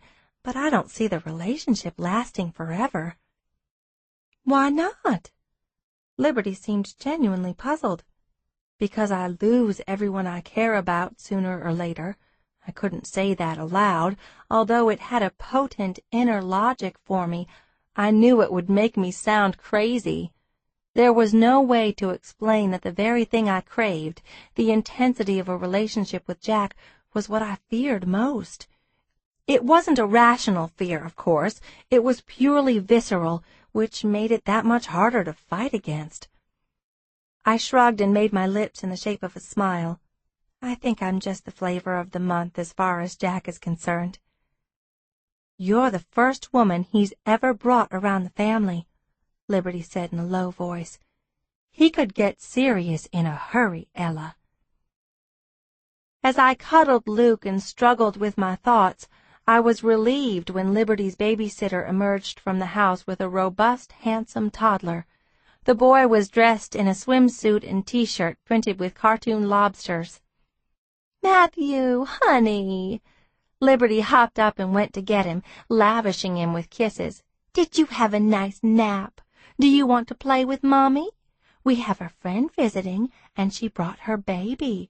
Do you want to see him?" He responded with an enchanting wide grin, conversing with his mother in a few garbled sentences, his plump arms wrapped around her neck. After giving us a cursory inspection, Matthew decided that playing in the sand was far more interesting than the new baby. Liberty stripped down to her swimsuit and took her son to the edge of the water, where they sat and began to fill a bucket with sand. "Ella, come put your legs in the water," she called. "It feels great." I was dressed in a printed halter top and matching Bermuda shorts, but I had packed a swimsuit. Pulling it from the diaper bag, I said, "Give me a minute to go and change." "Sure. Oh, this is our babysitter, Tia. Let her take care of Luke while you put on your swimsuit." "Is that okay?" I asked Tia, who came forward with a smile. "Yes, he's no problem," she exclaimed. "Thank you." "There's a guest bathroom off the kitchen," Liberty told me. "Or if you need a little more space, go into any of the upstairs bedrooms." "Got it." I went into the house, relishing the coolness of the kitchen, and found a small bathroom with earthy-hued striped walls and a stone vessel sink and a black-framed mirror. I changed into my pink swimsuit, a retro-styled one-piece. Padding barefoot through the kitchen, carrying my clothes, I heard the sound of voices, one of them Jack's deep murmur. The voices were accompanied by hammering and sawing and the occasional squeal of a power drill. I followed the sound to a partially open door that led to the spacious garage, where a huge shop fan circulated the warm air. The space was brilliantly lit from the second-hand sunlight that bounced in through the open garage doors. Tapping the door a little wider, I watched unobserved as Jack, Gage, and Carrington worked on the wooden skiff, which was propped up on padded sawhorses. Both Jack and Gage had removed their shirts in the heat. I wondered wryly how many women would have paid good money to see the two Travis brothers dressed only in jeans, all sun-burnished muscles and long, lean bodies. As my gaze lingered on Jack's sweat-glittered back, I had a flash of recent memory, my hands urgently gripping those hard muscles on either side of his spine, and a pleasant riff of awareness went through me. Carrington was busy spreading a thick layer of glue on the last of 3 strips of wood that would be joined and fastened to the top edge of the skiff as a gunwale. I had to smile at the sight of Gage crouched beside her, murmuring instructions, holding back one of the braids that threatened to drag through the glue. "And then, at recess," the little girl said, squeezing a huge bottle of wood glue with both hands, "Caleb wouldn't let anyone else play with the basketball, so Katie and I went and told the teacher." "Good for you," Gage said. "Here, put more glue on the edge. Better to use too much than not enough." "Like this?" "Perfect." "And then," Carrington continued, "the teacher said it was someone else's turn to play with the ball, and she made Caleb write an essay about sharing." "Did that fix 'em?" Jack asked. "No," came Carrington's disgusted reply. "He's still the terriblest boy you could ever meet." "They all are, honey," Jack said. "I told him you were going to take me fishing," Carrington went on indignantly.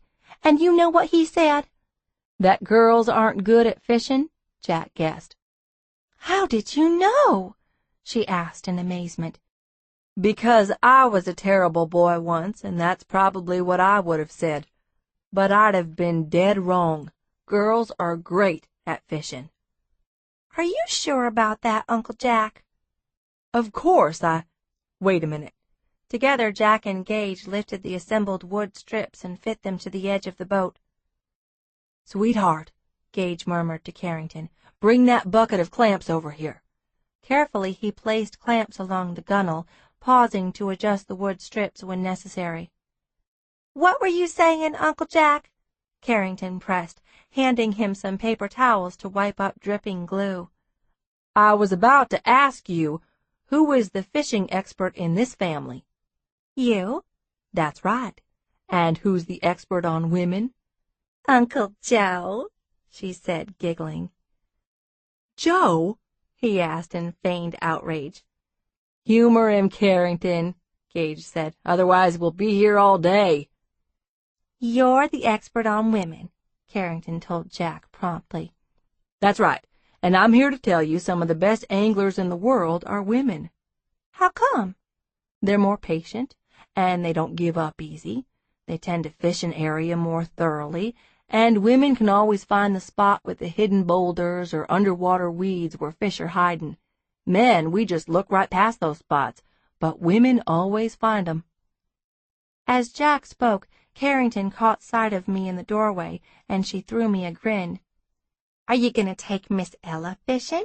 she asked Jack, who had picked up a Japanese saw and was cutting off the protruding end of the gunwale at an angle. "If she wants to," he said. "Is she going to catch you, Uncle Jack?" Carrington asked slyly. "She already did, darling." At the sound of her titter, Jack paused in his sawing, followed her gaze, and saw me standing there.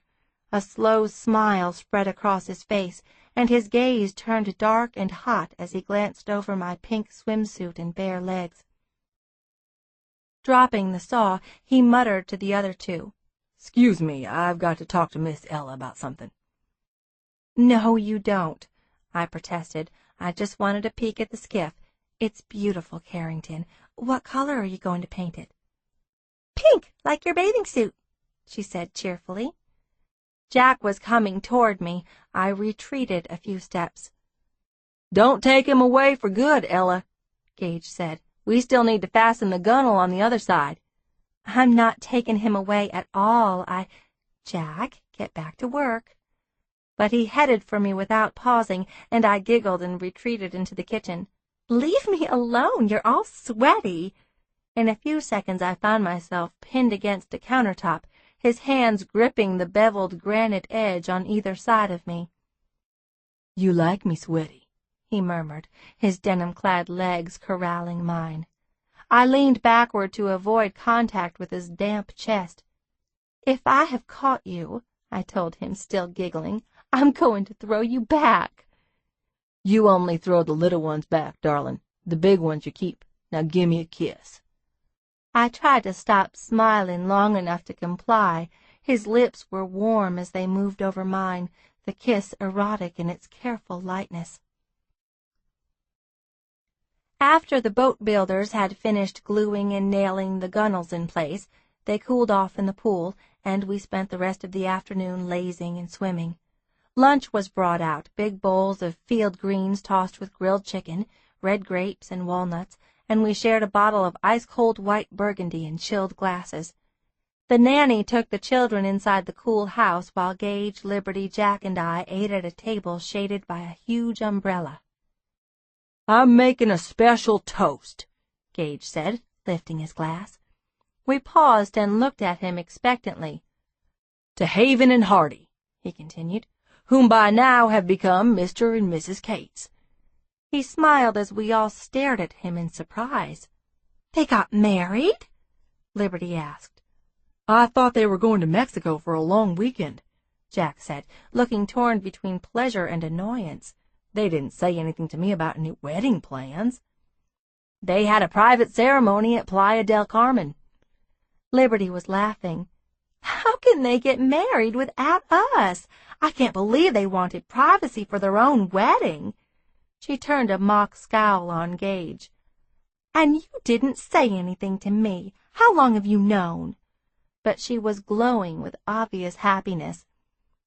"Since yesterday," Gage said. "Neither of them wanted a big show, but they're going to plan a big celebration party when they get back, which I told Haven was a fine idea." "I think that's great," Jack said, raising his glass to the unseen couple. "After everything Haven's been through, she deserves any kind of wedding she wants." He took a swallow of his wine. "Does Dad know?" "Not yet," Gage said ruefully. "I guess I'm going to have to tell him, but he won't like it." "He approves of Hardy, doesn't he?" I asked with a touch of concern. "Yeah, he's given his blessing to the match," Gage said, "but Dad never misses the opportunity to turn a family event into a 3-ring circus. He wanted to be in charge of it."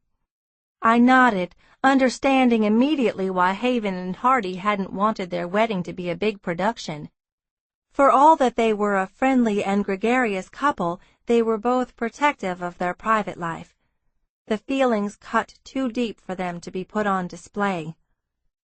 We all drank to the newlyweds and talked for a few minutes about Playa del Carmen, which apparently was known for its beaches and fine fishing and was far less touristy than Cancun. "Have you been to Mexico, Ella?" Liberty asked. "Not yet. I've wanted to go for a while." "We should go one of these weekends, all 4 of us, and take the kids," Liberty told Gage. "It's supposed to be a good place for families." "Sure, we'll take one of the planes," Gage said easily. "Do you have a passport, Ella?" "No, not yet." My eyes had widened. "The Travises have a plane?" "2 jets, Jack said. A smile touched his lips as he saw my expression. He picked up my free hand and played with it lightly. I suppose that by then I should have been used to the little shock that occurred whenever I was reminded of the financial stratosphere the Travises occupied. "Gage," Jack said to his brother, still staring at me, "I think the mention of the planes is scaring Ella. Tell her I'm a regular guy, will you?" "He's the most regular guy in the Travis family," Liberty told me, her green eyes twinkling. I couldn't help laughing at the qualifier. Liberty smiled, and I realized she understood how I felt. "It's okay," her sympathetic gaze seemed to say. "You'll be fine." She lifted her glass again. "I've got some news to share, too, although it's not a surprise to Gage." She glanced at Jack and me expectantly. "Guess." "You're pregnant?" Jack asked. Liberty shook her head, her smile widening. "I'm going to start my own salon. I've been thinking about it for a while, and I thought before we had another child I'd like to do this. I'm going to keep it small and exclusive, just hire a couple of people." "That's wonderful," I exclaimed, clinking my glass with hers. "Congratulations, Lib." Jack extended his own wine glass and followed suit. "What are you going to call the place?" "I haven't decided yet. Carrington wants to call it Clippity-Doo-Dah or Hairway to Heaven, but I told her we have to be a little bit classier." "Julius Scissors?" I suggested. "Hair today, gone tomorrow," Jack joined in. Liberty covered her ears. "I'll go out of business in the first week." Jack raised his brows into mocking crescents. "The big question is, how is Dad going to get more grandchildren? That's a Travis wife's job, isn't it? You're wasting prime childbearing years, Lib." "Stow it," Gage told him. "We're just now starting to catch up on our sleep with Matthew getting a little older. I'm not ready to go through it again just yet." "No sympathy from this side of the table," Jack said. "Ella's been going through all of it, the sleepless nights, the diapers, for a kid who's not even hers." "He feels like mine," I said without thinking, and Jack's fingers tightened protectively on my hand. There was silence except for the quiet spray of the misters and the splashing waterfall. "How long do you have left with the baby, Ella?" Liberty asked. "About a month." With my free hand I reached for my wine glass and drained it. Ordinarily I would have put up a bright false smile and diverted the subject, but in the company of sympathetic listeners with Jack beside me, I found myself saying what I really thought. I'm going to miss him. It's going to be hard. And lately it started to bother me that Luke won't remember the time he spent with me, the first 3 months of his life. He won't know any of the stuff I did for him. I won't be any different to him than a stranger off the street. You won't be seeing him after Tara takes him? Gage asked. I don't know. Probably not often. He'll remember deep down, Jack said gently. And as I looked into his steady dark eyes, I found solace.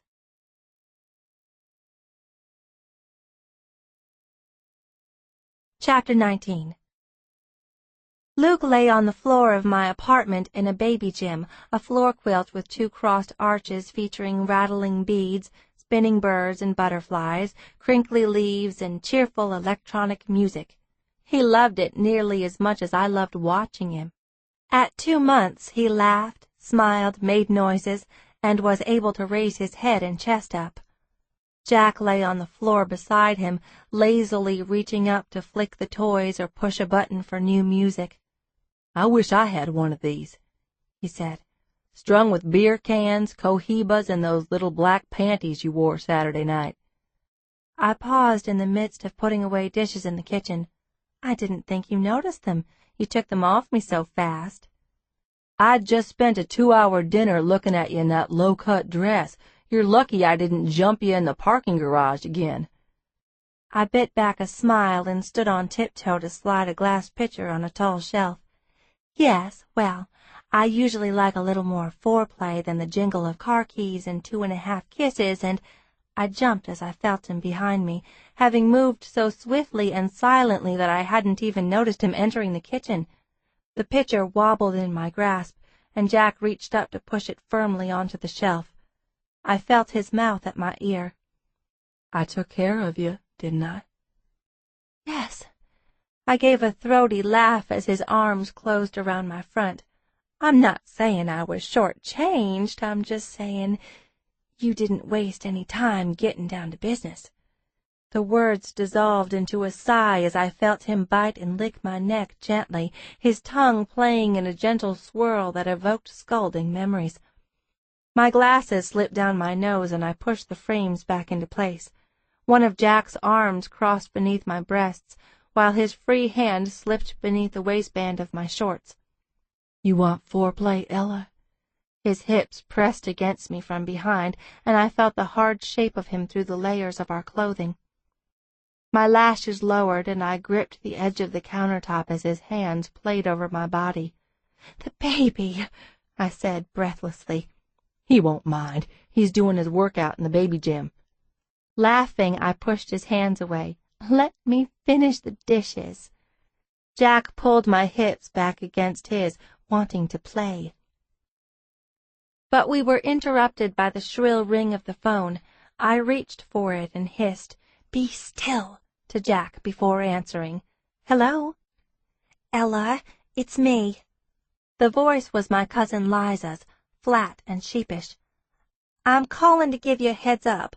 I'm so sorry." I stiffened and Jack's hands went still. "What kind of heads up?" I asked. "Your mom is coming to see you. She'll be there in 15 minutes to a half hour. Sooner if traffic's good." "No, she's not," I said, blanching. "I didn't invite her. She doesn't know where I live." "I told her," Liza said guiltily. "Why?" I whined. "What possible reason could you have for doing that to me?" "I couldn't help it. She called me all fired up because she just talked to Tara on the phone, and Tara told her she thought something might be going on between you and Jack Travis, and now they both want to know what's going on." "I don't owe either of them explanations," I burst out, going crimson.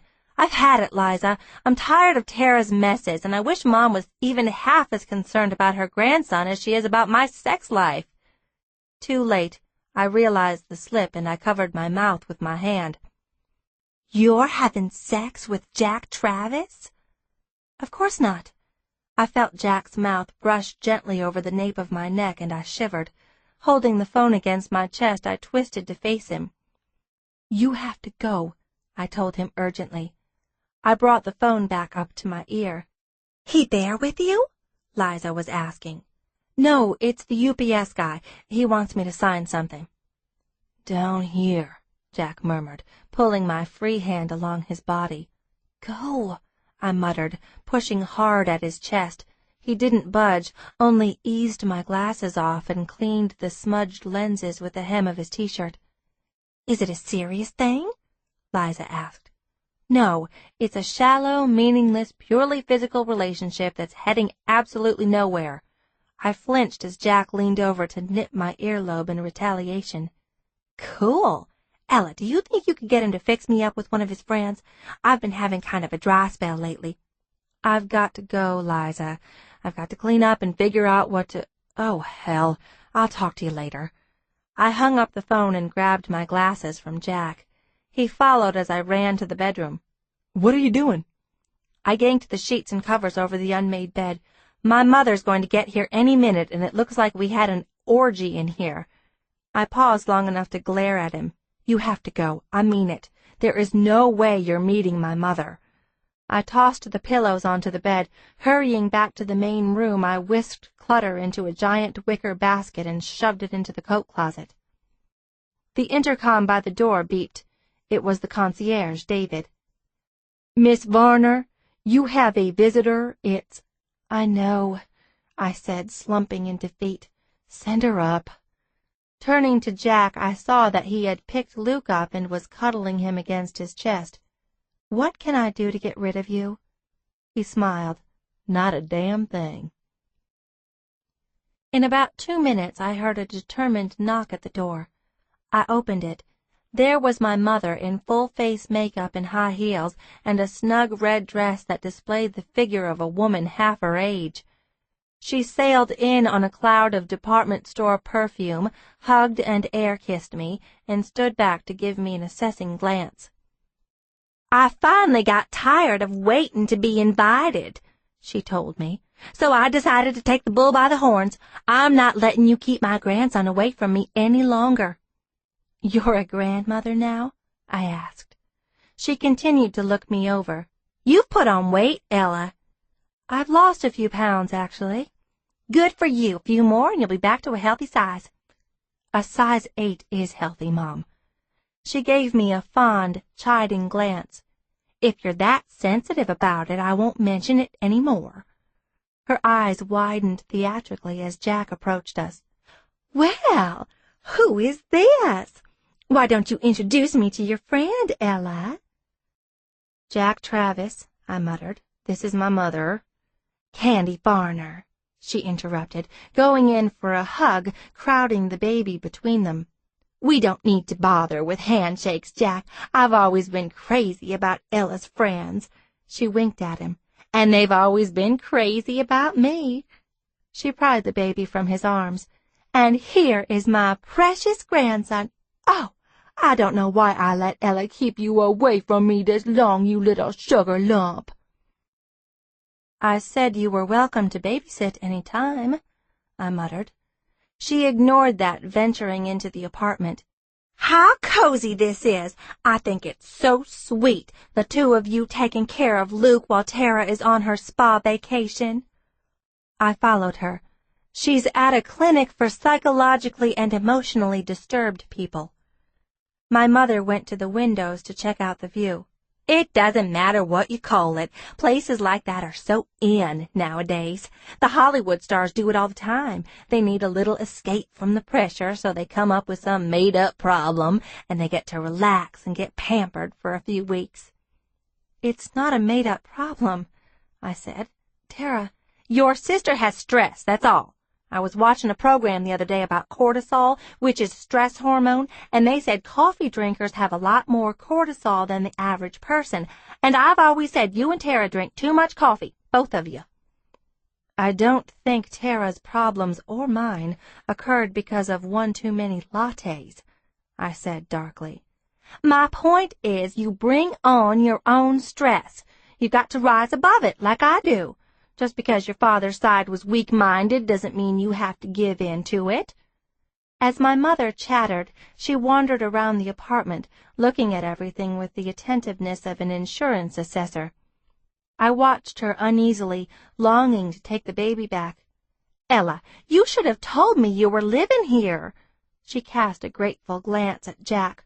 "I want to thank you personally for helping my daughter, Jack. She has a vivid imagination, by the way. I hope you don't believe everything she says. When she was a child, she'd make up such stories. If you want to get to know the real Ella, you need to talk to me. Why don't you take us all out to dinner and we'll get better acquainted? Tonight would be fine."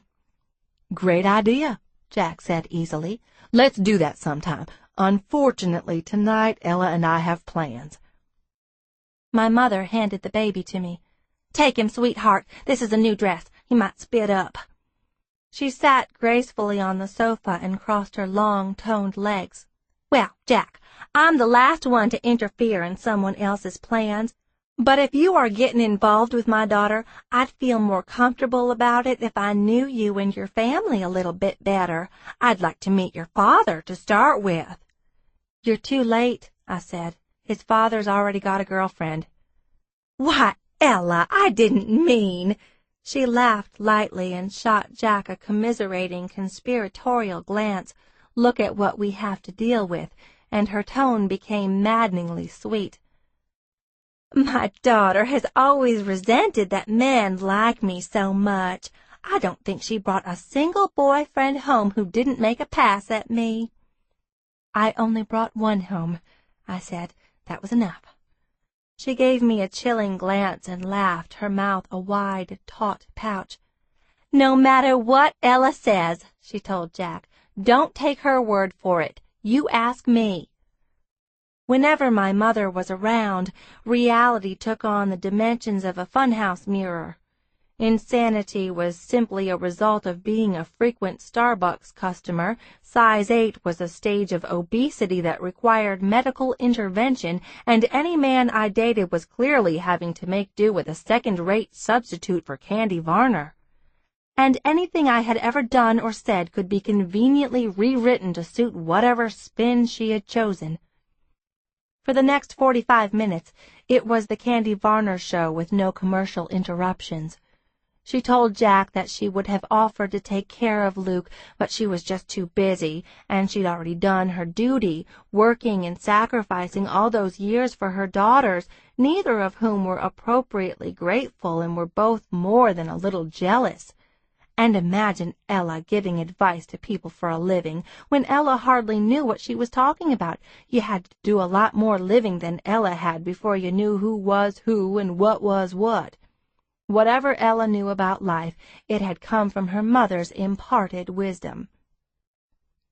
Mom proceeded to present herself as the desirable original, the brand name, with me as a failed copy. She tried to do some heavy-handed flirting with Jack. He was polite and respectful, occasionally glancing at my stony expression. When Mom started to name-drop, pretending she knew some of the same rich people Jack did, it was so mortifying that I felt myself shutting down.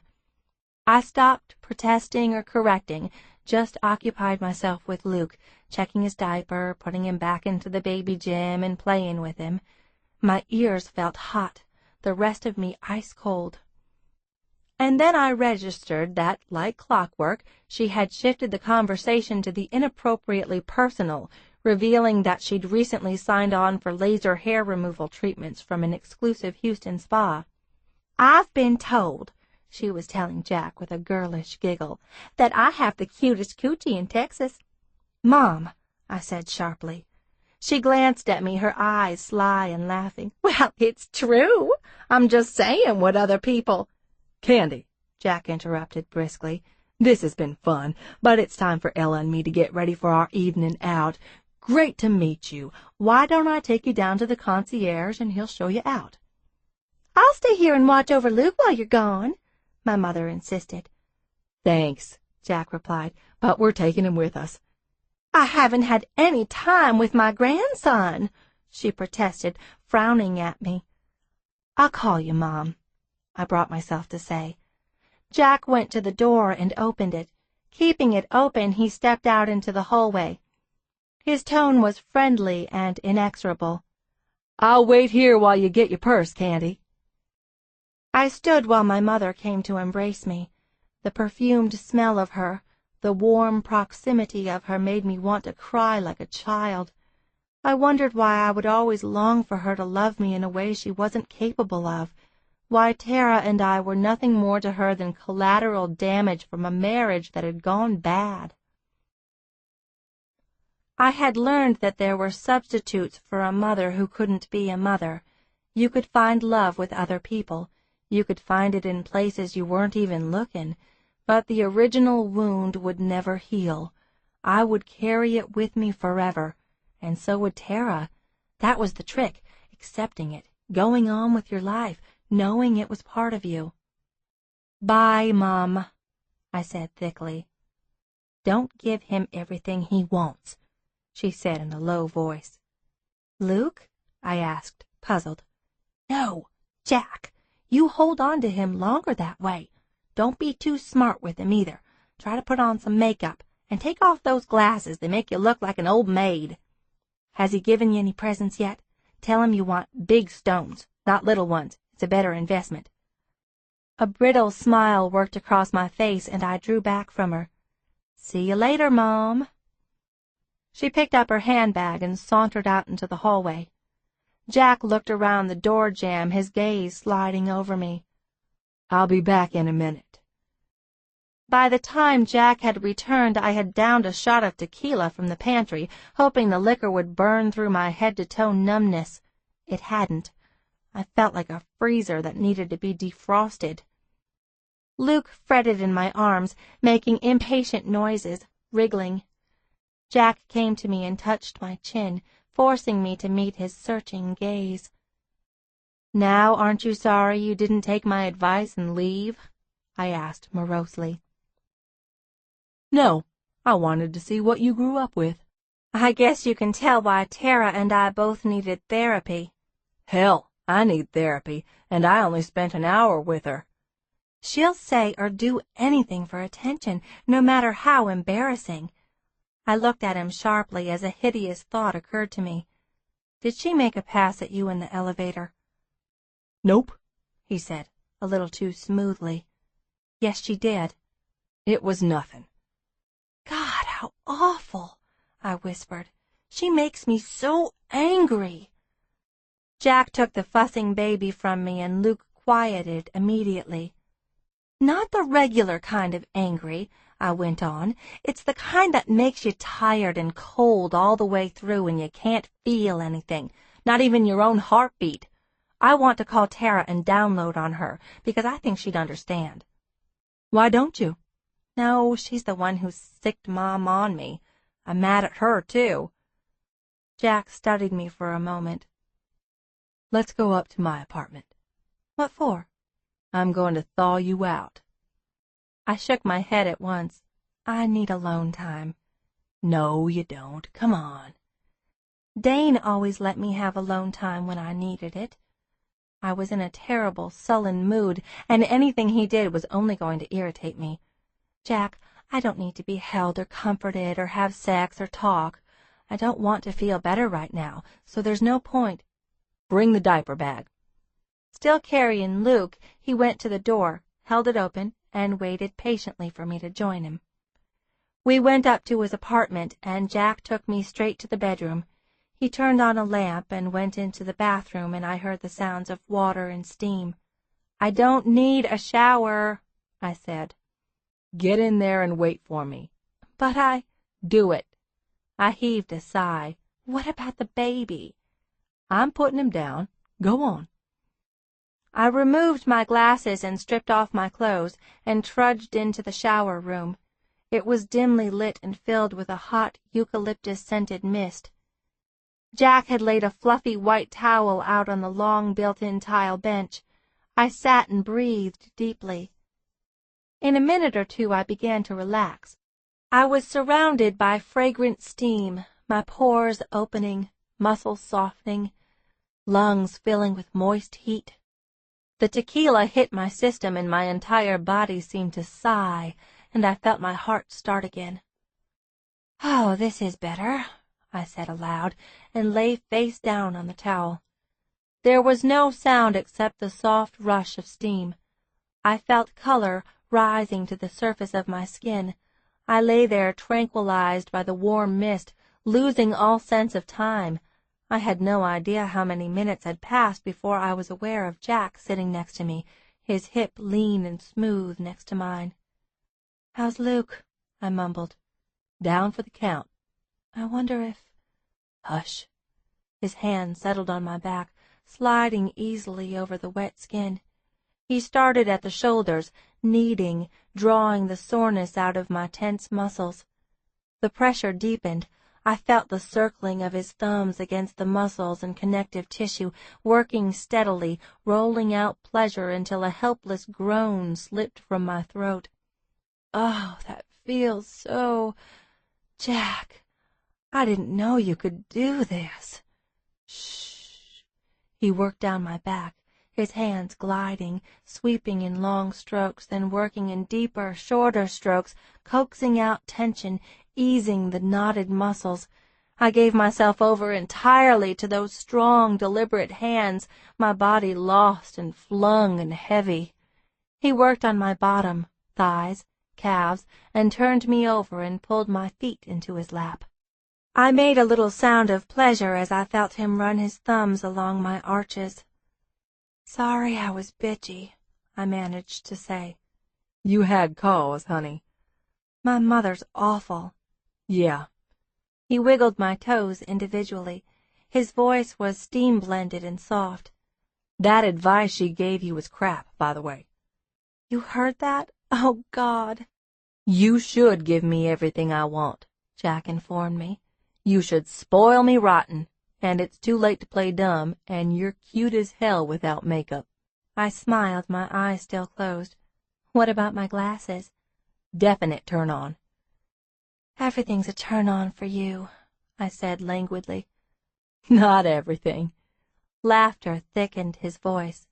"Yes, you're like one of those pharmaceutical commercials where they warn about 4-hour erections. You need to go see your doctor." "I don't find him all that attractive." He moved upward, parted my thighs, and I gasped as I felt his teasing finger slide over me. "You ever been massaged this way, Ella?" he whispered. "No? Lie still. You're gonna like this, I promise."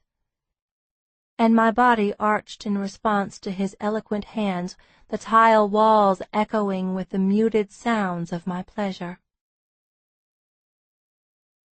Chapter 20. The day after my mother had shown up at 1800, I felt uneasy, raw, deprived of necessary insulation. I put up a normal facade. My childhood had given me the ability to carry on as usual through anything, including a nuclear holocaust. But something about the visit, just the fact of having seen her, had set me off balance. Jack was gone the first part of the day, visiting a friend who had landed in the hospital after a hunting accident. "Wild boar," Jack had told me when I'd asked what kind of game his friend had been hunting. "Lots of accidents happen on a boar hunt." "Why?" "You have to do it at night when most of the hogs are moving, so you've got a bunch of guys running around the woods shooting at stuff in the dark." "Lovely." Jack had gone on to explain that the friend had shot the hog with a 12-gauge, approached him in deep brush thinking he was dead, and the hog had charged him before he could get his sidearm out. "Gored him near the groin," Jack said with a wince. "Amazing how testy those boars get when you're shooting at them," I said. Jack had given me a playful swat on the bottom. "Have a little sympathy, woman. A groin injury's nothing to laugh about." "My sympathy is entirely with the hogs. I hope you don't go boar hunting too often. I'd hate for my sex life to be compromised by your dangerous hobbies." "I don't hunt boar," Jack told me. "When I bag a trophy at night, it's going to be in bed." While Jack was gone, I worked on my column for a while. Dear Miss Independent, I got married 5 years ago to a man I didn't really love because I was 30 and it was time. All my friends were married and I was tired of being the only single one. The man I ended up marrying is a good guy. He's kind and sweet and he loves me, but there's no magic or passion in our relationship. I settled for him, and every time I look at him I have to face it over and over again. I feel like I've been shut in a closet, and he's on the other side, and he doesn't have the key to unlock the door. We don't have any children, so I feel that if I divorce him, I won't be hurting anyone outside the two of us. Something is holding me back, though. Maybe I'm afraid I'm too old to start over, or maybe I'm afraid of the guilt I'll feel, because I know he really loves me and he doesn't deserve this. I don't know what to do. All I know is I settled and I regret it. Restless Heart. Dear Restless, we're all creatures of complex needs and desires. The only certain thing in a romantic relationship is that you will both change. And one morning you will wake up, go to the mirror, and see a stranger. You will have what you wanted and discover you want something different. You think you know who you are, and then you'll surprise yourself. In all the choices in front of you, Restless, one thing is clear. Love is not something to be thrown away lightly. There was something about this man, beyond coincidences of timing and opportunity, that drew you to him. Before you give up on the marriage, give him a chance. Be honest with him about the needs that aren't being met, the dreams you want to pursue. Let him find out who you really are. Let him help you in the work of opening that door so the two of you can finally meet after all these years. How do you know he can't satisfy your emotional needs? How can you be sure he doesn't long for magic and passion just as you do? Can you state with absolute certainty that you know everything there is to know about him? There are rewards to be gained from the effort, even if it fails, and it will take courage as well as patience, Restless. Try everything you can. Fight to stay with the man who loves you. Just for now, put aside the question of what you might have had with someone else and focus on what you can have, what you do have at this very moment. I hope you'll find new questions and that your husband might be the answer. Miss Independent. I stared at the screen, wondering if that was the right advice. It occurred to me that I was worried about Restless and her husband. I seemed to have lost my grip on my usual position as dispassionate observer. Crap, I said softly, wondering how in the hell I had ever decided I should be advising people what to do with their lives. I heard the sounds of Luke waking up in the crib, little baby snuffles and yawns. Setting aside my computer, I went to the crib and looked in. Luke smiled up at me, excited to be awake, happy to see me. His hair was sticking up like a bird's feathers. I picked him up, hugging him close, and the contours of him fit me perfectly. Holding him, feeling his kitten breath on my face, I was caught off guard by a rush of joy. By 5 in the afternoon, I still hadn't heard from Jack. I was mildly concerned, since he always called when he said he would, if not sooner. We had agreed I was going to come up to his apartment and cook an old-fashioned Sunday dinner. I had given him a list of groceries to buy. I dialed his number, and he picked up quickly, sounding uncharacteristically curt. Yeah? Jack, you didn't call. Sorry, I'm in the middle of something. He sounded weird, sort of gruff and pissed off and harassed all at the same time. He had never used that tone with me before. Something was wrong. Can I help? I asked softly. I don't think so. Do you want to call it off for tonight, or? No. Okay. When should I come up? Give me a few minutes. Okay. I hesitated. Turn the oven on 350. Right. After hanging up, I stared at Luke contemplatively. What in the world could be going on? You think he's having family problems? Maybe business stuff? Why do we have to wait down here? Luke chewed thoughtfully on his fist. Let's watch the sock puppet show, I said, and took him to the sofa. But after about 2 minutes of classical music and dancing puppets, I was too impatient to sit. I was concerned for Jack. If he was confronting a problem, I wanted to be there. I can't stand it, I told Luke. Let's go up and see what's going on. Slinging the diaper bag over my shoulder, I carried the baby out of the apartment, and we headed to the elevator. When we reached Jack's door, I pushed the doorbell. The door opened promptly. Jack blocked me for a few seconds, his body conveying the tension of a man who badly wished he were somewhere else. I had never seen him look so upset. Beyond his shoulder, I saw the movement of someone else in the room. "Jack," I murmured, "is everything okay?" Jack blinked, touched his tongue to his lips, started to say something and stopped himself. "Someone's here?" I suggested, trying to glance around him. Jack nodded emphatically with a flash of desperation in his eyes. I pushed past him and stopped as I saw Ashley Everson. She was a gorgeous mess, her eyes smoked with heavy dark liner, cheeks slicked with tears, her slender fingers knotted around a wad of tissues. The pale, stick-straight locks of her hair needed a good brushing. I was struck by the contrast between her woeful little girl expression and her stylish outfit, a short white skirt, a slim-fitting black top that conformed perfectly to her uplifted breasts, a neat little cropped jacket, and strappy sandals with 4-inch heels. Photographed just this way, smudgy makeup included, she would have made the perfect perfume ad, a sexy waif. I didn't think for one second that Jack had invited her there or that he still wanted her, but I couldn't decide if this were a situation best left for him to handle alone or if he needed backup. I glanced at Jack with a quick grimace. "Sorry, should I come back later?" "No." He hauled me inside the apartment and lifted the baby from me as if he were taking him hostage. "Who's she?" Ashley asked, eyes unblinking and round in a face so perfect it might have been molded from plasticine. "Hi," I said, moving forward. "Ashley, right?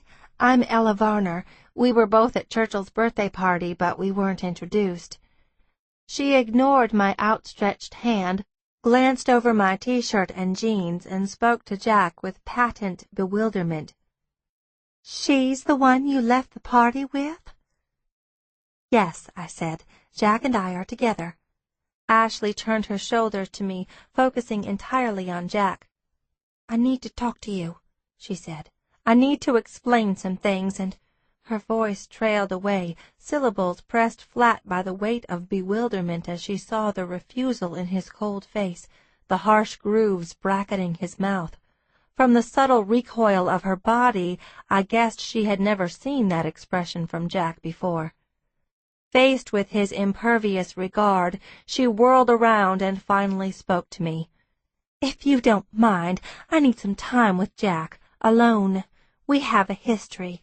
There are issues. He and I are figuring things out." Behind her, Jack was shaking his head and pointing at the sofa in a wordless command for me to stay. The situation was teetering on the edge of farce. I gnawed delicately at the insides of my cheeks, contemplating her. From what I could tell, Ashley Everson had sped carelessly through life and never considered the damage she caused with her hit-and-runs. Now it was all catching up with her, and she looked so wretched that I couldn't help but feel a reluctant stirring of compassion. On the other hand, I wasn't about to let her mess with Jack. She had hurt him once, badly, and she wasn't going to get the chance to do it again. Besides, he was mine. "She's not going, Ashley," Jack said. "You are." I spoke to her carefully. "This is about your problems with Pete?" Her eyes widened until I could see the whites all around the irises. "Who told you?" She pinned Jack with an accusing stare, but he seemed deeply absorbed in adjusting one of the tapes on Luke's diaper. "I don't know all that much," I said. "Just that you and your husband have hit a rough patch. It's not an abusive relationship, is it?" "No," came her frosty reply. "We've grown apart." "I'm sorry," I said sincerely. "Have you gone to counseling?" "That's for crazy people," came her disdainful reply. I smiled slightly. It's for sane people, too. In fact, the saner you are, the more you'll get out of it, and it might help you to figure out where the problems are coming from. You may need to adjust your ideas of what marriage should be, or it's possible that part of the problem is the way you and Pete communicate. If you want to stay married, you might want to take a look at those things, and I don't. It was clear that Ashley loathed me, that I had been judged as an unworthy rival. I don't want to fix anything. I don't want to be Pete's wife anymore. I want— Ashley broke off and looked at Jack with imperious longing. I knew what she was seeing, a man who seemed to be the answer to all her problems, handsome, successful, and desirable, a fresh start. She thought if she could get back together with Jack, it would erase all the unhappiness that had transpired since she had gotten married. "You have children," I said. "Don't you owe it to them to try to save the family you've created?" "Have you ever been married?" she demanded. "No," I admitted. "Then you don't know shit about it." "You're right," I said calmly. "All I know is that getting back together with Jack won't fix you or your problems. What you had with him is in the past. Jack's gone on with his life, and I'm going to take the liberty of speaking for him by saying that I'm sure he still cares about you as a human being, but nothing more than that. So now the best thing you can do for Jack, and yourself, and everyone, is to go home to Pete and ask him what you can do about your marriage." Pausing, I glanced at Jack. "Did I get all that right?" He nodded, his face relaxing. Ashley made an infuriated sound. She stared hard at Jack. "You told me once you'd always want me." Jack stood, keeping the baby comfortably tucked against his shoulder. His eyes were opaque. "I've changed, Ashley." "I haven't," she snapped. His reply was very soft. "I'm sorry to hear that." She grabbed blindly at her handbag and headed to the door. I went after her, frowning as I wondered if she should be allowed to run off in such a distraught condition. "Ashley," I said, reaching out to touch her skinny arm. She shook me off. I saw that she was angry but in control, her face taut, her forehead puckered as if it had been embroidered too tightly. Her gaze arrowed to Jack, who had come up behind me. "If you send me away now," she told him, "you'll never have another chance. Be sure of what you want, Jack." "I'm sure." He opened the door for her. She flushed in anger. "Do you think you've got what it takes to keep him?" she asked me scornfully. "He'll put lots of mileage on you, honey. He'll take you on a fast ride, and then you'll get dumped by the roadside." Her gaze switched to Jack. "You haven't changed at all. You think going out with someone like her will make everyone think you're all mature now, but the truth is you're still the same selfish, shallow asshole you always were." She paused for breath, glaring at him. "I'm so much prettier than she is." She choked indignantly and left. As Jack closed the door, I turned to lean my back against it. Still holding Luke, Jack stared at me. He seemed bemused, as if he had found himself in unfamiliar territory and was trying to get his bearings. "Thanks." His voice was husky. I gave him a tentative smile. "You're welcome." Jack shook his head, looking baffled. "Seeing the two of you together like that." "The past and the present?" He nodded and sighed, the corners of his mouth pulling with a troubled grimace. Raking his free hand through his hair, he said, "You look at someone like Ashley, and you know exactly what kind of guy would want her. And I used to be that guy, and that bothers the shit out of me." "A guy who wanted a trophy?" I suggested. "A guy who wanted someone pretty and fun? I wouldn't be too hard on him." "You're more of a woman than she could ever be, and a hell of a lot more beautiful." I laughed. "You're just saying that because I got rid of her for you."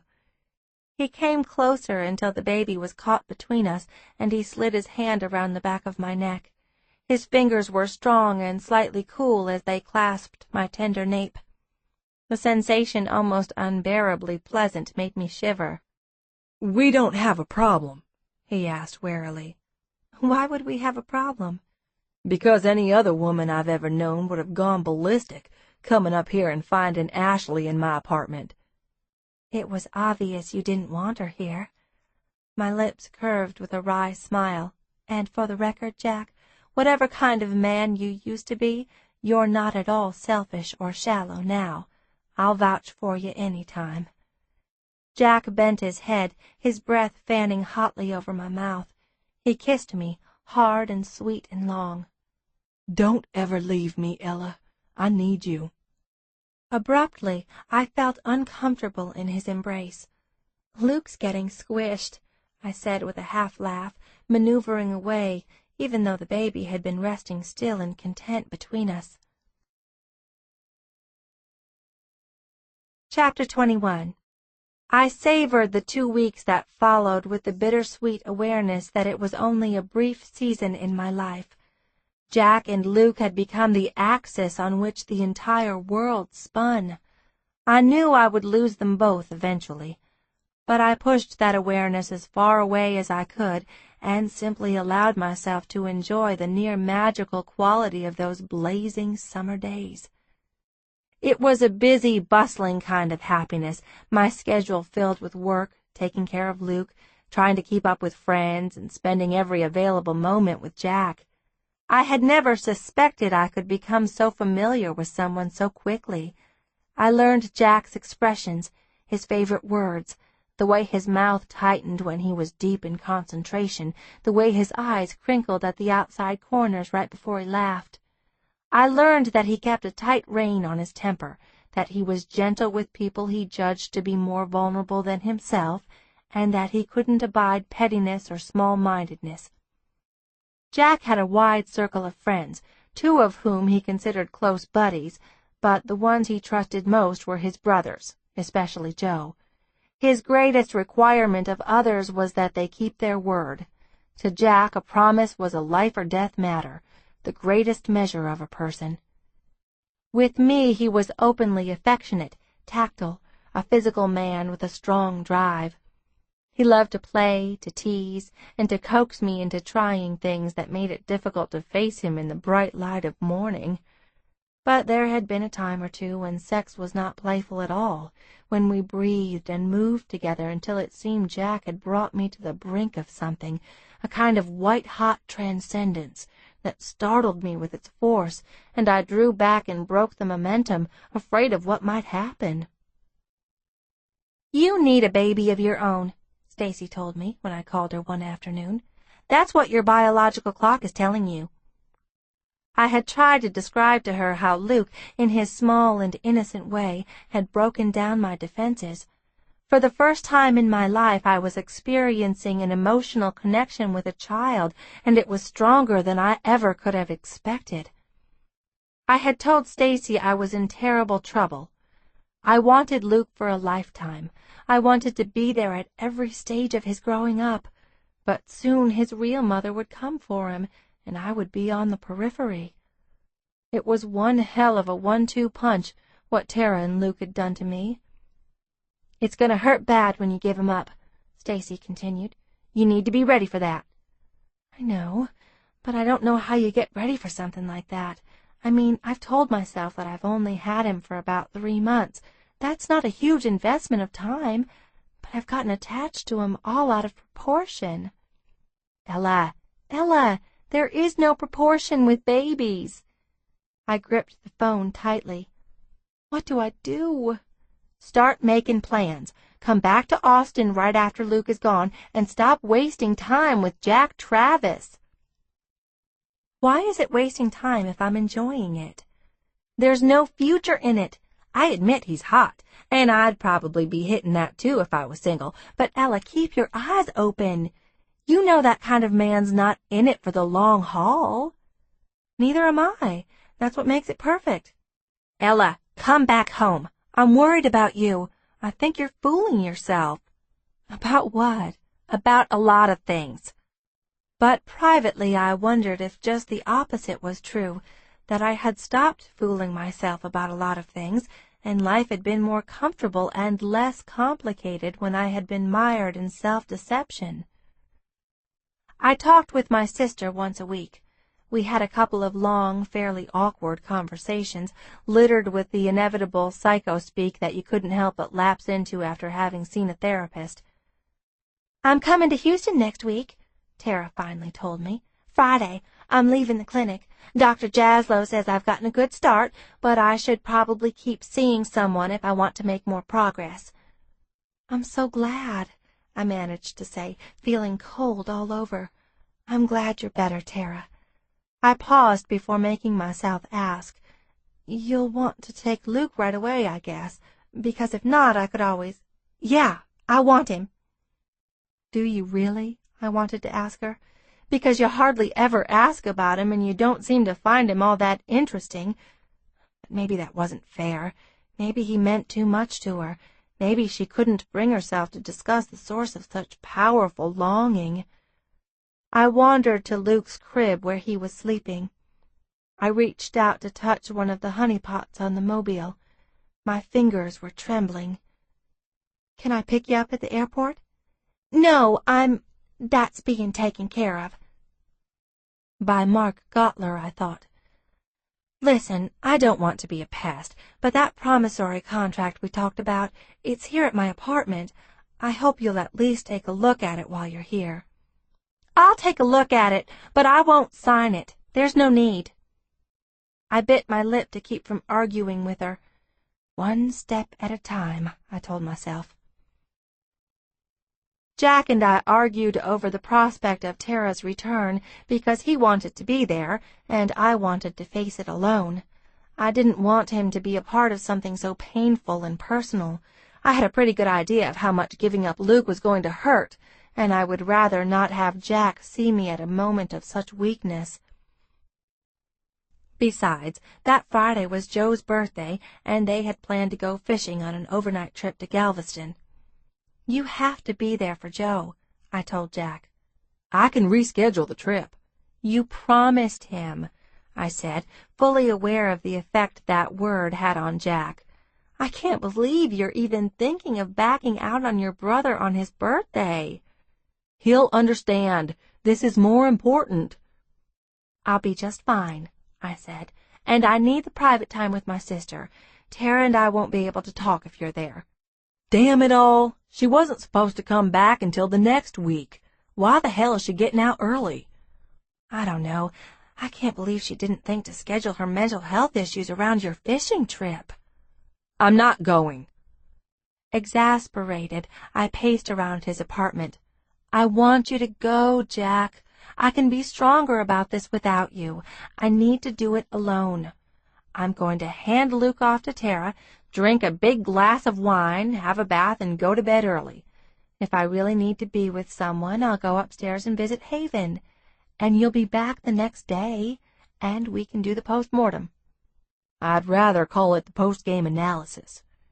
He watched me intently, seeing too much. "Ella, stop that damn pacing and come here." I was still for about 10 seconds before I went to him. His arms went around me, and he pressed my resistant body against his at intervals, my shoulders, back, waist, hips. "Stop pretending everything is fine," he said near my ear. "That's all I know how to do. If you pretend everything's fine long enough, everything eventually becomes fine." Jack held me for wordless minutes. His hand continued to move slowly over me, pressing me closer, squeezing, urging, like an artist molding clay. I breathed deeply, letting myself be petted and gently gripped, my nerves leaping as he pulled my hips against his, letting me feel how aroused he was.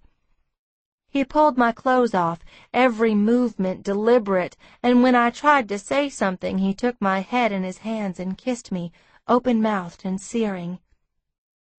Pulling me down to the floor, he straddled my hips, his mouth working at mine. I struggled upward, trying to get closer, straining toward the pleasure of his firm body.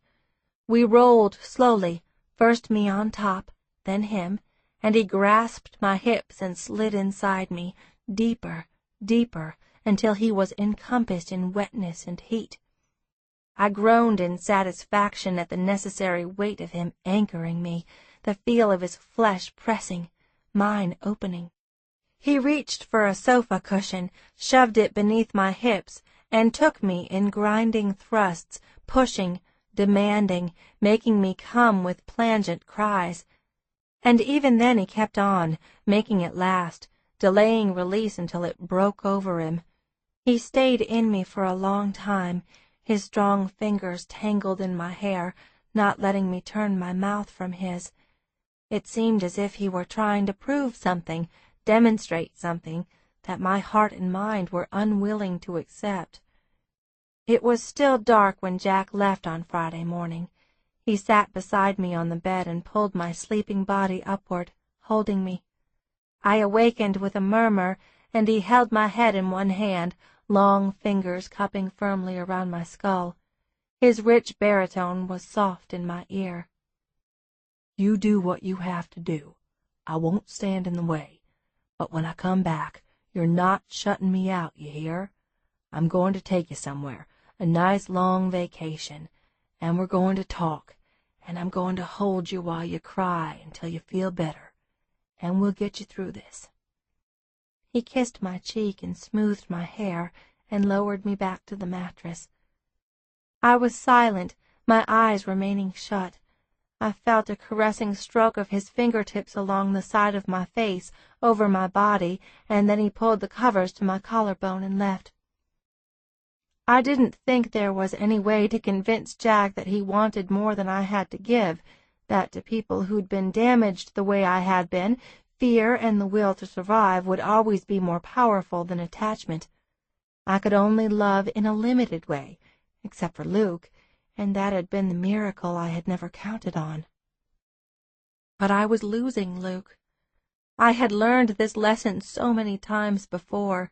It was the great inner truth that didn't require the support of logic. Every time I loved, I lost, and I was diminished. I wondered how much of me would be left after tomorrow. As I dressed Luke in a sailor suit and tiny white sneakers, I tried to imagine how he would look to Tara, how many differences there were between a 3-month-old and a newborn. Luke could now grasp an object in his hand or bat at an object that dangled over him. He smiled at me, and he smiled at the sight of himself in a mirror. When I talked to him, he gurgled and made sounds in response as if we were having a perfectly fascinating conversation. When I held him up and let his feet touch the floor, he pushed down with his legs as if he wanted to stand. Luke was at the beginning of infinite discoveries and abilities. Soon there would be milestones such as his first word, the first time he could sit up, the first step. I would miss all of it. He wasn't mine anywhere except in my heart. I felt the sting of incipient tears, like a sneeze that wouldn't quite happen.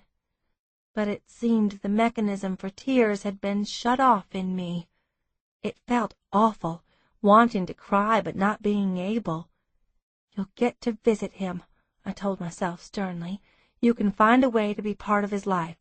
You'll be the really cool aunt who always gives him the best presents." But it wasn't the same. "Luke," I said scratchily, fastening the Velcro tabs on his shoes, "Mommy's coming today. You'll finally have Mommy back." He smiled up at me. I bent and brushed my lips over his petal-soft cheeks and felt his miniature fingers grip in my hair. Gently disentangling his fists, I picked him up and took him to the sofa. I sat him on my lap and began to read his favorite board book about a gorilla who let all the zoo animals out of their cages one night. Midway through the story, I heard the intercom beep. "Miss Varner, you have a visitor." "Please send her up." I felt nervous and defeated, and somewhere deep inside I was aware of lurking anger. Not a lot of anger, just a small, potent kindling, enough to burn out any remaining hint of optimism about my own future. Had Tara never asked me to do this, I would be unaware of this level of pain.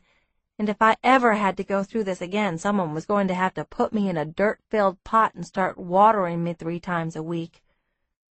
A knock at the door, 3 soft raps. Carrying Luke, I went to answer it. And there was Tara, more beautiful than I remembered, with a few hard edges that didn't detract from her looks at all. She was slender, beautifully dressed in a white hammered silk top and skinny black pants, and black flats with silver studs. Her white blonde hair fell loose in casual waves, and oversized hoops hung from her ears, and her wrist glittered with what had to be a 15-carat tennis bracelet. Tara came into the apartment with a wordless exclamation, not trying to take Luke from me, just putting her long arms around us both. I had forgotten how much taller than me she was. I remembered the time in our teens when I realized she had shot up past me in height, and I had complained that she shouldn't have gotten a growth spurt before I had, and she'd teased me by saying she'd gotten both our growth spurts. The embrace reminded me of 1,000 memories. It reminded me how much I loved her. She drew back to look at me, and her gaze fell to the baby. "Ella, he's so beautiful," she said in wonder, "and so much bigger." "Isn't he?" I angled Luke to face her. "Luke, look at your gorgeous mommy. Here, hold him." We transferred the baby carefully, and as Tara took him I still felt the imprint of Luke's soft weight against my shoulder. She looked at me with a wet glitter in her eyes, the tops of her cheeks bright with color that burned through her makeup. "Thank you, Ella," she whispered. I was vaguely surprised that I wasn't crying. It seemed there was a small but crucial distance between me and what was happening. I was grateful for that. "Let's sit down." Tara followed me. "Living in 1800 Maine and trading up for a rich guy like Jack Travis. You sure landed on your feet, Ella."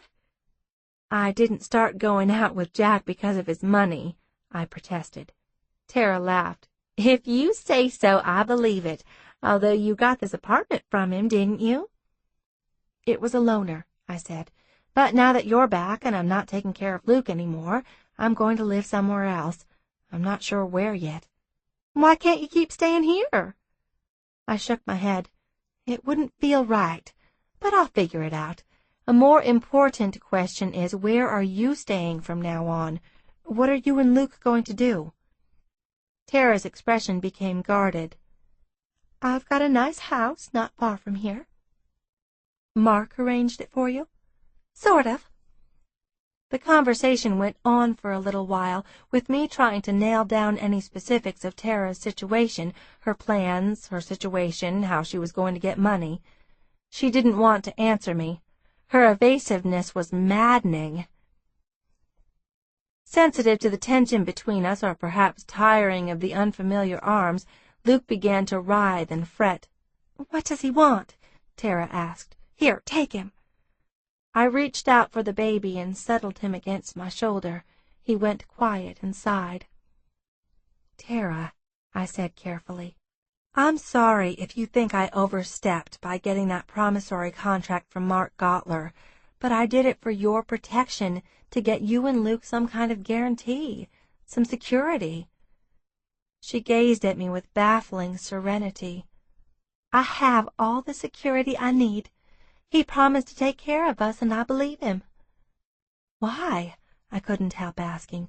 "Why are you so willing to take the word of a man who runs around on his wife?" "You don't understand, Ella. You don't know him." "I've met him, and I think he's a cold, manipulative asshole."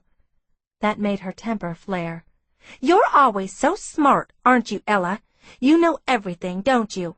Well, how about this? Mark Gottler isn't Luke's father. He's covering for the real father." "Who is it, Tara?" I asked with weary anger, covering the back of the baby's head with my hand. "Noah." I was silent, staring at her. I saw the truth in her eyes. "Noah Cardiff?" I asked hoarsely. Tara nodded. "He loves me. He is loved by tens of thousands of people. He could have anyone, but it's me he wants. Or do you think it's impossible for a man like that to want me?" "No, Luke was falling asleep. I stroked his small back. Luke, his favorite disciple. "What about his wife?" I had to clear my throat before continuing. "Does she know about you? About the baby?" "Not yet. Noah's going to tell her when the time is right." "When is that?" I whispered. "Sometime in the future, when his kids get a little older. He's got too many responsibilities now. Noah's real busy, but he's going to work it all out. He wants to be with me." "Do you think he'll ever risk his public image by getting a divorce? And how often will he see Luke?" "Luke's going to be little for a long time. He won't need a father till he's older, and by then Noah and I will be married." She frowned as she saw my face. "Don't look at me like that. He loves me, Ella. He promised to take care of me. I'm safe, and so is the baby." "Maybe you feel safe, but you're not. "You have nothing to bargain with. He can dump you at any time and leave you high and dry." "And you think you've got a better deal with Jack Travis?" she asked. "What do you have to bargain with, Ella? How do you know you won't get dumped? At least I've got Noah's baby." "I'm not dependent on Jack," I said quietly. "No, you don't depend on anyone. You don't trust anyone or believe in anything. Well, I'm different. I don't want to be alone. I need a man, and there's nothing wrong with that. And Noah's the best man I've ever known. He's good and smart, and he prays all the time. And I bet he's got more money than Jack Travis. And he knows everyone, Ella. Politicians and business people and just everyone. He's amazing." "Will he put any of his promises in writing?" I asked. "That's not what our relationship is about. A contract would make it cheap and ugly, and it would hurt Noah's feelings if he thought I didn't trust him. He and Mark know that contract was something you pushed for, not me." Reading my expression, she tried to set her mouth against a quiver of frustration. Tears weighted the delicate rims of her lower lids. "Can't you just be happy for me, Ella?" I shook my head slowly. "Not like this." She dashed at the moisture beneath her eyes with her fingertips. "You try to control people just like Mom does. Do you ever think about that?" Standing, she reached for Luke. "Give me the baby. I've got to go. I have a car and driver waiting." I surrendered Luke and gathered up the diaper bag, tucking the board book inside. "I can help you get the stroller down to the car." "I don't need it. I've got a whole nursery filled with brand-new baby stuff." "Don't leave angry," I said, suddenly breathless, my chest filled with cold, dry pain. "I'm not angry. It's just—" She hesitated. "You and Mom are toxic to me, Ella. I know that's not your fault, but I can't see either of you and not remember the hell of our childhood. I need to fill my life with positive things. From now on, it's going to be just me, Noah, and Luke." I was so stricken that I could hardly speak. "Wait, please." I leaned over the carrier and clumsily pressed my lips to the sleeping baby's head. "Goodbye, Luke," I whispered. And then I stood back and watched my sister carry Luke away. She took him onto the elevator, and the doors opened and closed, and they were gone.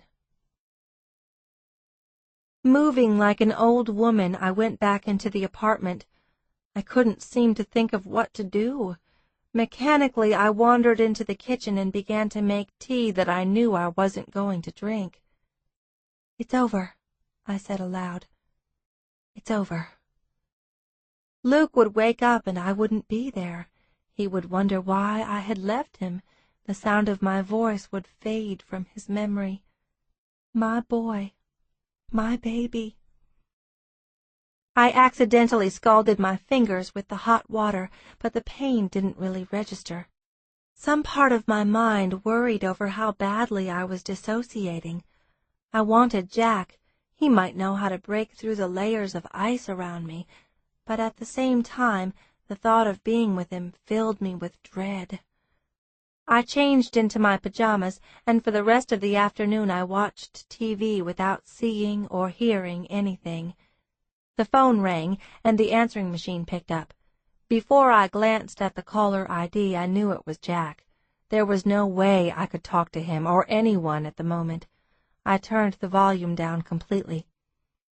Recognizing that I needed to go through the motions of a normal routine, I made soup with powdered chicken broth and consumed it slowly, and followed it with a glass of wine. The phone rang again, and I let the answering machine take it each time until a half-dozen messages had been left. Just as I considered going to bed, there was a knock at the door. It was Haven. Her brown eyes, so like her brother's, were filled with concern. She made no attempt to come inside, just slipped her hands in the pockets of her jeans and regarded me with infinite patience. "Hey," she said softly, "the baby's gone?" "Yep, he's gone." I tried to sound matter-of-fact, but the last word stuck in my throat. "Jack's been trying to call you." The shadow of an apologetic smile crossed my lips. "I know, but I'm not in the mood for talking, and I didn't want to ruin his fishing trip with my bad mood." "You wouldn't ruin his fishing trip. He just wants to know you're okay. He called me a few minutes ago and told me to come down here and check on you." "Sorry, you didn't need to do that." I tried to smile. "I'm not outside on the ledge or anything, just really tired." "Yeah, I know." Haven hesitated. "Want me to stay with you for a little while? Watch a late show or something?" I shook my head. "I need to sleep. Thanks, but no." "Okay." Her gaze was warm and searching. I shrank from it like a nocturnal creature avoiding sunlight. "Ella, I've never had a baby, and I don't know exactly what you're going through, but I do know about loss and grief, and I'm a good listener. Let's talk tomorrow, okay?" There's really nothing to say. I had no intention of talking about Luke ever again. It was a closed chapter in my life. She reached out and touched my shoulder lightly. "Jack's getting in around 5 tomorrow," she said. "Maybe even sooner." "I probably won't be here," I heard myself say distantly. "I'm going back to Austin." She looked at me alertly. "For a visit?" "I don't know. Maybe for good. I keep thinking I want to go back to the way things were before. I had been safe in Austin with Dane. I had not felt too much, given too much, needed too much. There had been no promises. "Do you think that's possible?" Haven asked softly. "I don't know," I said. "I may have to try it. Everything feels wrong here, Haven." "Wait before deciding anything," Haven urged. "You need time. Give it some time and you'll know what to do."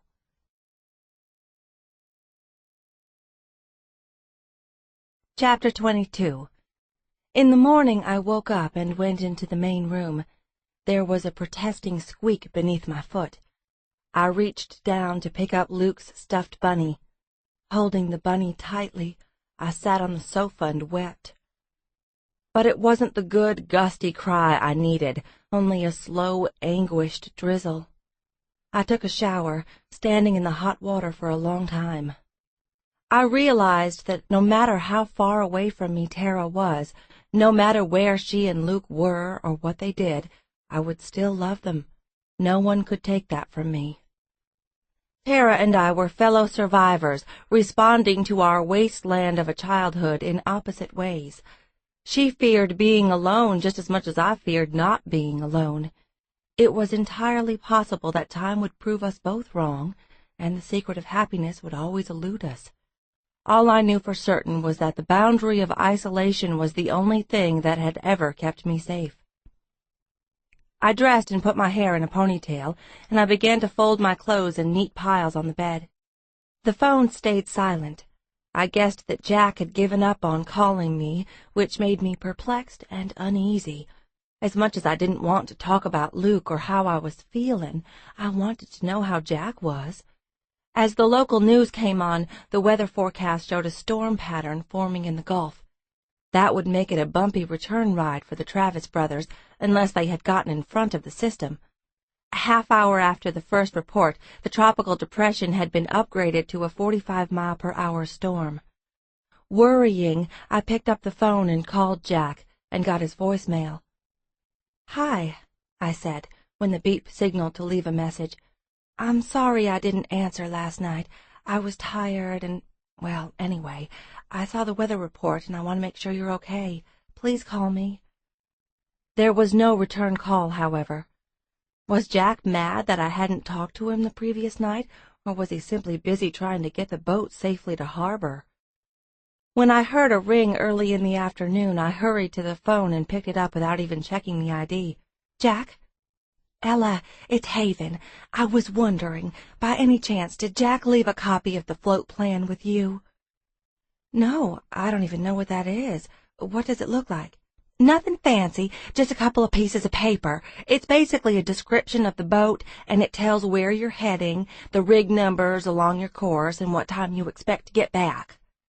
"Can't you just call Jack and ask him?" "He and Joe aren't answering their cell phones." "I noticed that. I tried to call Jack earlier because of the weather report, but he didn't pick up. I thought he was probably busy." I hesitated. "Should we be worried?" "Not really. It's just, I'd like to find out what their exact schedule is."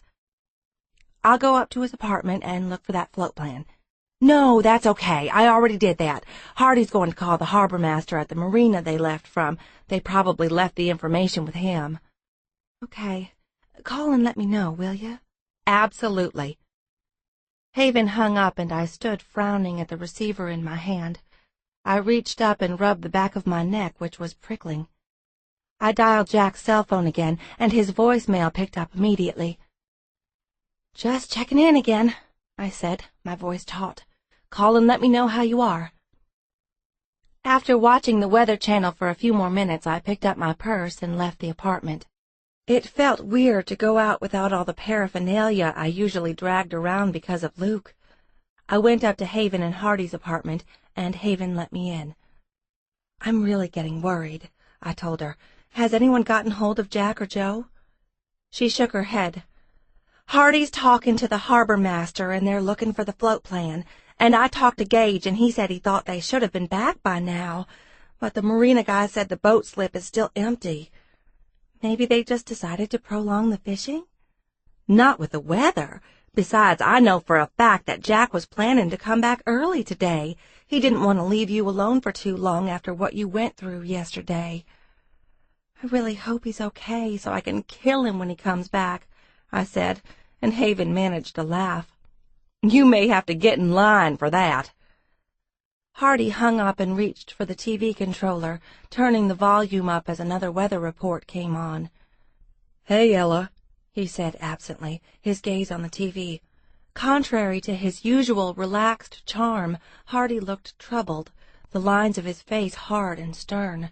He half sat on the back of the sofa, his long form tensed as if ready for action. "What did the harbor master say?" Haven asked. His tone was even and reassuring. "They're trying to reach them on the VHF radio. Nothing on 9, that's the distress channel, and no maydays have come in." "Is that good?" I asked.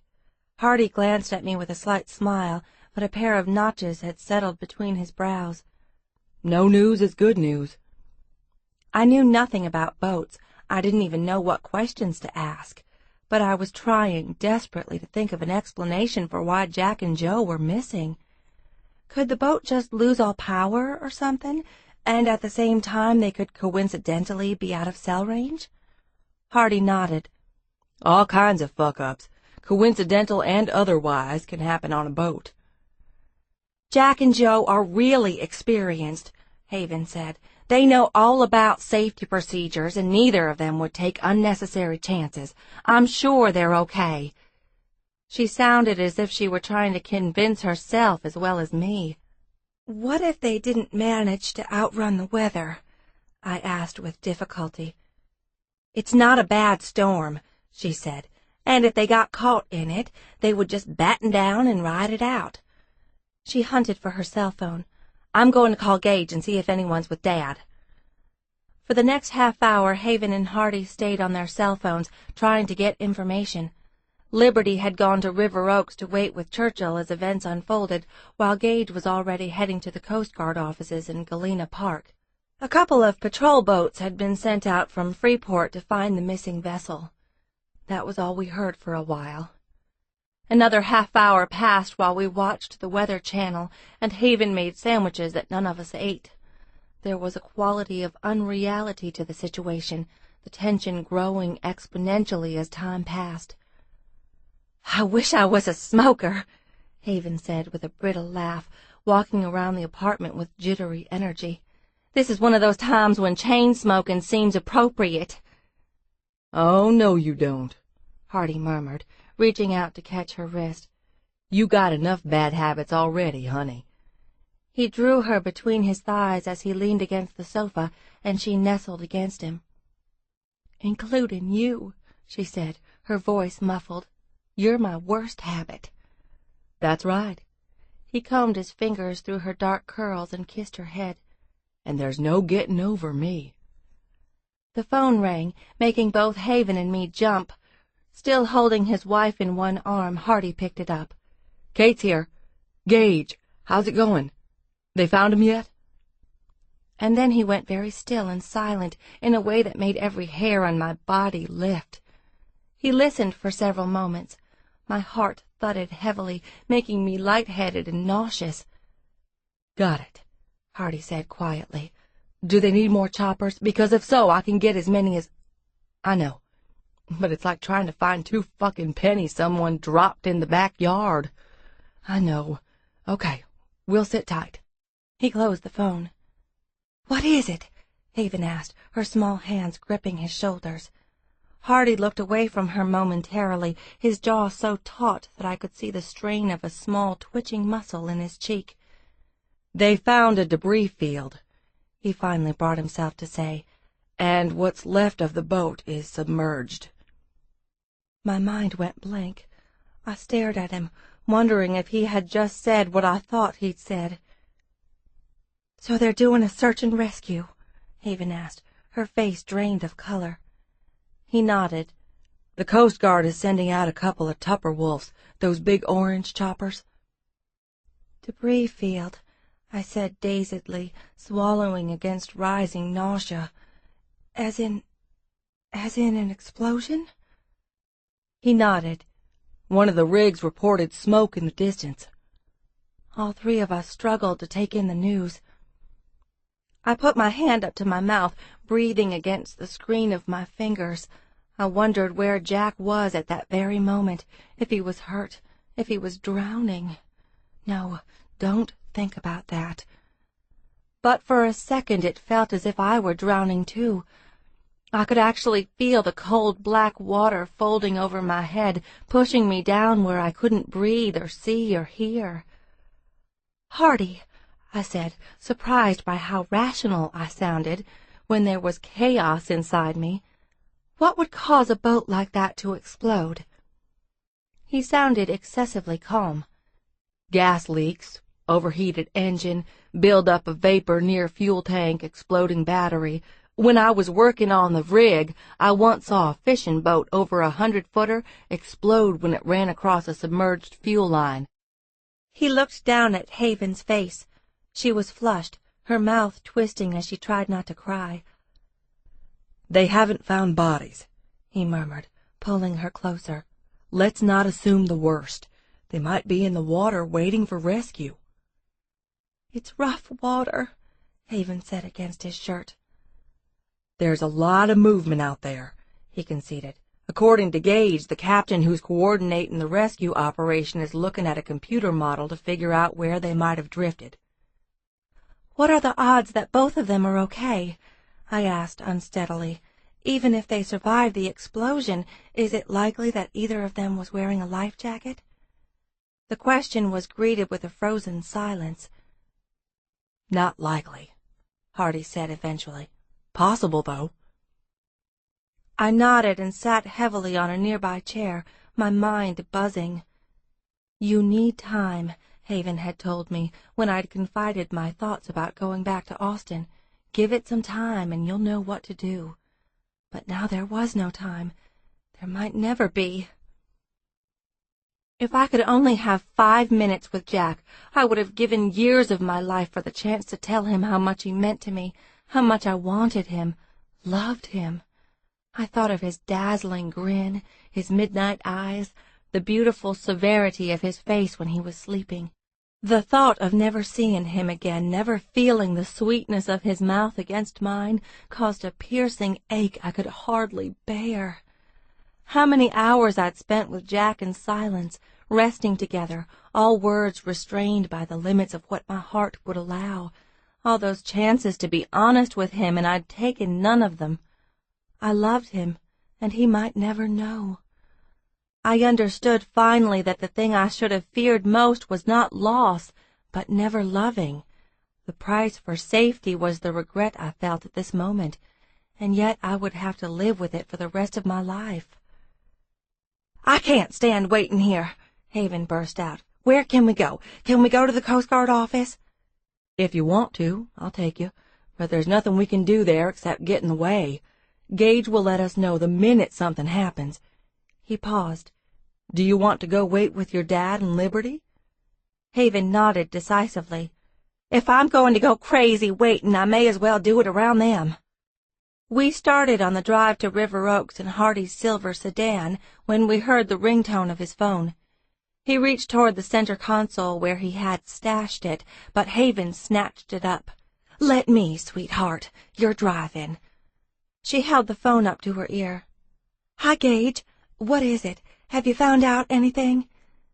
She listened for a few seconds, and her eyes went huge. "Oh, my God! I can't believe... Which one? They don't know? Shit! Can't someone... Yes, okay, we'll be there."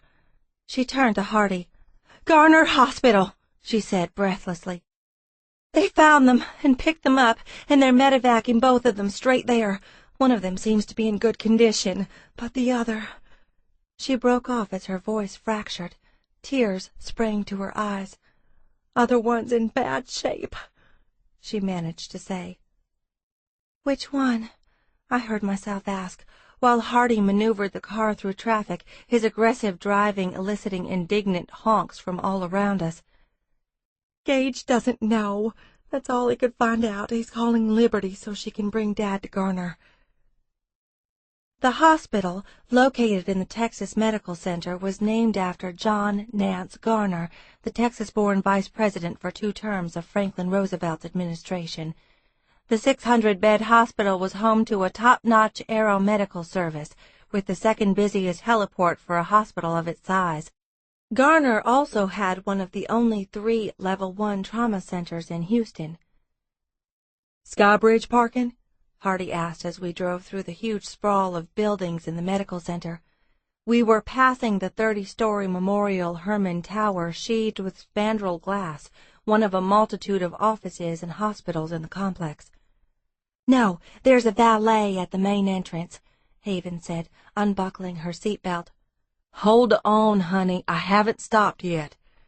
He glanced over his shoulder at me and saw that I was out of my seatbelt, too.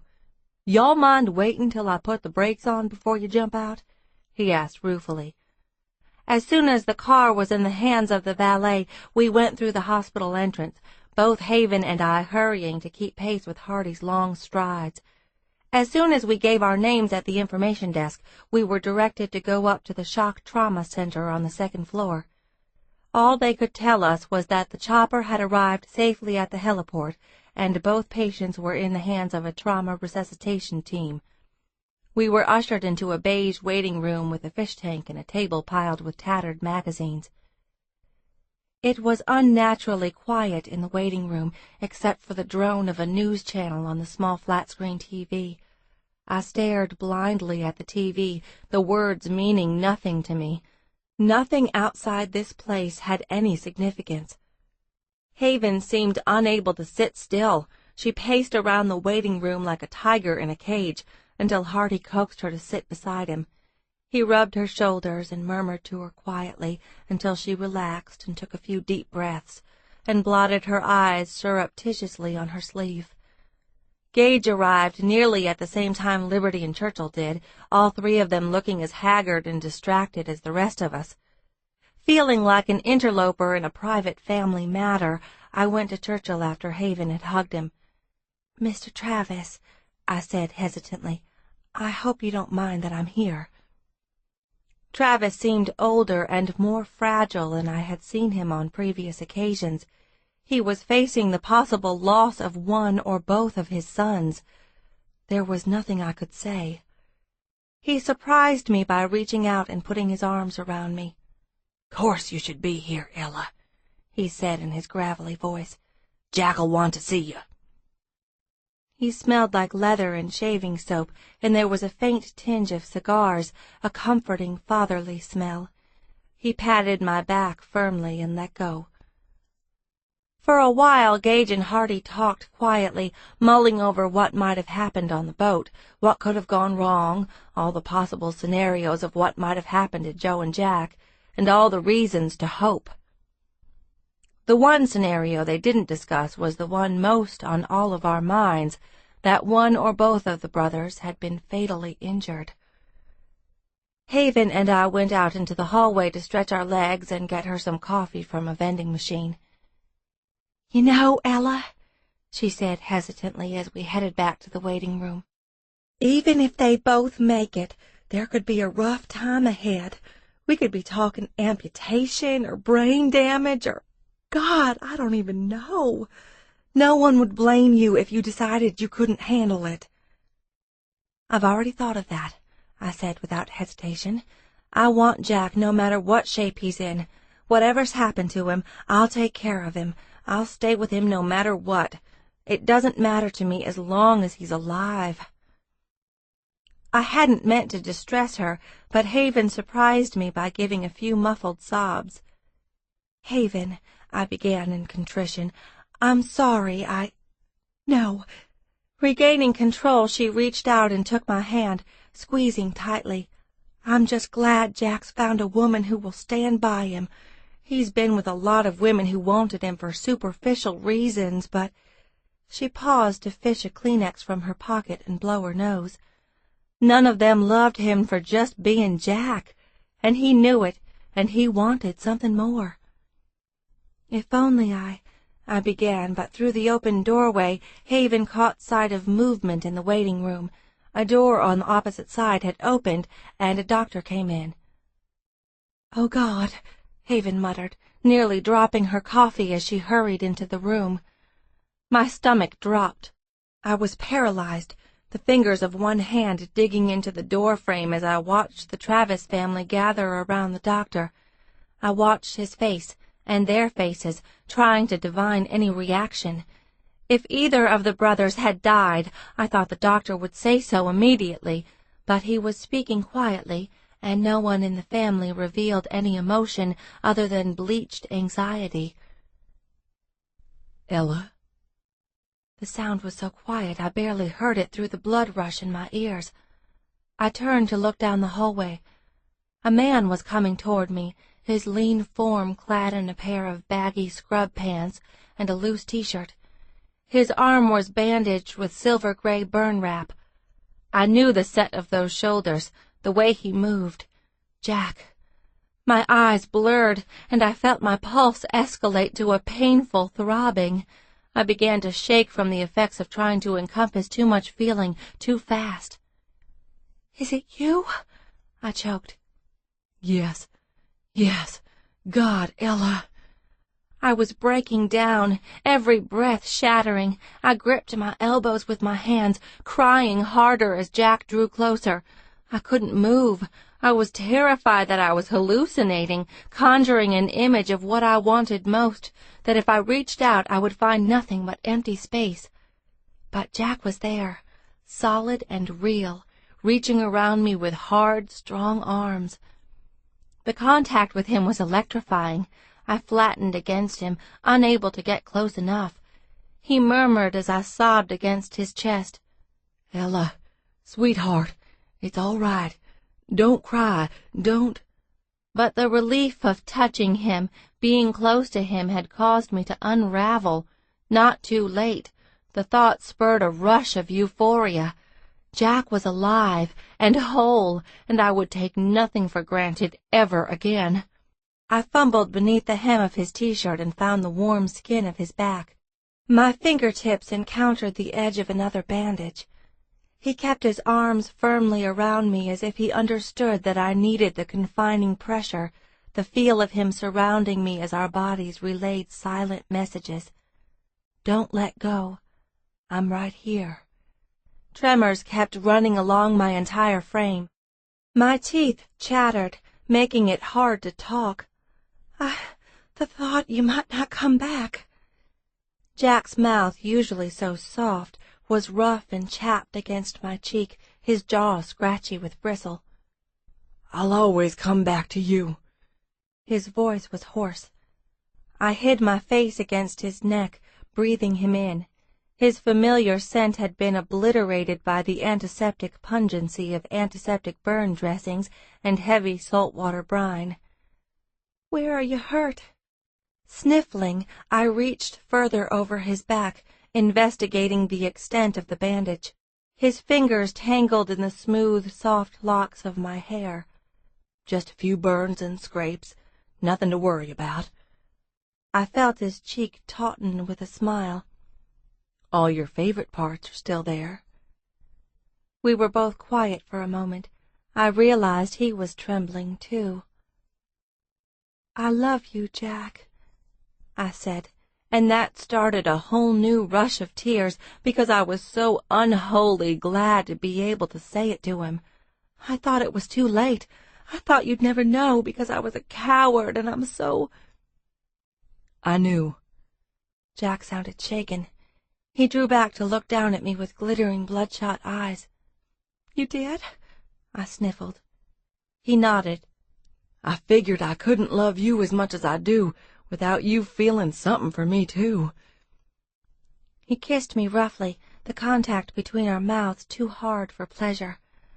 I put my fingers to Jack's bristled jaw and eased his face away to look at him. He was battered and scraped and sun-scorched. I couldn't begin to imagine how dehydrated he was. I pointed an unsteady finger at the waiting room. "Your family's in there. Why are you in the hallway?" My bewildered gaze swept down his body to his bare feet. They're letting you walk around like this?" Jack shook his head. "They parked me in a room around the corner to wait for a couple more tests. I asked if anyone had told you I was okay, and nobody knew for sure, so I came to find you." "You just left when you were supposed to be having more tests?" "I had to find you." His voice was quiet but unyielding. My hands fluttered over him. "Let's go back. You may have internal bleeding." Jack didn't budge. "I'm fine. They already did a CT, and it was clean. They want to do an MRI just to be sure." "What about Joe?" A shadow crossed Jack's face. Suddenly he looked young and anxious. "They won't tell me. He wasn't doing well, Ella. He could hardly breathe. He was at the wheel when the engine exploded. He may be really fucked up."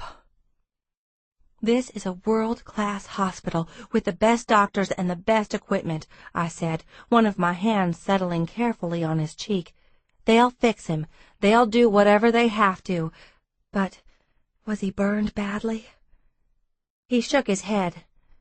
"The only reason I got singed a little was because I had to push through some burning debris to find him." "Oh, Jack." I wanted to hear everything he'd been through, every detail. I wanted to comfort him in every way possible. But there would be time for that later. "The doctor was talking to your family in the waiting room. Let's find out what he said." I gave him a threatening glance. "And then you're going back for the MRI. They're probably looking for you right now." "They can wait." Jack slid an arm around my shoulder. "You should see the red-headed nurse who was wheeling me around. Bossiest woman I ever met." We went into the waiting room. "Hey," I said in a wobbly voice, "look who I found." Jack was immediately surrounded by his family, Haven reaching him first. I stood back, still breathless, my heartbeat galvanized. There were no wisecracks as Jack embraced his sister and Liberty. He turned to his father and hugged him, his eyes glittering as he saw the runnel of a tear down Churchill's leathery cheek. "You okay?" Churchill asked in a rusted voice. "Yeah, Dad. Good." And Churchill touched his son's face with a sort of gentle, cuffing pat. Jack's jaw quivered, and he cleared his throat roughly. He seemed relieved to turn to Hardy, with whom he exchanged a manly half-hug back-pat. Gage was last, taking Jack by the shoulders and surveying him intently. "You look like shit," he commented. "Fuck you," Jack said, and they embraced each other roughly, the two dark heads close together. Jack gave him a few forceful thumps on the back, but Gage, mindful of his brother's condition, was far gentler. Jack swayed a little and was immediately pushed in a chair. "He's dehydrated," I said, going to the water dispenser in the corner and filling up a paper cup. "Why aren't you on an IV?" Churchill demanded, hovering over him. Jack showed him his hand, where an IV needle was still inserted and anchored with tape. "They used a 14-gauge needle, and it feels like a 6-penny nail was shoved into my vein, so I asked them for something smaller." "Pussy," Gage said affectionately, rubbing the top of Jack's rough, salt-stiffened hair. "How's Joe?" Jack asked, taking the water from me and drinking it in a few gulps. They all exchanged glances, not a good sign, and Gage answered carefully. "The doctor said Joe has a concussion and a mild case of blast lung injury. It may take a while for the lungs to get back to speed, maybe up to a year, but it could have been a lot worse. Joe's in respiratory distress and has borderline hypoxia, so they're treating him with supplemental high-flow oxygen. He'll be spending some serious time in ICU, and he can hear out of one ear but not the other. At some point a specialist will tell us if the hearing loss is permanent." "That's okay," Jack said. "Joe never listens anyway." Gage grinned briefly but sobered as he stared at his younger brother. "He's going in for surgery right now, for internal bleeding." "Where?" "Abdomen mostly." Jack swallowed hard. "How bad?" "We don't know." "Shit." Wearily, Jack rubbed his face with both hands. "I was afraid of that." "Before they corral you again," Liberty said, "can you tell us what happened, Jack?" Jack gestured for me to come to him, and he pulled me into his warm side as he spoke. It had been a clear morning, he said. Fishing had been decent, and they had gotten an early start back to the marina. But on the way, they'd seen a huge brown seaweed mat about an acre in size. The mat had formed its own ecosystem with algae, barnacles, and small fish, all living amid the accumulated driftwood and mermaid purses. Figuring there was good fishing around or under the mat, the brothers had killed the engine and glided up to the seaweed. In just a few minutes, Jack had hooked a Dorado, the rod nearly doubling and the reel screaming off a bunch of line as the acrobatic fish took off. It leapt from the water, revealing itself to be a 5-footer, a monster, and Jack had followed around the boat to keep the line from catching. He had shouted to Joe to start the boat and go toward the fish, otherwise it would gain too much line. And just as he started to reel it in, Joe had started the engine, and there had been an explosion. Jack fell silent at that point, blinking as he struggled to recall what had happened next. Hardy murmured, "Sounds like a build-up of fumes."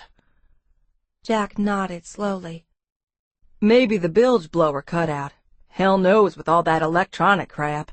Anyway, I don't remember anything about the explosion. All of a sudden I was in the water, and there was debris everywhere, and the boat had turned into a fireball.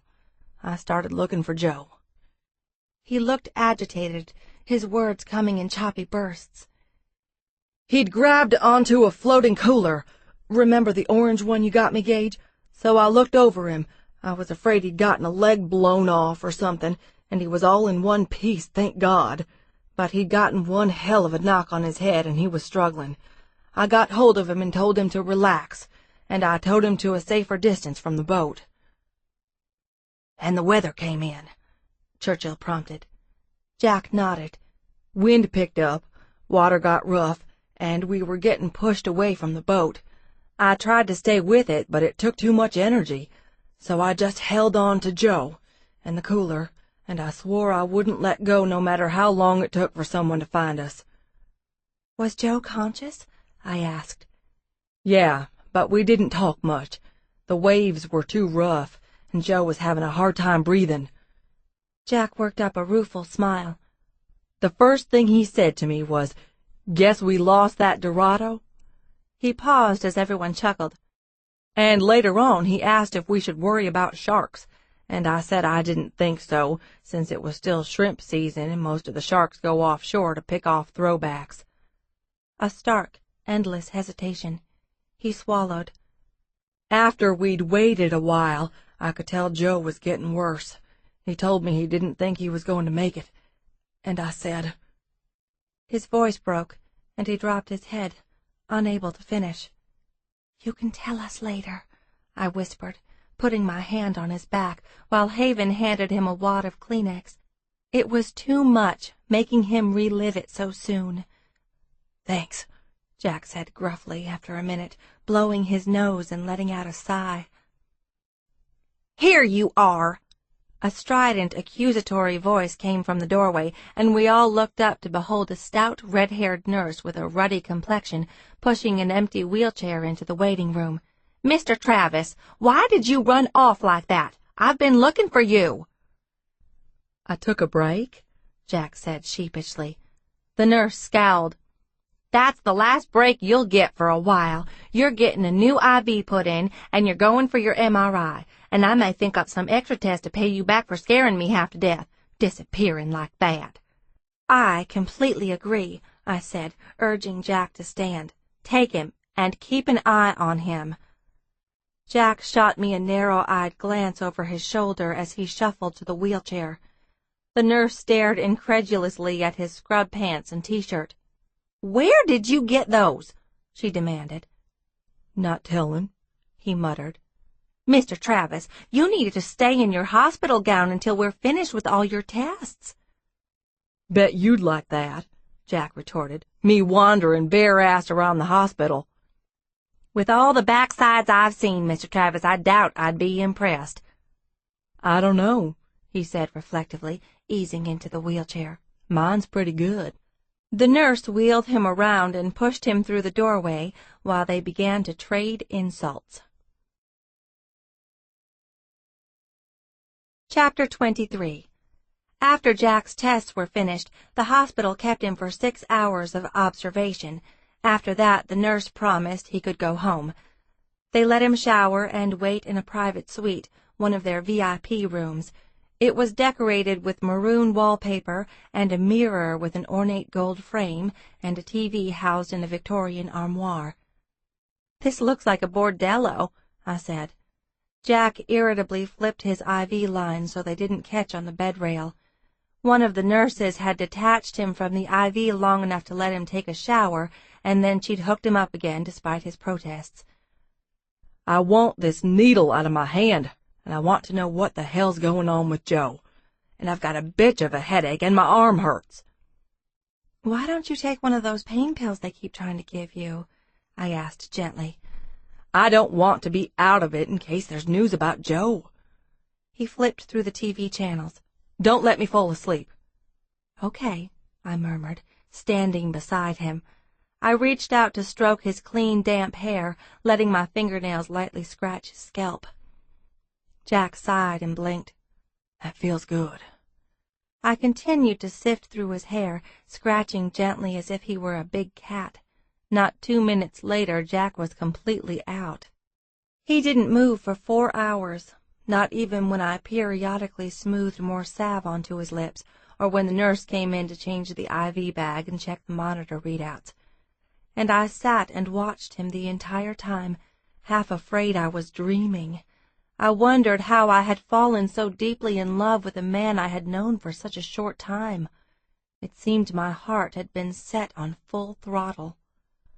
By the time Jack finally woke, I was able to tell him that his brother was out of surgery and was in stable condition.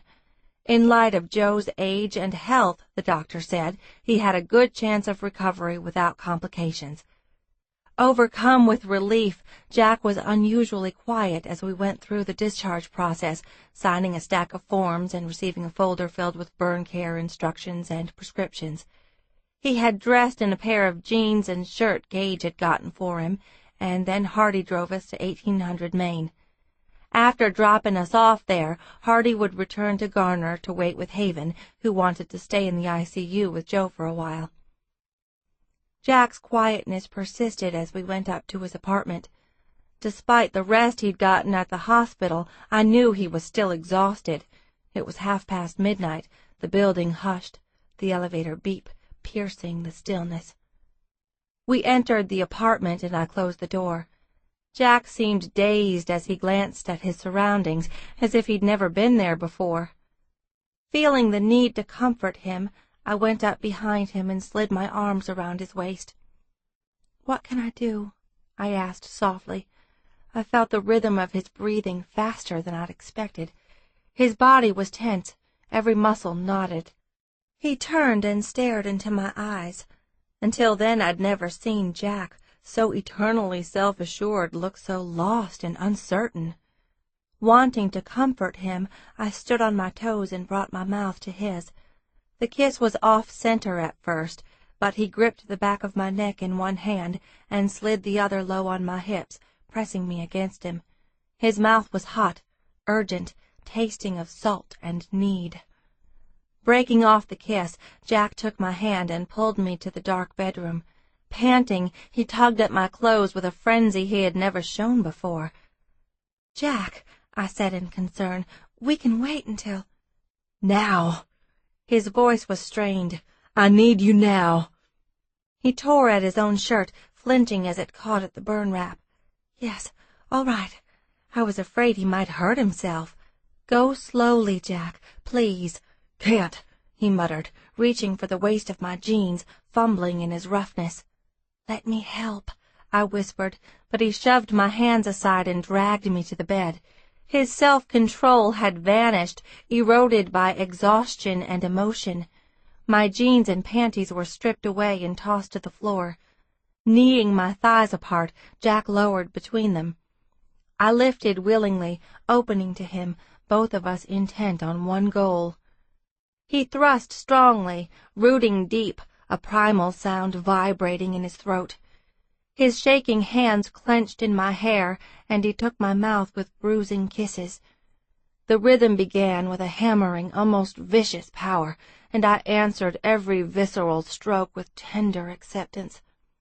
Grasping his head in my hands, I pulled his ear close to my lips, and I whispered how much I loved him beyond anything. He tensed and gasped out my name, his body shuddering with the violence of his release. Sometime before morning, I woke with the hazy awareness of warm hands drifting over me, fingertips gliding and playing. Jack was cuddling me from behind, his knees drawn up beneath mine as we lay on our sides. In contrast to his earlier ferocity, his touch was extraordinarily light, teasing out sensation. I felt the hardness of his chest against my back, the soft mat of hair brushing my shoulder blades and raising gooseflesh. His mouth touched the back of my neck, teeth closing tenderly on the thin, hot skin, sending a shiver along my spine. "Easy," Jack whispered, soothing me with his hands, kissing my nape, stroking it with his tongue. But it was impossible to stay still as he caressed my breasts and stomach and between my thighs, long fingers slipping carefully into the core of my body. I moaned and reached blindly for his wrist, gripping it and feeling the subtle, clever play of muscle and bone. His lips curved against my neck. He eased his hand away, and his strong arm hooked beneath my top thigh, levering it upward. Positioning himself, he shunted deep and easy, whispering, "I love you. Just let go, Ella. Let me have you." He was so deliberate, the pace dreamy and delayed, and the more I struggled, the more time he took. We began the incremental climb, rising gradually on every throb, pulse, breath. Withdrawing slowly, Jack turned me onto my back. He spread me wide and helpless beneath him. Incoherent sounds rose in my throat as he entered me again. His mouth took mine with erotic gentleness, while the urgent cadence of our bodies never ceased, the sleek undulations drawing out more pleasure and more. Our gazes locked, and I sank into the darkness of his eyes, feeling him all around me, inside me. He quickened, deepening the strokes, following the inner pulse of my body, pursuing my pleasure with hard, assuaging thrusts until he had driven me into a climax higher and stronger than anything I'd ever felt. I cried out at the summit, twining my limbs around him, while Jack breathed my name and tumbled with me in the rush, the voluptuous undertow, the slow, rich ebb. For a long time afterward, Jack held my shivering body and stroked me into stillness. "Did you ever think it could be like that?" I whispered. "Yes." He smoothed my hair and kissed my forehead. "But only with you."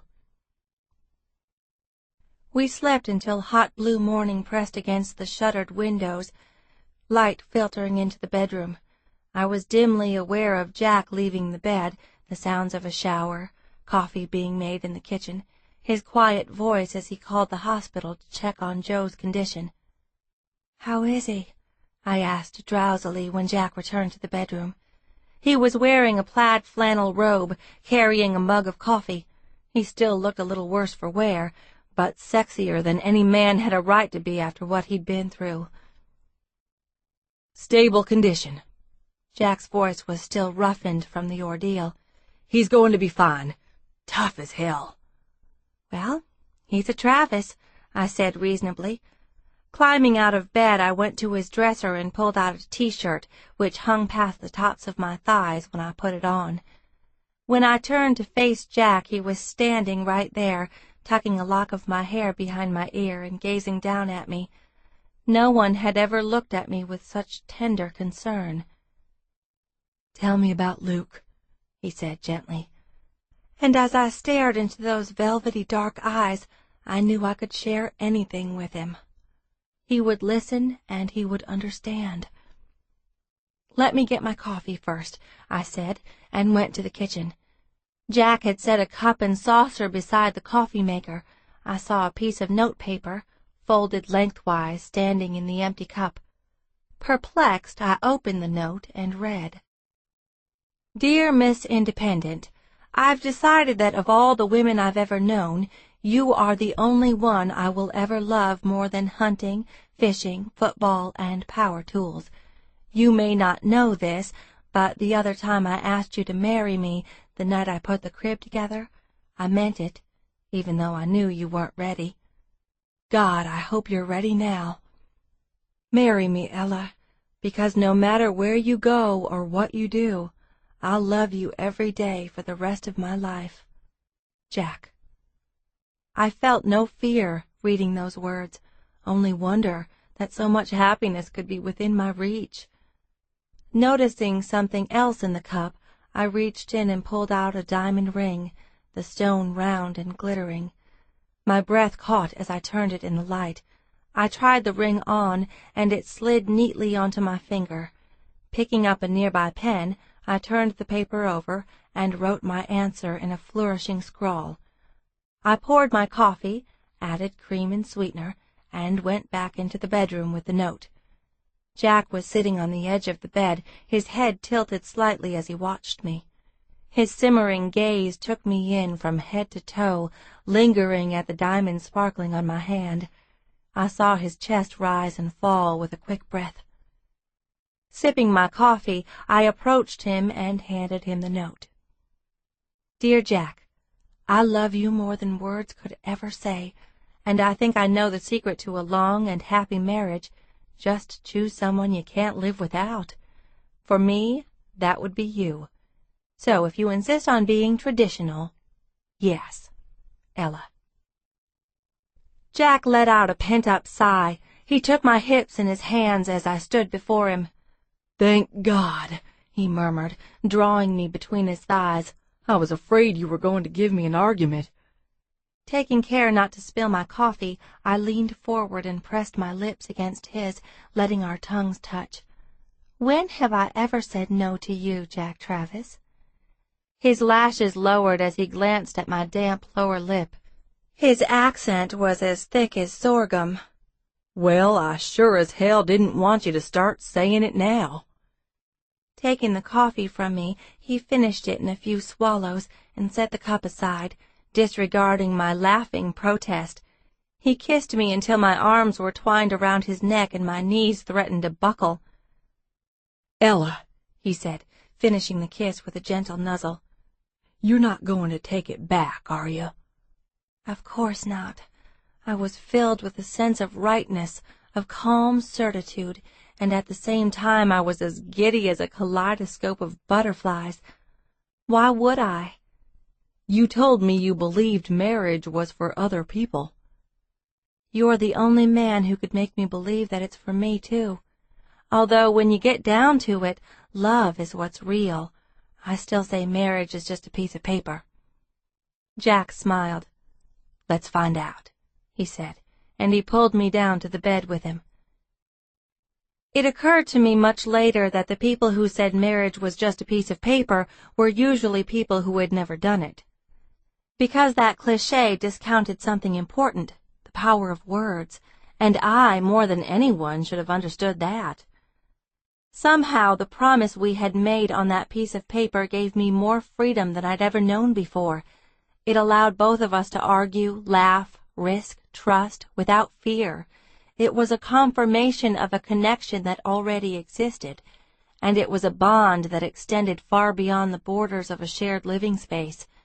We would have stayed together even without a marriage certificate, but I believed in the permanence it represented. It was a piece of paper you could build a life on. At first my mother had been incredulous that I had managed to catch a Travis, and she had tried to descend like a plague of Egypt in hopes of profiting from my new connections. But Jack handled her adroitly, using a mixture of intimidation and charm to keep her in line. I didn't see or hear from her often, and when she did get in touch, she was oddly subdued and respectful. "I wonder what's going on with her," I told Jack in bemusement. "She hasn't said anything about my weight or my hairstyle, and I haven't had to listen to any gross stories about her sex life or grooming habits." "I promised her a new car if she managed not to piss you off for 6 months," he said. "I told her if I ever saw you frowning or unhappy after you got off the phone with her, the deal was off." "Jack Travis!" I was amused and indignant. "Are you going to start buying her big-ticket items every 6 months as a reward for impersonating a decent human being?" "I doubt she'll last that long," he said. As for Jack's side of the family, I found them colorful, affectionate, argumentative, fascinating. They were a real family, and they made a place for me, and I loved them for it. I quickly grew fond of Churchill, who was a kind and generous soul for all that he didn't suffer fools gladly. We debated various subjects and annoyed each other with dueling political emails, and we made each other laugh, and he insisted that I sit right next to him at family dinners. After 2 weeks at Garner Hospital, Joe came home to recuperate at the mansion in River Oaks, which delighted Churchill nearly as much as it aggravated his son. Joe said he wanted privacy. He didn't like it that when anyone came to see him, they visited with his dad first. But Churchill, who hardly minded having so many attractive young women come to the house, retorted that if Joe didn't like it, he'd better get well faster. As a result, Joe was a model patient, determined to recover his health as soon as possible and get away from his interfering parent. I married Jack 2 months after he proposed, which shocked all of my friends and most of his, who had come to think of him as a perennial bachelor. I'd heard some speculation that his near-death experience had helped him to readjust his priorities. My priorities were fine, Jack told everyone innocently. It was Ella's that needed straightening out.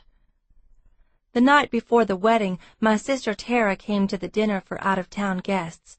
She was beautifully dressed in a pink suit, her hair upswept, diamond studs sparkling at her ears. And she was unescorted.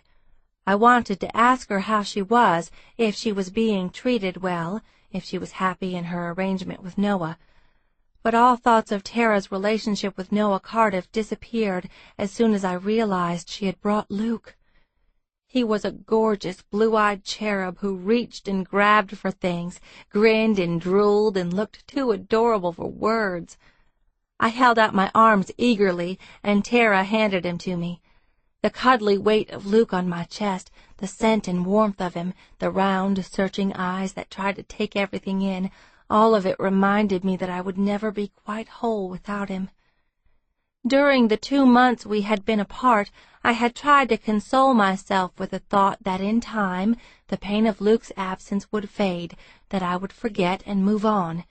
But as I snuggled him close and smoothed his soft black hair, and he smiled as if he remembered me, I knew nothing had changed. Love didn't move on. I held Luke in my lap all during the formal dinner, once getting up to walk around with him, another time taking him upstairs to change his diaper, despite my sister's protest that she could do it. "Let me," I told her, laughing as Luke grasped the strand of pearls I was wearing and attempted to cram some of them into his mouth. "I don't mind at all, and I want to spend every possible second with him." "Be careful," Tara warned, giving me the diaper bag. "He rolls over now. He'll roll right off the bed." "Do you?" I asked Luke, enchanted. "Can you roll? You'll have to do it so I can see, sweet baby." He gurgled in agreement, gnawing on the pearls. When Luke was freshly diapered, I took him toward the stairs, heading back down to dinner. I paused as I saw Jack and Tara ascending to the top of the flight, both of them absorbed in conversation. Jack glanced at me and smiled faintly, but his eyes were alert and intent, and it seemed there was something he wanted to tell me. And Tara looked guarded. What in the world could they have been talking about? "Hey," I said, forcing a smile. "Were you afraid I'd lost my touch?" "Not at all," Jack replied easily. "You've changed enough diapers. I didn't think you'd forget so soon." He came to me and brushed a warm kiss on my cheek. "Darling, why don't you let me take Luke for a few minutes? He and I got some catching up to do." I was reluctant to let the baby go. "Maybe a little later?" Jack looked directly into my eyes, his face right above mine. "Talk to your sister," he murmured, "and tell her yes." "Tell her yes about what?" But he didn't answer. He pried the baby away from me, laid him against his shoulder, and patted his diapered bottom. Luke conformed to him bonelessly, content in Jack's secure grip. "This won't take long," Tara told me, looking uncertain and almost bashful. "At least I don't think it will. Is there somewhere quiet we can talk?" I led her to a little upstairs sitting area, and we settled into soft, leather-upholstered chairs. "Is it about Mom?" I asked in concern. "Lord, no." Tara raised her eyes heavenward. "Mom's fine. She doesn't know about me and Noah, of course. All she knows is that I've got a rich boyfriend. She's telling everyone that I'm secretly dating one of the Astros." "How are things with Noah?" I hesitated, uncertain if I should use his name. "Wonderful," she said without hesitation. "I've never been so happy. He's real good to me, Ella." "I'm glad." "I have a house," Tara continued, "and jewelry and a car, and he loves me and he says it all the time. I hope he can keep his promises to me. I believe he wants to. But even if he can't, this has been the best time of my life. I wouldn't trade it for anything. It's just, I've been thinking about things lately." "You're going to leave him?" I asked hopefully. A wry smile curved her lacquered lips. "No, Ella. I'm going to be spending more time with him. He's started traveling a lot. He'll be going across the country to present programs in big stadiums, and he'll also be touring in Canada and England. His wife is staying here with the kids. I'll be going as part of his entourage, and I'll be with him every night." I was speechless for a moment. "You want to do that?" Tara nodded. "I'd like to see some of the world, learn new things. I never had the chance to do anything like this before, and I want to be with Noah and help him any way I can." "Tara, do you really think—" "I'm not asking for permission," she said quietly. "And I don't want your opinion, Ella. I'm making my own decisions, and I have the right to do that. After growing up with Mom, you know how important it is to get to decide things for yourself." That quieted me as nothing else could have. Yes, it was her right to make her own decisions, even her own mistakes. "Are you telling me goodbye?" I asked huskily. She smiled and shook her head. "Not yet. It'll take a few months to arrange. The reason I'm telling you now is—" Her smile faded. "God, it's not easy to say what I really feel instead of what I think I should feel. But the truth is, I've been taking care of Luke, spending a lot of time with him, and it's still like it was in the beginning. He doesn't feel like mine. He never will. I don't want children, Ella. I don't want to be a mother. I don't want to relive our childhood." "But it's not like that," I said urgently, taking her long, slim hands in mine. "Luke has nothing to do with that old life." "That's how you feel," she said gently. "It's not how I feel." "What does Noah say?" Tara looked down at our entwined hands. "He doesn't want Luke. He's already got children, and having a baby around makes it hard for us to be together." "Luke'll get older. You'll change your mind." "No, Ella. I understand what I'm doing." She gave me a long, bittersweet glance. "Just because a woman can have children, it doesn't make her a mother. You and I know that, don't we?" My eyes and nose stung. I swallowed against the tightness of my throat. "Yeah," I whispered. "So what I'm asking, Ella, is if you'd like to take Luke for good. Jack said he thought you might. It's the best thing for Luke, if you're willing."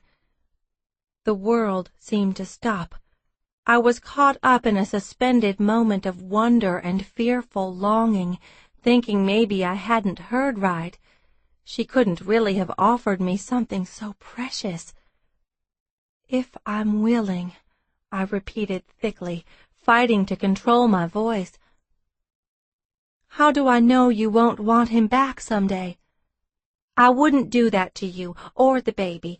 I know what Luke means to you. I see it on your face whenever you look at him. But we'll make it a legal adoption. We'll have all the papers drawn up.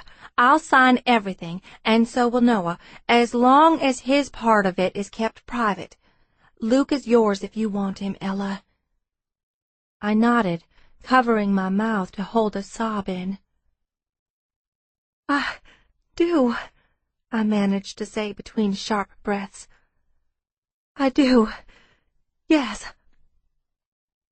"Don't. You'll ruin your makeup," Tara said, using her finger to swab a pooling tear beneath my eye. I reached for her and hugged her fiercely, heedless of makeup and hairstyles and outfits. "Thank you," I choked. "When do you want to take him? Sometime after you get back from the honeymoon?" "I want him now," I said, and burst into tears, unable to hold them back any longer. Tara let out a startled laugh.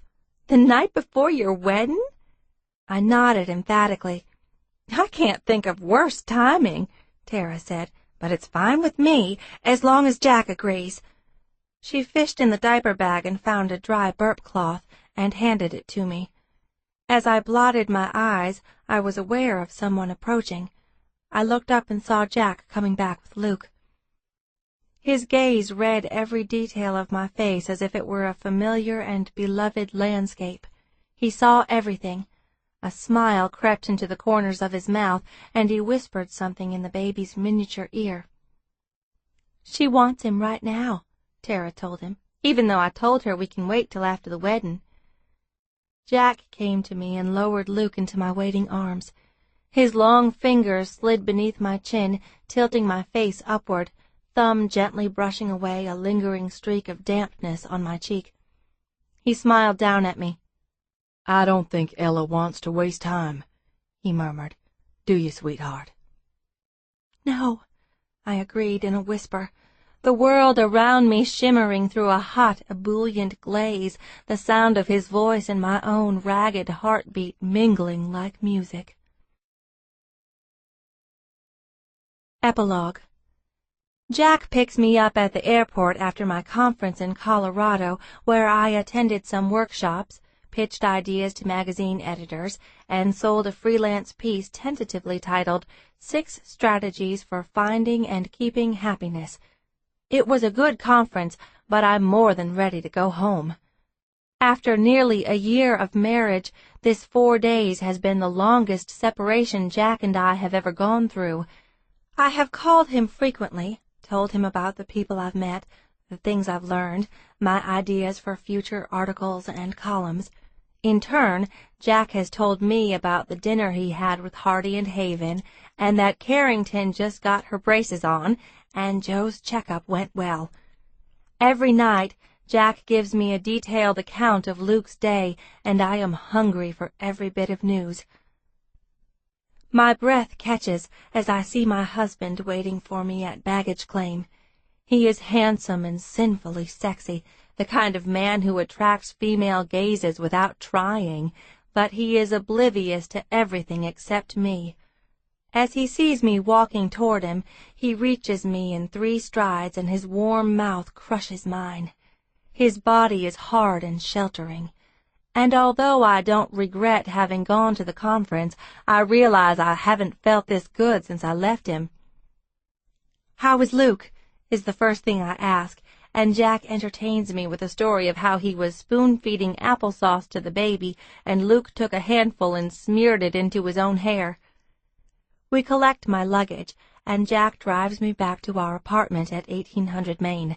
We can't seem to stop talking, even though we've talked every day we've been apart. I keep my hand on Jack's arm the whole way, and I notice that his bicep feels huge. When I ask him if he's been working out harder than usual, he says it was the only way to deal with his pent-up sexual frustration. He says I'm going to be busy for a while making it up to him, which I say is just fine. I stand on my toes and kiss him during the entire elevator ride, and he kisses me back until I can hardly breathe. "Ella," he murmurs, holding my flushed face in his hands. 4 days without you, and it felt like 4 months. All I could think was, how did I make it for so long before I met you? "You went out with a lot of placeholders," I tell him. A grin crosses his face before he kisses me again. I didn't know what I was missing. While Jack carries my suitcases, I hurry down the hallway to our apartment, my heart beating in anticipation. I ring the bell, and the nanny opens the door just as Jack catches up with me. "Welcome home, Mrs. Travis," she exclaims. "Thank you. It's good to be back. Where is Luke?" "In the nursery. We were playing with his trains. He's been a good boy while you were gone." Dropping my purse beside the door, tossing my suit jacket onto the sofa, I go to the doorway of the nursery. The room is painted in pale shades of blue and green, one wall a mural of cars and trucks with cheerful faces, and a rug printed with roads and train tracks. My son is sitting up by himself, gripping a wooden train engine in his hands, trying to spin the wheels with his fingers. "Luke," I said softly, not wanting to startle him. "Mommy's home. I'm here. Oh, I missed you, sweet boy." Luke looks at me with round blue eyes and drops the truck, his small hands remaining suspended in midair. A wide grin spreads across his face, revealing one pearly tooth. He lifts his arms to me. "Mama," he says. A thrill to the word, and I go to him. We hope you have enjoyed our presentation of Smooth Talking Stranger by Lisa Kleypas. Copyright 2009 by Lisa Kleypas. Read by Emily Durante. Directed by Laurel Merlington. Engineered by Jeff King. Performance copyright 2009 by Brilliance Audio. All rights reserved. For further information concerning this program or other Brilliance Audio titles, please call the following toll-free number, 1-800-222-3225, or visit our website at www.brillianceaudio.com. No part of this recording may be played for an audience or reproduced in any form. It may not be streamed, downloaded, broadcast, or copied without written permission. Address all inquiries to Brilliance